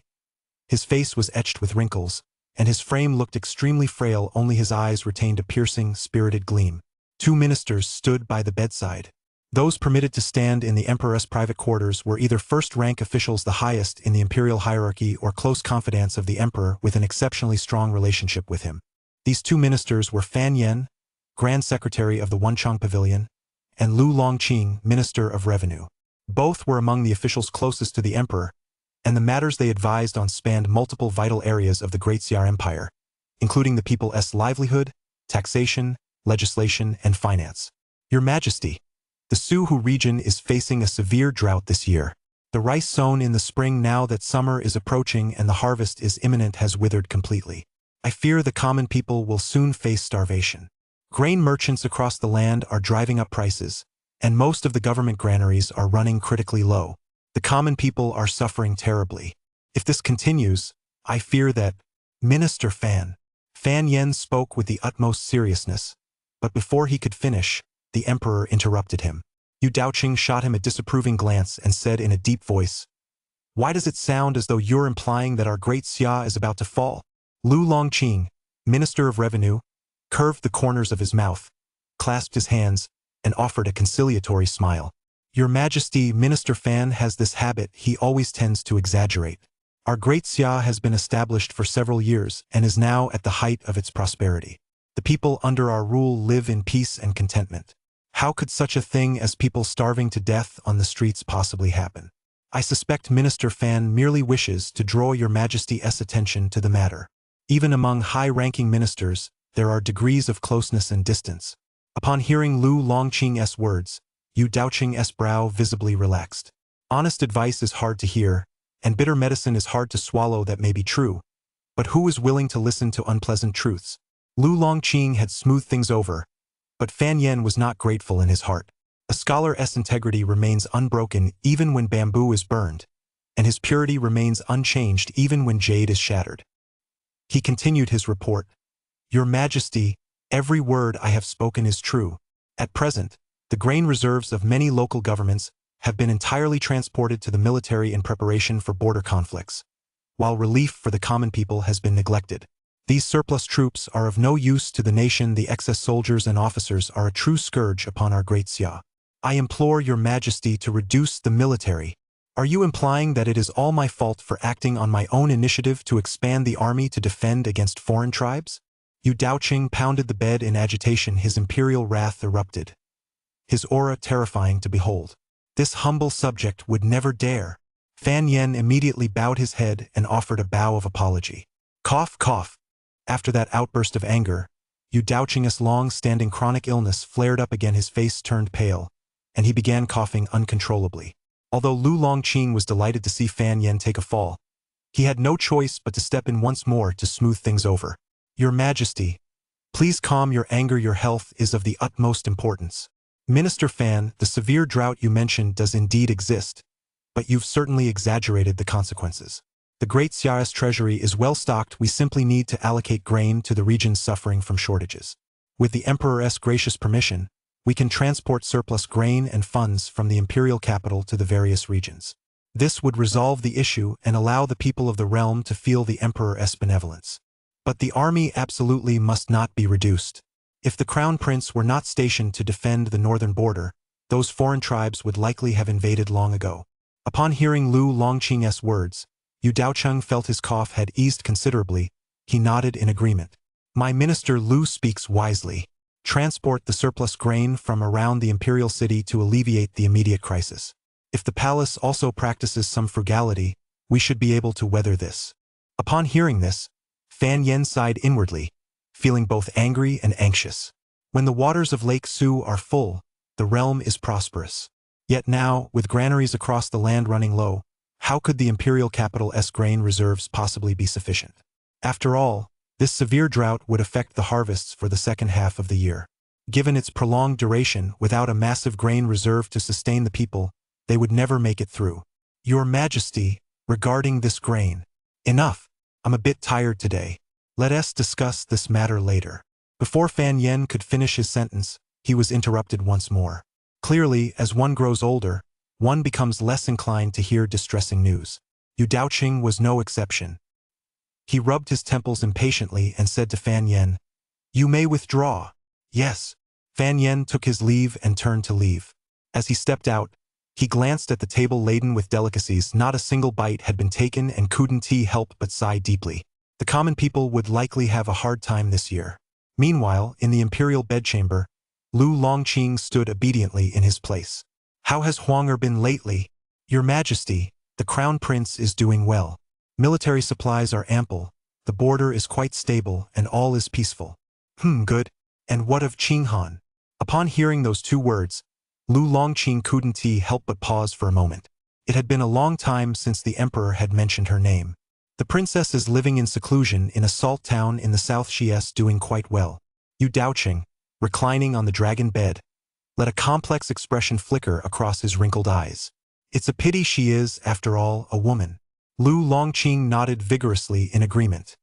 Indeed, judging solely by the princess's military achievements and merits back then, she stood head and shoulders above all the generals first among the three armies. Had she been a man, she might well have been able to carry on your Majesty's mission. Yu Daoqing slowly closed his eyes and said, That is likely why she hates me so much. It's for the best that she's gone. There's too much strife here. Upon hearing this, Lu Longqing lowered his head and remained silent. He was quick-witted and knew exactly which topics to engage with and which to avoid. Back in the imperial court, the general's prestige had shown signs of overshadowing even the emperor's. The generals knew only of the supreme general and nothing else. Who would ascend the throne was of the utmost importance, and the succession must never be disrupted. Perhaps the princess had simply grown weary of all this, which was why she chose to leave. What about Pei Ming? It's been a year since I last saw him. How has he been? Lu Longqing smiled faintly. Prince Chongning, Pei Ming he's living quite comfortably. He sent his daughter to the sect and spends his days traveling the mountains and rivers with his wife, enjoying himself immensely. Upon hearing this, Yu Daoqing perked up. His daughter? If I recall correctly, her name is Yun. I senti it. That's right, Princess Shang Yun. Lu Longqing replied with a smile and a nod. Yu Daoqing couldn't help but chuckle. Back then, seeing how delicate and graceful the little girl was, I named her Shangyun. I never imagined she'd be this age already. Indeed, Your Majesty. Princess Shangyun has a feisty temperament and acts erratically. Look, she's been sent straight to the sect for discipline. That Prince of Chongning is quite ruthless. By the time Lu Longqing emerged from the Hall of Cultivating the Heart, the sky had already grown dim. Lu Longqing looked at the imperial quarters before him and smiled meaningfully. He walked briskly away, leaving the palace behind and making his way to a tavern in the city called Daxing Lu. He climbed the stairs and sat by a window on the second floor, where a table laden with fine dishes and fine wine was already waiting, and a man was seated there. Minister Lu, you truly do have the common people's best interests at heart to have stayed in the palace for so long. The man chuckled softly, lifting his wine cup to fill both their glasses. Not at all, not at all. I, Lu, have merely done my humble part, Lu Longqing said, shaking his head as he raised his cup. With this severe drought, I had thought Fan Yen's interference would stall the plan, but I never expected that Magistrate Lu would resolve the issue with nothing but his words. His Highness the Prince of Qin is very pleased. As long as His Highness is satisfied, that's all that matters, Lu Longqing replied with a sycophantic smile. One more chapter to go, don't worry. Ber. Chapter 55. The Lady's Best Friend? The atmosphere at the Hui pawnshop remained as quiet as ever. Qinghan sat quietly at the counter, holding a storybook in her jade-like hands, her eyes fixed intently on the pages. When she reached a particularly thrilling part, her almond-shaped eyes curved into a smile, and the corners of her mouth lifted slightly. As she read, she wondered curiously how these scholars could possibly come up with such a melodramatic and bizarre ending. How could a human and a ghost possibly fall in love? Still, the writing was excellent. It was a good way to pass the time. Qinghan was engrossed in her book. She didn't notice that a glass-paned carriage had pulled up by the roadside, guarded by 6 soldiers. A young woman lifted the hem of her skirt and stepped down from the carriage. Spotting the sign reading, "Why a small pawnshop not far away," she nodded, then turned to the 6 soldiers and instructed them. "Why don't you go wait for me at the inn first? Standing here is getting in the way." "But Your Highness, what about your safety?" The woman in the short tunic waved her hand gently. "Don't worry. Don't you trust my sister's cultivation? As long as she's here, no one can touch me." The 6 soldiers exchanged glances and nodded. "As you command." Then they pulled the carriage away. The woman in the short tunic walked forward with a smile, clearly very excited, and hurried over. Seeing the familiar face before her, she couldn't help but call out, "Sister, I've come to see you." Upon hearing the voice, Qinghan looked up and, recognizing the visitor, wore an expression of surprise. "Shangyun, why have you come?" Seeing her, Qinghan's eyes clearly betrayed her surprise. The graceful woman before her was Yun, the eldest daughter of the Prince of Chongning. This Prince of Chongning was the only non-imperial prince in Great Xia Peiming, the Prince of Chongning. Originally a captain of the guard in the Yu family, he had served the Yu family for over a decade, accompanying Qinghan in campaigns across the country and earning numerous military merits. After the founding of the nation, he was enfeoffed as a prince. However, he had lost his military and political power and was now merely a prince with nothing to do. "Weren't you sent to a sect by Uncle Ming?" Qinghan asked in surprise. She clearly remembered that Yun had punched a young nobleman from a prominent clan who had tried to hit on her, beating him to a pulp, only to be scolded by the Prince of Chongning and sent to a nearby sect for discipline. As soon as Yun heard this, she puckered her lips and rolled her eyes. "Don't even mention it," I snuck out. "That lousy sect was so boring, nothing but cultivation all day long. There wasn't even a single shop nearby that sold nice clothes. It was so shabby." Qinghan gave a wry smile upon hearing this. That was definitely her style. Her younger sister, 3 years her junior, wasn't related by blood but was practically family. She knew her inside and out. Yun was notorious for being unruly and unpredictable. She kept the young masters of Chongning County in line, and her reputation was known throughout the neighboring prefectures. "Sister, is this the pawn shop in Jinzhou you mentioned in your letter?" Yun stepped into the shop, looking like a city inspector on a street patrol, her almond-shaped eyes carrying a hint of scrutiny. "Good heavens, this place is so shabby. A pawnshop owner who doesn't even hang a single famous painting. There aren't even any mascots. I've seen the pawnshops in the capital. They're all so grand, with all kinds of mythical beasts, rare treasures, gemstones, and artifacts displayed right at the entrance, as if they're afraid people won't notice them. My husband is a modest and humble man, he doesn't go in for that sort of thing, Ching Han explained with a smile. Modest? I say he is just too poor. I hope he isn't stingy. Yun couldn't help but speculate. Hearing this, Ching Han's expression suddenly turned stern. She patted Yun on the head and admonished her earnestly. Shang Yun, don't be rude. He is your brother-in-law and always will be. I know, sis. Yun rubbed her head with a pout, her almond-shaped eyes glistening with tears, a sight that tugged at one's heartstrings. Deep down, she already understood the place this brother-in-law held in her sister's heart. It was truly very high indeed. After all, in the past, her sister had doted on her immensely, indulging her every whim and rarely scolding her. But now, just for saying she was stingy, she'd gotten a slap. It was really, no matter what, this made her even more eager to meet this brother-in-law. What kind of extraordinary man could have her one-of-a-kind sister so completely smitten? Where's my brother-in-law? Isn't he going to come meet me? His little sister-in-law. Yun peered into the room, trying to catch a glimpse of anyone else. Oh, he went out to run some errands. He should be back soon. I see. Is he very handsome? Yun was very curious. Very handsome. Ching Han nodded earnestly. What is he like? Is he good to my sister? He is wonderful. He can cook. He is diligent in managing the household, and we never argue. That is good to hear. I was just worried my sister might be suffering here. Yun nodded, then took out a few nice items from her storage ring and said with a smile, Sis, I brought you lots of rouge powder and hairpins, all famous brands from the capital. Ordinary people can't get their hands on these. Ching Han took each item in turn, examined them, and seemed quite pleased. She then smiled with relief. All right. I appreciate your thoughtfulness. When Yun saw the rouge, she seemed to recall some unpleasant memory and said indignantly, Sis, you have no idea I'm so angry today. I ran into a man who was incredibly arrogant. Ching Han listened, finding it all quite routine by now, and smiled faintly. Tell me about it. Well, I actually arrived in Jinzhou this afternoon, but I wanted to buy a few more dresses for you. Then, in a shop selling women's clothing, I saw a man standing right in the middle of a pile of undergarments. That makes sense. Maybe he was buying them for his beloved. Ching Han thought it sounded perfectly normal. The main thing is, he didn't take me seriously at all. He even said things like, it's none of my damn business, and then just walked off without saying another word to me. Is there really anyone like that? Yun said innocently, Is that for real? Ching Han asked skeptically. The more she listened, the more absurd it sounded. It's true. The man wasn't bad looking, but for some reason, his character was just like that. Yun looked deeply aggrieved. It's no big deal. You were the one who made fun of him. Ching Han shook her head and smiled, thinking her friend was being a bit mischievous. Then she glanced at the sky. It was getting late, and her husband should be coming home soon. The next moment, she spotted a tall, straight figure in the distance, walking slowly from the other end of the street. My husband is back.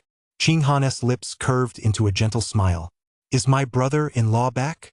Yun's eyes lit up, and she hurriedly looked down the street, eager to see what her brother-in-law looked like and whether he was as wonderful as her sister had described. In the twilight, a tall figure appeared before her, looking so imposing in the setting sun.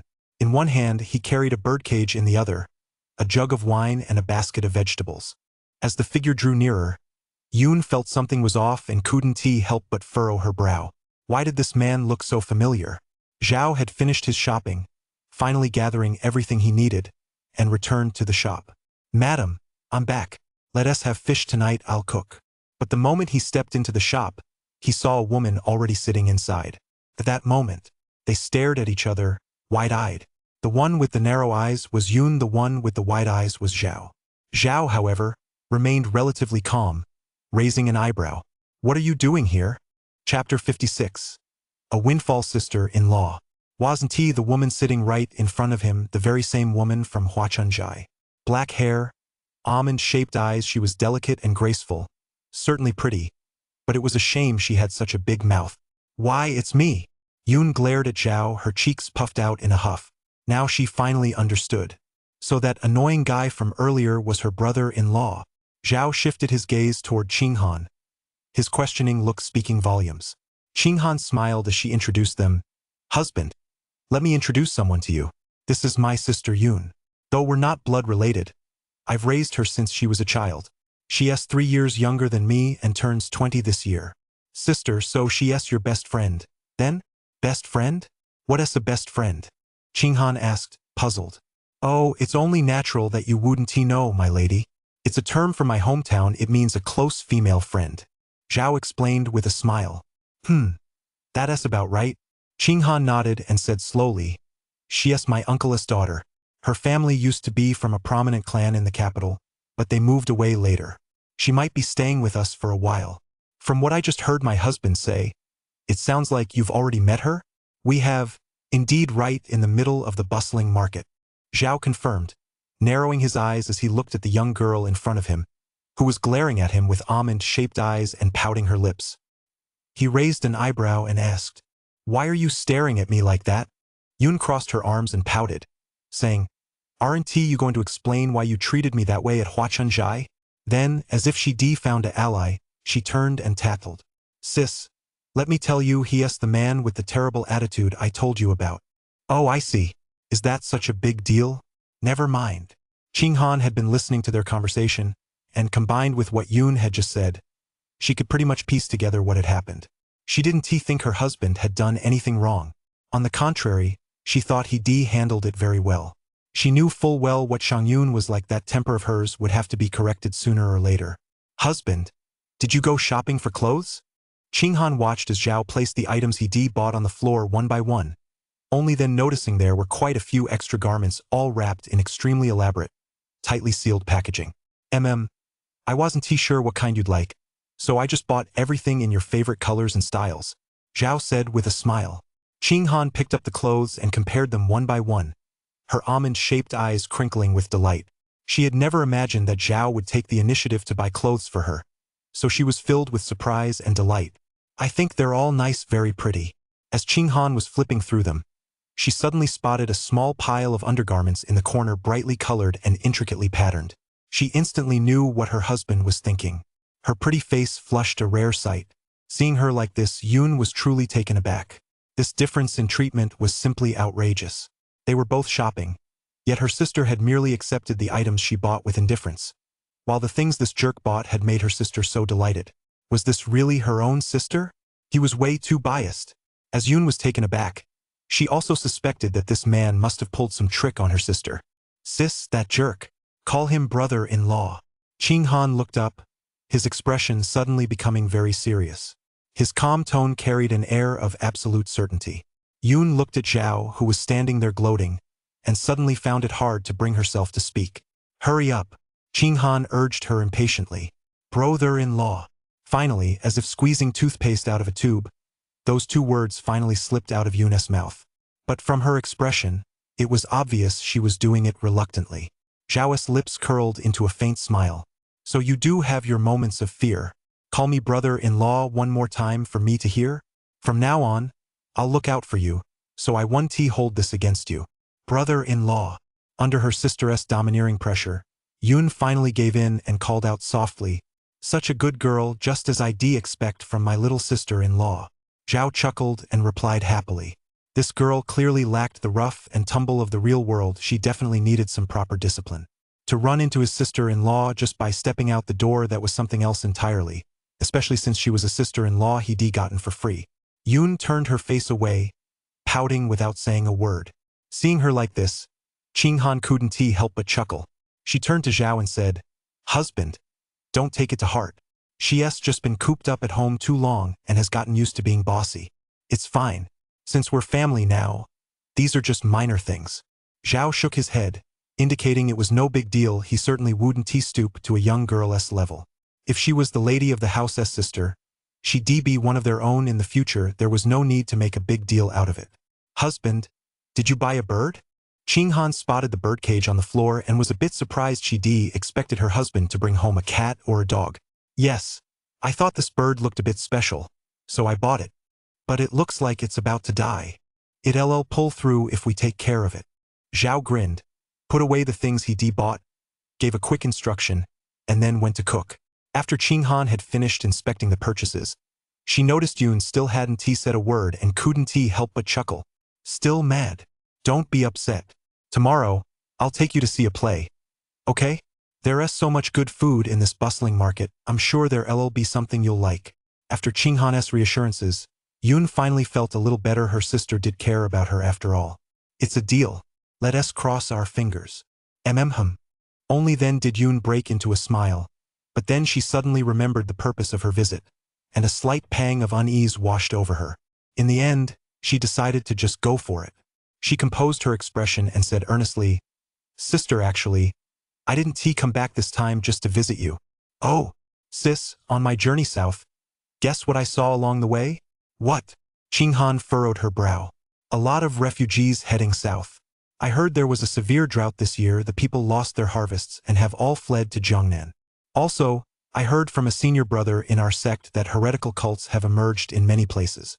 What does this signify? I think you must know the answer, sis. Why are you suddenly concerned about these things? Chinghan still found it a bit strange. Sis, do you really think of me as a child? I'm a cultivator now at the 4th level of the gathering stage. Ordinary people aren't a match for me. Yoon's gaze was unusually composed. He actually looked the part. Looking into Yoon's eyes, Chinghan felt a sense of familiarity. He looked exactly like the Prince of Chongning, Pei Ming, in his youth. Could it be that he really didn't know about Shang Yun's escape? Yoon's journey south this time might very well be the result of Prince Chongning, Pei Ming, turning a blind eye. At this thought, Chinghan's phoenix-like eyes gradually sharpened. This might very well be a test of his strength or perhaps an attempt to form an alliance. So what are you trying to say? Chinghan asked coolly. Sister, come back. Yoon's almond-shaped eyes were filled with an inexplicable glow. Nonsense. Chinghan scolded, her brows furrowing. Why are you meddling in matters the imperial court will handle? Yoon mused. The current Prince of Qin is stationed at the border. His request to expand his army has been approved by the emperor. He looks as if he is sharpening his blades. I can't help but feel he has ulterior motives. Chinghan shook her head. Our brother is reckless and has never had a mind of his own. He rarely uses his head. He has been afraid of father since childhood. What courage could he possibly have, relying only on a handful of advisors? Or that pathetic army of 200,000 men? What if, one day, His Majesty were no longer with us? Don't talk nonsense. Father is still in the prime of his life. The great Xia Empire has a long future ahead. Yoon pouted helplessly and asked in return, Do you really plan to spend the rest of your life here, sister? Why not? I've long since grown tired of the past. Now, all I want is to live a peaceful life with your brother-in-law. As she spoke, Chinghan looked toward the busy figure in the distance, a faint smile curving her lips. Chapter 57. So this is what you're like. Bird. Zhao's cooking skills, while not exactly top-notch, were certainly good enough to prepare a full table of dishes. After half an hour of hard work, all the dishes were finally served. It smells so good, just as I expected from my husband. Chinghan couldn't help but take a deep sniff, then broke into a smile as she praised him. Zhao wiped the sweat from his forehead and chuckled. Eat while it's hot. I guarantee this pan-fried fish with fermented black beans will be right up your alley. Seeing the table laden with food, a hint of surprise flashed in Yoon's eyes. She hadn't expected her sister's words to actually be true. In all her years, aside from servants, she had rarely met a man who could cook. Now, she seemed to understand a little better why her older sister had fallen for him. After all, even her own mother rarely cooked. Years ago, when her father was away at war, the two of them seldom ate together, let alone cooked for one another. Back then, she thought her older sister was wasting her time learning to cook. Now she realized just how naive that notion had been. Yoon picked up her chopsticks, picked up a piece of steaming, snow-white fish, put it in her mouth and savored it carefully. What was going on? The taste was surprisingly good. What do you think? Your brother-in-law's cooking isn't bad. Is it? Chinghan smiled sweetly.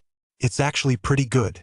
Although Yoon really didn't want to admit it, the delicious flavor lingered in her mouth for so long that it was hard to lie. To salvage her younger sister-in-law's dignity, Yoon added, But I've heard that a gentleman keeps his distance from the kitchen. Don't you know that? Or are you not a gentleman at all? After saying this, a smug smile played at the corners of his mouth. Zhao chuckled softly, his tone calm and unconcerned. That's where you're mistaken. That saying comes from the ancient sage Master Meng. The full phrase is, a gentleman keeps his distance from the kitchen. He sees the creature alive but cannot bear to see it die.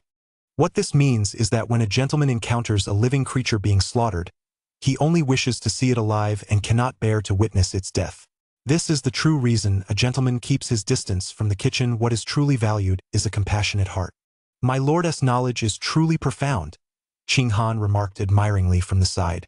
After that explanation, Yun was left completely dumbfounded. She was utterly speechless. She intended to give that jerk a hard time, but ended up getting completely outclassed. Seeing her expression, Zhao couldn't help but chuckle. His 9 years of compulsory education hadn't been in vain. For the rest of the meal, the three of them ate at a leisurely pace. Zhao and Qing Han chatted and laughed as they ate. Only Yun sat sullenly to the side, mechanically shoveling rice and vegetables into her mouth. She felt like a third wheel, and her heart was shattered into a million pieces. Knock, knock, knock. As Zhao was clearing the table, a knock came from the pawnshop's door. Husband, let me handle this. You go answer the door. Okay. Zhao was used to it by now. There had been quite a few late-night knocks lately. He opened the door to find a burly, bare-chested man and a middle-aged woman in her 40s or 50s. They appeared to be ordinary folk, nothing out of the ordinary. Shopkeeper, we're here to pawn something. Please take a look at this jade and tell us how much it's worth. The woman looked anxious as she hurriedly pulled a cloudy piece of jade from her bosom and handed it to Zhao. This is a precious jade passed down through my family. I'll leave it with you for now. I need to buy a coffin for my son's funeral. All right, please wait a moment. Zhao had encountered situations like this before. Sudden family tragedies in the middle of the night, not enough money for medical treatment, losing everything at the gambling table, or having no money for a funeral after someone passed away, and so on. These were all understandable circumstances. Zhao took the jade and activated his appraisal trait. After a quick glance, he determined it was merely an ordinary, low-quality piece of jade, empty inside and riddled with flaws, ranking among the very lowest grades. It would fetch no more than a few guan at best. About 3 liang of silver. Zhao finally gave his price. Upon hearing this, the middle-aged woman pleaded, Shopkeeper, please have mercy and offer a higher price. I need to bury my son, and we're running low on money even for food these days. This jade is our last hope. Could you add 1 liang of silver? After listening to her, Zhao thought for a moment and said slowly, I can see you're going through a difficult time with the funeral. I'll round it up to 5 liang for you. The middle-aged woman felt as if she'd been granted a pardon. She immediately knelt down and said gratefully, Just remember, the interest must be charged at the standard rate, not a fun less. Zhao reminded her. He was a businessman, not a philanthropist, so he naturally couldn't be too soft-hearted. He would help when he could, but he would never cross that line. I understand that rule. The middle-aged woman nodded vigorously. After taking the money, she hurried away. Zhao noticed that the bare-chested man behind her hadn't left yet and asked in surprise, So you two aren't in this together after all? The bare-chested man shook his head and replied, Of course not, but we're also handling a funeral. Several of our brothers from the spirit mines have died recently, and I'm taking care of their funerals. Here's a spirit stone. Shopkeeper, see how much you'd pawn it for. The bare-chested man pulled out a faintly shimmering spirit stone. As soon as Zhao saw it, he knew exactly what it was. The quality was quite good, actually comparable to a mid-grade spirit stone, though it hadn't been refined. So he quoted a price at a glance. 100 taels. Then, looking quite puzzled, he asked, Are you all workers from the mines? What has been going on lately? Have a lot of people died? Yes. The bare-chested man nodded gravely. I didn't know, shopkeeper, but a strange occurrence has been happening outside the city recently. Anyone who passes through that hillside late at night ends up dying for no apparent reason the next day. My brothers were all on the night shift. They were working overtime, and when they headed home in the early morning, they all had to pass through that hillside. The next day, they were all dead. If I hadn't asked my brother's wife, I wouldn't have known about this. I suspect that older woman from earlier met her end because of the same thing. Hearing this, Zhao furrowed his brow deeply and fell into deep thought. Could it be another demon? Or perhaps that Granny Black Wind who escaped? Shopkeeper, when can you give me the money? The coffin shop is pressing me for the deposit. The bare-chested man interrupted Zhao's train of thought and blurted out. All right, I'll give it to you right away. Zhao walked into the shop, took 2 large silver ingots, and handed them to the man. The bare-chested man took the silver and left quickly. Zhao glanced at the spirit stone in his hand, shook his head, and said, "These demons and monsters lately are really giving me a headache. Cheap, cheap." Suddenly, a bird's chirp rang out from inside the shop. Zhao looked closely. Wasn't that the mina bird he bought? It was actually making a sound now. Could this be real? He hurried over to the birdcage and found that the mina, which had been so listless before, was now poking its little head out, its pea-sized eyes brimming with longing. It was staring at the spirit stone and jade in his hand. Zhao clearly noticed this too, so he held out the thumb-sized spirit stone, wanting to see what would happen. But as soon as he offered it, the mina swallowed the spirit stone in one gulp. Zhao was momentarily stunned, but before long the mina spat it back out. It was clearly the same spirit stone from before, only the spiritual energy inside had vanished. "Damn it! So that's the kind of bird you are. Give me back my spirit stone." Zhao immediately stood up and pointed at the magpie, scolding it without holding back. "Damn it! Damn it!" Almost instantly, the same words slipped out of the magpie's beak. The clarity and precision of its pronunciation were almost on par with Zhao's own speech. Looking at the mina bird before him, tilting its head to gaze at him with wide, innocent eyes, Zhao really wanted to give it a good thrashing. Chapter 58. My Sister-in-Law's Persuasion. Zhao now understood why the mina bird hadn't chirped earlier and had been staring intently at his mystic ring the whole time. So it's a pay-to-play bird. It won't work unless you feed it spirit stones, is that it? It had its sights set on his spirit stones from the very beginning. Does that mean he'd have to feed it spirit stones from now on? As he grumbled to himself, a thought crossed his mind. Since this mina bird was capable of such a transformation, it must have gone through some extraordinary experience. Otherwise, it wouldn't possess such unique traits. Zhao glanced at the mina bird once more. The man and the bird locked eyes for a long moment. He thought for a while, then took a few spirit stones out of the mystic ring. Before feeding it, Zhao said to the mina bird quite seriously, "Since you eat spirit stones, you'd better be useful. Otherwise, I'll pluck every last feather off you and make a dish of braised mina bird." "Braised mina! Braised mina!" The mina repeated the phrase, flapping its wings gleefully. Zhao didn't bother to check if it understood. He simply reached out and began feeding it spirit stones. The mina swallowed the first spirit stone in a flash. Then came the second and the third. This little guy might look small, but he sure eats fast. By the sixth spirit stone, the mina stopped swallowing them. Instead, it shook out its feathers, as if contentedly stretching after a satisfying meal. Afterward, Zhao took some medicinal herbs, opened the cage, and rubbed them onto its wings and head, hoping its injuries would heal.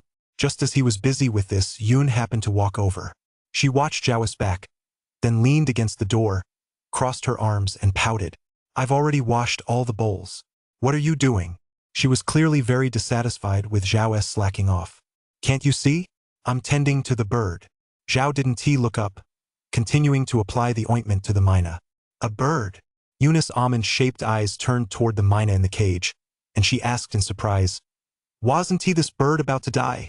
Earlier, when Zhao had been carrying the cage, she hadn't failed to notice it, but at the time, the bird had looked so listless, as if it were on the verge of death. How could it have become so lively in such a short time? At that moment, the mina held its little black head high, the tuft of white feathers on top standing straight up, looking quite proud, and its feathers had become much shinier. It was like a completely different bird from just a moment ago. "I brought it back to life, that's all," Zhao replied, having finished what he was doing. He stood up slightly and said. Yun watched Zhao's back, remained silent for a moment, then called out, "Hey, I want to ask you something." Zhao didn't even turn around. He walked out the door, tossed the crooked cage aside, and said calmly, "Please watch your language. Call him brother-in-law. Don't push your luck." Yun clenched his teeth upon hearing this. "Aren't you afraid of your sister anymore?" Zhao couldn't help but chuckle. No sooner had he finished speaking than Yun glanced fearfully over his shoulder. Finally, he puckered his lips and reluctantly said, "Brother-in-law. That's more like it."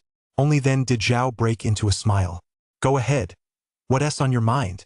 Yun kept her composure and asked tentatively, "Do you know what happened to my sister?"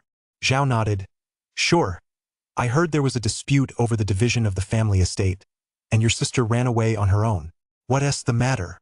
So that's how my sister explained it to him. Yoon thought to herself. That's right, that's more or less it. But do you know the more important reason? The more important reason. Zhao narrowed his eyes slightly. Ever since Yoon had approached him to chat just a moment ago, he sensed something was off. Didn't she really hate him? Why would she bring this up on her own? She must have some ulterior motive. He might as well go along with her for now and probe a little. So tell me, what's the reason? Actually, it's the current emperor's doing, Yoon said in a deep voice. What does he have to do with it? Zhao furrowed his brow. Yoon's remark had indeed taken him by surprise. You must know that my sister is a highly skilled warrior, right? I'm aware of that, Zhao nodded slightly. My sister during the war of the founding of Great Xia served with unwavering dedication, always leading the charge in every battle and earning immense military merits. Yet in the end, the emperor turned against her family when they were at their lowest. Yoon's tone was filled with regret, and his expression was one of deep sorrow. Is that why the military family fell into decline? Zhao pondered for a moment, then nodded slightly in realization. Yoon nodded vigorously. Exactly. The emperor stripped my sister of her military honors, causing the family to crumble. Her father was so overcome with grief that he passed away prematurely, and the entire family then descended into a bitter struggle over the estate. My sister was ostracized by the family and stripped of her right to inherit, so she left home in bitterness. After hearing Yoon's explanation, Zhao finally fully understood what had happened to the lady. At first, he thought Yoon was making up a story, but as he listened further, he realized that what Yoon was saying closely matched what the lady had once said herself. The lady had once said that she'd been forced to leave, that she was an outcast. Come to think of it, the lady was indeed a proud and pure-hearted person. She truly wouldn't stoop to fighting over family assets, which is why she chose to leave of her own accord. Seeing Zhao deep in thought, Yoon felt a quiet sense of satisfaction. Her plan had succeeded, at least initially. Immediately afterward, she continued. Can you bear to see her lose everything she once had? Zhao pondered for a moment and replied, No, I couldn't bear it. A smile flickered in Yoon's eyes, but her expression remained serious as she said, So, my sister should go and reclaim what she has lost, rather than stay here. It wasn't until he heard those words that it suddenly dawned on Zhao. So his sister-in-law was trying to lure his wife away. It sounded like, both in terms of sentiment and reason, he couldn't refuse this request. His sister-in-law had indeed played her cards brilliantly, but she was still a bit too green. Zhao shook his head and said earnestly to Yoon, When your sister got married, she told me she wouldn't concern herself with those trivial matters of the past anymore. So whether she stays or goes is entirely up to my wife. It's no use telling me all this, because I can't decide anything either. Upon hearing this, Yoon's face froze in shock. She had originally thought that by spinning a slightly altered story, she could move Zhao to help persuade her sister to return to the capital, achieving twice the result with half the effort. But she hadn't expected this guy to be tougher to handle than she imagined. He just passed the buck back to her, telling her to go talk to her sister herself? If she could convince her sister on her own, why would she even need to come to him? After speaking, Zhao patted Yoon on the shoulder and went into his study. Yoon pouted, clearly frustrated. She was already in a bad mood, and now she heard a puff sound coming from nearby. She looked up and saw that it was the myna bird, fluttering its feathers. After just a moment of applying the herbal ointment, its wing was already moving again. The myna's little beady eyes stared innocently at Yoon, though she had no idea what it was looking at. Yoon grew even more annoyed looking at that silly bird and snapped angrily, What are you staring at? Are you making fun of me too? To his surprise, the myna suddenly took flight, soaring as high as the ceiling, and cried out as it flew, I'm off! I'm off! Bear. Chapter 59. The Treasure Hunting Myna. A few more days passed quickly, and thanks to Zhao's careful nurturing, the myna was finally able to fly freely. It was no wonder he was so fond of this bird. Zhao had his own agenda in mind. After all, he hunted it down at the talent market, and it was a premium bird at that. No matter what, the bird had to be good for something, right? Just as his wife took his sister-in-law out for a stroll, Zhao spent the whole morning playing with the bird. Whenever he had a spare moment in the shop, he teach the myna a few phrases. Come on, stride with vigor, stride with vigor. Perhaps thanks to the care he given it, the myna's intonation was more precise than before, and its voice was much louder. Travel 1,000 li in a single day. The mina tilted its head and fell silent again. Zhao was at a loss for words. In a threatening tone, he said, "Damn it! You've swallowed so many of my spirit stones. If you don't listen, I'll throw you in the pot and stew you. Damn you! Damn you!" The mina's shout was perfectly clear. "Fine. So you're just a foul-mouthed bird, huh?" Zhao laughed in exasperation, finally conceding defeat, and gave it a thumbs up. Suddenly, in the blink of an eye, the magpie spread its wings and flew straight out of the pawnshop with a thud. It ran away? Zhao watched it fly toward the other side of the street, astonished. But before long, the bird returned. When it returned, it was holding a glass double fish, jade in its beak. Still covered in dirt and dry grass, it looked as if it had just been dug out of the ground. "Whoa, you've got that kind of skill, too?" Zhao tossed the jade in his hand. It felt heavy, and he couldn't help but chuckle. He finally understood. The mina had been keeping an eye on anything that glowed or radiated energy all along. Things like jade orbs, spirit stones, mystic rings, and so on. That was why the mina could track down the sources of those objects and bring them back. In short, this was a treasure-hunting mina. Nice work. Seeing that it had brought back a jade orb worth a fortune, Zhao rewarded it with another spirit stone. After receiving Zhao's praise and eating the spirit stone, the mina quickly spread its wings and flew off again. The next time it returned, the magpie had a jade-green root in its beak. Zhao was quite intrigued and picked up the root to examine it closely. "What is this?" The jade-green root radiated a rich spiritual energy. He tentatively concluded that it was a spiritual herb. "It can even bring back spiritual herbs?" Zhao was somewhat surprised. Although spiritual herbs did indeed exist in the nearby mountains and wilderness, they were often very well hidden, making them quite difficult to find. The energy contained within spiritual herbs was indeed much more abundant than that of spirit stones. Perhaps that was why the mina had picked it up. Looking at the emerald green root, Zhao felt that this herb was unlikely to be poisonous. After thinking it over, he took out a copper coin and began to divine. Misfortune and blessing go hand in hand. Let us see what this holds. Divination symbol 1. Spiritual energy nourishes the root. Sunlight transforms the green duckweed. If you consume it, the guidance you receive is blessing. Origin guidance. An object that gathers spiritual energy. Another deep blue orb of light shot out. It had been a long time since he'd seen a Shen grade trait. He'd even missed them. Zhao couldn't wait to examine it. Friend of spirit wood, Shen grade mid-tier. As the saying goes, all medicines are 3 parts poison, except for appetite stimulants, which are non-toxic, for they aid in detoxification.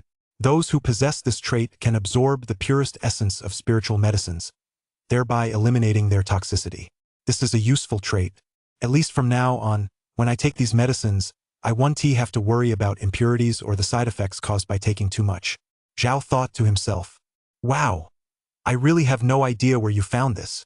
Zhao ruffled the white tuft of feathers on the mina's head, marveling at it. This must be the true purpose of this mina. After feeding it a few more spirit stones, the mina was now full. It took flight once more. With a flutter of its black wings, it flew far away and soon vanished from the sky. This time, however, Zhao waited for ages but never saw the mina return. "Never mind. I'll stop waiting for now." Although he was indeed looking forward to seeing what the mina might bring back, it was just as important to continue renovating the Hui pawnshop for now. First, he placed potted plants in various corners of the pawnshop. At the same time, he drew several hidden talismans along the windowsills and on the rooftop railings. On the surface, they looked like paintings, but in reality, they were large thunder talismans for protecting the home, designed to prevent any unclean entities from entering. If any tried to come in through the windows, they'd be treated to a dose of the 5 thunder rite. On the cabinet by the entrance, he placed a tank of auspicious goldfish. This not only added a touch of vitality to the shop, but also significantly improved its feng shui. As for the spirit-gathering herb he'd just obtained, Zhao had no intention of consuming it. Instead, he planned to put it to use by nurturing and cultivating it. He set aside a separate patch of land in the backyard specifically for growing things such as spiritual herbs and medicines, as well as some pleasing flowers.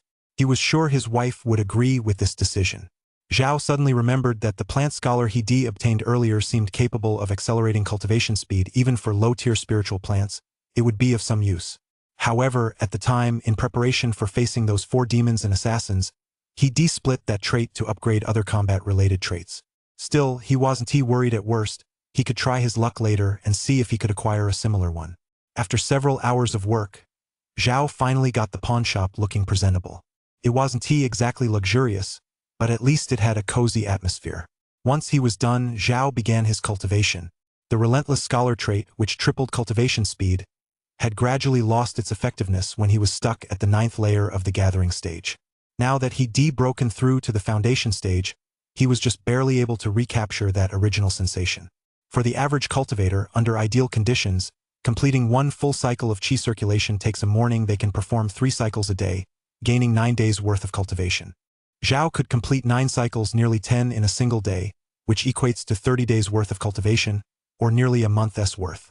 His speed was undoubtedly extremely fast. As for cultivation, it feels like flying. But that's under ideal conditions. After all, who spends an entire day just breathing and cultivating? Without any entertainment, without eating, without resting? Suddenly, a clear chirp came from the distance. Zhao sat in his armchair and looked out the window. It turned out to be the myna bird returning. The myna perched by the window, holding a glowing object in its beak. What is it this time? Curious, Zhao stood up and took it to examine it. It was a hard, white object, flat in shape with a concave center covered in fresh mud. It looked a lot like a turtle bone. He examined it from every angle but still couldn't figure out what it was. You spent half a day and all you brought back is this thing? Zhao grumbled. Husband, you're so awesome. The myna bird sang out, its pronunciation clear and precise. Upon hearing this, Zhao realized this was unacceptable. He grabbed the myna's sharp beak and threatened, I'm warning you, don't go blabbing about everything, or I'll stew you up for soup. Over the past few nights, this bird had been a real handful. It would take off at the drop of a hat, flying all over the place, and even barged into his and his wife's room in the middle of the night. It seemed he'd have to find a cage for it after all. Then, holding the hard, crystalline white object, Zhao tossed the copper coin. Misfortune and fortune go hand in hand. Let us see what it says. Hexagram 1. Longing weighs heavily on my heart tonight. A cold, rainy night sees a fragrant soul mourning at the grave. Keep it. The omen you've received is misfortune. Origin guidance. An evil entity. If you find the dungeon storyline dragging, you can skip to chapter 71. Ber. Chapter 60. The Lantern Girl. An evil object. Is that it? Zhao picked up the hard, white bone and examined it repeatedly. The more he looked at it, the stranger it seemed. This stark white material didn't appear to be anything like a turtle shell or the like. Suddenly, Zhao's heart skipped a beat as a startling thought struck him. Could this thing be human bone? With that thought, he couldn't help but examine it closely. The more he looked, the more off it seemed. That smooth texture and the concave shape, wasn't this a human skull, the top part of the head? In other words, had that clumsy bird brought back a piece of a human skull? Zhao pursed his lips, feeling a sudden pang of disappointment. Gotta get rid of it. Keeping something like this is bad luck. Without a moment's hesitation, Zhao decided to toss the skull. He walked out onto the street, found a tree at random, used a branch to dig a hole, tossed the bone in, covered it with dirt, and buried it. That should take care of it, Zhao said with satisfaction. Just then, he looked up and saw that it had already grown dark. Night had fallen, and a full moon hung high in the sky.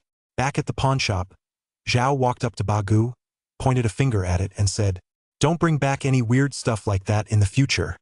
Got it? If you're going to bring anything back, it should be something like this. Got it? He took out a spirit stone and pointed out the window. The implication was clear. The myna bird, Zyaduzi, rolled its eyes but said nothing. Sigh, I'm not counting on you. Zhao shook his head, stood up, and was about to resume his cultivation. Husband, we're back. But no sooner had he sat down than he heard his wife's voice coming from outside the room. He walked over, opened the door, and Xinghan stepped inside, calling out, I did come back a bit late today. The moon's already out, but the play was quite good. Today, his wife had gone out to see a play, dressed in a moon-white long gown and wearing shoes embroidered with phoenixes and phoenix-like birds. Her oval face was radiant with a smile, and the jade hairpin shaped like a plum blossom atop her head glistened softly in the moonlight streaming through the doorway. The plays here aren't as good as those in the capital. They're so unprofessional. I'd rather go see a shadow puppet show. A moment later, Yoon followed behind, voicing her complaint, her almond-shaped eyes brimming with disdain.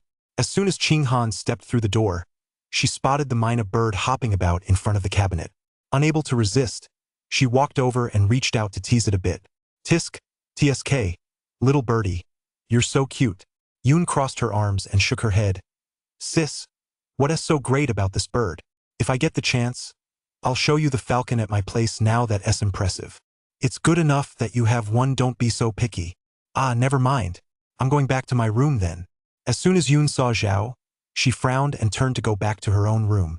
Zhao didn't have time to pay her any mind. Instead, he looked at Qing Han and said, Madam, you're back.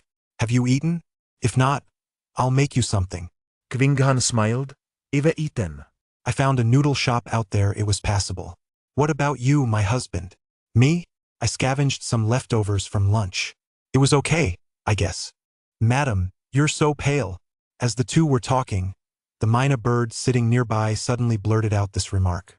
Hearing this, Qing Han couldn't help but blush, as if she recalled something. Go on, stop squawking. Zhao gave the myna a quick flick on the head to stop it from saying anything even more inappropriate. Ouch! Startled by the flick, the myna took flight and landed on the roof beam. Hearing this, Qing Han looked slightly surprised. Zhao gave an awkward smile and explained, This bird flies out every day, who knows how many words it's picked up out there. It's time to buy it a cage. I see. Qing Han nodded in understanding, then urged, Husband, go to bed early. Don't overwork yourself. Even though watching the shop is easy, just sitting there like that is mentally draining. I know. Zhao replied, and Qing Han went back to her room. When he looked back at the counter, he noticed a shiny object that had appeared there at some point. Whoa, what is going on here? Zhao picked up the object, utterly astonished. The stark white, hard bone he had buried had reappeared before him. At that moment, Zhao narrowed his eyes, recalling the result of the divination he just performed. Thoughts tug at my heart tonight. My gut should be straight in the cold rain. A fragrant soul mourns the grave visitor. What on earth did this divination verse mean? Sounded like a love poem. Now that it had found its way back even after he thrown it away, could it be that this calamity was unavoidable? With that thought, Zhao examined the divination symbols before him once more. Divination symbol 1. Longing pulls at my heart tonight. The cold rain and fragrant soul mourn the grave visitor. Keep it, and your guidance is misfortune. Tsk. But I can't just throw it away either. Zhao clicked his tongue, picked up the bone, opened the window, and deftly tossed the skull out the window. Go ahead and try coming back if you dare. With that done, Zhao clapped his hands, blew out the lamp, locked the door, and closed the window. Time for bed. My lady, I'm here. Zhao pushed open the door to the bedchamber and saw his wife, now dressed in a sheer white gown, sitting before a bronze mirror, combing her hair stroke by stroke. Her jet-black hair cascaded down her shoulders, and her bare, jade-like feet were crossed together. Qing Han saw Zhao enter and flashed a toothy smile. Husband, look, what do you think of this outfit? Zhao took a closer look and couldn't help but stare. Wasn't that the bustier he bought for her, right there on her chest? He then grinned widely. My lady, you really do have a great figure, it looks wonderful. The bodice featured an embroidered design of a jade rabbit amidst auspicious clouds.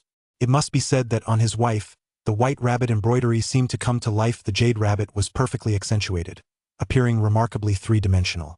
Watching her like this, Zhao felt a tingling sensation in his heart. Unable to resist, he stepped forward, pulled her into a tight embrace, and pressed his face directly against hers. As they kissed, their lips moved from one spot to another. Qing Han mumbled indistinctly, "Blow out the lamp! Blow out the lamp!" Zhao smiled slightly and gladly complied. Once it was all over, Zhao quickly fell asleep and had a dream. In the dream, the moonlight was dazzling, and dark clouds rolled in. Zhao found himself in a forest, surrounded by thick, wispy mist so dense, he couldn't see his own fingers when he held his hand out.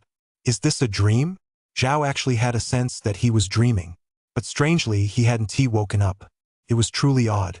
Since it was just a dream anyway. Zhao lost his fear and ventured deeper and deeper into the woods. Under the moonlight, he noticed he cast no shadow behind him. Zhao glanced up at the moon and could only walk in its direction. As he walked, he discovered that the deeper he went, the thinner the mist became. Gradually, he could make out the path ahead. Zhao picked up a twig by the side of the path, scratched the tree trunk with it, and muttered, "This dream feels way too real, doesn't it?" He had no idea when he would wake up, so he could only wander aimlessly. A small stream gradually came into view ahead. As Zhao passed by the stream, he could feel something sticky under his feet. It was the sludge left behind when water seeped into the soil. Zhao had assumed the path ahead would be endless, but after crossing the stream, a wooden cabin suddenly appeared before him. Just then, Zhao stopped in his tracks, his pupils contracting involuntarily. About 10 meters away in the distance, there was a person. As he slowly approached, he gradually made out the figure's silhouette. There was a woman dressed in a white blouse and skirt, crouching on the ground with her back to him, next to a white paper lantern glowing with firelight. Strangely, the woman was holding a twig and scraping at the ground, as if digging for something. The atmosphere at that moment was incredibly eerie and oppressive, and a chill breeze gently brushed past. Zhao held his breath slightly, because he could no longer see the mystic ring on his hand. He could no longer sense the mana within his body either. But this is just a dream. What's there to be afraid of? Yet Zhao hesitated for a long time and didn't step forward. Who hasn't seen a horror movie? He could always turn around and fight back if necessary. He wasn't a fool. He stayed behind, silently watching the lantern-carrying woman dig in the sand. The scene was utterly silent.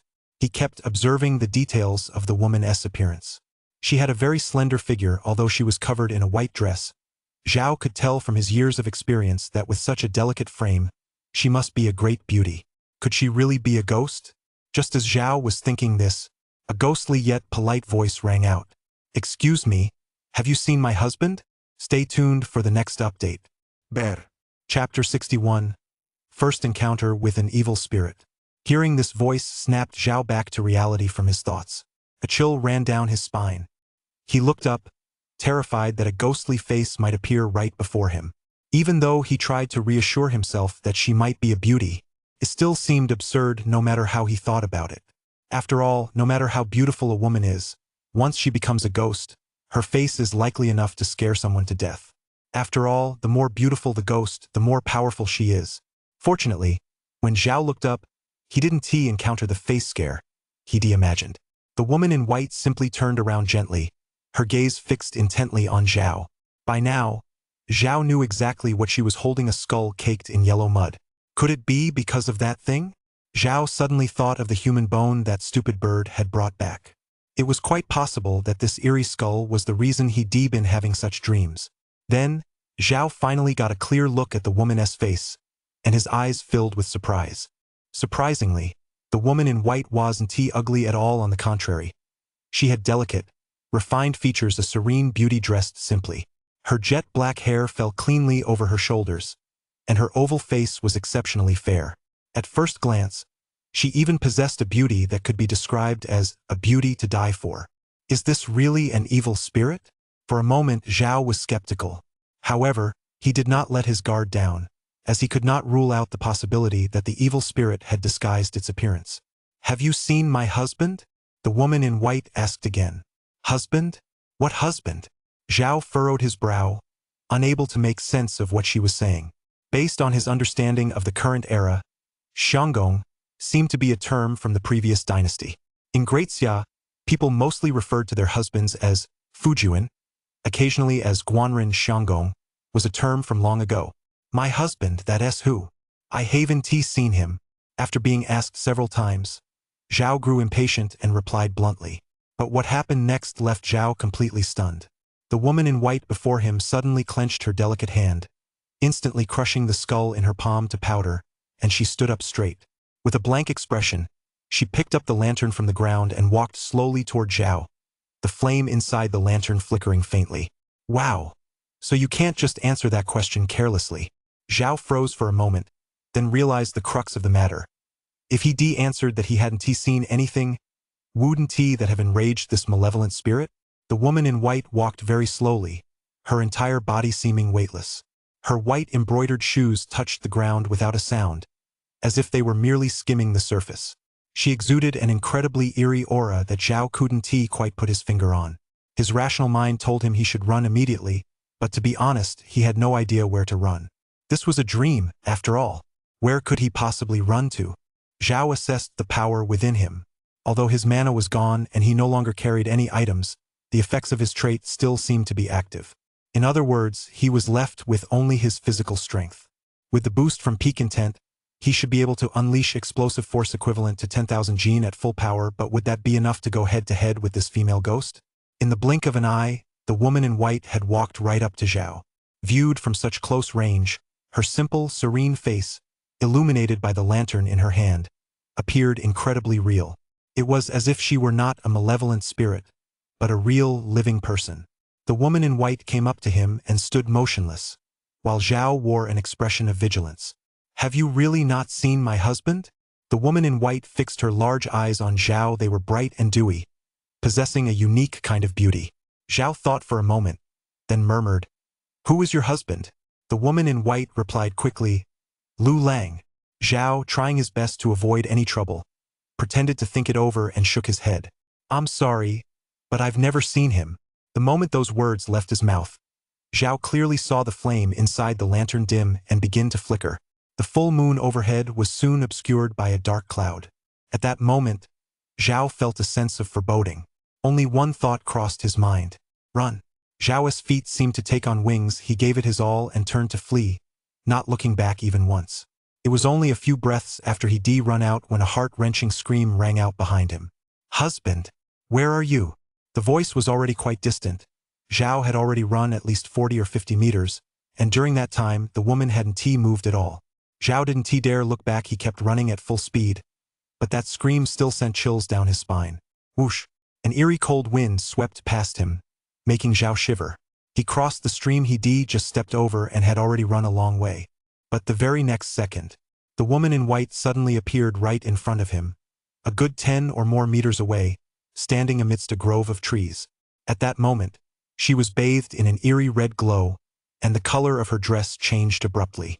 Even the lantern in her hand had turned the color of fresh blood. Her originally delicate and sweet features had been replaced by a hideous, snarling face. Her mouth was a deep crevice, like a clown-esque grin, with the corners split all the way to her ears, and her mouth was filled with sharp teeth. Her slender fingers had turned into 5 sharp, slender claws, each as long as a pair of chopsticks. Zhao immediately turned around and ran back, shouting as he ran, "Damn it! How do I wake up from this dream?" As he ran, he noticed the woman in white had reappeared before him. It was as if she could teleport. Zhao stood there, panting heavily, watching the female ghost walk toward him slowly, a surge of inexplicable rage rising within him. "Come on, you want to go head-to-head? Huh? Bring it on." Zhao clenched his fists, took a wide stance, and assumed a posture as if gathering his strength. "You demon, take this punch." The woman in white approached slowly, showing no intention of dodging. Zhao leaped into the air and unleashed a punch that sliced through the air with a whistling sound, carrying immense force. With a thud, the punch landed squarely on her body, sending her flying. But Zhao's joy was short-lived. The woman in white vanished once more. The moment Zhao turned his head, a terrifying ghostly face appeared right before him. He didn't know when it had happened, but those 5 long, deathly white fingernails were now clutching his hand. Zhao gathered his strength in his right hand, preparing to throw another punch. But everything before his eyes suddenly grew blurry. With a crash, it all shattered. "Husband, husband, what's wrong with you?" A series of anxious cries suddenly rang in his ears. At that moment, Qing Han's disheveled hair cascaded over her smooth shoulders. Her expression was filled with panic, as she clutched Zhao's hands with both of her delicate hands, shaking them vigorously. Zhao opened his eyes dazedly and found himself lying on the bed, with his wife standing right before him. Seeing that he had woken, Qing Han breathed a sigh of relief and said with concern, "Husband, you scared me to death. Why were you talking in your sleep in the middle of the night? Your expression was so strange, and you kept saying go die." Zhao sat up, clutching his head, and smiled reassuringly. "It's nothing. I just had a nightmare." As soon as he sat up, he noticed something was wrong. He felt a series of stinging pains in his arm. Pulling back the blanket, Zhao saw 5 deep gashes on his arm, from which blood was silently oozing. Chapter 62. The Omen of the Nightmare. Looking at the wounds on his arm, Zhao was slightly taken aback. The injuries from his dream had actually carried over into reality, which meant this malevolent spirit could kill people in their dreams. The question was, How had this malevolent spirit influenced him? His mind palace was protected by the mind-deterring technique. It was impossible for it to be invaded. In reality, Zhao was fully confident he could easily deal with this malevolent spirit. But in a dream without his cultivation or his mystic ring, he couldn't even draw talismans, and relying solely on his physical strength to fight her would be a stretch. His initial assessment was that this was definitely no ordinary malevolent spirit. Rather, it was a formidable nightmare, one whose resentment was far stronger than that of any ordinary ghost. The problem was that this malevolent spirit had been completely silent until now, and he never heard any rumors about it, yet it had singled him out today of all days. This had to be the fault of that skull, that troublesome, stinking bird. Thinking of this, Zhao couldn't help but curse under his breath again. "My lord, you seem troubled." Qing Han noticed Zhao's constantly shifting expression and asked with concern. "It's not really a worry," Zhao said in a light tone, trying his best not to alarm his wife. He tucked his hand back under the covers. At the same time, all the true mana in his body converged on his right arm. In an instant, the bleeding stopped, and a scab formed over the wound. "A nightmare? What did you dream about? Why don't you tell me?" Qing Han's phoenix-like eyes were filled with earnest concern. Zhao smiled helplessly. "I dreamed I was being hunted down. Just as I was about to teach her a lesson, you shook me awake." Qing Han nodded after hearing this, then looked thoroughly puzzled. "How could you have such a dream, my husband?" "I don't know. Maybe I'm just too exhausted from cultivation," Zhao said reassuringly, glancing aside just in time to spot the skull he'd discarded on the bedside table. He'd thrown it out the window earlier. How had it managed to find its way back in? "I'll prepare some calming herb for you, to keep by your side while you sleep. You mustn't let the demons of the mind corrupt you." Qing Han gazed at Zhao's handsome profile as she spoke slowly. Zhao picked up the skull, held it in his hand, tilted his head, and smiled. "Then I'll trouble you, my lady." The couple chatted until the sun rose, then slowly got dressed and got out of bed. "My lady, could you watch the shop for me today? I've got some errands to run." Zhao took a bite of the greasy, scallion-scented pancake and mumbled, "All right, my husband. Go ahead without worry." Qing Han nodded in agreement, holding a handful of fish food as she fed the goldfish in front of the counter. "Good morning. Good morning." The myna bird stood on the roof beam, tilting its head to greet them. "You silly bird. Come here." Zhao waved and pointed to his shoulder. The myna flapped its wings and flew straight onto his shoulder. Zhao casually tucked a stack of yellow seal script paper into his sleeve and prepared to head out. Only the one who tied the bell can untie it. He'd take this myna with him to see just what kind of demon or monster was causing the trouble. You can act all high and mighty in your dreams, but in reality, if you dare mess with him, you'll get a taste of what the Five Thunder Righteousness technique feels like. After Zhao left, Yun slowly came downstairs, rubbed her eyes, and yawned lazily. "Sis, you're up so early today? Come on over and grab a bite to tide you over." Qing Han pointed to the pancakes on the table. "I'm going to wash up first." Qing Han didn't bother with her, of course, but instead took a few calming herbs from the pendant around her neck. She planted them in the bedroom and in the corner of the living room, using fresh soil from the backyard garden. "I should plant some in the garden, too." She went to the backyard and saw a patch of fertile soil set aside in a corner of the yard. A single plant grew there, emitting a faint aura of spiritual energy. "Is this the spirit-gathering herb my husband bought? I didn't expect him to have thought of that." Qing Han smiled softly. Then she planted the calming herbs there as well. Since her husband wanted to cultivate spiritual herbs, she figured she might as well let him have his way. Just as Qing Han finished these tasks and was about to leave, she happened to notice a stunning flower blooming beneath the large tree in the center of the garden, thriving beautifully. Qing Han couldn't help but take a step forward to get a closer look. Suddenly, she realized that the grass here was growing much more lush and was noticeably taller than elsewhere. It wasn't obvious from a distance, but upon closer inspection, the difference was striking. This scene looked very familiar to Qing Han. During the battle across the river and the siege of Luoyuan, tens of thousands had been massacred in the pits along the riverbank the following year. When she passed by that spot, the grass had already grown over her head. Without a word, she gathered mana in her hand and struck downward, sending a spray of dirt flying. Qing Han saw clearly what lay in the pit, her delicate brows furrowed, and she couldn't help but say in a deep voice, "This is." Meanwhile, Zhao was walking down the street, slowly pondering the divination verse in his mind. Thoughts tug at my heart tonight, leaving me hollow. In the cold rain, a fragrant spirit mourns the grave visitor. Did this mean he was supposed to dig up a grave? A fragrant spirit mourns the grave visitor. It was certain that the white-clad lantern girl was dead, and her husband was dead as well. This fragrant spirit must be the lantern girl, and the grave visitor was the so-called Lu Lang. The first half of the divination verse was a love poem. Longing tugged at his gut, causing deep sorrow. This clearly showed that the lantern-bearing woman loved her husband deeply. So the question lay in how her husband had died and by whose hand. If he could uncover the cause of her husband's death, he might just be able to turn misfortune into good fortune. Generally, malevolent spirits are born of resentment. The stronger the resentment, the more powerful the spirit. Once the resentment is resolved, the spirit ceases to exist. Zhao's train of thought was crystal clear. The problem now lay in what had happened to the couple during their time together, though he currently knew nothing about it. If he couldn't resolve this malevolent spirit, he feared he'd never sleep soundly again. After a night of pleasure, only to be hunted down in his dreams?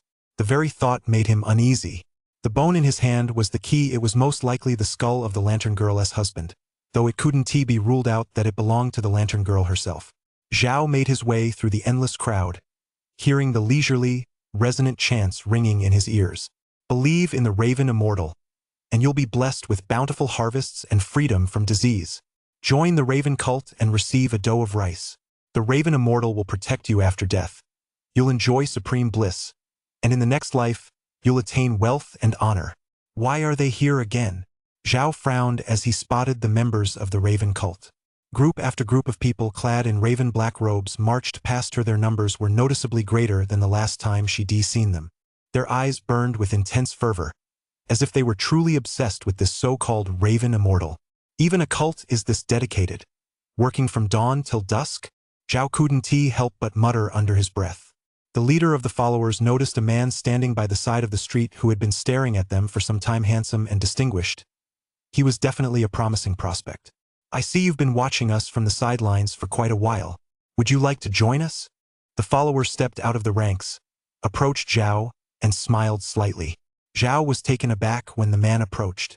Surprisingly, the follower was very polite, and his tone was gentle. It was quite different from the rough and crude image he had in his mind. Zhao shook his head and said, "Not at all. I've just been a bit puzzled seeing your numbers grow so rapidly." Although his words didn't contain any insulting language, they clearly reflected a look down on the cult and a discriminatory attitude toward it. Hearing this, the follower did not grow angry but instead smiled faintly. Doesn't this precisely demonstrate that our Raven cult has gained the approval of the majority? By joining the Raven cult, people can have enough to eat and wear, be free from the entanglements of worldly trivialities, and be guided by the Raven Immortal. The capable can attain enlightenment and enter the land of bliss after death, while the ordinary can still enjoy wealth, health, and prosperity. How wonderful is that? Isn't this precisely the trend of the times? I see you're a fine-looking fellow. Why not join our cult? Together, we can surely lead the people toward glorious prosperity. The believer's words were highly targeted, clearly tailored specifically to Zhao's appearance and attire. Zhao, of course, wouldn't fall for his nonsense. He never believed in religion, let alone joined one. Who knows what shady dealings these cults are up to behind the scenes? Zhao flatly refused. That's truly a pity. A hint of regret flashed across the believer's face, but he quickly regained his smile and waved goodbye. My friend, we'll meet again when fate brings us together. Chapter 63, The Raven Ritual. Early morning, the rising sun pierced through the mist. That first follower of the Raven cult, after bidding farewell to Zhao, had not been idle. Leading a massive procession, he circled the inner and outer cities of Jinzhou time and time again. He left no street or alley untouched, covering every single one. After a morning of effort, a sizable crowd had finally gathered behind them. Most looked gaunt and emaciated, dressed in rags, clearly vagrants, but a small number were dressed in relatively fine clothes and appeared more ordinary, their eyes brimming with interest and curiosity. Please follow me, everyone. The leader of the followers turned to face the crowd and offered a gentle smile. He led the group through street after street until they reached a spacious courtyard located at the junction of the inner and outer city walls, an open and unobstructed area. The courtyard was merely the tip of the iceberg. This was actually a mountain estate, comprising the courtyard, storehouses, an ancestral hall, and other structures. The estate had originally been the ruins of a Taoist temple from a previous dynasty. During the turmoil of war, the temple had fallen into disrepair. Overgrown with weeds, some had died, others had fled. After the Raven cult took up residence, it underwent extensive restoration and finally regained its former grandeur. The leader of the followers walked ahead, passing through the main courtyard and arriving at an ancestral hall. At the center of the hall stood a gilded bronze statue of a figure with the head of a raven and the body of a human, standing on a cloud. With 3 heads and 6 arms, it stood over 10 meters tall. The raven's head glared intently into the distance, while the human body was muscular and robust, with the 6 arms on its back wielding various weapons. This is the Raven Immortal we worship. The leader of the believers came to a halt before the statue, bowed respectfully, and explained with a smile. Yong! A melodious bell tolled, and waves of prayer soon echoed from the depths of the mountain estate. Noticing the confusion in everyone's eyes, the leader of the believers said in a soothing tone, "It's time for the ritual. The Holy Maiden is leading the members of our sect in prayer." "What ceremony? And who is the Holy Maiden?" a man in the group asked curiously. The leader of the believers replied with a smile, "Once you participate in the ceremony, you'll become a true member of the Raven cult. As for her holiness, you'll find out soon enough." Everyone made their way to the deepest part of the mountain estate, entering a grand hall. The hall was spacious, and in the center stood a woman surrounded by a group of Raven cult believers.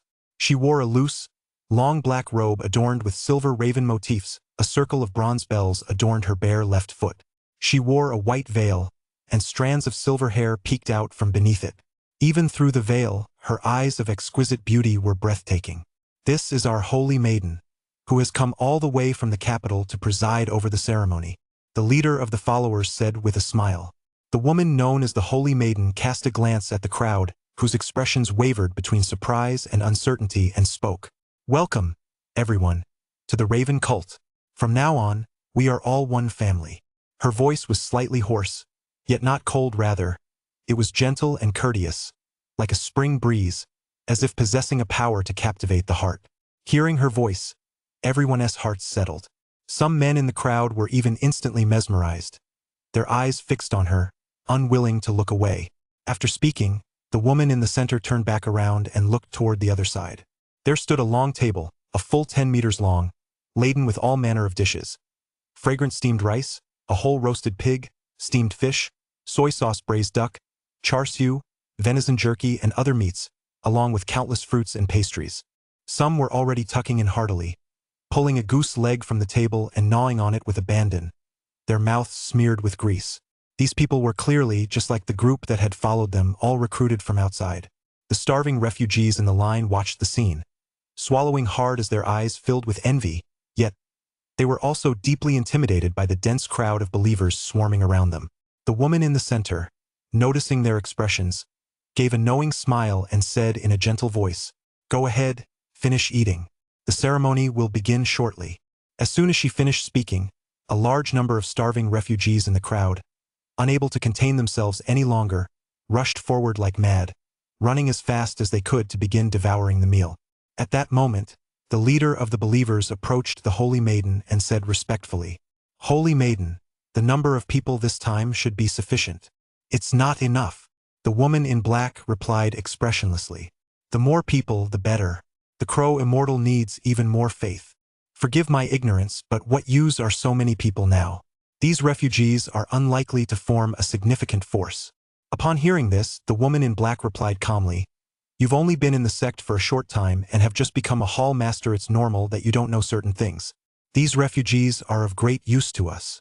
Whether it's the Crow Immortal's power or the offerings needed to overturn the fate of the Great Xia Kingdom, we cannot do without these refugees. In other words, they are the source of our strength." Upon hearing this, the leader of the followers began to understand a little better. He cast a devout glance at the cold crow totem above his head and said reverently, "The Crow Immortal helped me break through to a higher realm. Without him, I wouldn't be who I am today."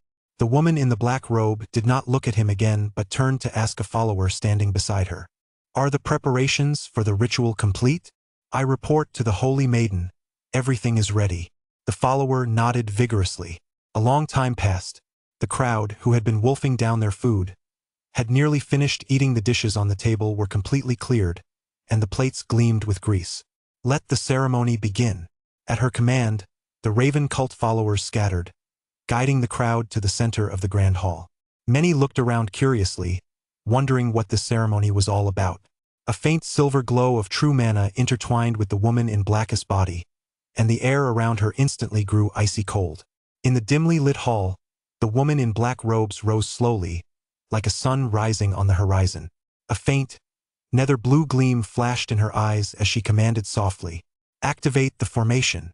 An unparalleled radiance erupted from the floor of the hall, and the intricate runic patterns etched into it finally came into view. Everyone gazed up at the cold raven totem overhead with awe. Standing within it, they looked as small as ants. At the center of the hall, a massive sphere of light hovered in midair amidst its blinding radiance. The faint silhouette of a cold raven seemed to be discernible. Once the formation was activated, streams of intangible faith energy were drawn from the bodies of the crowd. It flowed into the glowing cold crow totem. At that moment, the Raven cult followers dared not utter a sound. One by one, they knelt on the ground and bowed in devout reverence. Then the woman in black robes recited an incantation, initiating the second phase of the mysterious ritual. Streams of blue light entered the crowd's bodies, triggering drastic changes. My head hurts so much. It feels like something's gotten inside me. My whole body itches. What's growing on me? What's happening to me? The crowd began to wail and lament. Intricate runes sprouted all over each person's body, and when traced together, they formed the shape of a raven. All of them had been branded with the mark of the raven. The runes on their skin began to flicker, and their eyes all changed. Their muscles swelled inexplicably, veins bulged, and it seemed as though their entire bodies had been greatly enhanced. This was another tactic of the Raven cult, trading life for faith. What was being burned was life, what was gained was power. After a long while, the ritual concluded. The woman in the black robe looked down at the people below who had been completely transformed and nodded with satisfaction, chuckling softly. "Welcome, everyone. You are now officially members of the Raven cult." One by one, the people in the ranks gazed at her with fanatical eyes, as if brainwashed, shouting at the top of their lungs. "Believe in the Raven immortal. Destroy the great Xia. Seize the throne." Chapter 64. A reunion with Lu Wanqiu. At that moment, Zhao was following the Mina bird, which held a skull in its beak and led the way like a compass. Now he finally understood why the Mina bird had taken so long to return back then. First of all, Jinzhou was a large city. Traveling took time. Setting aside the time it took to leave the city, and factoring in the rugged mountain roads, the distance was indeed considerable. Fortunately, Zhao could fly on his sword, which saved a great deal of time. But such was Jinzhou's geographical location.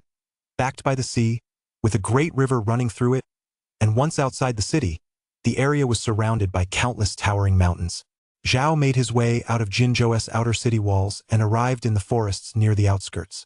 With the endless sea of trees and mountains at his back, he could no longer fly once he entered the forest. All that lay before him was a winding mountain path stretching deep into the woods, its end invisible to the eye. Today, Zhao wore a long black robe and a conical hat, with a Mina bird perched on his shoulder. With each step he took, his body would materialize on a tree branch. With a light tap of his foot, he moved like a fleeting shadow, reappearing on another tree. Traveling this way, his speed was naturally extraordinary, and soon a temple complex came into view. Hovering in midair, Zhao couldn't help but murmur, "There's actually a temple here?" After landing gently, he climbed the stone steps one by one, and soon arrived at the entrance of a spacious temple with red-painted walls and tiled roofs. The plaque above the gate bore the characters, Mingyin Temple. Glancing to the other side, he noticed another path leading up the mountain, with small groups of pilgrims coming and going.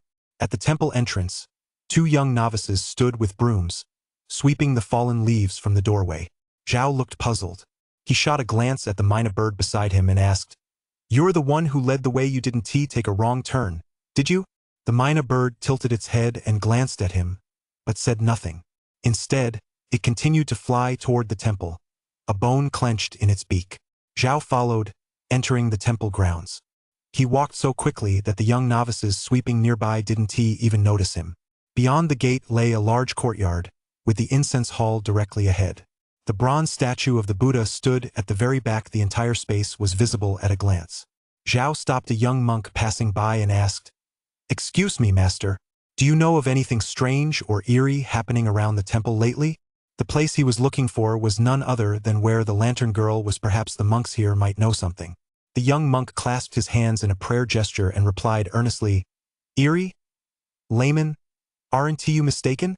This is a pure and serene Buddhist sanctuary. How could there be anything eerie here? If you must speak of the eerie, there was indeed an incident near the temple. For details, you'd best ask the abbot. He knows more than we do." After giving this information, the monk took his leave. Zhao nodded, then continued following the magpie. Upon reaching the incense hall, however, the magpie did not stop but continued flying toward the mountain behind the temple. So it's not inside the temple after all. Zhao realized this with a slight sense of clarity and was just about to follow and call the bird back, when he saw a familiar young woman in a green skirt and an elderly man in a monk's robe with a white beard walking side by side out of the side gate. "Miss Lu." Zhao couldn't help but exclaim in surprise.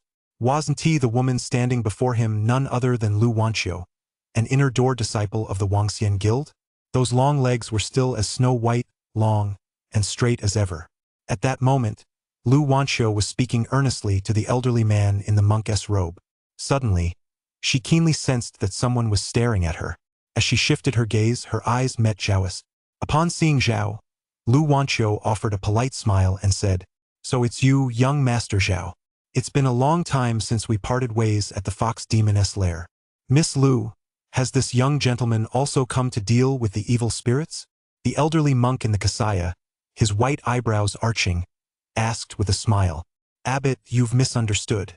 It was this young Master Zhao who saved my life last time, allowing me to escape danger. We're just friends, not fellow disciples." Facing the two of them, Zhao remained composed and smiled lightly. "I've simply come to the temple to offer incense. I didn't expect to see you here again." "It really is quite a coincidence," Lu Wanqiu replied with a smile. "Zhao, this is Abbot Mingguang of Mingyin Temple," Lu Wanqiu introduced from the side. Zhao and Abbot Mingguang exchanged a nod of greeting. "I heard the abbot mention the words evil spirits just now?" Zhao hadn't forgotten their earlier conversation, so he asked nonchalantly. If disciples from a sect were sent out, it meant there were definitely traces of demons or evil spirits. At the mention of evil spirits, Lu Wanqiu's expression grew noticeably more serious, and she nodded slightly. "Yes, recently, a very powerful evil spirit has appeared near the spirit mine being excavated by the Wangxian Guild. I've heard it can kill people in their dreams. Often, after falling asleep, they never wake up again. Many workers have fallen victim to it."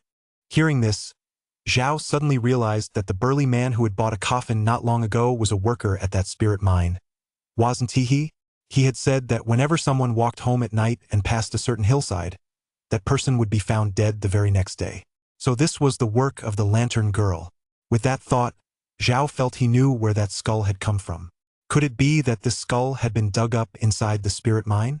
Things had been peaceful all along, but because of the spirit mine, because they unearthed a grave, had the starling brought the skull back? Amitabha.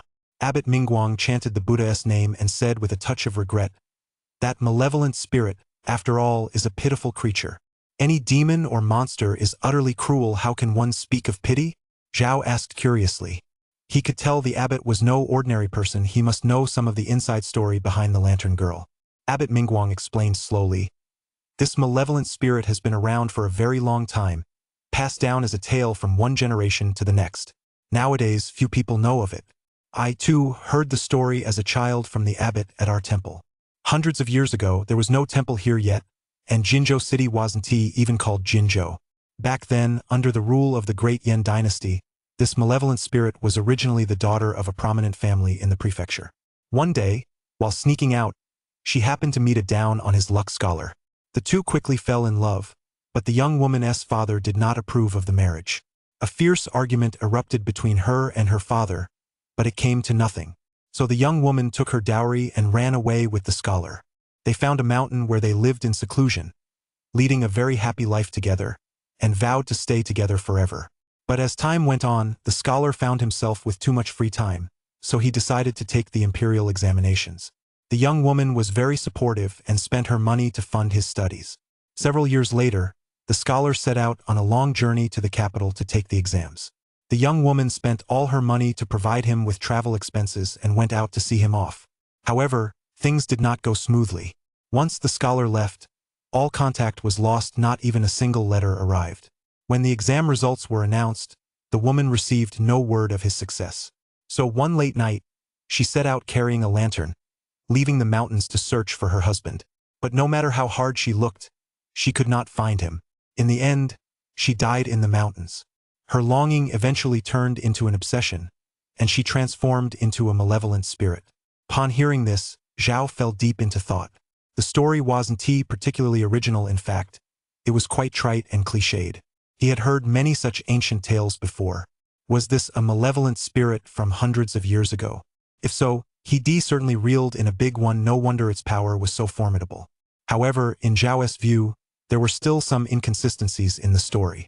He could understand the lantern woman searching for her husband. But why did she turn into a malevolent spirit? Searching for someone is a benevolent thought, and benevolent thoughts don't turn into malevolent spirits. Yet the lantern girl's terrifying appearance didn't resemble that of an ordinary malevolent spirit. This suggested there must be some deep-seated resentment that had made her power so immense she'd become a nightmare. At that moment, Zhao habitually tossed the copper coins to see the result. After much anticipation, the result finally appeared. The divination symbol before him had finally changed. Divination result 1. Thoughts tug at my heart tonight. My path should be straight in the cold rain. A fragrant soul mourns the grave visitor. To resolve the grudge, your guidance is blessing. Chapter 65. Peaceful Days. The Hui Pawn Shop. Sister, where are you? After washing up and changing her clothes, Yun paced back and forth in the room, searching for her sister. Finally, at the entrance to the backyard, she spotted her sister standing alone, leaning quietly against a tree, completely motionless. Sis, what are you doing? Yun lifted the hem of her skirt and hurried over, her face breaking into a radiant smile. But as soon as she approached, she was startled by a deathly pale hand lying on the ground. Her face went ashen as she exclaimed, "What is this?" Beneath the tree was a large pit, and inside lay two corpses dressed in black. They appeared to have been dead for some time. Yun was clearly bewildered at that moment, unsure why two corpses had suddenly appeared in the backyard. Qinghan stared at the two bodies without responding, remaining silent the whole time, her almond-shaped eyes utterly calm. Seemed she was deep in thought. Yun began circling the bodies, examining them closely for a while. Then, her cherry-red lips parted in a gasp. Out of nowhere, where did these corpses come from? Sis, did you kill them? No. Qinghan replied coolly, then slowly stood up, as if she had already reached the conclusion she was seeking. Upon receiving a negative answer, Yun's little brain began racing, and a bold thought crossed her mind. Could it be my brother-in-law? But she quickly dismissed the idea herself, muttering to herself, "But that doesn't make sense. I heard you say he only just started cultivating. These two have physiques different from ordinary people, and they've activated their mana cores. They must be cultivators. How could someone who's just started cultivating possibly take down two cultivators? Could the killer be someone else?" Yun stepped in front of her sister, hoping to catch a glimpse of an answer in her expression. But she was disappointed. She couldn't detect even the slightest hint of emotion. Pouting, Yun speculated, "Maybe my brother-in-law killed these people. Don't be fooled by his nice exterior behind the scenes. He might be a total villain who's out to get you." "My husband isn't that kind of person," Qinghan said, furrowing her brow slightly. In her heart, she had already reached a conclusion. It was highly likely that her husband had killed these two people. Of course, there were two possibilities. Either someone else had committed the murders and dumped the bodies in the backyard, or her husband had helped dispose of the bodies. But considering all the previous coincidences, the theory that her husband was the killer actually aligned better with the first possibility. During the auction, assassins from the Shadowless Pavilion were dispatched. She had expected to be the target, but the assassins vanished without a trace, leaving no sign of their whereabouts. Her husband emerged unscathed and, as luck would have it, happened to run into her on the street. Then, one night, she inexplicably encountered a fox demon disguised as her husband, who ambushed and deceived her. But why would the fox demon go to the trouble of impersonating her husband? Inside the brothel, after slaying the fox demon, things took a full circle and my husband suddenly appeared at the Drunken Flower Pavilion. He and a disciple of the Wangxian Guild managed to meet by some inexplicable chance, and the two of them seemed to have quite a close relationship. Finally, there was the corpse that suddenly appeared in this courtyard. All of the above are the points Qing Han finds suspicious. Taken individually, any one of these events could be easily explained, and she would have had a hard time noticing them. But when pieced together, isn't it all a bit too coincidental? After all, none of these events are the sort an ordinary person would casually experience encountering, even one would be extraordinary. At the time, she might not have thought too much of it, because her husband's safety was the most important thing, and the rest was bound to be overlooked. But upon closer reflection and scrutiny, it all seemed far from simple. Every time a disaster struck, her husband was inevitably by her side. If he really was the one who killed those people, then he was likely a very powerful cultivator, and his cultivation level was certainly not low. To evade old fisherman's personal bone reading, his cultivation would have to be at least at the foundation stage or higher. The possibility of him being at the core stage could not be ruled out. That would mean his cultivation was higher than hers. Simply, Yun, who had been pouting, saw Qing Han freeze up again, clearly deep in thought, and couldn't help but ask, "Sis, if my brother-in-law really did kill those people, what are you going to do?" Qing Han thought for a moment. Then the corners of her mouth turned up slightly as she gave a faint smile. "I'll do what needs to be done." Yun froze on the spot, too stunned to speak. "Sis, assuming that's the case, he has been hiding his cultivation level and lurking right by your side all this time. Does that really matter?" Seeing Qing Han's nonchalant expression, Yun was even more surprised. She simply couldn't fathom her sister's way of thinking. Qing Han pursed her lips, gazed at the newly cultivated medicinal herb garden in the courtyard and the cozy surroundings, then stood up, tending to the flowers beneath a tree as she said softly, "Shang Yun, you don't understand. He has always been himself, he has never changed. Whether his cultivation is high or low, his ultimate goal is simply to live a peaceful life, and that's enough." Qing Han's thinking was simple. As long as they could continue living a good life and her husband continued to treat her well, that was enough. Why worry about anything else? "Sister, Yun watched her, her expression complex, not knowing what to say. All she could say was that her sister was far too kind and trusting toward that scoundrel. As long as he didn't harm her and life could go on, it didn't matter what his cultivation level was. She wouldn't worry about anything else. That attitude was so carefree and unconcerned that she would never be able to understand it in this lifetime. Bury him. Let us pretend none of this ever happened. Qing Han gave a casual wave of her slender hand. An intense mana surged from her palm, causing a large amount of soil to rise and cover the corpse. Soon, all the soil was smoothed out, and the ground was restored to its original state. Eek! At that moment, a golden eagle appeared in the sky and let out a long cry. "Is there important news?" Yun couldn't help but exclaim the moment she saw the eagle. This eagle was a spirit bird raised by the Pei family, specifically for delivering intelligence. If there was important news, it would report it immediately. Yun took the message. Just a few brief words were enough to make her furrow her brow. The Imperial Court has issued a troop deployment order, stating that the main forces in the south are to be redeployed to Shiguan to guard the frontier, leaving only a portion of the troops to defend the south. "Sister, your troops have been redeployed," Yun said with concern. "So they've been redeployed, what is it to me?" Qing Han took out a few more spiritual herbs and planted them in the herb garden, her tone indifferent. Yun sighed. "Sister, this means you'll never have another chance to return to the army.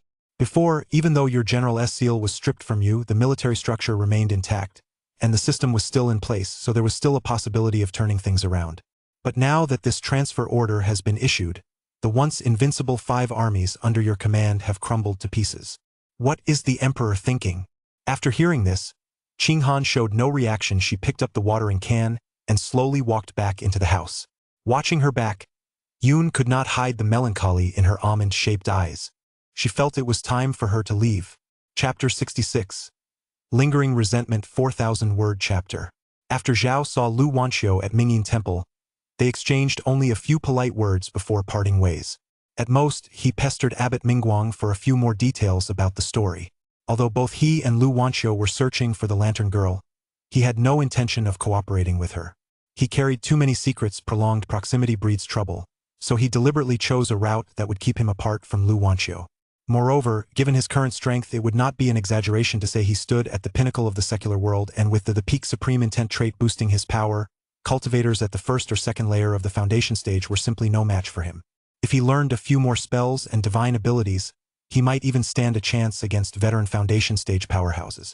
Of course, if he encountered a core stage cultivator, he'd have no choice but to flee, though cultivators at the core stage and above rarely ventured out, so it was extremely rare to encounter them.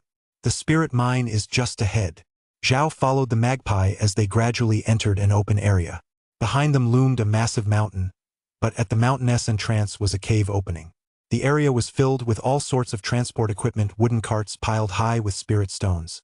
These were the crudest forms of spirit, or not even qualifying as low-grade spirit stones. Only after undergoing standardized refining and purification could they be transformed into spirit stones. At the moment, all that could be seen were laborers pushing carts out of the mine shafts, accompanied by the sound of grunts echoing from within. The ground was littered with fragments of spirit crystals. These were impurities extracted from the spirit ore. The grades of spirit stones are straightforward to distinguish. Low-grade spirit stones are generally circulated in the secular world and among some small and medium-sized sects. The monthly stipends distributed to disciples of renowned large cultivation sects consist of mid-grade spirit stones, and they are often quite generous with them. High-grade spirit stones are occasionally seen in the possession of elite disciples, direct disciples, and sect elders. They are mostly used for cultivation. Just a single one of these could ensure a life of wealth and luxury for an ordinary person in the secular world for half a lifetime. Top-grade spirit stones, however, are not traded and are extremely rare. At regular intervals along the path, a sect disciple dressed in the uniform white crane robes could be seen perched in a tree. Their cultivation levels ranged from the 4th to 7th layers of the gathering stage. They were clearly outer sect disciples. They were responsible for supervising the spirit mine to prevent theft or hoarding. This spirit mine was owned by the Wangxian Guild, which had leased laborers from Jinzhou, an arrangement made in advance with the prefect of Jinzhou.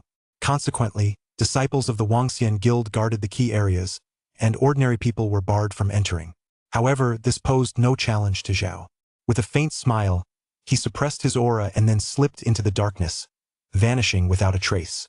The gap in cultivation was plain to see. Even with the most basic technique of concealing his aura, these outer sect disciples couldn't detect any flaws.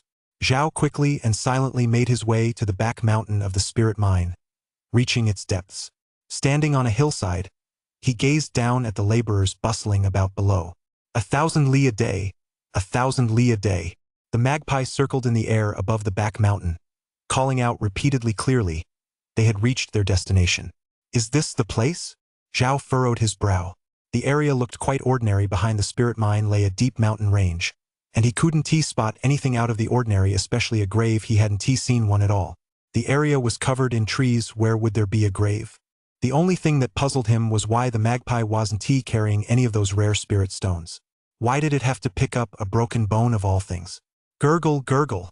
Suddenly, in the stillness, Zhao heard the sound of flowing water. Following the gentle murmur of the water, he slowly approached, and before his eyes appeared a very narrow stream winding its way through the woods. Zhao took a step forward and only then realized the ground beneath his feet was sticky. Looking down, he saw it was muddy water from the stream. In that instant, a familiar feeling welled up inside him. Zhao felt the place growing increasingly familiar, as the memories in his mind gradually overlapped with his surroundings. He was almost certain this was the place he had passed through in his dream, that little river in the night. The only difference was that one was during the day, and the other was at night. Logically, if he kept walking forward, he would come across a small cottage, and then a woman in white carrying a lantern would appear. Guided by the impressions from his dream, Zhao continued walking forward. His magical sword appeared in his hand, gleaming coldly. His sleeves were filled with thunder talismans, ready to be unleashed. Now that the divination symbol had changed back to fortune, Zhao felt confident, for this confirmed that he was heading in the right direction. Just as he had suspected, mining the spirit or had disturbed the malevolent spirit slumbering here, and the lantern-bearing woman had reappeared. As long as he dealt with her, he would be able to sleep soundly. However, Zhao had been walking for quite some time without seeing the so-called wooden hut, not to mention the lantern girl. The path ahead grew darker and darker. Intersecting branches blocked out the sun, plunging the scene into pitch darkness. Only a few rays of sunlight filtered through the gaps in the leaves, casting faint shadows on the ground. Rustle! A sound came from the jungle, and a dark shadow flashed by at lightning speed. Zhao narrowed his eyes slightly, his true mana surged, and as his sword finger pointed forward, his magical sword shot out instantly. The spirit sword was fast, accurate, and ruthless, striking the target directly. Zhao had reached the foundation stage with his true mana radiating outward. He was fully capable of hovering in midair. He glided over to take a closer look. With a quick glance, he realized it was nothing more than a severed branch. Whoosh! Suddenly, the surrounding trees stirred in unison, and vines lashed out from the air as far as the eye could see. There were over 100 of them. A tree appeared before Zhao's eyes, a massive tree. Judging by the thickness of its trunk alone, it was as thick as 7 or 8 people could encircle with their arms. With a single leap, he dodged the lashing vines. His spirit sword whistled like lightning and immediately returned to its sheath. Zhao gripped the hilt, took a light breath, and a sharp aura suddenly surged forth, sending out a wave of energy. Whoosh! The instant the spirit sword left its sheath, a blinding sword light shot skyward, instantly illuminating the entire quiet, serene forest. That single strike was like a bolt of lightning splitting the night sky, shattering the darkness and bringing light. With the strike complete, Zhao ran his hand along the blade and quietly sheathed the sword. The vines that had been whirling chaotically through the air moments ago all slumped limply to the ground, and silence returned to the deep forest. A breath later, the massive tree was severed cleanly in half, and a torrent of green blood gushed forth. This was the true sword-drawing technique. Steady yet swift. Ever since Zhao gained the benefits of the sword art prodigy and luminous sword heart traits, his mastery of swordsmanship had improved by leaps and bounds. The power of his sword-drawing technique had also increased by more than several times compared to before. This century-old tree spirit could only hold out for a single breath in his presence. Zhao stared at the tree spirit, which had been cut in half, his eyes completely unreadable, even showing a hint of frustration. He hadn't found the lantern girl, but had stumbled upon a tree spirit instead. What a failure. Before long, a wisp of pure energy surged from the tree spirit's severed trunk and flowed into his body. Zhao felt incredibly refreshed, as if he'd just finished a good scrub in the bath. His true mana surged with vitality, and his cultivation level began to rise slowly, effectively saving him a full month of arduous training. It suddenly dawned on Zhao. The Demon Slayer trait had slowly begun to activate. His attacks posed a significant threat to demons. Not only was the damage amplified, but every demon he killed would result in a significant boost to his cultivation level. I suppose that's a pleasant surprise. Zhao chuckled softly. The Demon Slayer trait was great, but where could he find so many demons? Even with his demon-detecting eyes open all day, he might not find a single one. Silly, silly.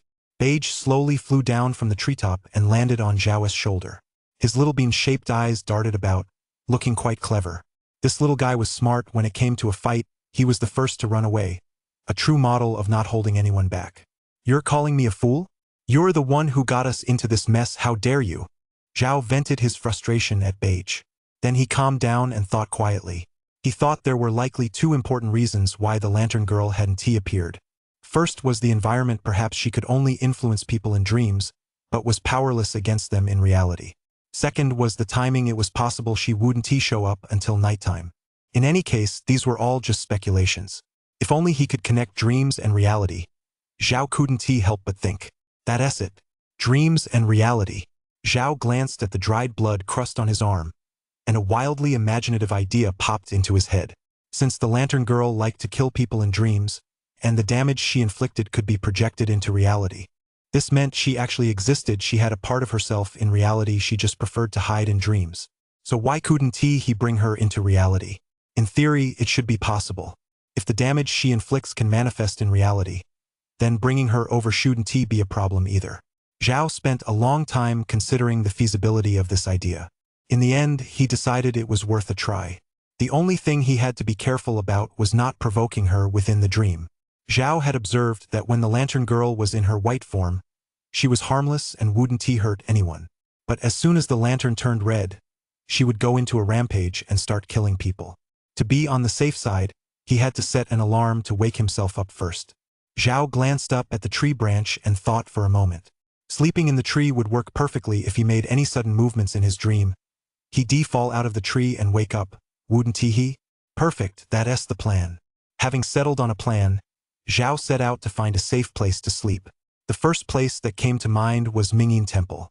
It was a quiet, secluded spot with few people around, so even if he got into a fight with the Lantern Girl, no innocence would be harmed. Soon, Zhao returned to the vicinity of Mingyin Temple.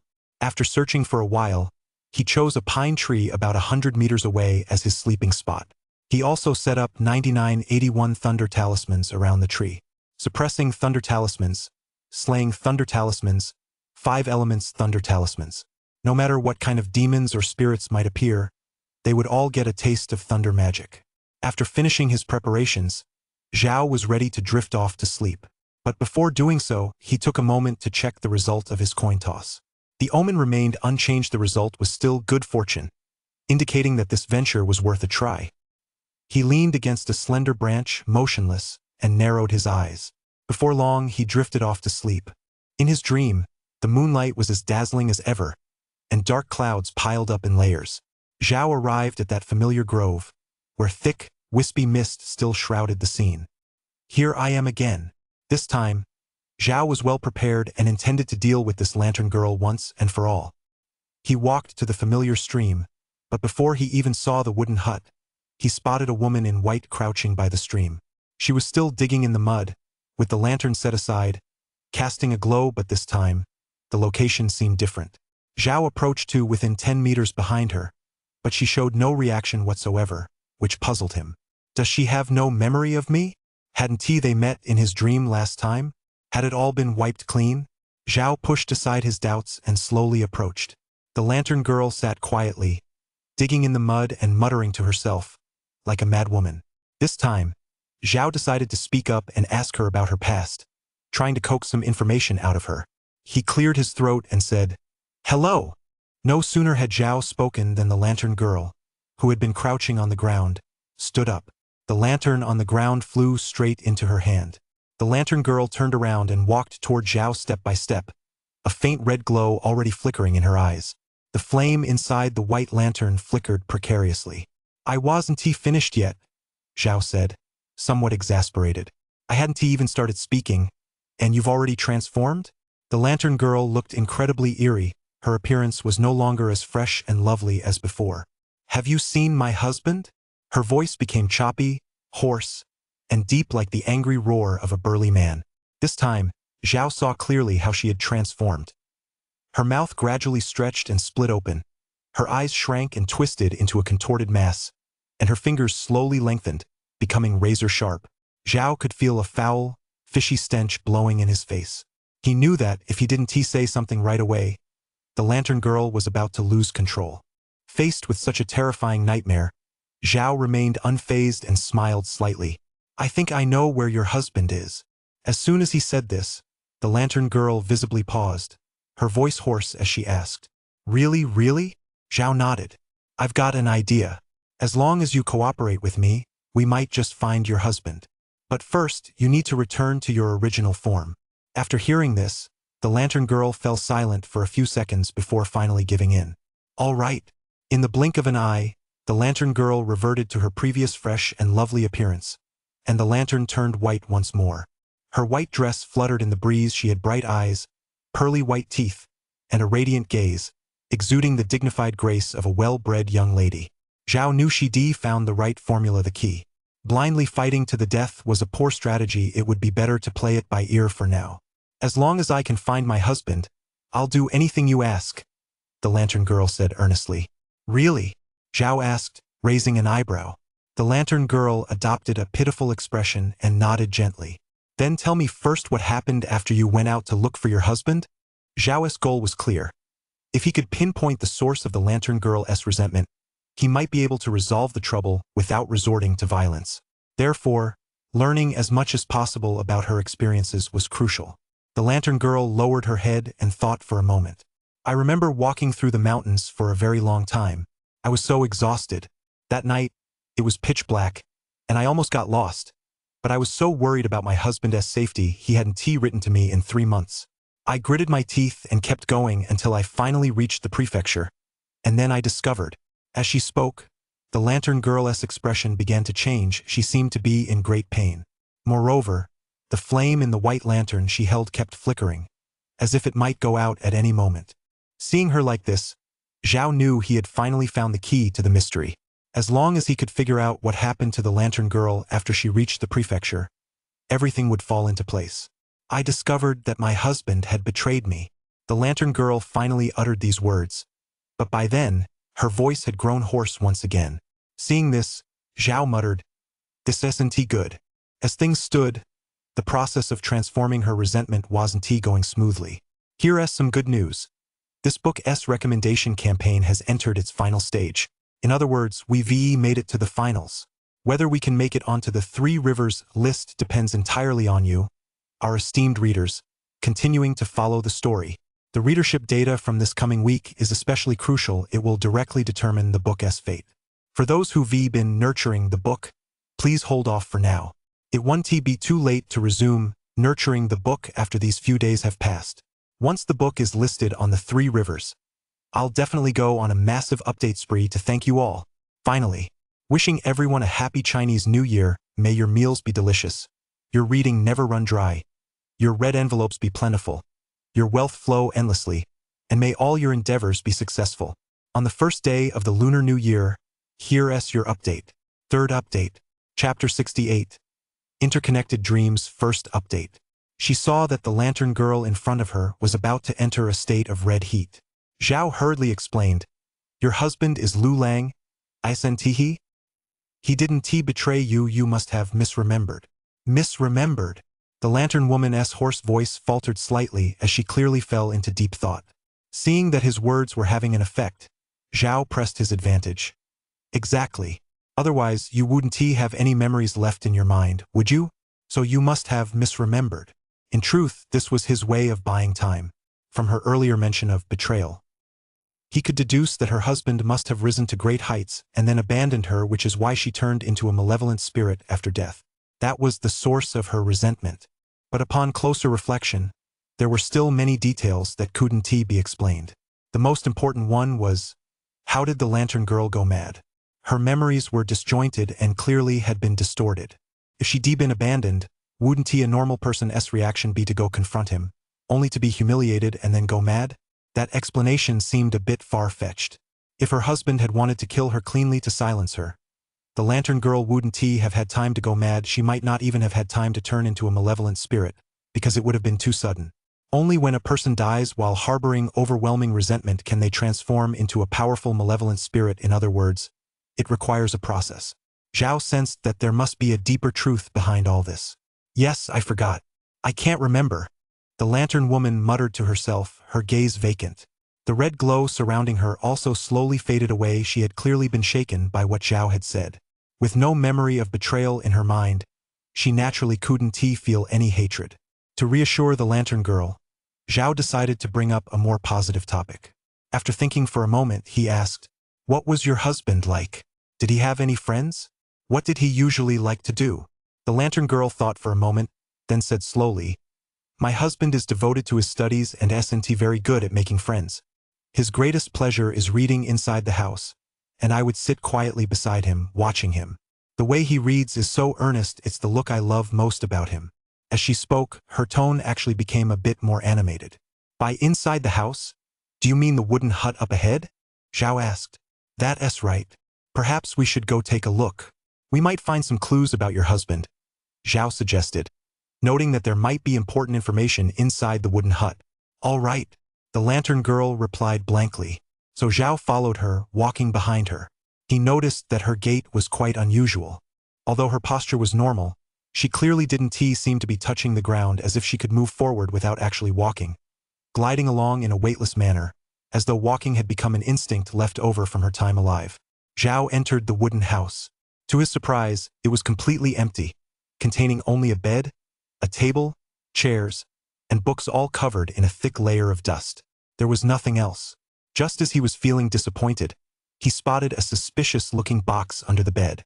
He leaned in for a closer look and froze, exclaiming, "A coffin?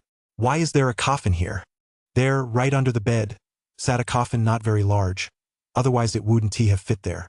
Just as he was about to ask the lantern girl about it, he suddenly realized she was gone. He stepped out of the wooden hut and found the lantern girl standing at the doorway, staring motionlessly in one direction. A moment later, a beautiful woman with a long ponytail emerged from the middle of the path. She wore a blue skirt embroidered with lotus flowers, with long legs and a slender waist. Her beautiful eyes narrowed slightly as she spoke slowly. "You must be the malevolent spirit that has been plaguing the spirit mine for so long, right?" Zhao was stunned. He recognized her immediately. Wasn't he this Lu Wanxiu, whom he had just met? But wasn't he this a dream? How had she gotten in here? Could it be that the Lantern Girl's dream realm was independent? He suddenly realized. At that moment, Lu Wanxiu's eyes, set beneath her willow leaf brows, radiated murderous intent. Clearly, she had come for the Lantern Girl. Without another word, Lu Wanxiu vanished from where she stood and charged toward the Lantern Girl. She was about to summon her spirit sword to slay the malevolent spirit, but her expression quickly froze in shock. She realized she couldn't sense her storage ring at all. She couldn't even summon true mana. Lu Wanxiu stared at the palm of her hand, her face filled with confusion. Just as she suspected, Zhao thought to himself, as long as one was within the Lantern Girl's dream, their cultivation would be erased. Lu Wanxiu was clearly visiting the dream for the first time, so she had no idea about this at all. Just then, he noticed the lantern in the Lantern Girl's hand gradually turning red and growing brighter. "No way, it's turning red again," Zhao muttered, utterly speechless. He finally managed to talk his way out of it, only to be interrupted by Lu Wanxiu. It was mainly because of this madwoman's erratic temper. She'd fly into a rage at the slightest annoyance. "Don't be so impulsive. I haven't found your husband for you yet."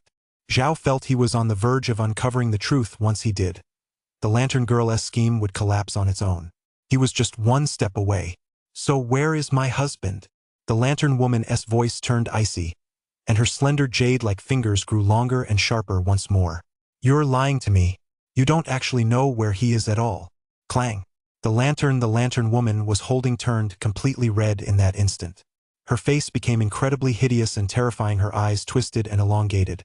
The corners of her mouth split all the way to the base of her chin, and she opened a gaping, blood-red maw, looking every bit the ferocious ghost.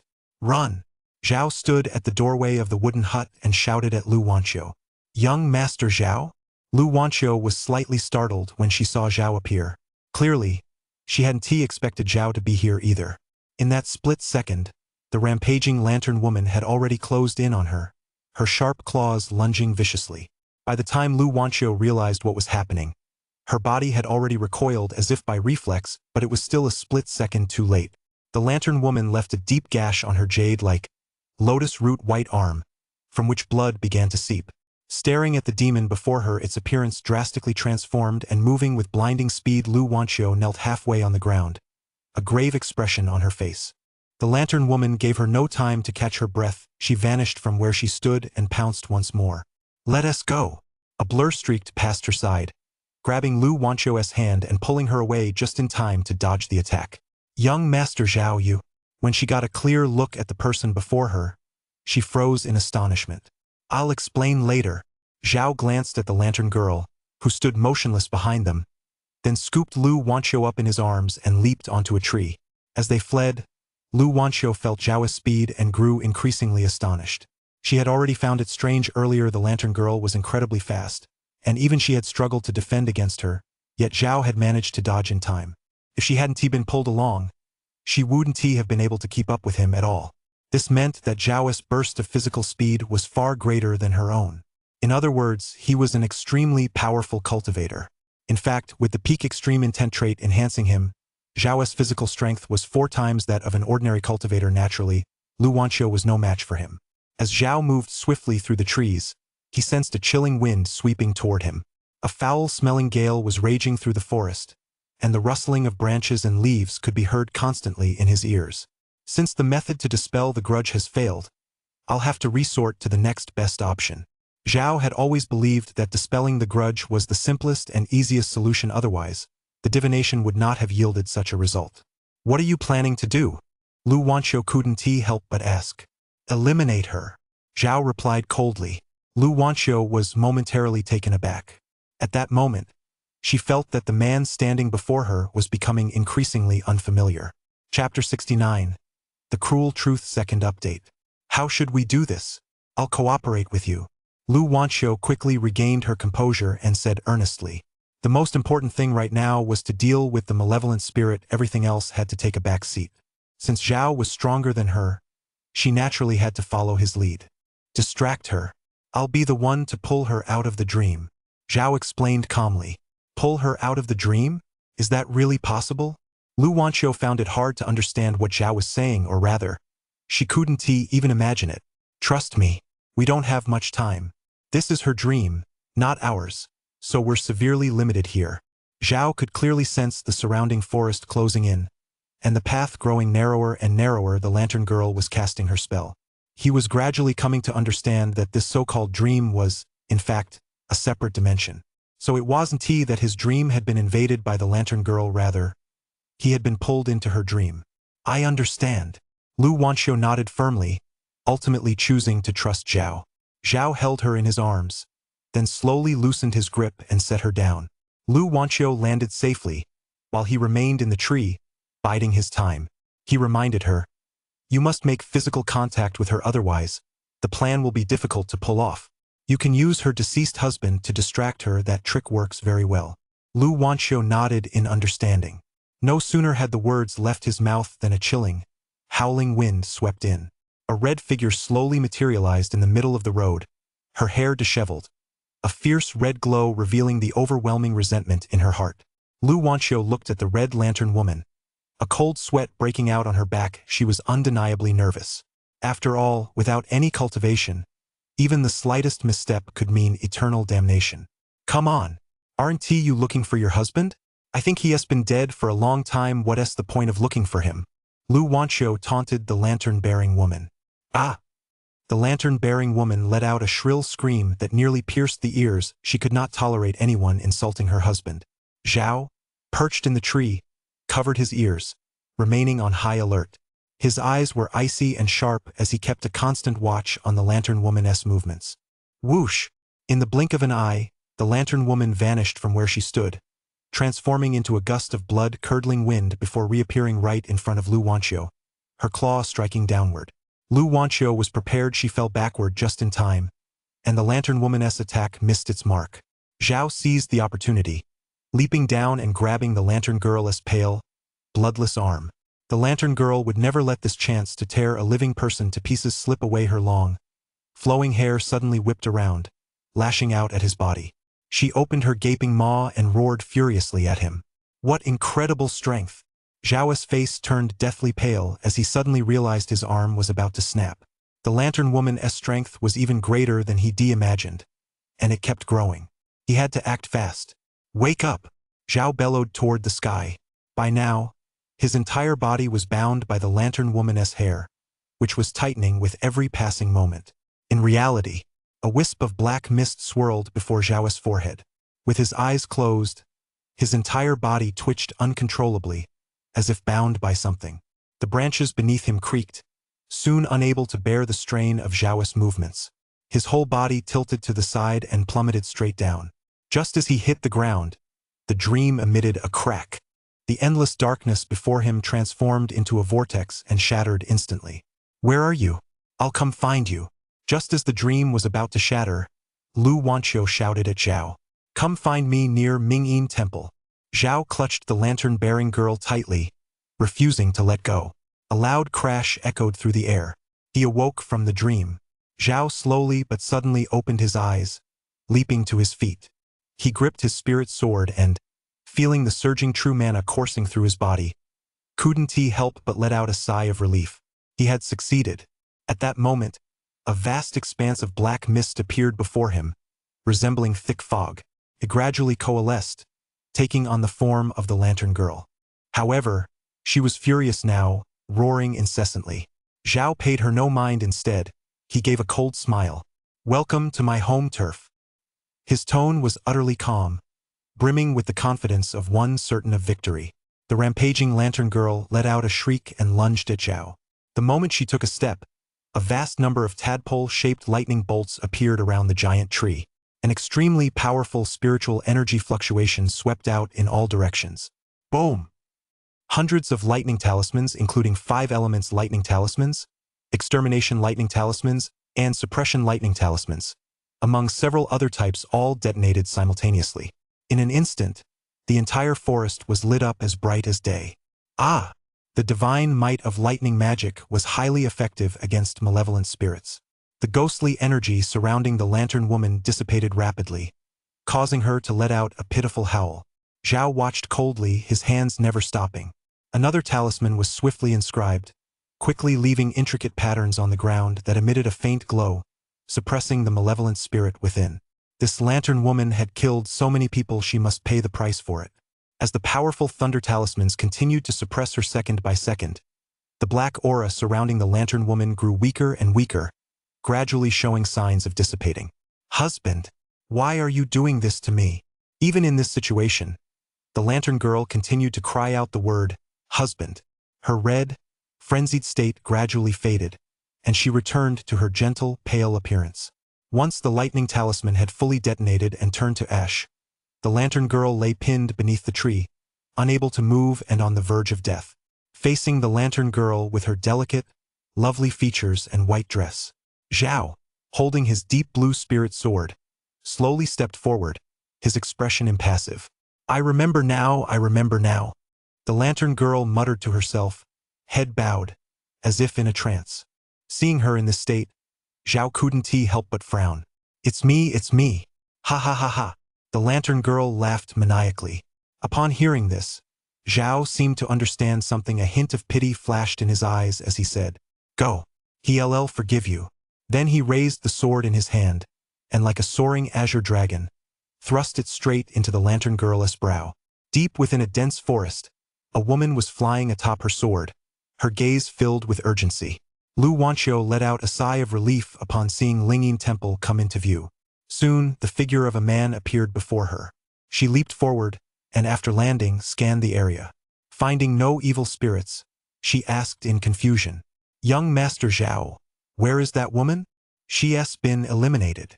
Zhao said indifferently, eliminated? That fast? Lu Wanqiu's eyes widened in disbelief. The power of that malevolent spirit wasn't something an ordinary cultivator could handle. How much time had even passed? I wonder what happened to her to make her harbor such overwhelming resentment. Lu Wanqiu couldn't help but remark. It's a very cruel truth. Zhao sighed. By now, he had already pieced together what had happened at the time. It seems you know something, young master? Lu Wanqiu asked curiously. The third update is coming soon. Ber. Chapter 70. Uncovering the Truth. Third update. I heard from the abbot that this woman died in the mountains. The reason she turned into a vengeful spirit was likely because she felt abandoned by her husband, Lu Wanqiu said. She had gathered quite a bit of information about the lantern girl, so she had formed her own understanding of the situation. Zhao shook his head. That's not the case. I spoke with her. Although she did get lost in the mountains, she didn't die there. I'd love to hear the details, Lu Wanqiu said with a sigh. Just based on the fact that he had managed to eliminate the lantern girl, Zhao was already one step ahead of her. He clearly knew much more than she did. So Zhao began to explain slowly. The young lady from a respectable family emerged from the mountains and, after finding her way to the prefecture, unexpectedly came across her former scholar. However, her former lover had achieved great success and fame. He had transformed completely, becoming a highly sought-after figure. Yet he hadn't come back to her. Heartbroken and devastated, she felt he had forgotten their vows and went to his doorstep to demand an explanation, only to be thrown out before she could even enter. So the scholar killed her to silence her? Lu Wanqiu asked, a light bulb going off in her mind. That's what I thought at first, too. But think about it, if the scholar had killed her, would this woman still be going to such great lengths to find him? Lu Wanqiu nodded. It did seem contradictory. The fact that the lantern woman had been searching for her husband all this time suggested that her hatred wasn't actually directed at him. So there must be a twist, and that twist is that the scholar never betrayed the lantern woman in the first place. Zhao said solemnly. The scholar had won first place in the imperial examinations, earning recognition, and marriage proposals poured in from all sides. Yet, with his heart set on his wife, he neither accepted nor refused them. He knew that if he refused, he could never hope to survive in the political arena. His so-called fame and success would be nothing more than a fleeting dream. Under pressure from all sides, the scholar naturally couldn't go to his wife right away if they discovered he was already married. The outcome would have been the same. But the woman was unaware of this. She was convinced that her husband had betrayed her, and her hatred grew stronger and stronger. Love had turned to hate. The deeper the love, the deeper the hatred. She sneaked into the scholar's residence and killed him. Hearing this, Lu Wanxiu raised an objection. Setting aside how the woman managed to enter the scholar's residence, the very idea that a frail woman powerless enough not to even tie up a chicken could actually commit murder is simply inconceivable. Zhao smiled faintly. You underestimate the driving force of hatred. Even selling herself to infiltrate the residence as a servant would be extremely simple. As for whether she actually killed him, I believe the coffin in the wooden hut can serve as proof. A coffin? That's right. I saw a coffin under the bed in the wooden hut where the lantern girl lived. It couldn't possibly have been for her, it must have been for the scholar's body. Lu Wanxiu was still puzzled. If it was a murder of revenge, why would she have prepared a coffin? Zhao's expression was incredibly serious. Because she discovered everything the scholar had been doing, perhaps through his diary, or perhaps by making inquiries. She killed the wrong person. And so she went mad. After the woman killed the scholar, she was filled with remorse. But since he was already dead, what could she do? She had no choice but to dump his body in the wilderness. Stories about the scholar began to circulate throughout the prefecture and county that he had always kept to himself and, despite holding office, remained extremely low-key, which many found puzzling. Finally, a trusted steward in the mansion revealed the key. In fact, he already had a beloved wife, which was why he had always refused to marry again. He had been stalling all along, refusing to meet with those wealthy clans. When the woman learned this news, it struck her like a bolt from the blue. Countless waves of regret swept through her heart, and she set out that very night to the place where the body had been dumped to search for her husband's remains. But the scholar's body had already been gnawed to pieces by rats, his entire body riddled with holes. The woman was utterly devastated. She hated herself and could not accept the fact that she had killed the man she loved most, her grief reaching a point of obsession. So she went mad. She placed the scholar's remains in a coffin and hid it under her bed. That way she could stay with him forever. She hated herself to the utmost, and in the end, she took her own life in front of the coffin. This hatred transformed her into a malevolent spirit. After becoming a malevolent spirit, the madwoman chose to forget the fact that she had killed him and sank back into the grief of losing her husband. This is why the lantern woman has two forms. One is red, and the other is white. Red represents painful memories, while white represents normal, happy memories. After hearing Zhao's explanation, Lu Wanxiu was stunned. So the lantern woman killed her husband and then took her own life. The person she hated was herself? That's right. Zhao nodded. The details might vary slightly, but the general idea was certainly correct. That woman is so pitiful. Lu Wanxiu's gaze couldn't help but betray her sympathy. Zhao mused. Actually, there's still one mystery I haven't solved. What? Lu Wanxiu felt a chill run down her spine. This story sounded truly terrifying. Of course, the man standing before her was even more terrifying. Not only had he figured out a way to kill the lantern girl, but he also uncovered the truth. That is, where did the lantern girl's husband go? He must have turned to ashes by now. It's been hundreds of years, Lu Wanxiu said matter-of-factly. Zhao shook his head again. He clenched the skull in his hand, knowing full well that this bone must belong to Lu Lang. It couldn't possibly be the lantern woman's. Yu Langxiang's spirit haunts the grave visitor. The character haunt in this divination verse was used with great precision. The lantern girl had held Lu Lang captive, so she must have used some means to bring him to the present. Otherwise, where would this bone in his hand have come from? Since she is still searching, it means Lu Lang still exists, whether as a corpse or a grave. Lu Wanxiu asked in confusion. But she is already dead. Shouldn't this be over? It probably isn't that simple. Come with me. Zhao set down his long sword and stepped onto it. Where to? The lantern girl's grave. Walking side by side, the two soon arrived near the small stream from the dream. This is. Lu Wanxiu clearly recognized the place as well. Zhao moved with remarkable speed and quickly located the spot where the wooden hut had stood. The area was overgrown with grass and trees. Other than that, it was completely empty. He channeled his true mana and struck out with his palm. With a boom, a massive crater appeared before them. Zhao narrowed his eyes as the skull in his hand glowed red. He slowly descended into the pit. So that's how it is. Zhao froze, suddenly realizing the truth. What? Lu Wanqiu felt like a 3-year-old child, able only to follow Zhao. Do you know where Lu Lang is? Zhao smiled faintly. Where? Lu Lang has actually been by the Lantern Girl's side all along, she just didn't know it. And we overlooked it too. Lu Wanqiu frowned and tilted her head. That's impossible. She doesn't have anything on her. Zhao pointed at the red light slowly rising from the pit and said calmly. That lantern, that's her husband. Chapter 71. The Fate of the Mandarin Ducks, the Sword Nurturing Trait. A human skin lantern? Lu Wanqiu was suddenly startled, and the image of the woman in white walking while carrying the lantern involuntarily flashed through her mind. After hearing Zhao's words, she understood. So that her husband could remain by her side even after her death. The lantern girl had scraped off her own scalp and fashioned it into a lantern. That woman is completely insane. She actually used her husband's scalp to make a lantern? No matter how strong her nerves were, Lu Wanqiu couldn't help but turn pale. Zhao looked at the bright red spherical object in front of him and narrowed his eyes. It's not a human skin lantern. The material of the outer layer of lantern paper isn't human skin at all. I suspect that after the lantern woman killed her husband, she probably intended to carry his body into the mountains. But just think, for a frail woman to drag a body from the wilderness into the mountains in the dead of night would be far too difficult. What do you mean? Zhao tilted his head and said earnestly. The lantern woman couldn't manage it, but she couldn't bear to part with her husband, so she cut off his head and carried only the head back. So there was never any lantern to begin with, neither white nor red. What she was holding all along was her husband's head. No sooner had he finished speaking than Lu Wanqiu looked at the glowing red sphere before her. In the eerie red glow, it was clearly a withered skull, exposed, fragmented, and missing a piece suspended in midair, as if it had been smashed to pieces. Ah!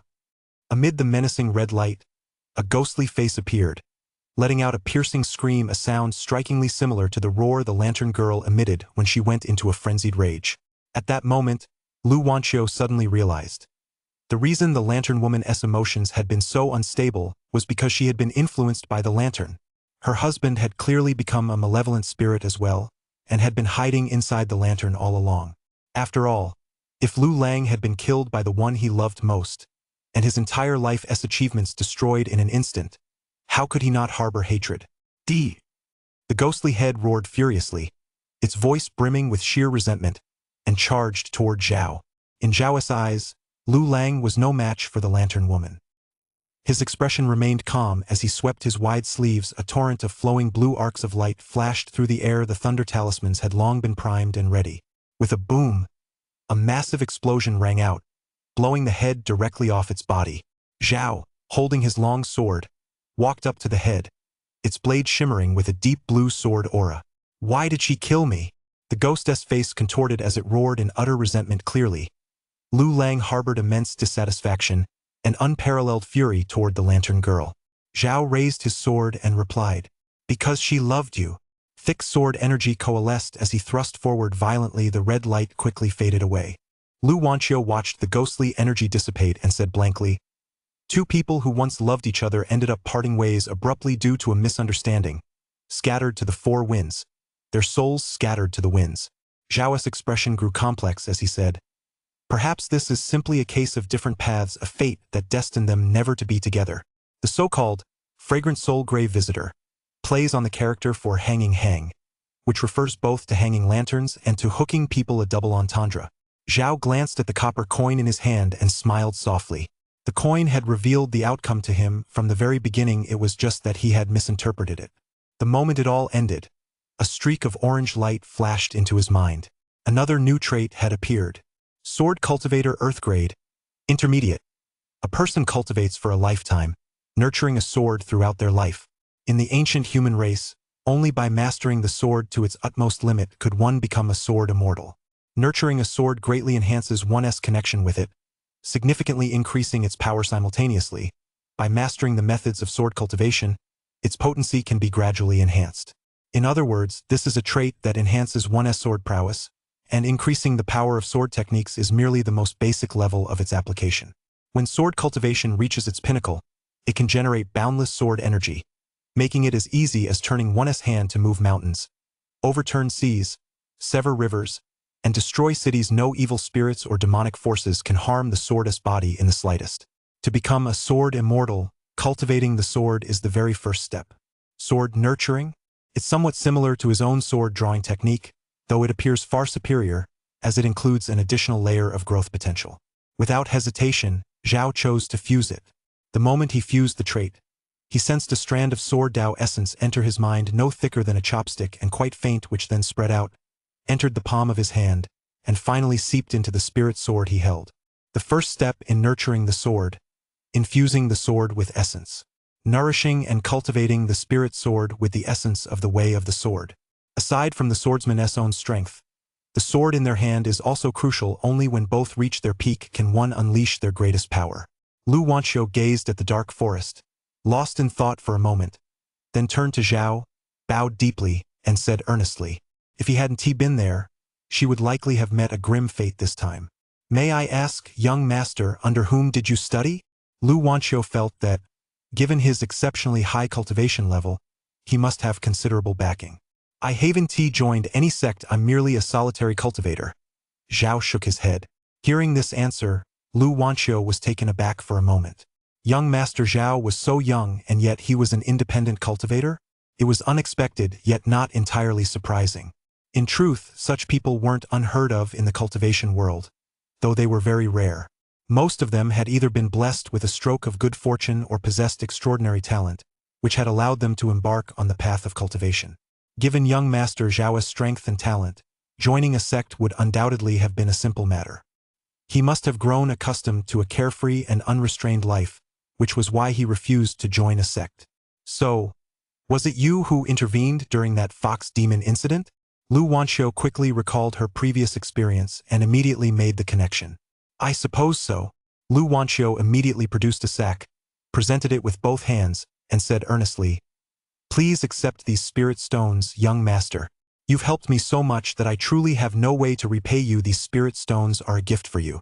When sect disciples came down from the mountain, they usually took on missions, and upon completion, they often received generous rewards. She had completed 2 missions, both with Zhao's help. She was the kind of person who believed in repaying kindness, and if she didn't give him something in return, she would feel guilty. All right. Seeing how earnest she was, Zhao felt it would be impolite to refuse, so he silently accepted the gift. He took the burlap sack and glanced inside. To his surprise, it contained a large quantity of medium-grade spirit stones. There must have been over 100 in that sack. Lu Wanxiu was truly generous. At the same time, he had to admit that sect disciples really did carry quite a bit of money on them. I must return to the sect to report first. Young Master Zhao, I'll take my leave now. Lu Wanxiu handed over the spirit stones, bid Zhao farewell, and then flew away on her sword. Zhao glanced at the sun about to set and only then realized how much time had passed. He set out that morning, arrived at noon, and spent the entire afternoon with the lantern girl, mainly because the dream had lasted so long. I should head back. My wife must be worried by now. Zhao called out to his mynah bird, and his figure vanished into the dark forest. The chilling wind here had already dissipated, and the area had returned to its usual tranquility. Chapter 72. A gentle night. The sky had grown dark, and the lights flickered inside the Hui pawn shop. Zhao saw that the shop was still lit and hadn't closed for the night. He knew his wife was still waiting for him. Meanwhile, the mynah bird had already flown impatiently up to the roof beam, calling out repeatedly, "Let us go home! Let us go home!" Zhao stepped inside and took a look around. The room was tidied to perfection, with an ink-wash painting of plum blossoms in a snowy landscape hanging on the wall. It must be said that the mistress had a special fondness for plum blossoms. They symbolized tenacity, noble integrity, and a character that was gentle on the outside yet strong on the inside, qualities she greatly admired. At that moment, Qing Han, dressed in a light, plain white robe, sat on the bed in the bedroom, slowly cultivating. Discovering that Zhao's cultivation level was quite high had given her a significant jolt. She had to hurry and improve her own cultivation. Although her natural talent wasn't too bad, all these years of fighting battles across the country had taken up a lot of time, and her cultivation had always progressed very slowly. Now, with the foundation stage just a step away, she had to make the most of her time to break through. Hearing the door creak open, Ching Han emerged from her meditation, glanced around the room, and beamed, "Husband, you're back." Zhao slowly pushed open the door, removed his straw hat, hung it on the rack by the door, and replied softly, I had a lot on my plate today, so I got back late. Have you eaten yet?" "Not yet." Zhao had come straight home, so naturally, he'd forgotten all about dinner. "That one tea do. I'll go make you a bowl of noodles." Ching Han let out a playful pout and turned to head for the kitchen. Zhao watched her bustling figure from behind, smiled slightly, and felt an indescribable warmth in his heart. Compared to before, when he was all alone and did everything by himself, now there was someone at home who cared deeply for him and waited for him to come home. That feeling was wonderful. "Here you go." Soon, a bowl of fragrant, steaming clear broth noodles with egg drops was placed in front of Zhao. The noodles, each strand distinct, were sprinkled with chopped scallions and lean pork, a sight that made one's mouth water. Zhao chuckled softly, pulled a bright red object from behind his back, and said, "My lady, look, what is this?"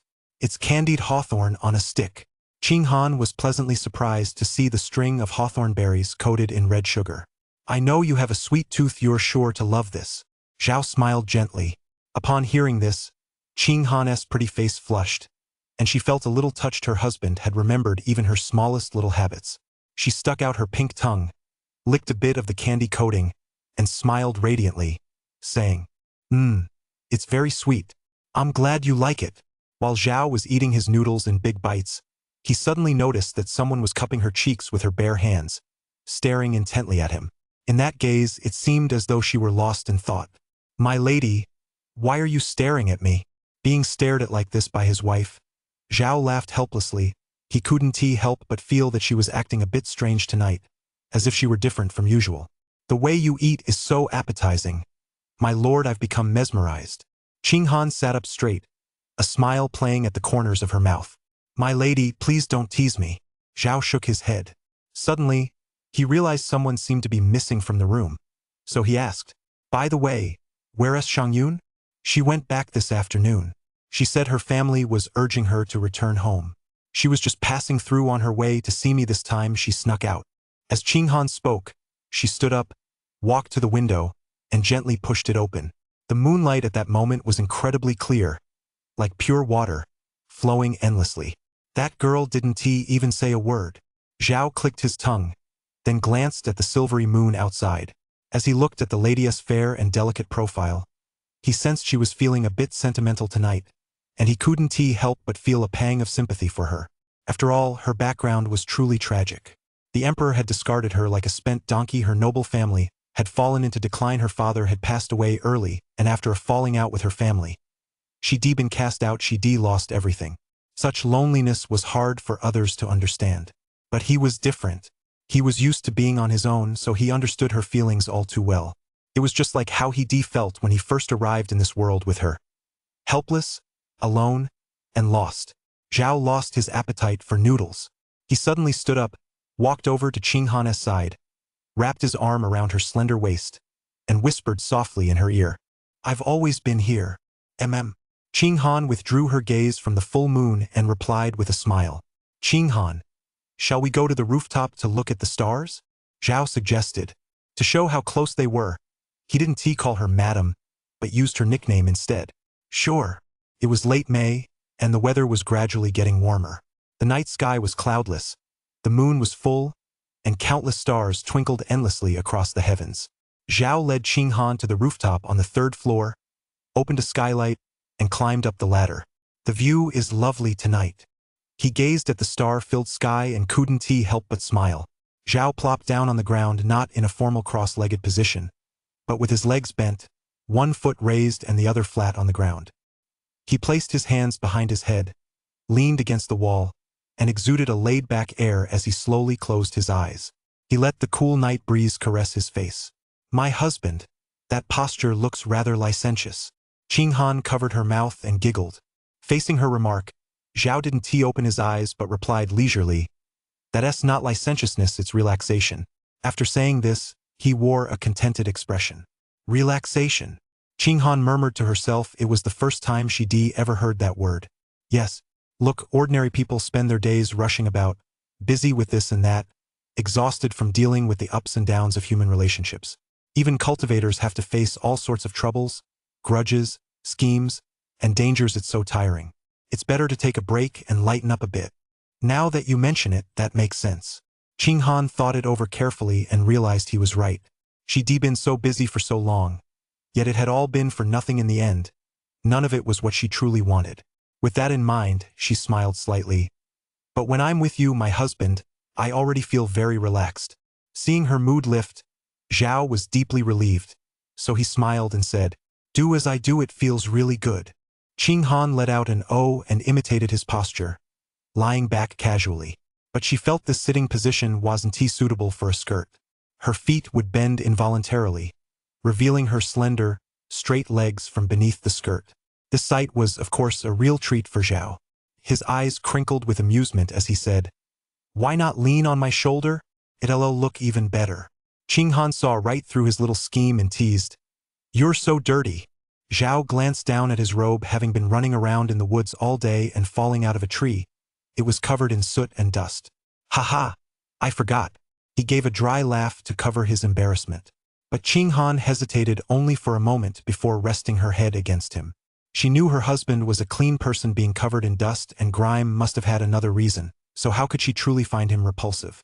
Zhao lifted his head to gaze at the moon, while the beauty in his arms kept her eyes closed, as if she were about to fall asleep.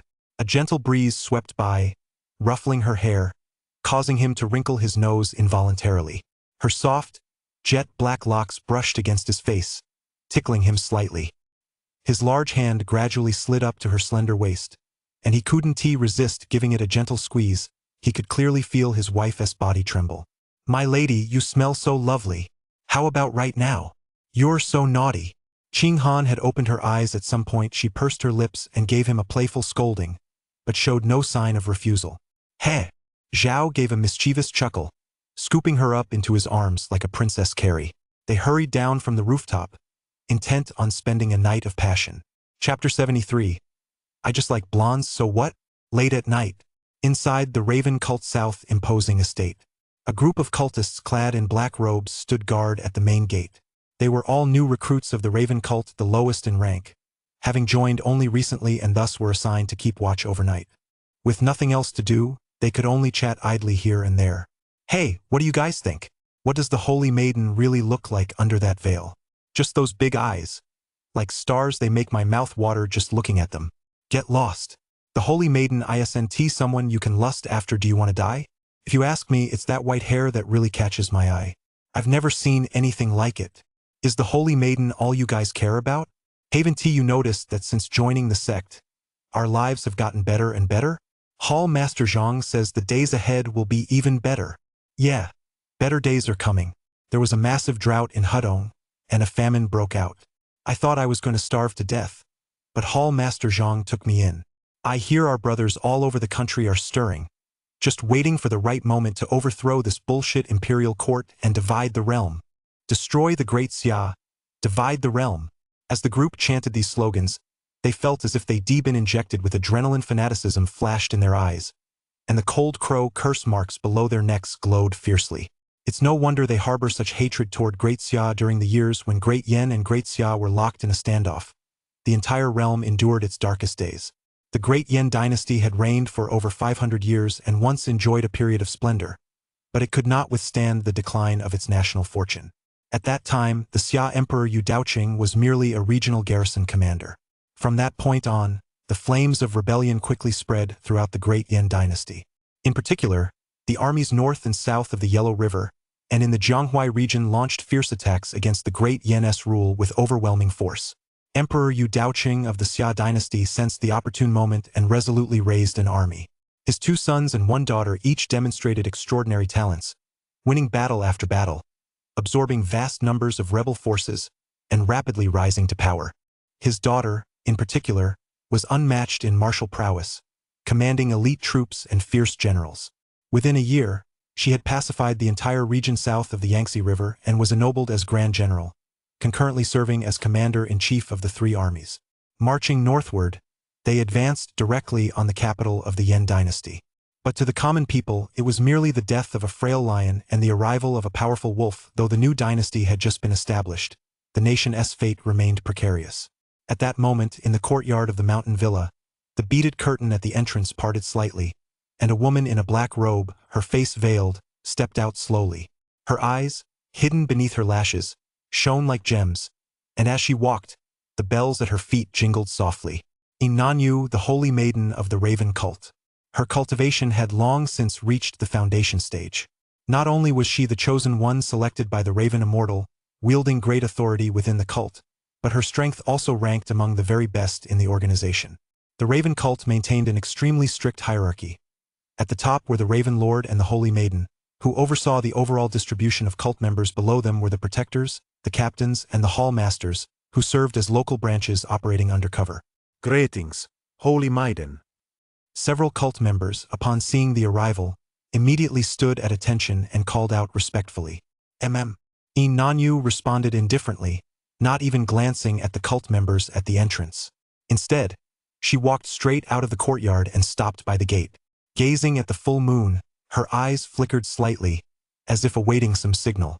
Suddenly, flocks of ravens sliced through the sky, and several figures gradually emerged from the darkness.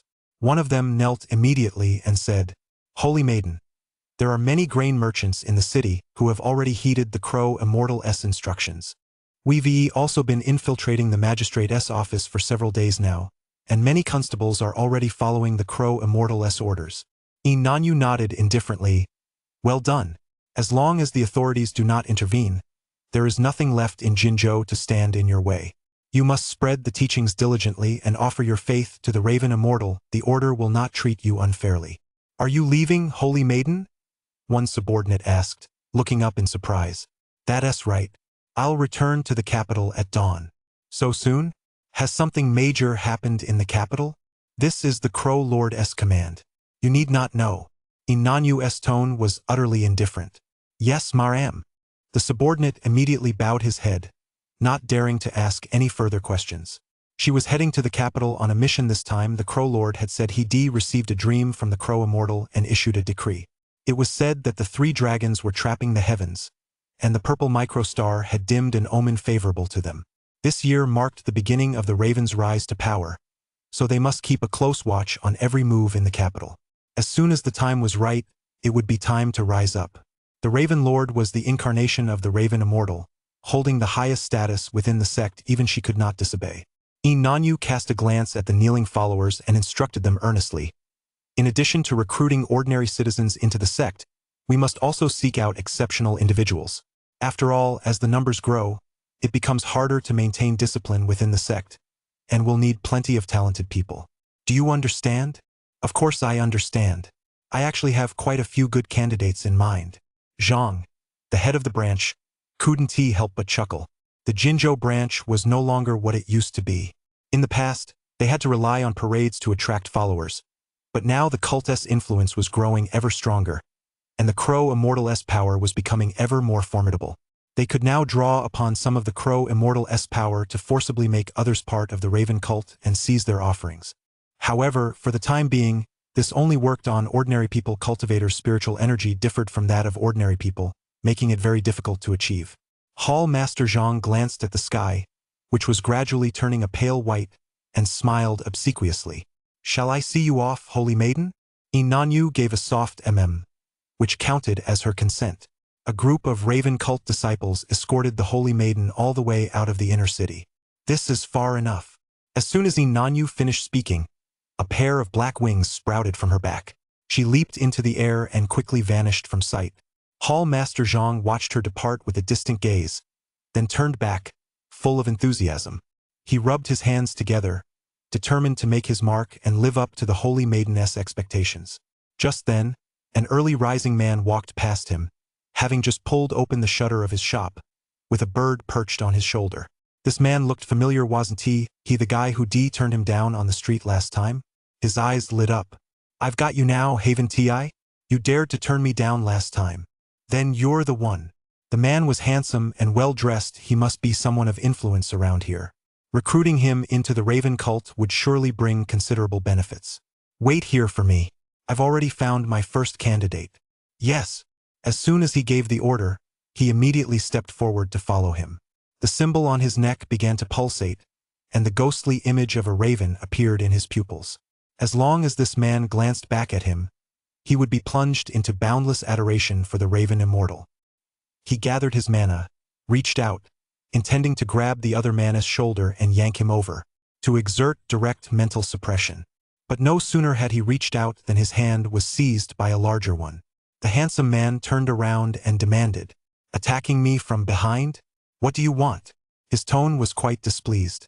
Seeing the man's quick reflexes, Hall Master Zhang was taken aback for a moment, then unleashed the Raven Immortal's mental power, intending to force the issue. The intangible power of the Raven surged forth, but it was blocked by a solid wall and bounced straight back. The handsome man merely narrowed his eyes, and a terrifying aura surged outward, like a surging dragon, piercing straight into Zhang's mind and roaring with fury. Deafening, thunderous, it felt like a dimensional strike. Hall Master Zhang hurriedly took a few steps back, his face deathly pale, eyes wide with terror. With a thud, he collapsed to the ground, unconscious. What kind of worthless scum? The handsome man shook his head, then walked home with his flatbread. When the other cult members found Hall Master Zhang lying on the ground, they discovered he had been reduced to a state of mental confusion. Chapter 74. The Sun-Gazing Sword Technique. Stepping out to clear my head, please keep reading. Zhao sat at the pawnshop entrance, taking big bites of his flatbread, listening to the passing constables talk about cult leaders, mental impairment, widespread impact, and grain rations. Clearly, the drought-induced famine had caught the authorities' attention. Rumor had it that the imperial court had distributed some grain, but it wasn't nearly enough. It wouldn't last until fall and would run out next month. Zhao had only caught bits and pieces of the conversation. Today, he managed to get up early for once, hoping to buy a flatbread, only to have a man who looked like he was ill rush toward him and try to attack him. Fortunately, thanks to his spiritual awareness, he detected the other man's intentions in advance. What was even more outrageous was that this guy actually tried to brainwash him. Anyone with eyes could see that mental energy fluctuation. Zhao didn't hold back. He immediately unleashed the mind-subduing technique, reducing the man to a state of stupor. The mind-subduing technique is a mental energy spell. Once one's mental energy reaches the foundation stage, it can generate an aura of intimidation while also serving to protect the mind palace. This served as a reminder to Zhao. There's nothing good about cults. Their outward politeness is all a facade behind the scenes. Every single one of them is surely hatching some evil scheme. Whenever cults were mentioned, his mind would inexplicably drift to the White Lotus sect and the scent-worshipping sect. He wondered if this Raven cult was like them, whether they might plot some kind of rebellion. But whatever the final outcome, it was none of his business. After finishing breakfast, Zhao still had nothing to do. His wife had worked hard last night and hadn't gone to rest until late. She hadn't even gotten up yet. So he had no choice but to begin his daily cultivation routine. He took out and swallowed a Ju Yuan pill, then slowly circulated his true mana. The mana within his body grew steadily. This gathering essence pill was specifically designed to enhance the mana cultivation of foundation stage practitioners. After taking 3 gathering essence pills in a row, he found that his mana had increased significantly, and his cultivation had reached the bottleneck of the first layer of the foundation stage. Logically speaking, with each additional pill taken, the effectiveness of the boost would be suppressed, becoming far less potent than before, a phenomenon common to almost all elixirs. However, because Zhao possessed the Friend of Spirit trait, which helped him purge impurities from elixirs and spiritual herbs while absorbing their essence, the potency of the elixirs was greatly enhanced and side effects were avoided. As a result, the benefits gained from these 3 gathering essence pills far exceeded what would normally be expected. I'm 23 years old now, and I've already broken through the foundation stage. That's really fast. Zhao couldn't help but marvel. Ordinary people often don't break through the foundation stage until they're 80 or older. By then, their lifespans have generally run out and they die. Moreover, without the necessary resources to accumulate, whether they can even break through the bottleneck of the foundation stage remains an unknown. Cultivation sect disciples with spiritual roots and good aptitude usually break through around the age of 30 once they reach the foundation stage. Their lifespan doubles, significantly extending their time on Earth. The condensed liquid formed by true mana gradually solidifies, marking the core stage, but he was still a long way from that step. The reason he was able to break through the foundation stage so quickly was entirely due to the benefits of Relentless Scholar and the Foundation Elixir. Speaking of the Foundation Elixir, Zhao couldn't help but fall into deep thought. He had always felt that the origin of this mystic ring was extraordinary. So many different types of elixirs mixed together in a single bottle. Would an ordinary person do such a thing? With elixirs for healing injuries, for seclusion, and for replenishing vital energy and blood by consuming essence blood, plus spirit swords, magical treasures, and cultivation techniques, could this be the relic left behind by a cultivator from that sect who had gone out into the world? Soon, Zhao shook his head, deciding not to dwell on it.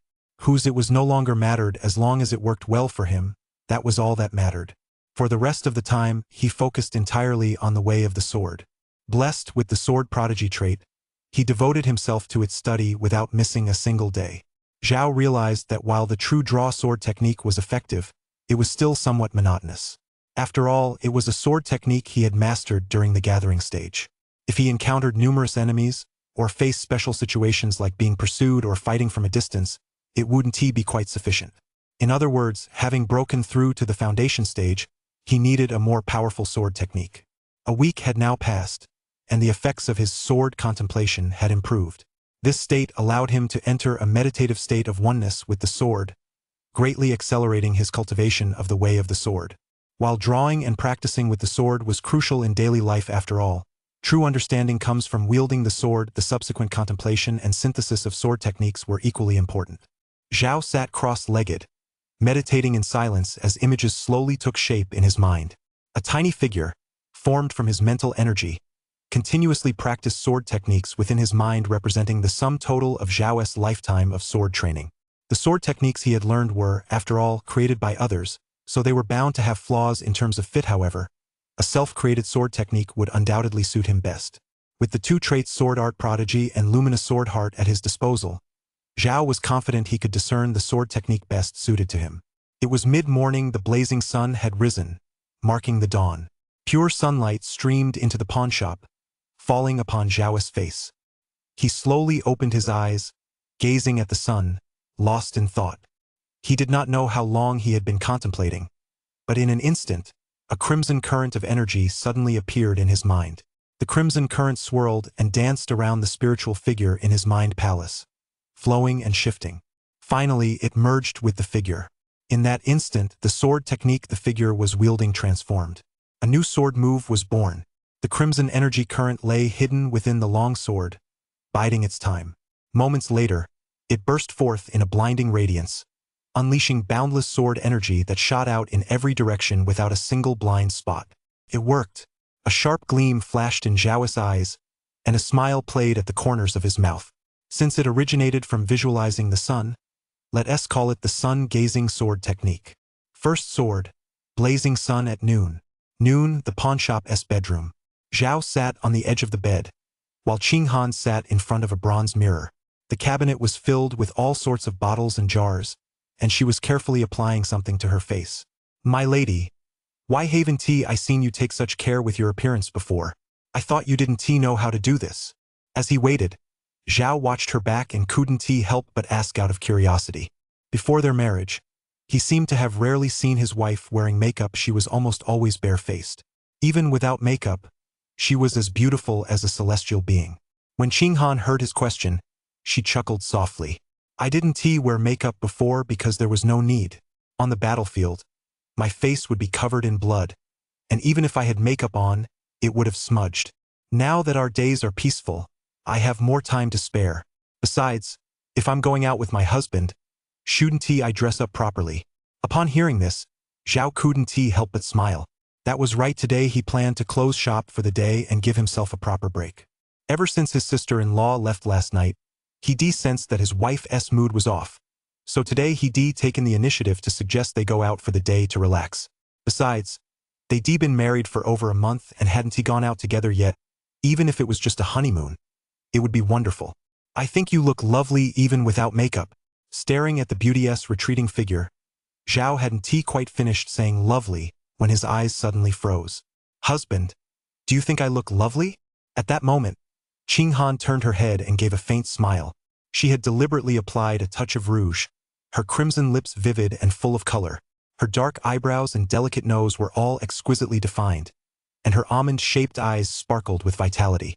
She wore a pale pink pleated skirt, and the jade hairpin shaped like a plum blossom on her head was perfectly placed, giving her an air of dignity and nobility.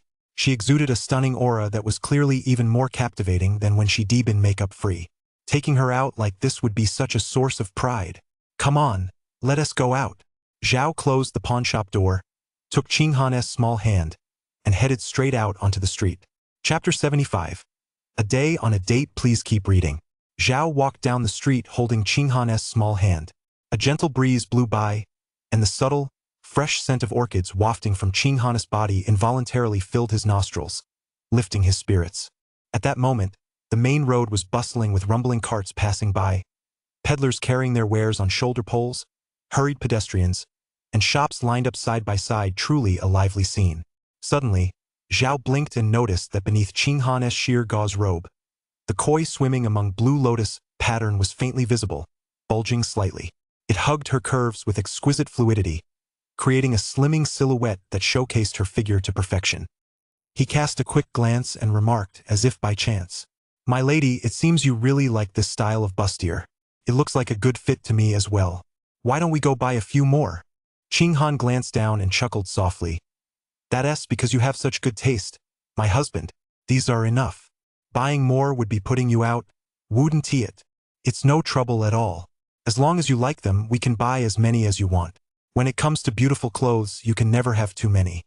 Those well-bred young ladies wear dozens of them. Why shouldn't he, my wife?" Zhao said with a straight face. He certainly wouldn't mind having too many of these. A different one every day, a feast for the eyes. How wonderful. After saying that, he led Qinghan to the same clothing shop they visited last time, a place called Huachunjai. As soon as the two stepped inside, the shopkeeper's wife approached them with a smile and greeted them. "Oh, isn't he this the young gentleman from last time? Welcome, welcome. You still recognize me, madam?" Zhao couldn't help but chuckle. The shopkeeper's eyes crinkled with laughter as she said, "Of course. There aren't many men who shop here to begin with, and with a young gentleman as handsome as you, how could I possibly forget?" In her eyes, Zhao was a VIP customer. His last visit alone had significantly boosted the shop's sales, so how could she not welcome him? The shopkeeper had a keen eye and, spotting Qinghan following behind him, praised her with a smile. "I suppose this must be your wife. She is truly beautiful and charming. She has such an ethereal, graceful aura. I'm truly envious." Qinghan, seemingly accustomed to such praise, merely smiled faintly. "You flatter me, madam." Though she was in her early 20s, she had long since shed the naivety of youth. The nobility and grace in her every gesture revealed her extraordinary background at a glance. Zhao, too, was a handsome young man, gentle and refined as jade. Standing together, they were truly a perfect match, a heavenly pairing. Both possessed considerable cultivation, and their appearance gave them an ethereal, otherworldly air. The shopkeeper's wife shook her head and remarked with genuine admiration, "You two are so handsome and lovely. It's as if you were destined to be together from the very beginning. A truly rare match. Whatever you two wish to purchase here today, I'll give you a great price on everything." Zhao simply assumed the shopkeeper was a savvy businesswoman who knew how to flatter her customers, so he didn't refuse. He immediately began browsing the store. Suddenly, he spotted a box of white silk stockings on the shelf. Puzzled, he picked it up and asked, "Shopkeeper, what are these? They weren't here the last time I visited." The shopkeeper glanced at them and explained, "These are the jade silk gauze stockings that have been all the rage lately. With the summer solstice approaching, wearing these will keep you safe from mosquitoes, and the sweltering heat. Jade silk is exceptionally breathable." Zhao held the stockings and nodded slightly. As the saying goes, light as a feather, dust rises from the stockings.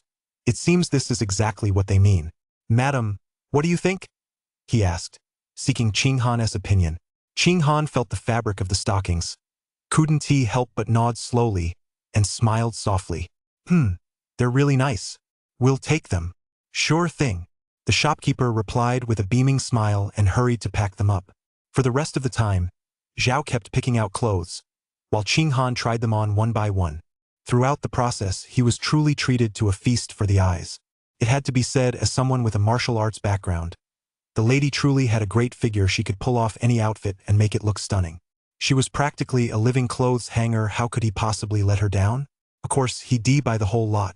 At first, Qinghan felt a twinge of regret, worrying about his wallet. But after some persuasion from Zhao, He reassured her that his family was wealthy and well-established, buying a dozen or so outfits wouldn't break the bank. Having recently acquired 100 mid-grade spirit stones from Lu Wanqiu, his assets had grown even more substantial. Buying these clothes was a drop in the bucket. After that, Qing Han let go of her reservations and began trying on clothes of her own accord. It seemed that shopping for clothes was indeed a woman's natural instinct. Zhao watched his wife compare outfits in front of the shop's bronze mirror, feeling an inexplicable joy in his heart. "You're truly blessed to have married such a woman, young master," the shopkeeper's wife said with a fawning smile. Zhao glanced at the packaged silk stockings, pondered for a moment, and couldn't help but smile. He then beckoned her over. "Shopkeeper's wife, come here for a moment." "What can I do for you, young master?"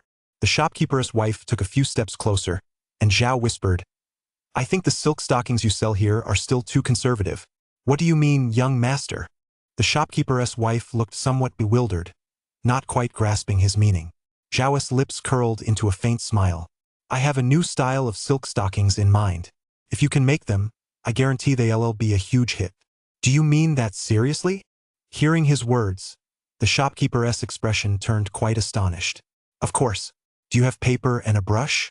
I'll sketch it for you." "Of course I do."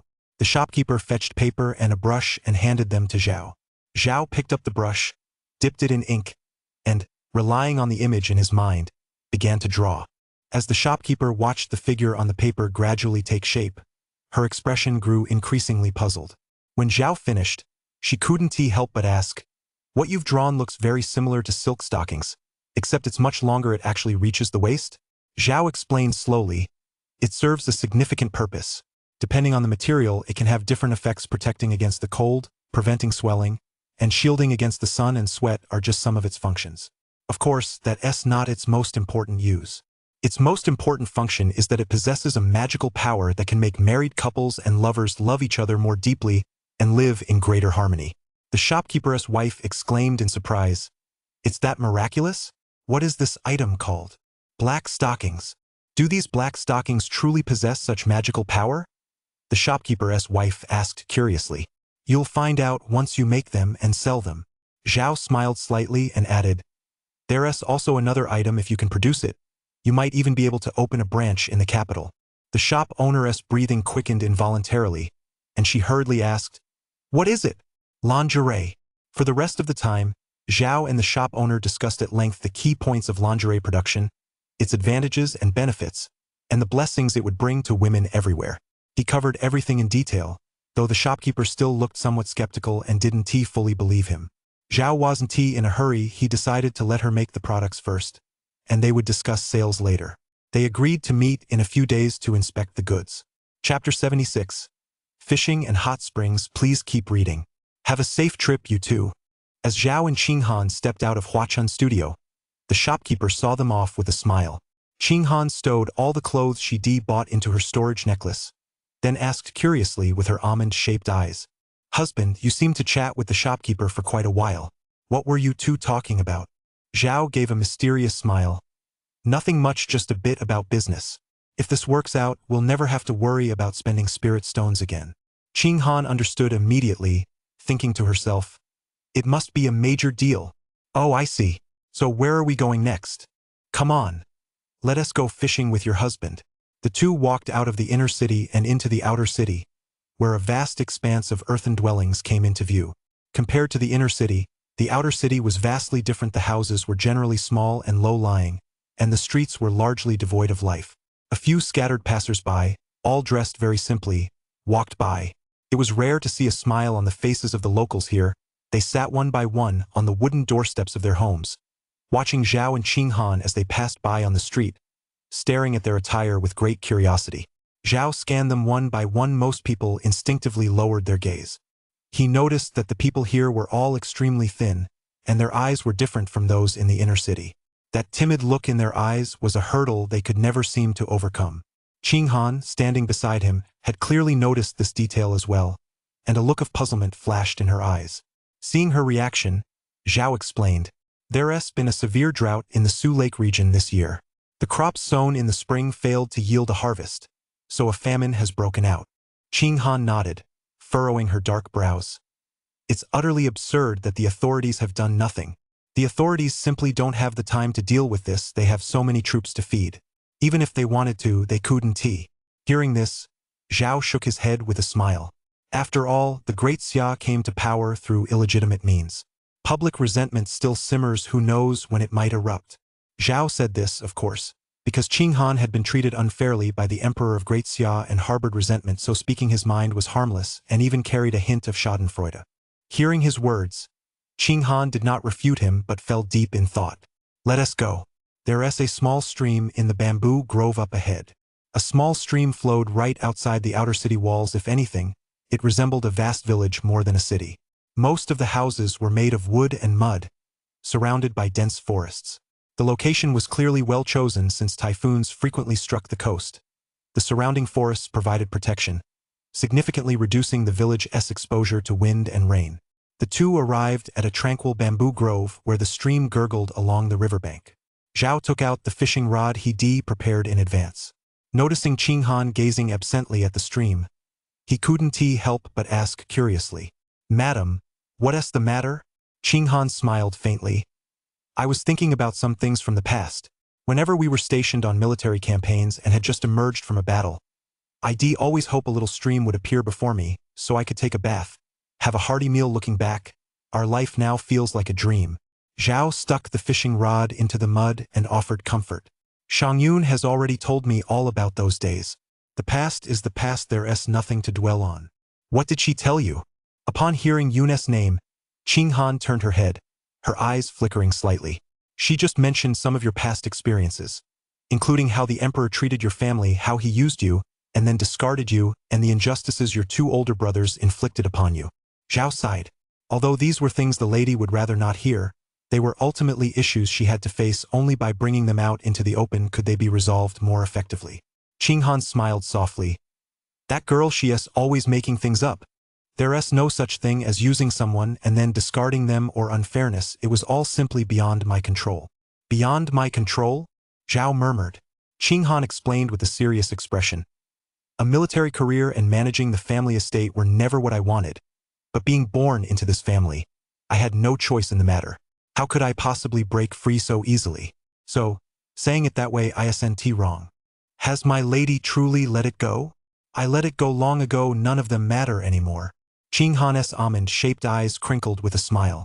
"Didn't you once say, my lord, that the joy of cultivation lies in eternal life and carefree freedom? I find that to be true. In the end, all these worldly things amount to nothing. It's far better to devote oneself to cultivation and find joy in carefree freedom." Zhao nodded. That is certainly true. He had shared his views on cultivation with his wife more than once, and now it seemed that, like rain nourishing the earth without a sound, she had truly taken his words to heart. Qing Han looked deeply at Zhao and said with emotion, "I think I understand now why you were reluctant to marry me back then. I suppose it was because you were worried about this very thing." She had come to understand Zhao's approach to life, so naturally she now understood his actions back then. Stay out of worldly affairs, mind your own business, and you'll live a long, healthy life. That must be the wisdom my husband has gained from his cultivation journey so far. You're bringing this up again, madam? Zhao gave a dry chuckle. In that case, let us not talk about it anymore. Let us go fishing, Qing Han said with a smile. But looking at how clear this river is, with all the silt settled at the bottom, I don't think there are any fish left. I'm afraid the people from the outer city have caught them all. She pointed at the small stream, her expression extremely serious. Zhao glanced at the stream and quickly scanned the water with his spiritual sense, discovering that it was exactly as his wife had said. There wasn't a single fish in the river. Not even the smallest fry remained. It seemed that, due to the famine, all the fish here had indeed been eaten. Truly, one can never predict what the heavens have in store, Zhao said with a bitter smile, but he quickly perked up. Don't worry, I have other plans. What? Soaking in hot springs? Zhao grinned widely. Hot springs? Do you mean thermal springs? My husband? Qing Han naturally knew exactly what he was referring to. She'd heard of these so-called hot springs before, natural hot water formed by the heavens, though they were quite rare. As far as I know, there aren't any hot springs like the ones you're describing near Jinzhou, are there? Zhao shook his head and laughed. We just haven't discovered them yet. By chance, I found a hot spring in the mountains, once it's definitely a haven for relaxation. He discovered this hot spring through a copper coin while passing through the mountains shortly after fleeing to Jinzhou. He went there once a month to soak, finding it quite pleasant. Shame on you, shame on you. Just then, a bird with white feathers fluttered out, flying right over his head. That clumsy bird again. Without even looking, Zhao knew it was that magpie and couldn't help but purse his lips. This treasure-hunting magpie was quite a peculiar creature. Logically, it should be bringing back something valuable every day.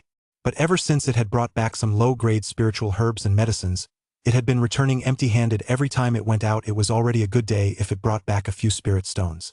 He suspected that the magpie had already picked clean all the good things in the vicinity. Treasure hunting requires there to be treasure to begin with. It was only natural that it wouldn't find anything if it was just scavenging in one spot in Jinzhou. This magpie is getting smarter and smarter. Even when locked inside the house, it can still fly out on its own and find its way back here. Zhao pressed his hand to his forehead, speechless. Qinghan smiled gently. Being smart is a good thing. All creatures have a spirit and know how to show gratitude. Who knows? Maybe it'll bring my husband good luck in the future. The mina perched on Qinghan's jade-like finger. Its feathers had grown even more lustrous, and its little bean-shaped eyes sparkled with liveliness. Qinghan stroked its feathers and smiled. Little birdie, don't you agree? The mina chirped in a childlike voice. Yes, my lady is the most beautiful. Giggle, giggle, giggle. Qinghan couldn't help but laugh at the bird's antics. Chapter 77. Affairs of State, a National Celebration. The Imperial City of Xia. The vermilion gates exuded an air of antiquity, the white jade steps were strewn with heartbreakingly beautiful fallen blossoms, and the colorful glazed tiles reflected a dazzling radiance. Pavilions, towers, and pavilions, along with small bridges and flowing streams, were arranged in a harmonious and picturesque layout. There were layer upon layer of intricately carved and ornate palace buildings, countless elegant corridors of various sizes, and vibrant gardens adorned with rare and exotic flowers and plants. Even the young eunuchs and palace maids who had lived within the palace for years often found themselves getting lost, a testament to the palace's vastness. However, this palace was originally built by the great Yan dynasty. At the time, it had cost a fortune, requiring the felling of all tall trees within a 100-li radius. Now, it merely serves as a legacy for others to enjoy. The Golden Dragon Hall. Civil and military officials stood on either side, each holding a ceremonial tablet. The hall was so quiet you could hear a pin drop. Emperor Yu Daoqing of the Xia dynasty sat on the dragon throne. Despite his aged face, his eyes were bright and piercing as he looked down upon his ministers. Your Majesty, the court session may begin. The chief eunuch standing beside the dragon throne whispered. Yu Daoqing's gaze swept over the ministers as he spoke slowly. My loyal ministers, what matters have arisen of late? If there are none, let us adjourn. His voice was calm, yet commanded respect without a trace of anger. This minister has a petition to present. A minister clad in a vermilion robe slowly stepped forward. Speak, Minister Fan. The speaker was none other than Fan Yen, Grand Secretary of the Wenchang Pavilion. Fan Yen spoke earnestly. This year, we have been struck by a severe drought. I have already requested your Majesty to divert grain from across the realm to Suzhou and Lake Taihu, but a heretical cult in the south has repeatedly disrupted the supply routes, causing our grain transport plans to come to naught. A heretical cult? Yu Daoqing narrowed his eyes, a hint of puzzlement in his expression. This was clearly the first time he had heard of it. Yes, your Majesty. This cult is known as the Raven Cult. It has been spreading widely across the south, posing a significant threat to the authorities' governance. Their presence has even been spotted in the capital, explained a minister who stepped forward at that moment. A mere heretical cult. Simply send men to deal with it. Convey my decree. Have the Qingyi Guard thoroughly investigate the Raven Cult and eradicate every last one of them. Yu Daoqing said calmly. As you command. The minister nodded in agreement. The Qingyi Guard was an organization specifically established to serve as the emperor's eyes and ears. Though considered part of the imperial bodyguard, it ranked a level higher and enjoyed a very close relationship with the emperor. Its ranks were filled with talented individuals and extraordinary figures, as well as disillusioned cultivators, guest experts from immortal sects, or cultivators struggling desperately to break through a bottleneck, those who had no other choice but to join the blue-robed guard to earn a substantial stipend. The most renowned among them were, of course, the 4 divine captains of the blue-robed guards. Each was at the foundation stage, possessed considerable abilities, and held a status even higher than that of the Imperial Guard commander. They served as the Emperor's personal bodyguards, taking orders only from Yu Daoqing. This servant also has a report. This time, a military officer in a crimson robe, with a lion tattooed on his chest, stepped forward and declared in a loud voice, "To the west lies a small kingdom called Gulen. It has repeatedly harassed the border and plundered the spiritual and iron ore deposits in the western frontier. Its audacity has reached an extreme." The kingdom of Gulen? Yu Daoqing muttered to himself. If I recall correctly, weren't they driven westward by the northern barbarians? They even sent envoys to pay tribute just 2 years ago. Your Majesty is correct. In recent years, after the Gulen people crossed westward, they settled down, and a new king ascended the throne this year. However, this king harbors wolfish ambitions. He turns a blind eye to the thefts along the border, insisting that these are the acts of bandits and rebels, and that he knows nothing about them. After listening, Yu Daoqing pondered briefly, tapping his fingers on the dragon throne. After a moment, he said, "A shameless little country, destroying it would be a waste of resources, but leaving it be is infuriating. Let the troops on the western frontier deal with them themselves." The crimson-robed military officer bowed deeply and said gravely, "Your Majesty, the western frontier has no commander. I fear this may lead to disaster." Yu Daoqing nodded slowly, understanding the implication of his words. Currently, the Great Xia Empire's military forces were evenly distributed.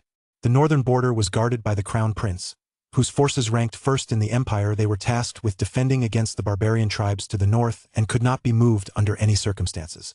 The capital region and the central plains, including the eastern passes, were protected by over 100,000 Yulin and Imperial Guard troops, and these forces could not be moved either. Not long ago, he had transferred part of the 5 armies of high command established by the southern princess to the western frontier precisely to fill the void there. Now it was clear that having troops but no commander was indeed untenable. After all, with a force of nearly 100,000 troops, he could not feel at ease entrusting it to any single general. At that moment, Lu Longqing, Minister of Revenue and the foremost among the ministers, noticed the Emperor's expression changing. He slowly stepped forward and said, "Your Majesty, frequent troop redeployments place an enormous strain on both provisions and manpower. Perhaps Your Majesty should dispatch a trusted individual to command the forces on the western frontier." "That is precisely what I have been thinking, but I cannot find a suitable candidate." Yu Daoqing cast a glance at Lu Longqing and felt deeply gratified Minister Lu had actually come to the same conclusion as he had. "Your Majesty, why not have the Prince of Yen go to the western frontier to organize the defenses? He has been by Your Majesty's side since before the founding of the kingdom. His experience and ability are more than sufficient," suggested one minister. "But His Highness the Prince of Yen is in command of the capital's army. How could he possibly find the time? Then can you find anyone else? It's only a temporary assignment. He can always be recalled." Listening to the ministers' heated debate, Yu Daoqing remained silent, his mind deep in thought. He had assigned his eldest son to guard the northern frontier and his second son to guard the capital for good reason. His eldest son had feared him since childhood and obeyed his every command. He knew full well that as long as he was alive, his eldest son would never dare to cause trouble.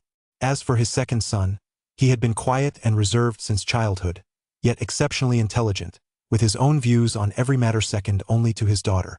Therefore, his second son could only be confined to the capital, ostensibly in command of the capital's garrison, but in reality it was a figurehead position. As for his headstrong daughter, that arrangement was, in a sense, the most unavoidable choice. Sending the second son to prepare the western frontier was not a bad idea after all. What kind of trouble could he possibly stir up in just a few months? He could simply be recalled when the time came. This was indeed the best solution.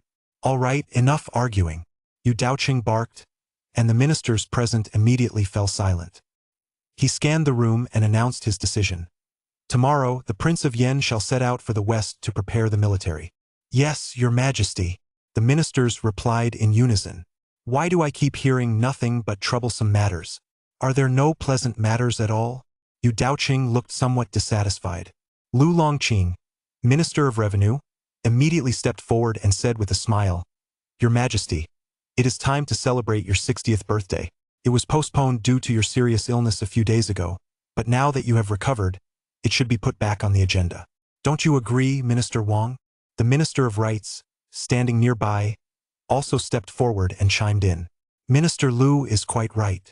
After a pause, he added, furthermore, the day before yesterday, the Wuji Immortal Sect sent a disciple to present a 10,000 longevity pill, which is said to extend one's lifespan, promote health and vitality, and help your majesty recuperate. Upon hearing about the grand birthday celebration, a hint of a smile finally appeared on Yu Daoqing's wrinkled, aged face. Oh? Then please convey my thanks to the Immortal Sect on my behalf. The Wuji Immortal Sect was one of the 5 great immortal sects of the ancient era. Its history predated even the immortal calendar, and legend held that members of the sect had ascended to immortality. It was, without a doubt, a major sect. The Great Xia Empire maintained close ties with the sects, with their relationship largely based on cooperation. One governed the secular world, the other the realm of cultivators. They kept to their own spheres, each getting what they needed. The sects did not concern themselves with who sat on the dragon throne. As long as the secular world remained stable, that was sufficient. Occasionally sending gifts to demonstrate goodwill was enough. The Great Xia Empire, for its part, had no intention of meddling in the sect's affairs. Dealing with matters among the common people was headache enough. Lu Longqing bowed deeply twice. For this national celebration of the emperor's birthday, according to ritual protocol, His Majesty should summon the elders to the capital for a banquet. First, this would demonstrate His Majesty's virtue of respecting the elderly. Second, it would let the entire realm know of His Majesty's ambition, that of an old warhorse still capable of traveling 1,000 li. And third, it would showcase the Great Xia's benevolence and righteousness in honoring and respecting the elderly. Upon hearing this, Yu Daoqing nodded in agreement, finding his reasoning quite sound. Fan Yen, standing nearby, immediately retorted, most elderly people have difficulty getting around. Traveling such a long distance might well be a death sentence for them. Besides, with the great disaster still fresh in our minds, holding such a grand birthday celebration now would surely be a waste of resources and a burden on the people. Lu Longqing chuckled lightly and retorted sarcastically, so, Minister Fan, are you suggesting we shouldn't celebrate the Emperor's 60th birthday at all? Or is it that you simply have no regard for the Emperor? How could I possibly mean that? I'm merely opposed to a lavish celebration. Fan Yen retorted, his eyes blazing with anger. Seeing the two of them arguing again, Yu Daoqing frowned and said, it's no big deal to feed a few more people. At worst, I'll pay for it out of my own pocket. Minister Lu has a point. We do need to teach the younger generation to honor their elders and show filial piety. Those who can come are welcome, those who can't need not be forced. Is that acceptable? Paying out of his own pocket isn't that still taking from the people? The nature of it hasn't changed. But Fan Yen had learned his lesson from last time and had become wiser. He didn't refuse outright, but instead took a roundabout approach. Your Majesty, I believe this matter still requires further consideration before a decision is made. Yu Daoqing waved his hand and said, no need to consider it further. The specific arrangements and preparations for the state banquet shall be entrusted to Ministers Lu and Wang. Dismissed. Chapter 78. A life of decadence begins at the hot springs. Please keep reading. The forest was shrouded in shade, with birdsong echoing from above and below. On the slippery path leading to the hot springs, young green shoots were dotted with lingering droplets, and the plants were bursting with fresh verdure. That crisp, fresh scent of earth was truly refreshing to the soul. Zhao led Qinghan to the valley where the hot springs were located. All along the way, Qinghan had been playing with the birds. Her clear, ringing laughter echoed from time to time, and she was overjoyed. Seeing this, Zhao couldn't help but smile. It seemed the lady truly loved this mynah bird. The hot spring is just ahead. Deep within the valley, a plume of rising steam could be seen even from a great distance. As Qinghan drew closer, her eyes lit up. The emerald water was as smooth as a mirror, dotted with green duckweed. In the water's reflection, she could see layered peaks, green pines, and lush vegetation. The hot spring was surrounded by a wall of large blue stones. A spring was gushing forth, its water flowing gently and making a gurgling sound. Let me take a look. Qinghan bent down, extended her delicate hand, and dipped it into the hot spring water. The water was just right, warm enough to feel slightly hot, making her skin feel very comfortable. Not bad, huh? It'll be even more comfortable to soak in it. Zhao smiled smugly. He'd soaked in this hot spring countless times, and the sensation was something he could never forget. With that, he stripped off his robes, removed his mystic ring, and plunged headfirst into the spring. The warm sensation washed over his thighs, making his whole body feel as if he were floating on air so comfortable he almost moaned, wishing his entire body were submerged in the hot spring. After several busy days, no matter what troubles he faced, as long as he spent some time in the hot spring, he could forget them all. My goodness! It really is comfortable. Zhao leaned against the green stone of the hot spring, with only his head peeking above the water. His eyes narrowed in bliss, and he smiled at Qinghan, who was standing above him. My lady, why are you just standing there? Hurry up and get in. Qinghan bit her lip, gazing at the steaming hot spring, her expression a bit coy. It's not like you've never seen one before. Zhao chuckled softly. But that was at night. This is out in the open, it's a bit embarrassing, Qinghan said, her cheeks flushing slightly. Don't worry. There's no one here. Zhao's spiritual sense could cover a range of 100 meters. Any sign of movement, even the slightest rustle of grass, would not escape his perception. The area was completely deserted, making it an absolutely safe place. But Qinghan had only removed her outer garments, leaving on a thin, form-fitting undergarment. She then revealed a perfectly proportioned, long leg, stepping cautiously onto the water's surface to slowly test its temperature. Her jade-like feet were crystal clear and utterly alluring. From the side, Zhao could just make out her jade-like back, smooth as cream. As ripples spread out, Qinghan quickly stepped into the hot spring and let out a relaxed sigh. Well, I didn't lie to you, did I? Seeing her expression, Zhao said with a smile. It really is nice. It would be even better if we could scatter some flowers here. Qinghan tucked a strand of wet hair behind her ear and replied softly. Zhao, still in the hot spring, crept closer while she wasn't looking. Ah, my husband, what are you doing? Qinghan sensed his presence almost immediately and couldn't help but cry out in surprise. Well, it's like this. I thought I saw a scar on the back of your neck and wanted to get a closer look, Zhao explained. He had indeed spotted a scar about the length of a thumb hidden beneath her long hair, just behind her snow-white collarbone. Qinghan turned her head and ran her hand over the scar, recalling, "This is an old wound I sustained in the army. Actually, I have quite a few injuries on my body, but most of them have been treated with herbal remedies, so they're not visible. Only this one is different because it was left by a foundation stage cultivator." Oh, have you ever encountered a foundation stage master, my lady? Zhao feignait de surprise. However, this wasn't an act, it was genuine. The lady's cultivation level was higher than he had imagined. Even as it was, her cultivation had already surpassed that of the vast majority of ordinary people and was beginning to rival that of elite disciples within sects. To have faced a foundation stage cultivator and emerged unscathed, with only a single scar to show for it, was truly beyond belief. Even he didn't have the courage to face a foundation stage cultivator at the gathering stage. Qinghan nodded slightly. It was a fierce battle. I burned my essence blood and gave it my all just to barely hold my own. If the opponent hadn't spared my life, I probably wouldn't have made it. Zhao listened intently and couldn't help but look up and ask, "Madam, I've actually always had my doubts about your strength. Just how strong are you, exactly?" He could sense Qinghan's strength, but what he perceived might not be entirely accurate. Some people could fight opponents of higher tiers, while others were weak. Even at the same tier, everyone was different. 9th layer of the gathering stage. I'm almost at the foundation stage. My next breakthrough shouldn't be too far off. Qinghan made no attempt to hide it and told him honestly. Don't you need a foundation elixir to help? Zhao asked in surprise. Qinghan smiled faintly.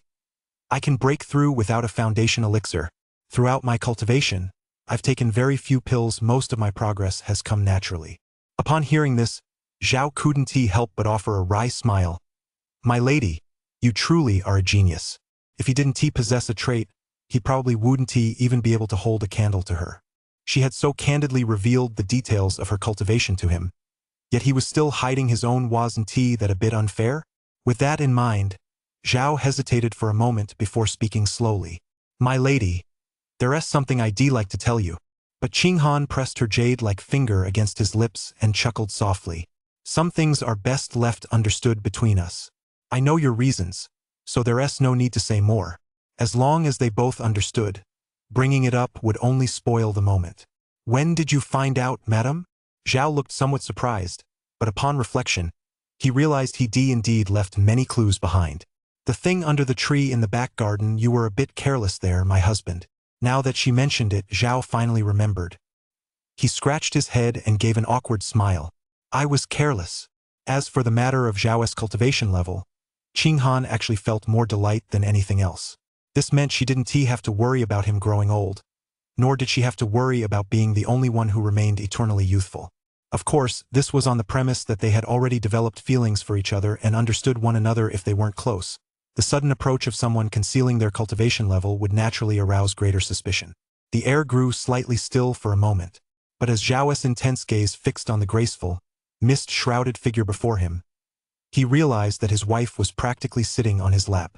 The atmosphere quickly turned sensual. After soaking in the spring water, her undergarments clung tightly to her smooth, supple skin. Even through the clear water, one could still make out her extraordinary curves. The two had been soaking for quite some time, and Qinghan's cheeks couldn't help but grow hot and slightly flushed. With her aloof, cold features and an otherworldly aura, yet striking such a pose surely no one could resist. My lady, do you think there might be some extraordinary benefits if we cultivated together? Zhao asked with a hint of a smile. Qinghan actually began to ponder the question seriously. I'm not sure, I've never tried it. Then why not give it a try? Qinghan froze for a moment and looked away, only to find that Zhao's face had already drawn close to hers. His large hand reached out, took hers, and their fingers intertwined. Zhao gazed into the eyes before him, as clear as autumn water. Her flushed cheeks betrayed both earnestness and surprise. Feeling the warm touch at the corner of her lips and the subtle fragrance at the tip of his nose, Zhao cried out inwardly, "This is so thrilling. Let us start our decadent life right here in the hot spring." Without a second thought, his other hand began to move of its own accord. Hey, stop! Before Qinghan could finish, a plop echoed as she sank into the pool. Beneath the mist, sensual scenes unfolded. Chapter 79. Clear spring water flows over stones. Please keep reading. It was unclear how much time had passed when the figure in the pool finally resurfaced. Woohoo! Zhao's head emerged from the water, his face still showing a look of lingering satisfaction. Qinghan, meanwhile, lay lazily by the spring, her smooth forehead glistening with sweat, her cheeks flushed, and she shot him a playful, reproachful glance. Now I finally understand why my husband has such boundless energy. Her tone was full of playful complaint. Zhao laughed heartily. Clearly, this was a compliment to him. The two got up and dressed, using true mana to dry their damp, spring-soaked clothes. Zhao felt completely refreshed. You rascal! You rascal! At the worst possible moment, a myna bird darted past them, as if scolding Zhao. You damn bird! Don't run! Zhao was furious and wanted to grab it, slap it twice, and teach the bird a lesson about what it could and couldn't say. He snatched the myna bird and flicked its white, fluffy crest. Soon, he noticed something was off. The bird's eyes were fixed on the distance, its shifty eyes darting back and forth. Zhao had been through this before. He knew exactly what it meant. Huh? Did you spot another treasure? So the very next second, he loosened his grip and let the myna fly away. The myna flapped its wings and quickly flew off into the mountains behind the hot spring. Don't go bringing me back some weird stuff again, Zhao thought to himself. He certainly hadn't forgotten the lantern girl from before. That had been quite the ordeal. So he took out a copper coin and tossed it into the air. Misfortune and good fortune go hand in hand. Let us see what happens. Divination Result 1. Tomorrow, sunlight shines through the pines. Clear springs flow over the rocks. Go to the cave. The guidance you receive is good fortune. Guidance on the source. This object can be used for cultivation. A clear spring flowing over rocks. Could it actually be a cave? And it can be used for cultivation? That really is a valuable find. Zhao paused for a moment, then hovered in midair and followed the guidance, simultaneously calling out softly to Qinghan below. My lady, stay close to me. My lord, what are you going to do? Qinghan, standing on the ground, leaped more than 10 meters high and landed on a towering pine tree, unable to help but ask. Zhao turned back and smiled faintly. You're right, this bird of ours really is sentient. It seems to have discovered something. Can you understand bird language, my husband? Qinghan couldn't help but raise an eyebrow, amused. Zhao smiled but didn't answer. The two followed the myna bird all the way to a hillside. The area was open, with a very steep cliff face. Directly below was the very spot where they had just been soaking in the hot springs. It wasn't actually very far. It was right in the mountains behind the hot springs, and the cave was nestled between the cliff faces. Qinghan looked around, a puzzled expression on her face. The spiritual energy here is incredibly dense. There must be something unusual about this place. Could it be a natural spiritual treasure? Every natural spiritual treasure is formed by the forces of nature. They are extremely rare and precious. They serve as valuable opportunities for cultivators to build their fortunes and advance on their cultivation paths, offering significant benefits to their practice. We'll have to blast open the cliff to find out. Zhao pointed downward and chuckled softly. Qinghan's lips curled slightly. No problem.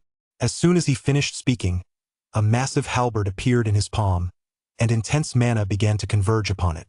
A surge of deep blue halberd energy poured out in a mighty torrent. Boom! A deafening roar echoed as the rocks on the steep cliff shattered completely, turning into a shower of gravel. A deep crater suddenly appeared. So powerful! Seeing this, Zhao couldn't help but stare in astonishment. It was the first time he'd ever seen the lady wield a halberd. To be honest, her halberd technique was a bit too ferocious. As the dust settled, a spacious cave came into view. A rich aura of spiritual energy washed over them compared to the outside. The spiritual energy inside was so dense it was almost like mist. The two quickly entered the cave. Zhao gazed at the bizarrely shaped stalactites and stalagmites, marveling at their wonder. It seems this is the source of the clear spring? Zhao finally understood why there were hot springs deep in these mountains. It turned out there was a hidden cave realm like this behind them. It looked extraordinary. He wondered what treasures it might hold. The sound of gurgling water reached his ears as they gradually made their way forward. To his surprise, he came upon a steaming pool. Why was it described as steaming? Because the steam filling his vision blurred his eyes. He could no longer tell which was spiritual mist and which was water vapor. Wow! So that's where the hot springs come from. Once he saw the source clearly, Zhao finally had a lightbulb moment. The hot springs down the mountain weren't they simply the water flowing down from the scalding pool? After all, this was the source. Husband, look, there seems to be something in that pool, Qinghan said from beside him, pointing to a glowing object in the center of the pool. Zhao fixed his gaze on it. Amid the thick mist, there was indeed a blood-red light flickering. This must be the object the copper coin was pointing to. Would taking this thing be the same as taking the hot spring with him? He couldn't help but wonder. If he could have his own private hot spring at home and soak in it whenever he pleased, he'd certainly be delighted. Without a moment's hesitation, Zhao leaped forward to the edge of the blood-red light and discovered it was a red spirit stone, one of exceptionally fine quality. With a forceful pull, a ripple of spiritual energy suddenly spread out. The energy that had been gathered in the pond instantly retracted, like a black hole, sucking everything into the red spirit stone. The spiritual mist before him vanished right before his eyes. The moment Zhao pulled out the red spirit stone, a colorful light shot into his mind. Unlike anything before, it was a dazzling spectrum of colors, clearly not belonging to any specific trait grade. A line of text appeared in his mind. By virtue of this opportunity, you may upgrade one Xian grade trait. Upon seeing these words, Zhao couldn't help but be surprised. Had he triggered some special condition again? Just like when he obtained the Tian grade trait and turned misfortune into fortune. He had chosen to upgrade a Xian grade trait. This was a massive leap forward. He couldn't help but feel a surge of excitement, but he had to suppress his emotions for now and wait until he returned to deal with it. After retrieving the red spirit stone, Zhao quickly returned to Qinghan's side. Upon seeing the blood-red stone, Qinghan felt as though he recognized it from somewhere. This looks like a heavenly blood spirit stone. Heaven's blood spirit stone? Yes, the Heaven's blood spirit stone is a type of spirit stone, though it's quite rare. Its value is equivalent to that of a supreme grade spirit stone. Aside from serving as the focal point of a spirit gathering array, it can also invigorate chi and blood, enhance the vitality of spiritual energy, and accelerate its absorption into a cultivator's body. This is due to the trace of Heaven's blood within the stone. Qinghan explained earnestly. Zhao suddenly realized, no wonder even just standing next to it. I can feel my true mana slowly increasing. Qinghan mused. Cultivating a heavenly blood spirit stone usually requires a very strong primordial source and a long period of maturation. Could someone have been here before? That doesn't matter anymore. As long as we got the treasure, that's all that counts. Zhao grinned. You slowpoke, you did a good job this time. Zhao praised the mina bird on his shoulder, feeding it a spirit stone and patting its little head. It would been fine if he hadn't touched it, But the moment he did, the mynah bird flew into a rage, shouting nothing but, "FCK your grandma! FCK your grandma!" Hearing this, Zhao's smile froze and his fist clenched. Even if this mynah wasn't his biological child, he still found it and brought it home. Yet it only spoke kindly to his wife and hurled profanities at him. How could he put up with that? Chapter 80. The Demon Shadow of Jinzhou. Please keep reading. Jinzhou City. The first heavy rain of the summer solstice had finally arrived. The scattered pavilions and towers of the inner city, gazing at one another through the rain, carried a touch of desolation. Beneath the flickering lanterns, only a fruit vendor wearing a conical hat and braving the steady downpour pushed his cart home alone. At the weathered city gate, passers-by hurried along. Only a young girl in a green skirt and a mature, beautiful woman stood out. They walked very slowly, strolling leisurely into the city. The beautiful woman wore a black silk gown as light as a cicada's wing. Her shoulder-length hair was held in place by a spider silk hairpin adorned with a few bells, and her gait was graceful and alluring. Strangely, the raindrops around her seemed to have eyes of their own as they fell. They all avoided landing on her skirt. "Grandma, do you think it'll work this time?" the girl in the green skirt asked, furrowing her brow. "It's hard to say." The beautiful woman shook her head with a soft laugh. "Grandma, you're worried those sect disciples will cause trouble again, aren't you?" The beautiful woman's brow furrowed, and her gaze instantly turned cold. "If it weren't for the power of my magical treasure, why would I fear her?" Then, as if a thought occurred to her, her brow relaxed, and she let out a seductive laugh. "The Black Wind Cavern can be crushed for a time, but how can it be eradicated forever? The human race has dominated this world for so long. Our time to rise has long since come. As long as we take Jinzhou, the demon wind will follow. By then, even if the human sects want to wipe us out, it will cost them a tremendous amount of effort. But why have we failed so many times before? Our infiltration operations in other prefectures and counties have all been extremely successful. Only in Jinzhou did things go awry." The girl in the green skirt looked deeply puzzled. The beautiful woman's expression remained impassive as she glanced at the streets and alleys, then said calmly, "There is a master in Jinzhou. It's one thing that Commander Zhu's subordinate met an untimely end, but the fact that my agent, Fox Xiang infiltrated several cities without a single slip-up, only to fail here in Jinzhou, proves that a master must be hiding deep within this place." The beautiful woman's tone was grave. She was clearly still bitter about the failure of their previous mission. The truly hidden dwell in plain sight.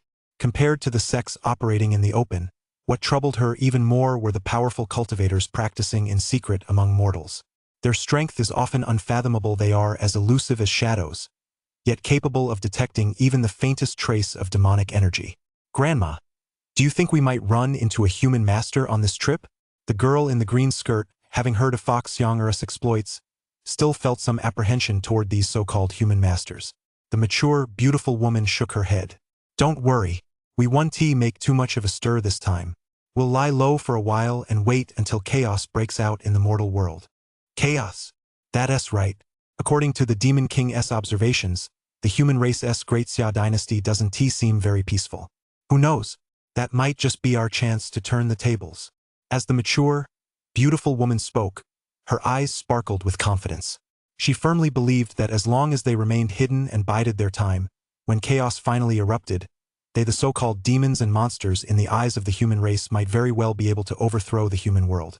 As for the overall strategy, we'll follow the Demon King's lead. As for the rest, we'll just do our part. The girl in the green skirt smiled in agreement, looking utterly adorable. "The most urgent task is to find a place to stay." The two soon arrived at a neighborhood and knocked gently on a door. "It's so late, we're closed for the night." An impatient voice called out, and a carpenter opened the door. After opening the door, the impatient carpenter's eyes widened in surprise. Standing before him were two stunningly beautiful women.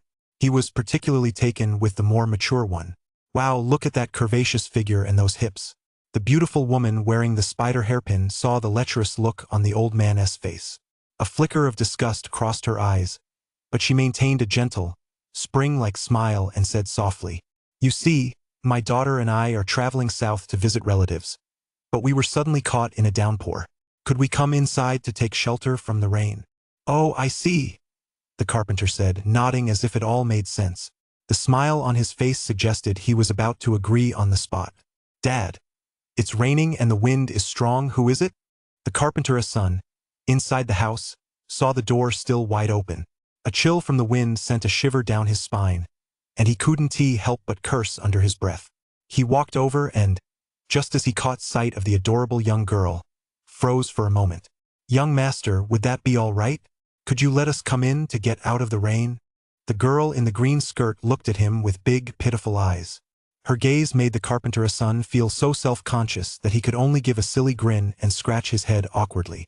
In all his life, no one had ever called him young master before. Wasn't that the kind of treatment reserved for scholars and wealthy people? Dad, it's no big deal. How can we let them get soaked in the rain?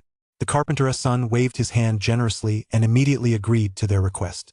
The girl in the green skirt smiled, her eyes narrowing. It's cold out there, isn't it? Here, let me close the door for you. Filled with joy and a sense of pride, the carpenter's son stepped forward thoughtfully and closed the wooden door. Their seamless coordination caused the beautiful woman and the girl to exchange a surprised glance. The moment the door closed, suddenly, there was a hiss, as if something had been shot out and blocked, something followed by intermittent moans. The sound of liquid sloshing quickly filled the air for several seconds, ending with a thud.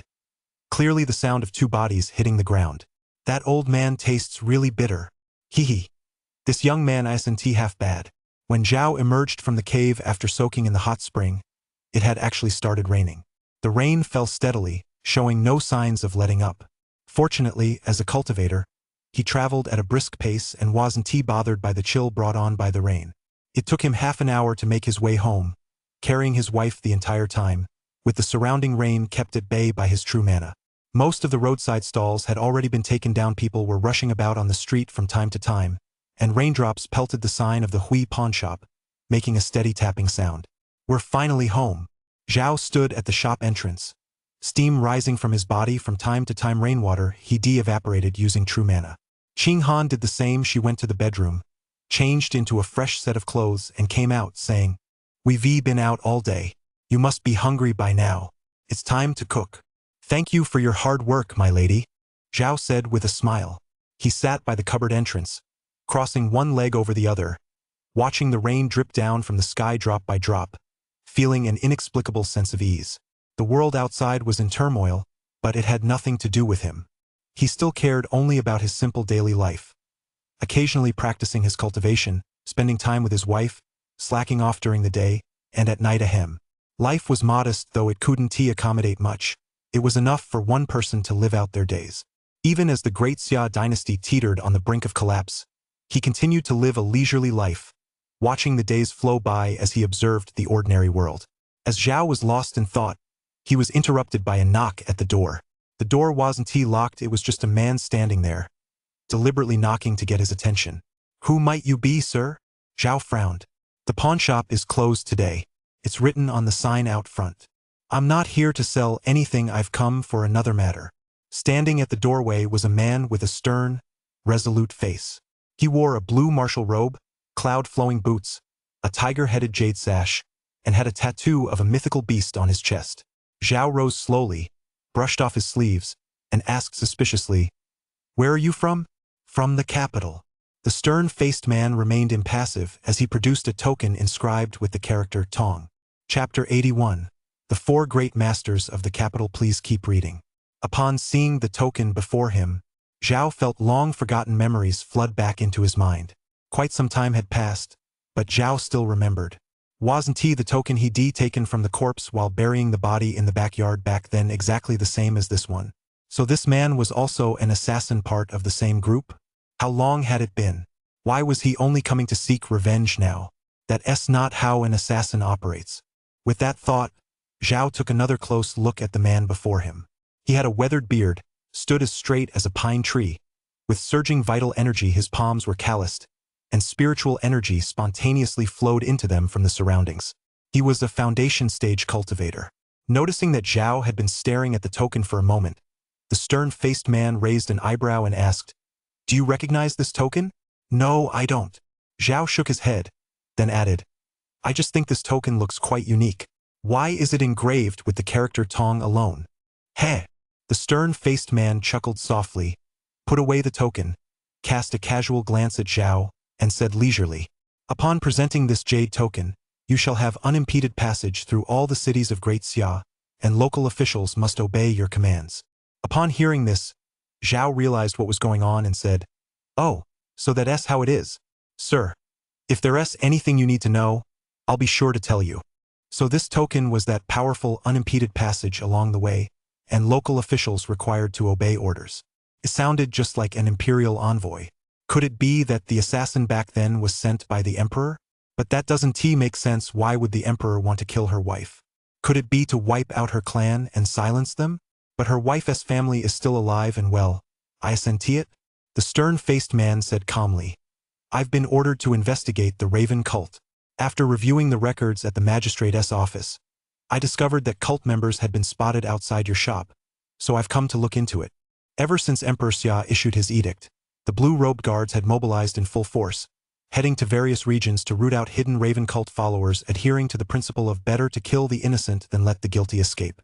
Many ordinary citizens had been caught in the crossfire, while the true Raven cult members had gone into hiding and ceased to show their faces. There was a Raven cult branch in Jinzhou, a prime suspect location, so it was no surprise to see members of the blue-robed guards there. Zhao feigned deep thought, then shook his head after a moment.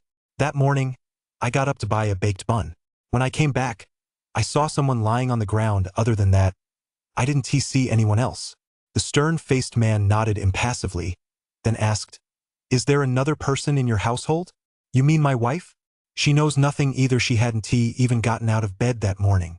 Zhao knew he was referring to Qinghan. He spread his hands in explanation. "Husband, the soup is almost ready. What's going on?" Just then, a woman's voice rang out from inside the house. Qinghan wiped her hands with a towel and stepped out. But when she saw the stern-faced man, her almond-shaped eyes turned icy. The stern-faced man remained unfazed and gave her a faint smile. "He's from the capital. He says he's investigating a cult." As Zhao spoke, he noticed the change in both their expressions and knew deep down that this matter wasn't as simple as it seemed. "Do you know him?"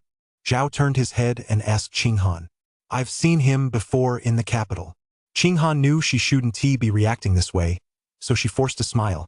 A faint smile flitted across the resolute man's face. "Allow me to introduce myself. I am Yunlong of the Qingyi Guard. I've had the pleasure of meeting your wife once before."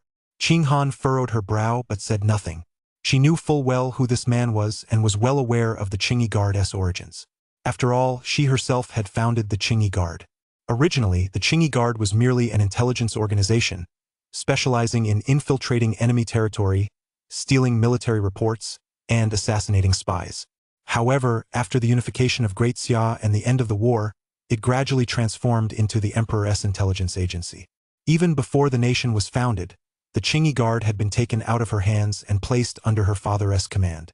After several years of development, the unit produced the four renowned divine capturers, Yunlong, Qinhu, Xuangu, and Inkei. Not only were they collectively known as the four symbols of the Qingyi Guard, but they were also the capital's four greatest martial artists and the Emperor's four personal bodyguards, specifically tasked with safeguarding the imperial palace. This Yunlong had originally been a disciple of a sect. After violating the sect's rules, he was expelled and later joined the Qingyi Guard, serving under her command. However, due to his poor character and frequent dishonesty, he was repeatedly disciplined by her. In the past, their relationship was that of superior and subordinate, but times have changed. She has since retired from service, while Yunlong has risen through the ranks to become one of the four chief commanders of the Qingyi Guard, and his cultivation has even surpassed the foundation stage. The atmosphere in the air was quite tense. Zhao observed them closely and saw right through it. Their relationship was definitely more than just an acquaintance.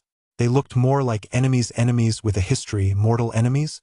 He had heard of the Qingyi Guard's reputation. Weren't they the Emperor's eyes and ears, overseeing the officials and arresting this person and that?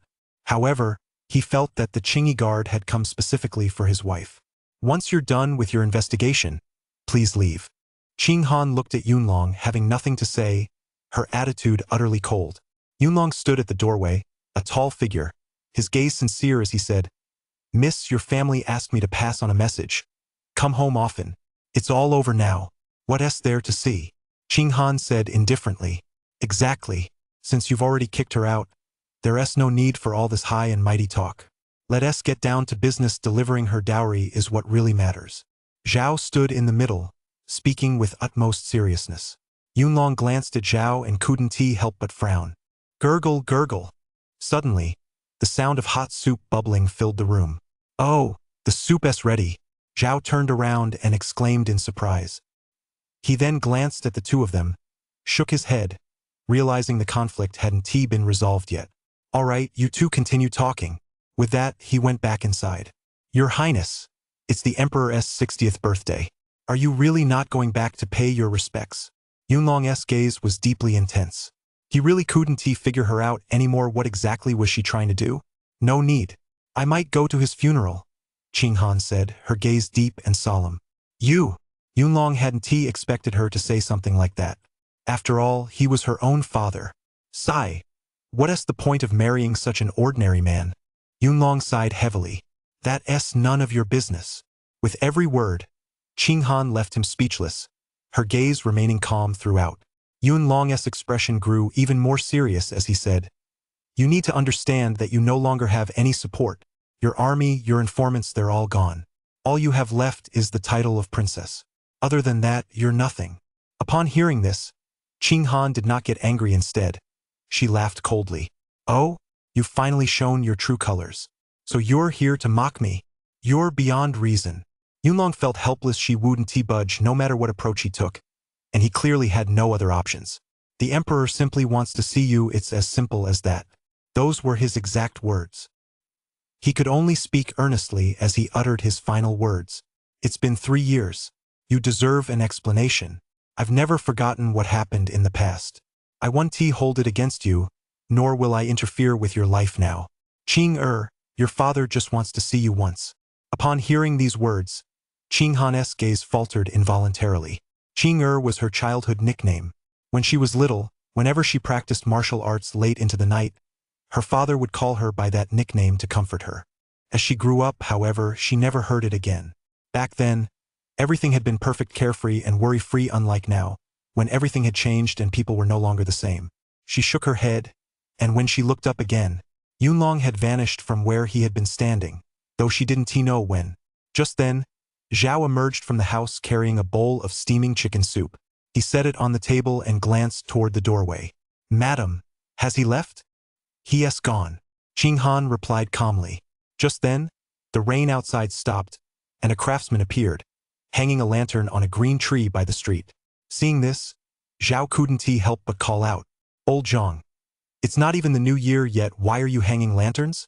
The craftsman, known as Old Zhang, turned around and grinned. It's the Emperor's 60th birthday, you know. The authorities told us to hang them to add some festive cheer. 60th birthday? Celebrating a birthday at a time like this, the Emperor really is the Emperor, Zhao said with a TSK. Chapter 82. Advanced Thunder Magic, New Earth-Grade Artifact. The next day, Zhao woke up well-rested, conducted a few business deals, snagged a bargain, and pawned several treasures at a low price. Seeing the treasures in his warehouse piled high as mountains, he realized there was no more room. It was time to take them to the black market. His pawn shop was now well funded. Aside from the miscellaneous items he could sell, there was also the share from the deceased unscrupulous merchant. The stolen goods had to be dealt with first. By his calculations, he could make another 10,000 taels from them. It's no exaggeration to say that this tiny pawn shop was richer than an entire province. After all, when you have money, everything falls into place. Zhao immediately paid a visit to the Celestial Treasures Guild, where he purchased a range of spiritual medicines and elixirs such as spirit-nurturing grass and yuan-cultivating pills capable of enhancing spiritual power, spending over 1,000 low-grade spirit stones.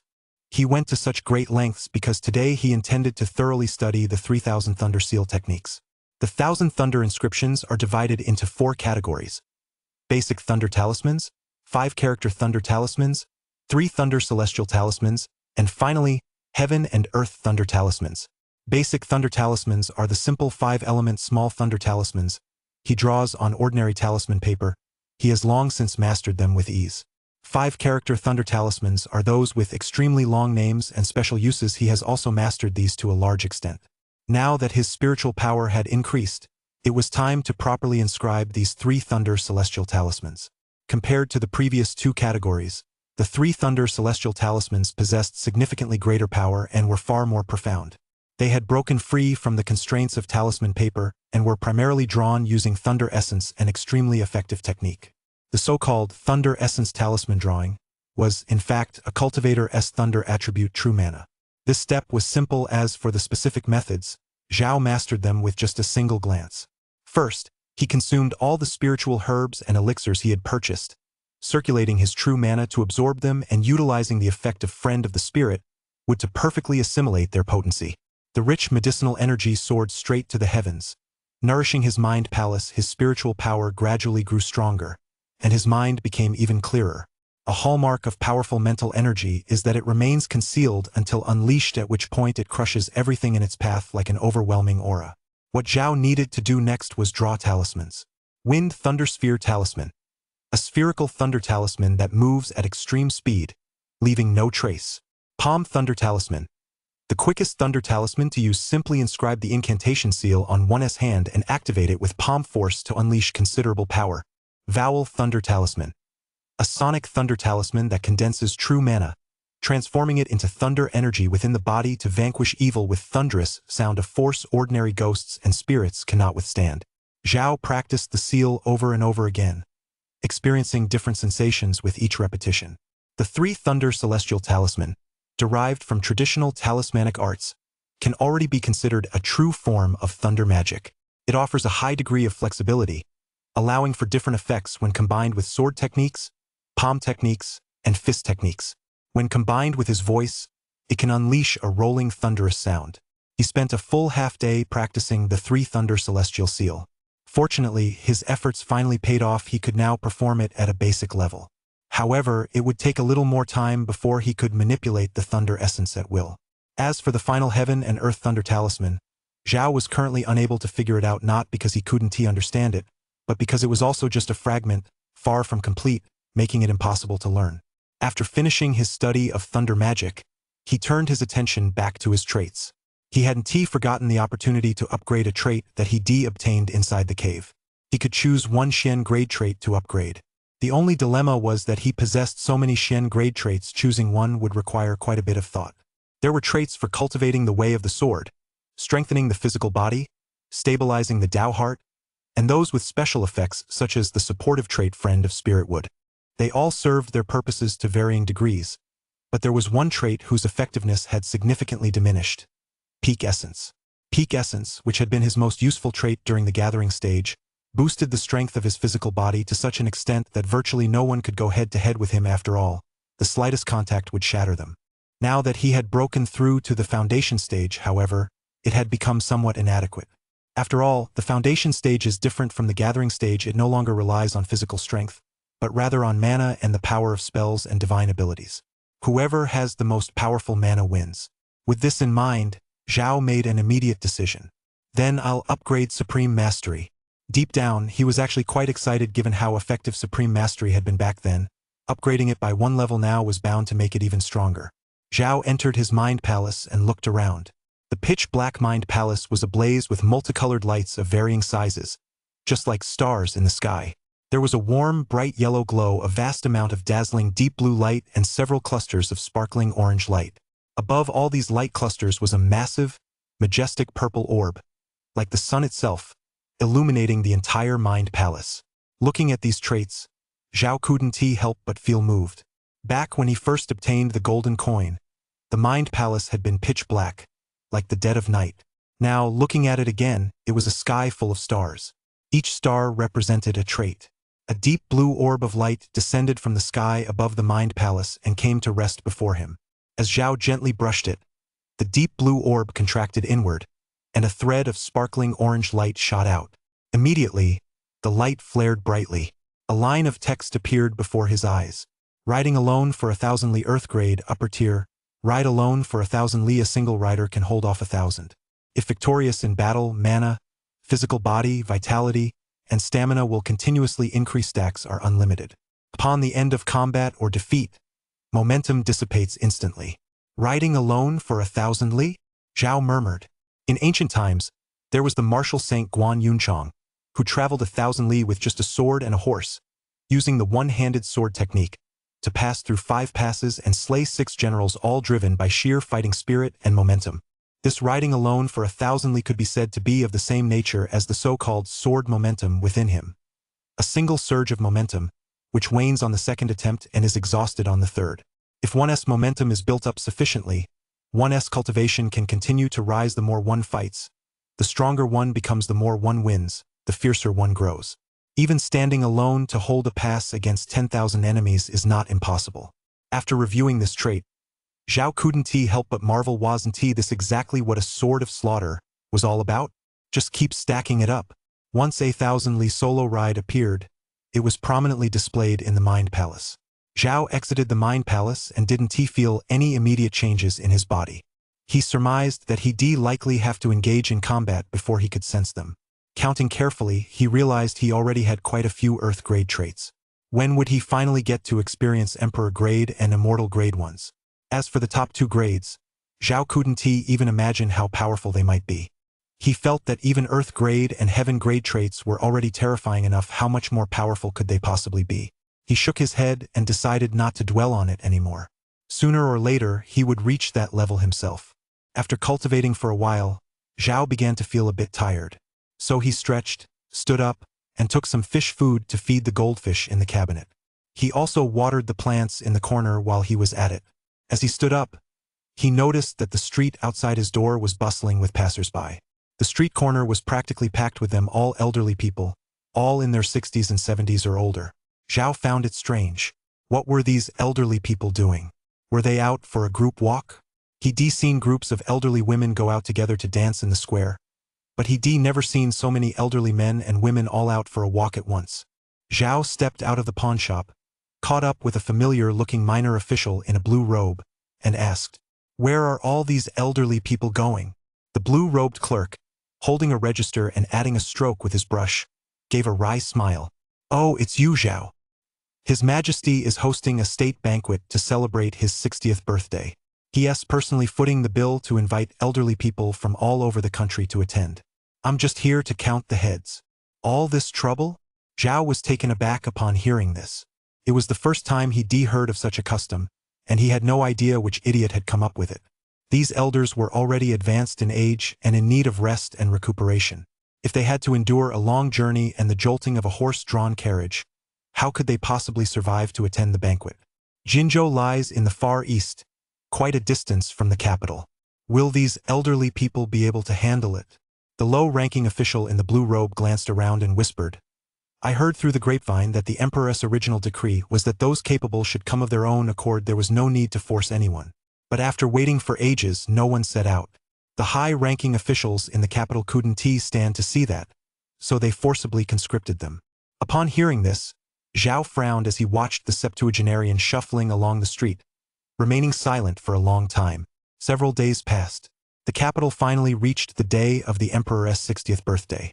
At this morning's court session, officials offered their congratulations, and red lanterns were hung throughout the streets and alleys. From the capital's main gate to the Tianwu gate of the imperial city, to the imperial court, and to the eastern, western, southern, and northern city gates. The entire route was adorned with lanterns and decorations, filled with song and dance. Colorful pavilions and booths were scattered like stars across the landscape, with festive canopies stretching as far as the eye could see, a scene of dazzling lights and a vibrant, thriving atmosphere of celebration. Red banners were also hung on the stone bridges spanning the city moat, and small boats glided through the arches, each with an embroidered ball perched at the stern. Everyone in the capital knew what today signified, and they were all eagerly awaiting the arrival of night. Only the elderly men entering the city stood out as an incongruous sight amidst this scene. After entering the city, some of them, looking exhausted, took their seats in official palanquins. There were also some elderly men who, upon just arriving in the capital, felt dizzy and fainted immediately. They had to be carried away and laid to rest in a clinic by the roadside to recuperate in peace. Only a very small number of people were able to arrive here in splendid carriages. As each elderly person arrived, officials from the capital would record their details, their physical condition, whether they were fit to attend tonight's banquet, whether their presence might bring dishonor before the emperor, and which table and seat number they should be assigned for the evening. Of course, these were all matters for the officials to consider. The common people of the capital knew only that today was the birthday of a very distinguished person, that they would be treated to a feast that evening, and that they would receive grain as a gift from the government. Moreover, they could catch a glimpse of the theater troupe the emperor had specially invited to perform. Neighbors would wander the streets, chatting and discussing the event. Though their conversations covered a wide range of topics, the gist of it all boiled down to one thing: let us all stay put tonight and watch the show together. Usually, the hardest working people at a time like this were the imperial guards, who stood watch at their posts without moving an inch. But the imperial guards were divided into ranks. Those who lived carefree lives drawing their rations without doing any work often had powerful connections. Those who stood guard night after night, having rendered meritorious service, were naturally stationed on the ramparts of the imperial city and at its various gates. On the ramparts of the imperial city's Tianwu Gate stood a giant of 8 chi in height. He was powerfully built, with a dark, weathered face. Clad in a blue martial robe with a tiger's head embroidered on the chest. His arms were bulging with tendons as strong as a bear's. It would not be an exaggeration to say he possessed the strength of a bear. This man's name was Qin Hu, one of the 4 great masters of the capital and one of the 4 chiefs of the blue-robed guards. Today, he was in charge of securing the entrance to the imperial city. He was tasked with safeguarding the emperor's safety, a responsibility that came with immense pressure, yet, as it was his duty, he would not flinch even if it cost him his life. Qin Hu leaned against the city wall, arms crossed over his chest, motionless as a mountain and completely still, so much so that unless one sensed him carefully, he was virtually undetectable, as if he were in hiding. Yet his tiger-like eyes were fixed intently on the imperial city gate and the area beyond, observing the crowd coming and going. Should he spot anyone suspicious, he would immediately dispatch troops to apprehend them. Suddenly, a grand carriage pulled up at the city gate. This caught his attention. The more grand the carriage, the more cargo and passengers it carried, and the easier it was for someone to slip through the cracks. The imperial guards at the city gate conducted their routine inspection. The passengers had to disembark, and everything brought into the city had to be searched before entry was permitted. A woman wearing a headscarf stepped down from the carriage, holding the hem of her skirt and moving with great delicacy, just like the young lady of a wealthy family. Viewed from the side, she was also wearing a white veil. Either she had something to hide, or something was up. Qin Hu thought to himself. "Take off your veil," said the imperial guard soldier holding a spear as he stopped the carriage, his tone stern. The servant standing nearby protested bitterly. "My young mistress has suffered from a strange illness since childhood. Her face is too ugly, and she is afraid she'll frighten the soldier. Take it off." The imperial guard soldier remained unmoved, replying coldly. "But..." The servant still wore a bitter expression, but the woman beside him obeyed without protest, meekly removing her veil. "Is that enough?" The woman spoke softly. Her voice was slightly hoarse but gentle. When the imperial guard soldier saw her face, his pupils contracted, and he froze for a moment. This woman looked way too strange. On her otherwise perfect oval face, there were 2 black patches on her cheeks like birthmarks that seemed to be firmly stuck to her skin. There was even one on her lips, covering half of them. The entire center of her face was a deep purplish black, with her forehead and mouth also bearing traces of it. It looked quite ugly. The only thing worth looking at was her pair of large eyes, bright and captivating, like stars. No wonder she wore a veil. "Take off the headscarf as well." The imperial guard soldier maintained his professional composure, trying not to show too much reaction. Hearing this, the woman complied and pulled off her black headscarf. A cascade of silky white hair flowed in the breeze, bathed in sunlight. It was truly beautiful. "What is this?" The imperial guard soldier had clearly never seen such hair color before. A servant standing nearby explained, "My mistress has been like this since birth. The doctor said she was born with a congenital deficiency, which is why she looks this way." The imperial guardsman nodded and was about to let them pass.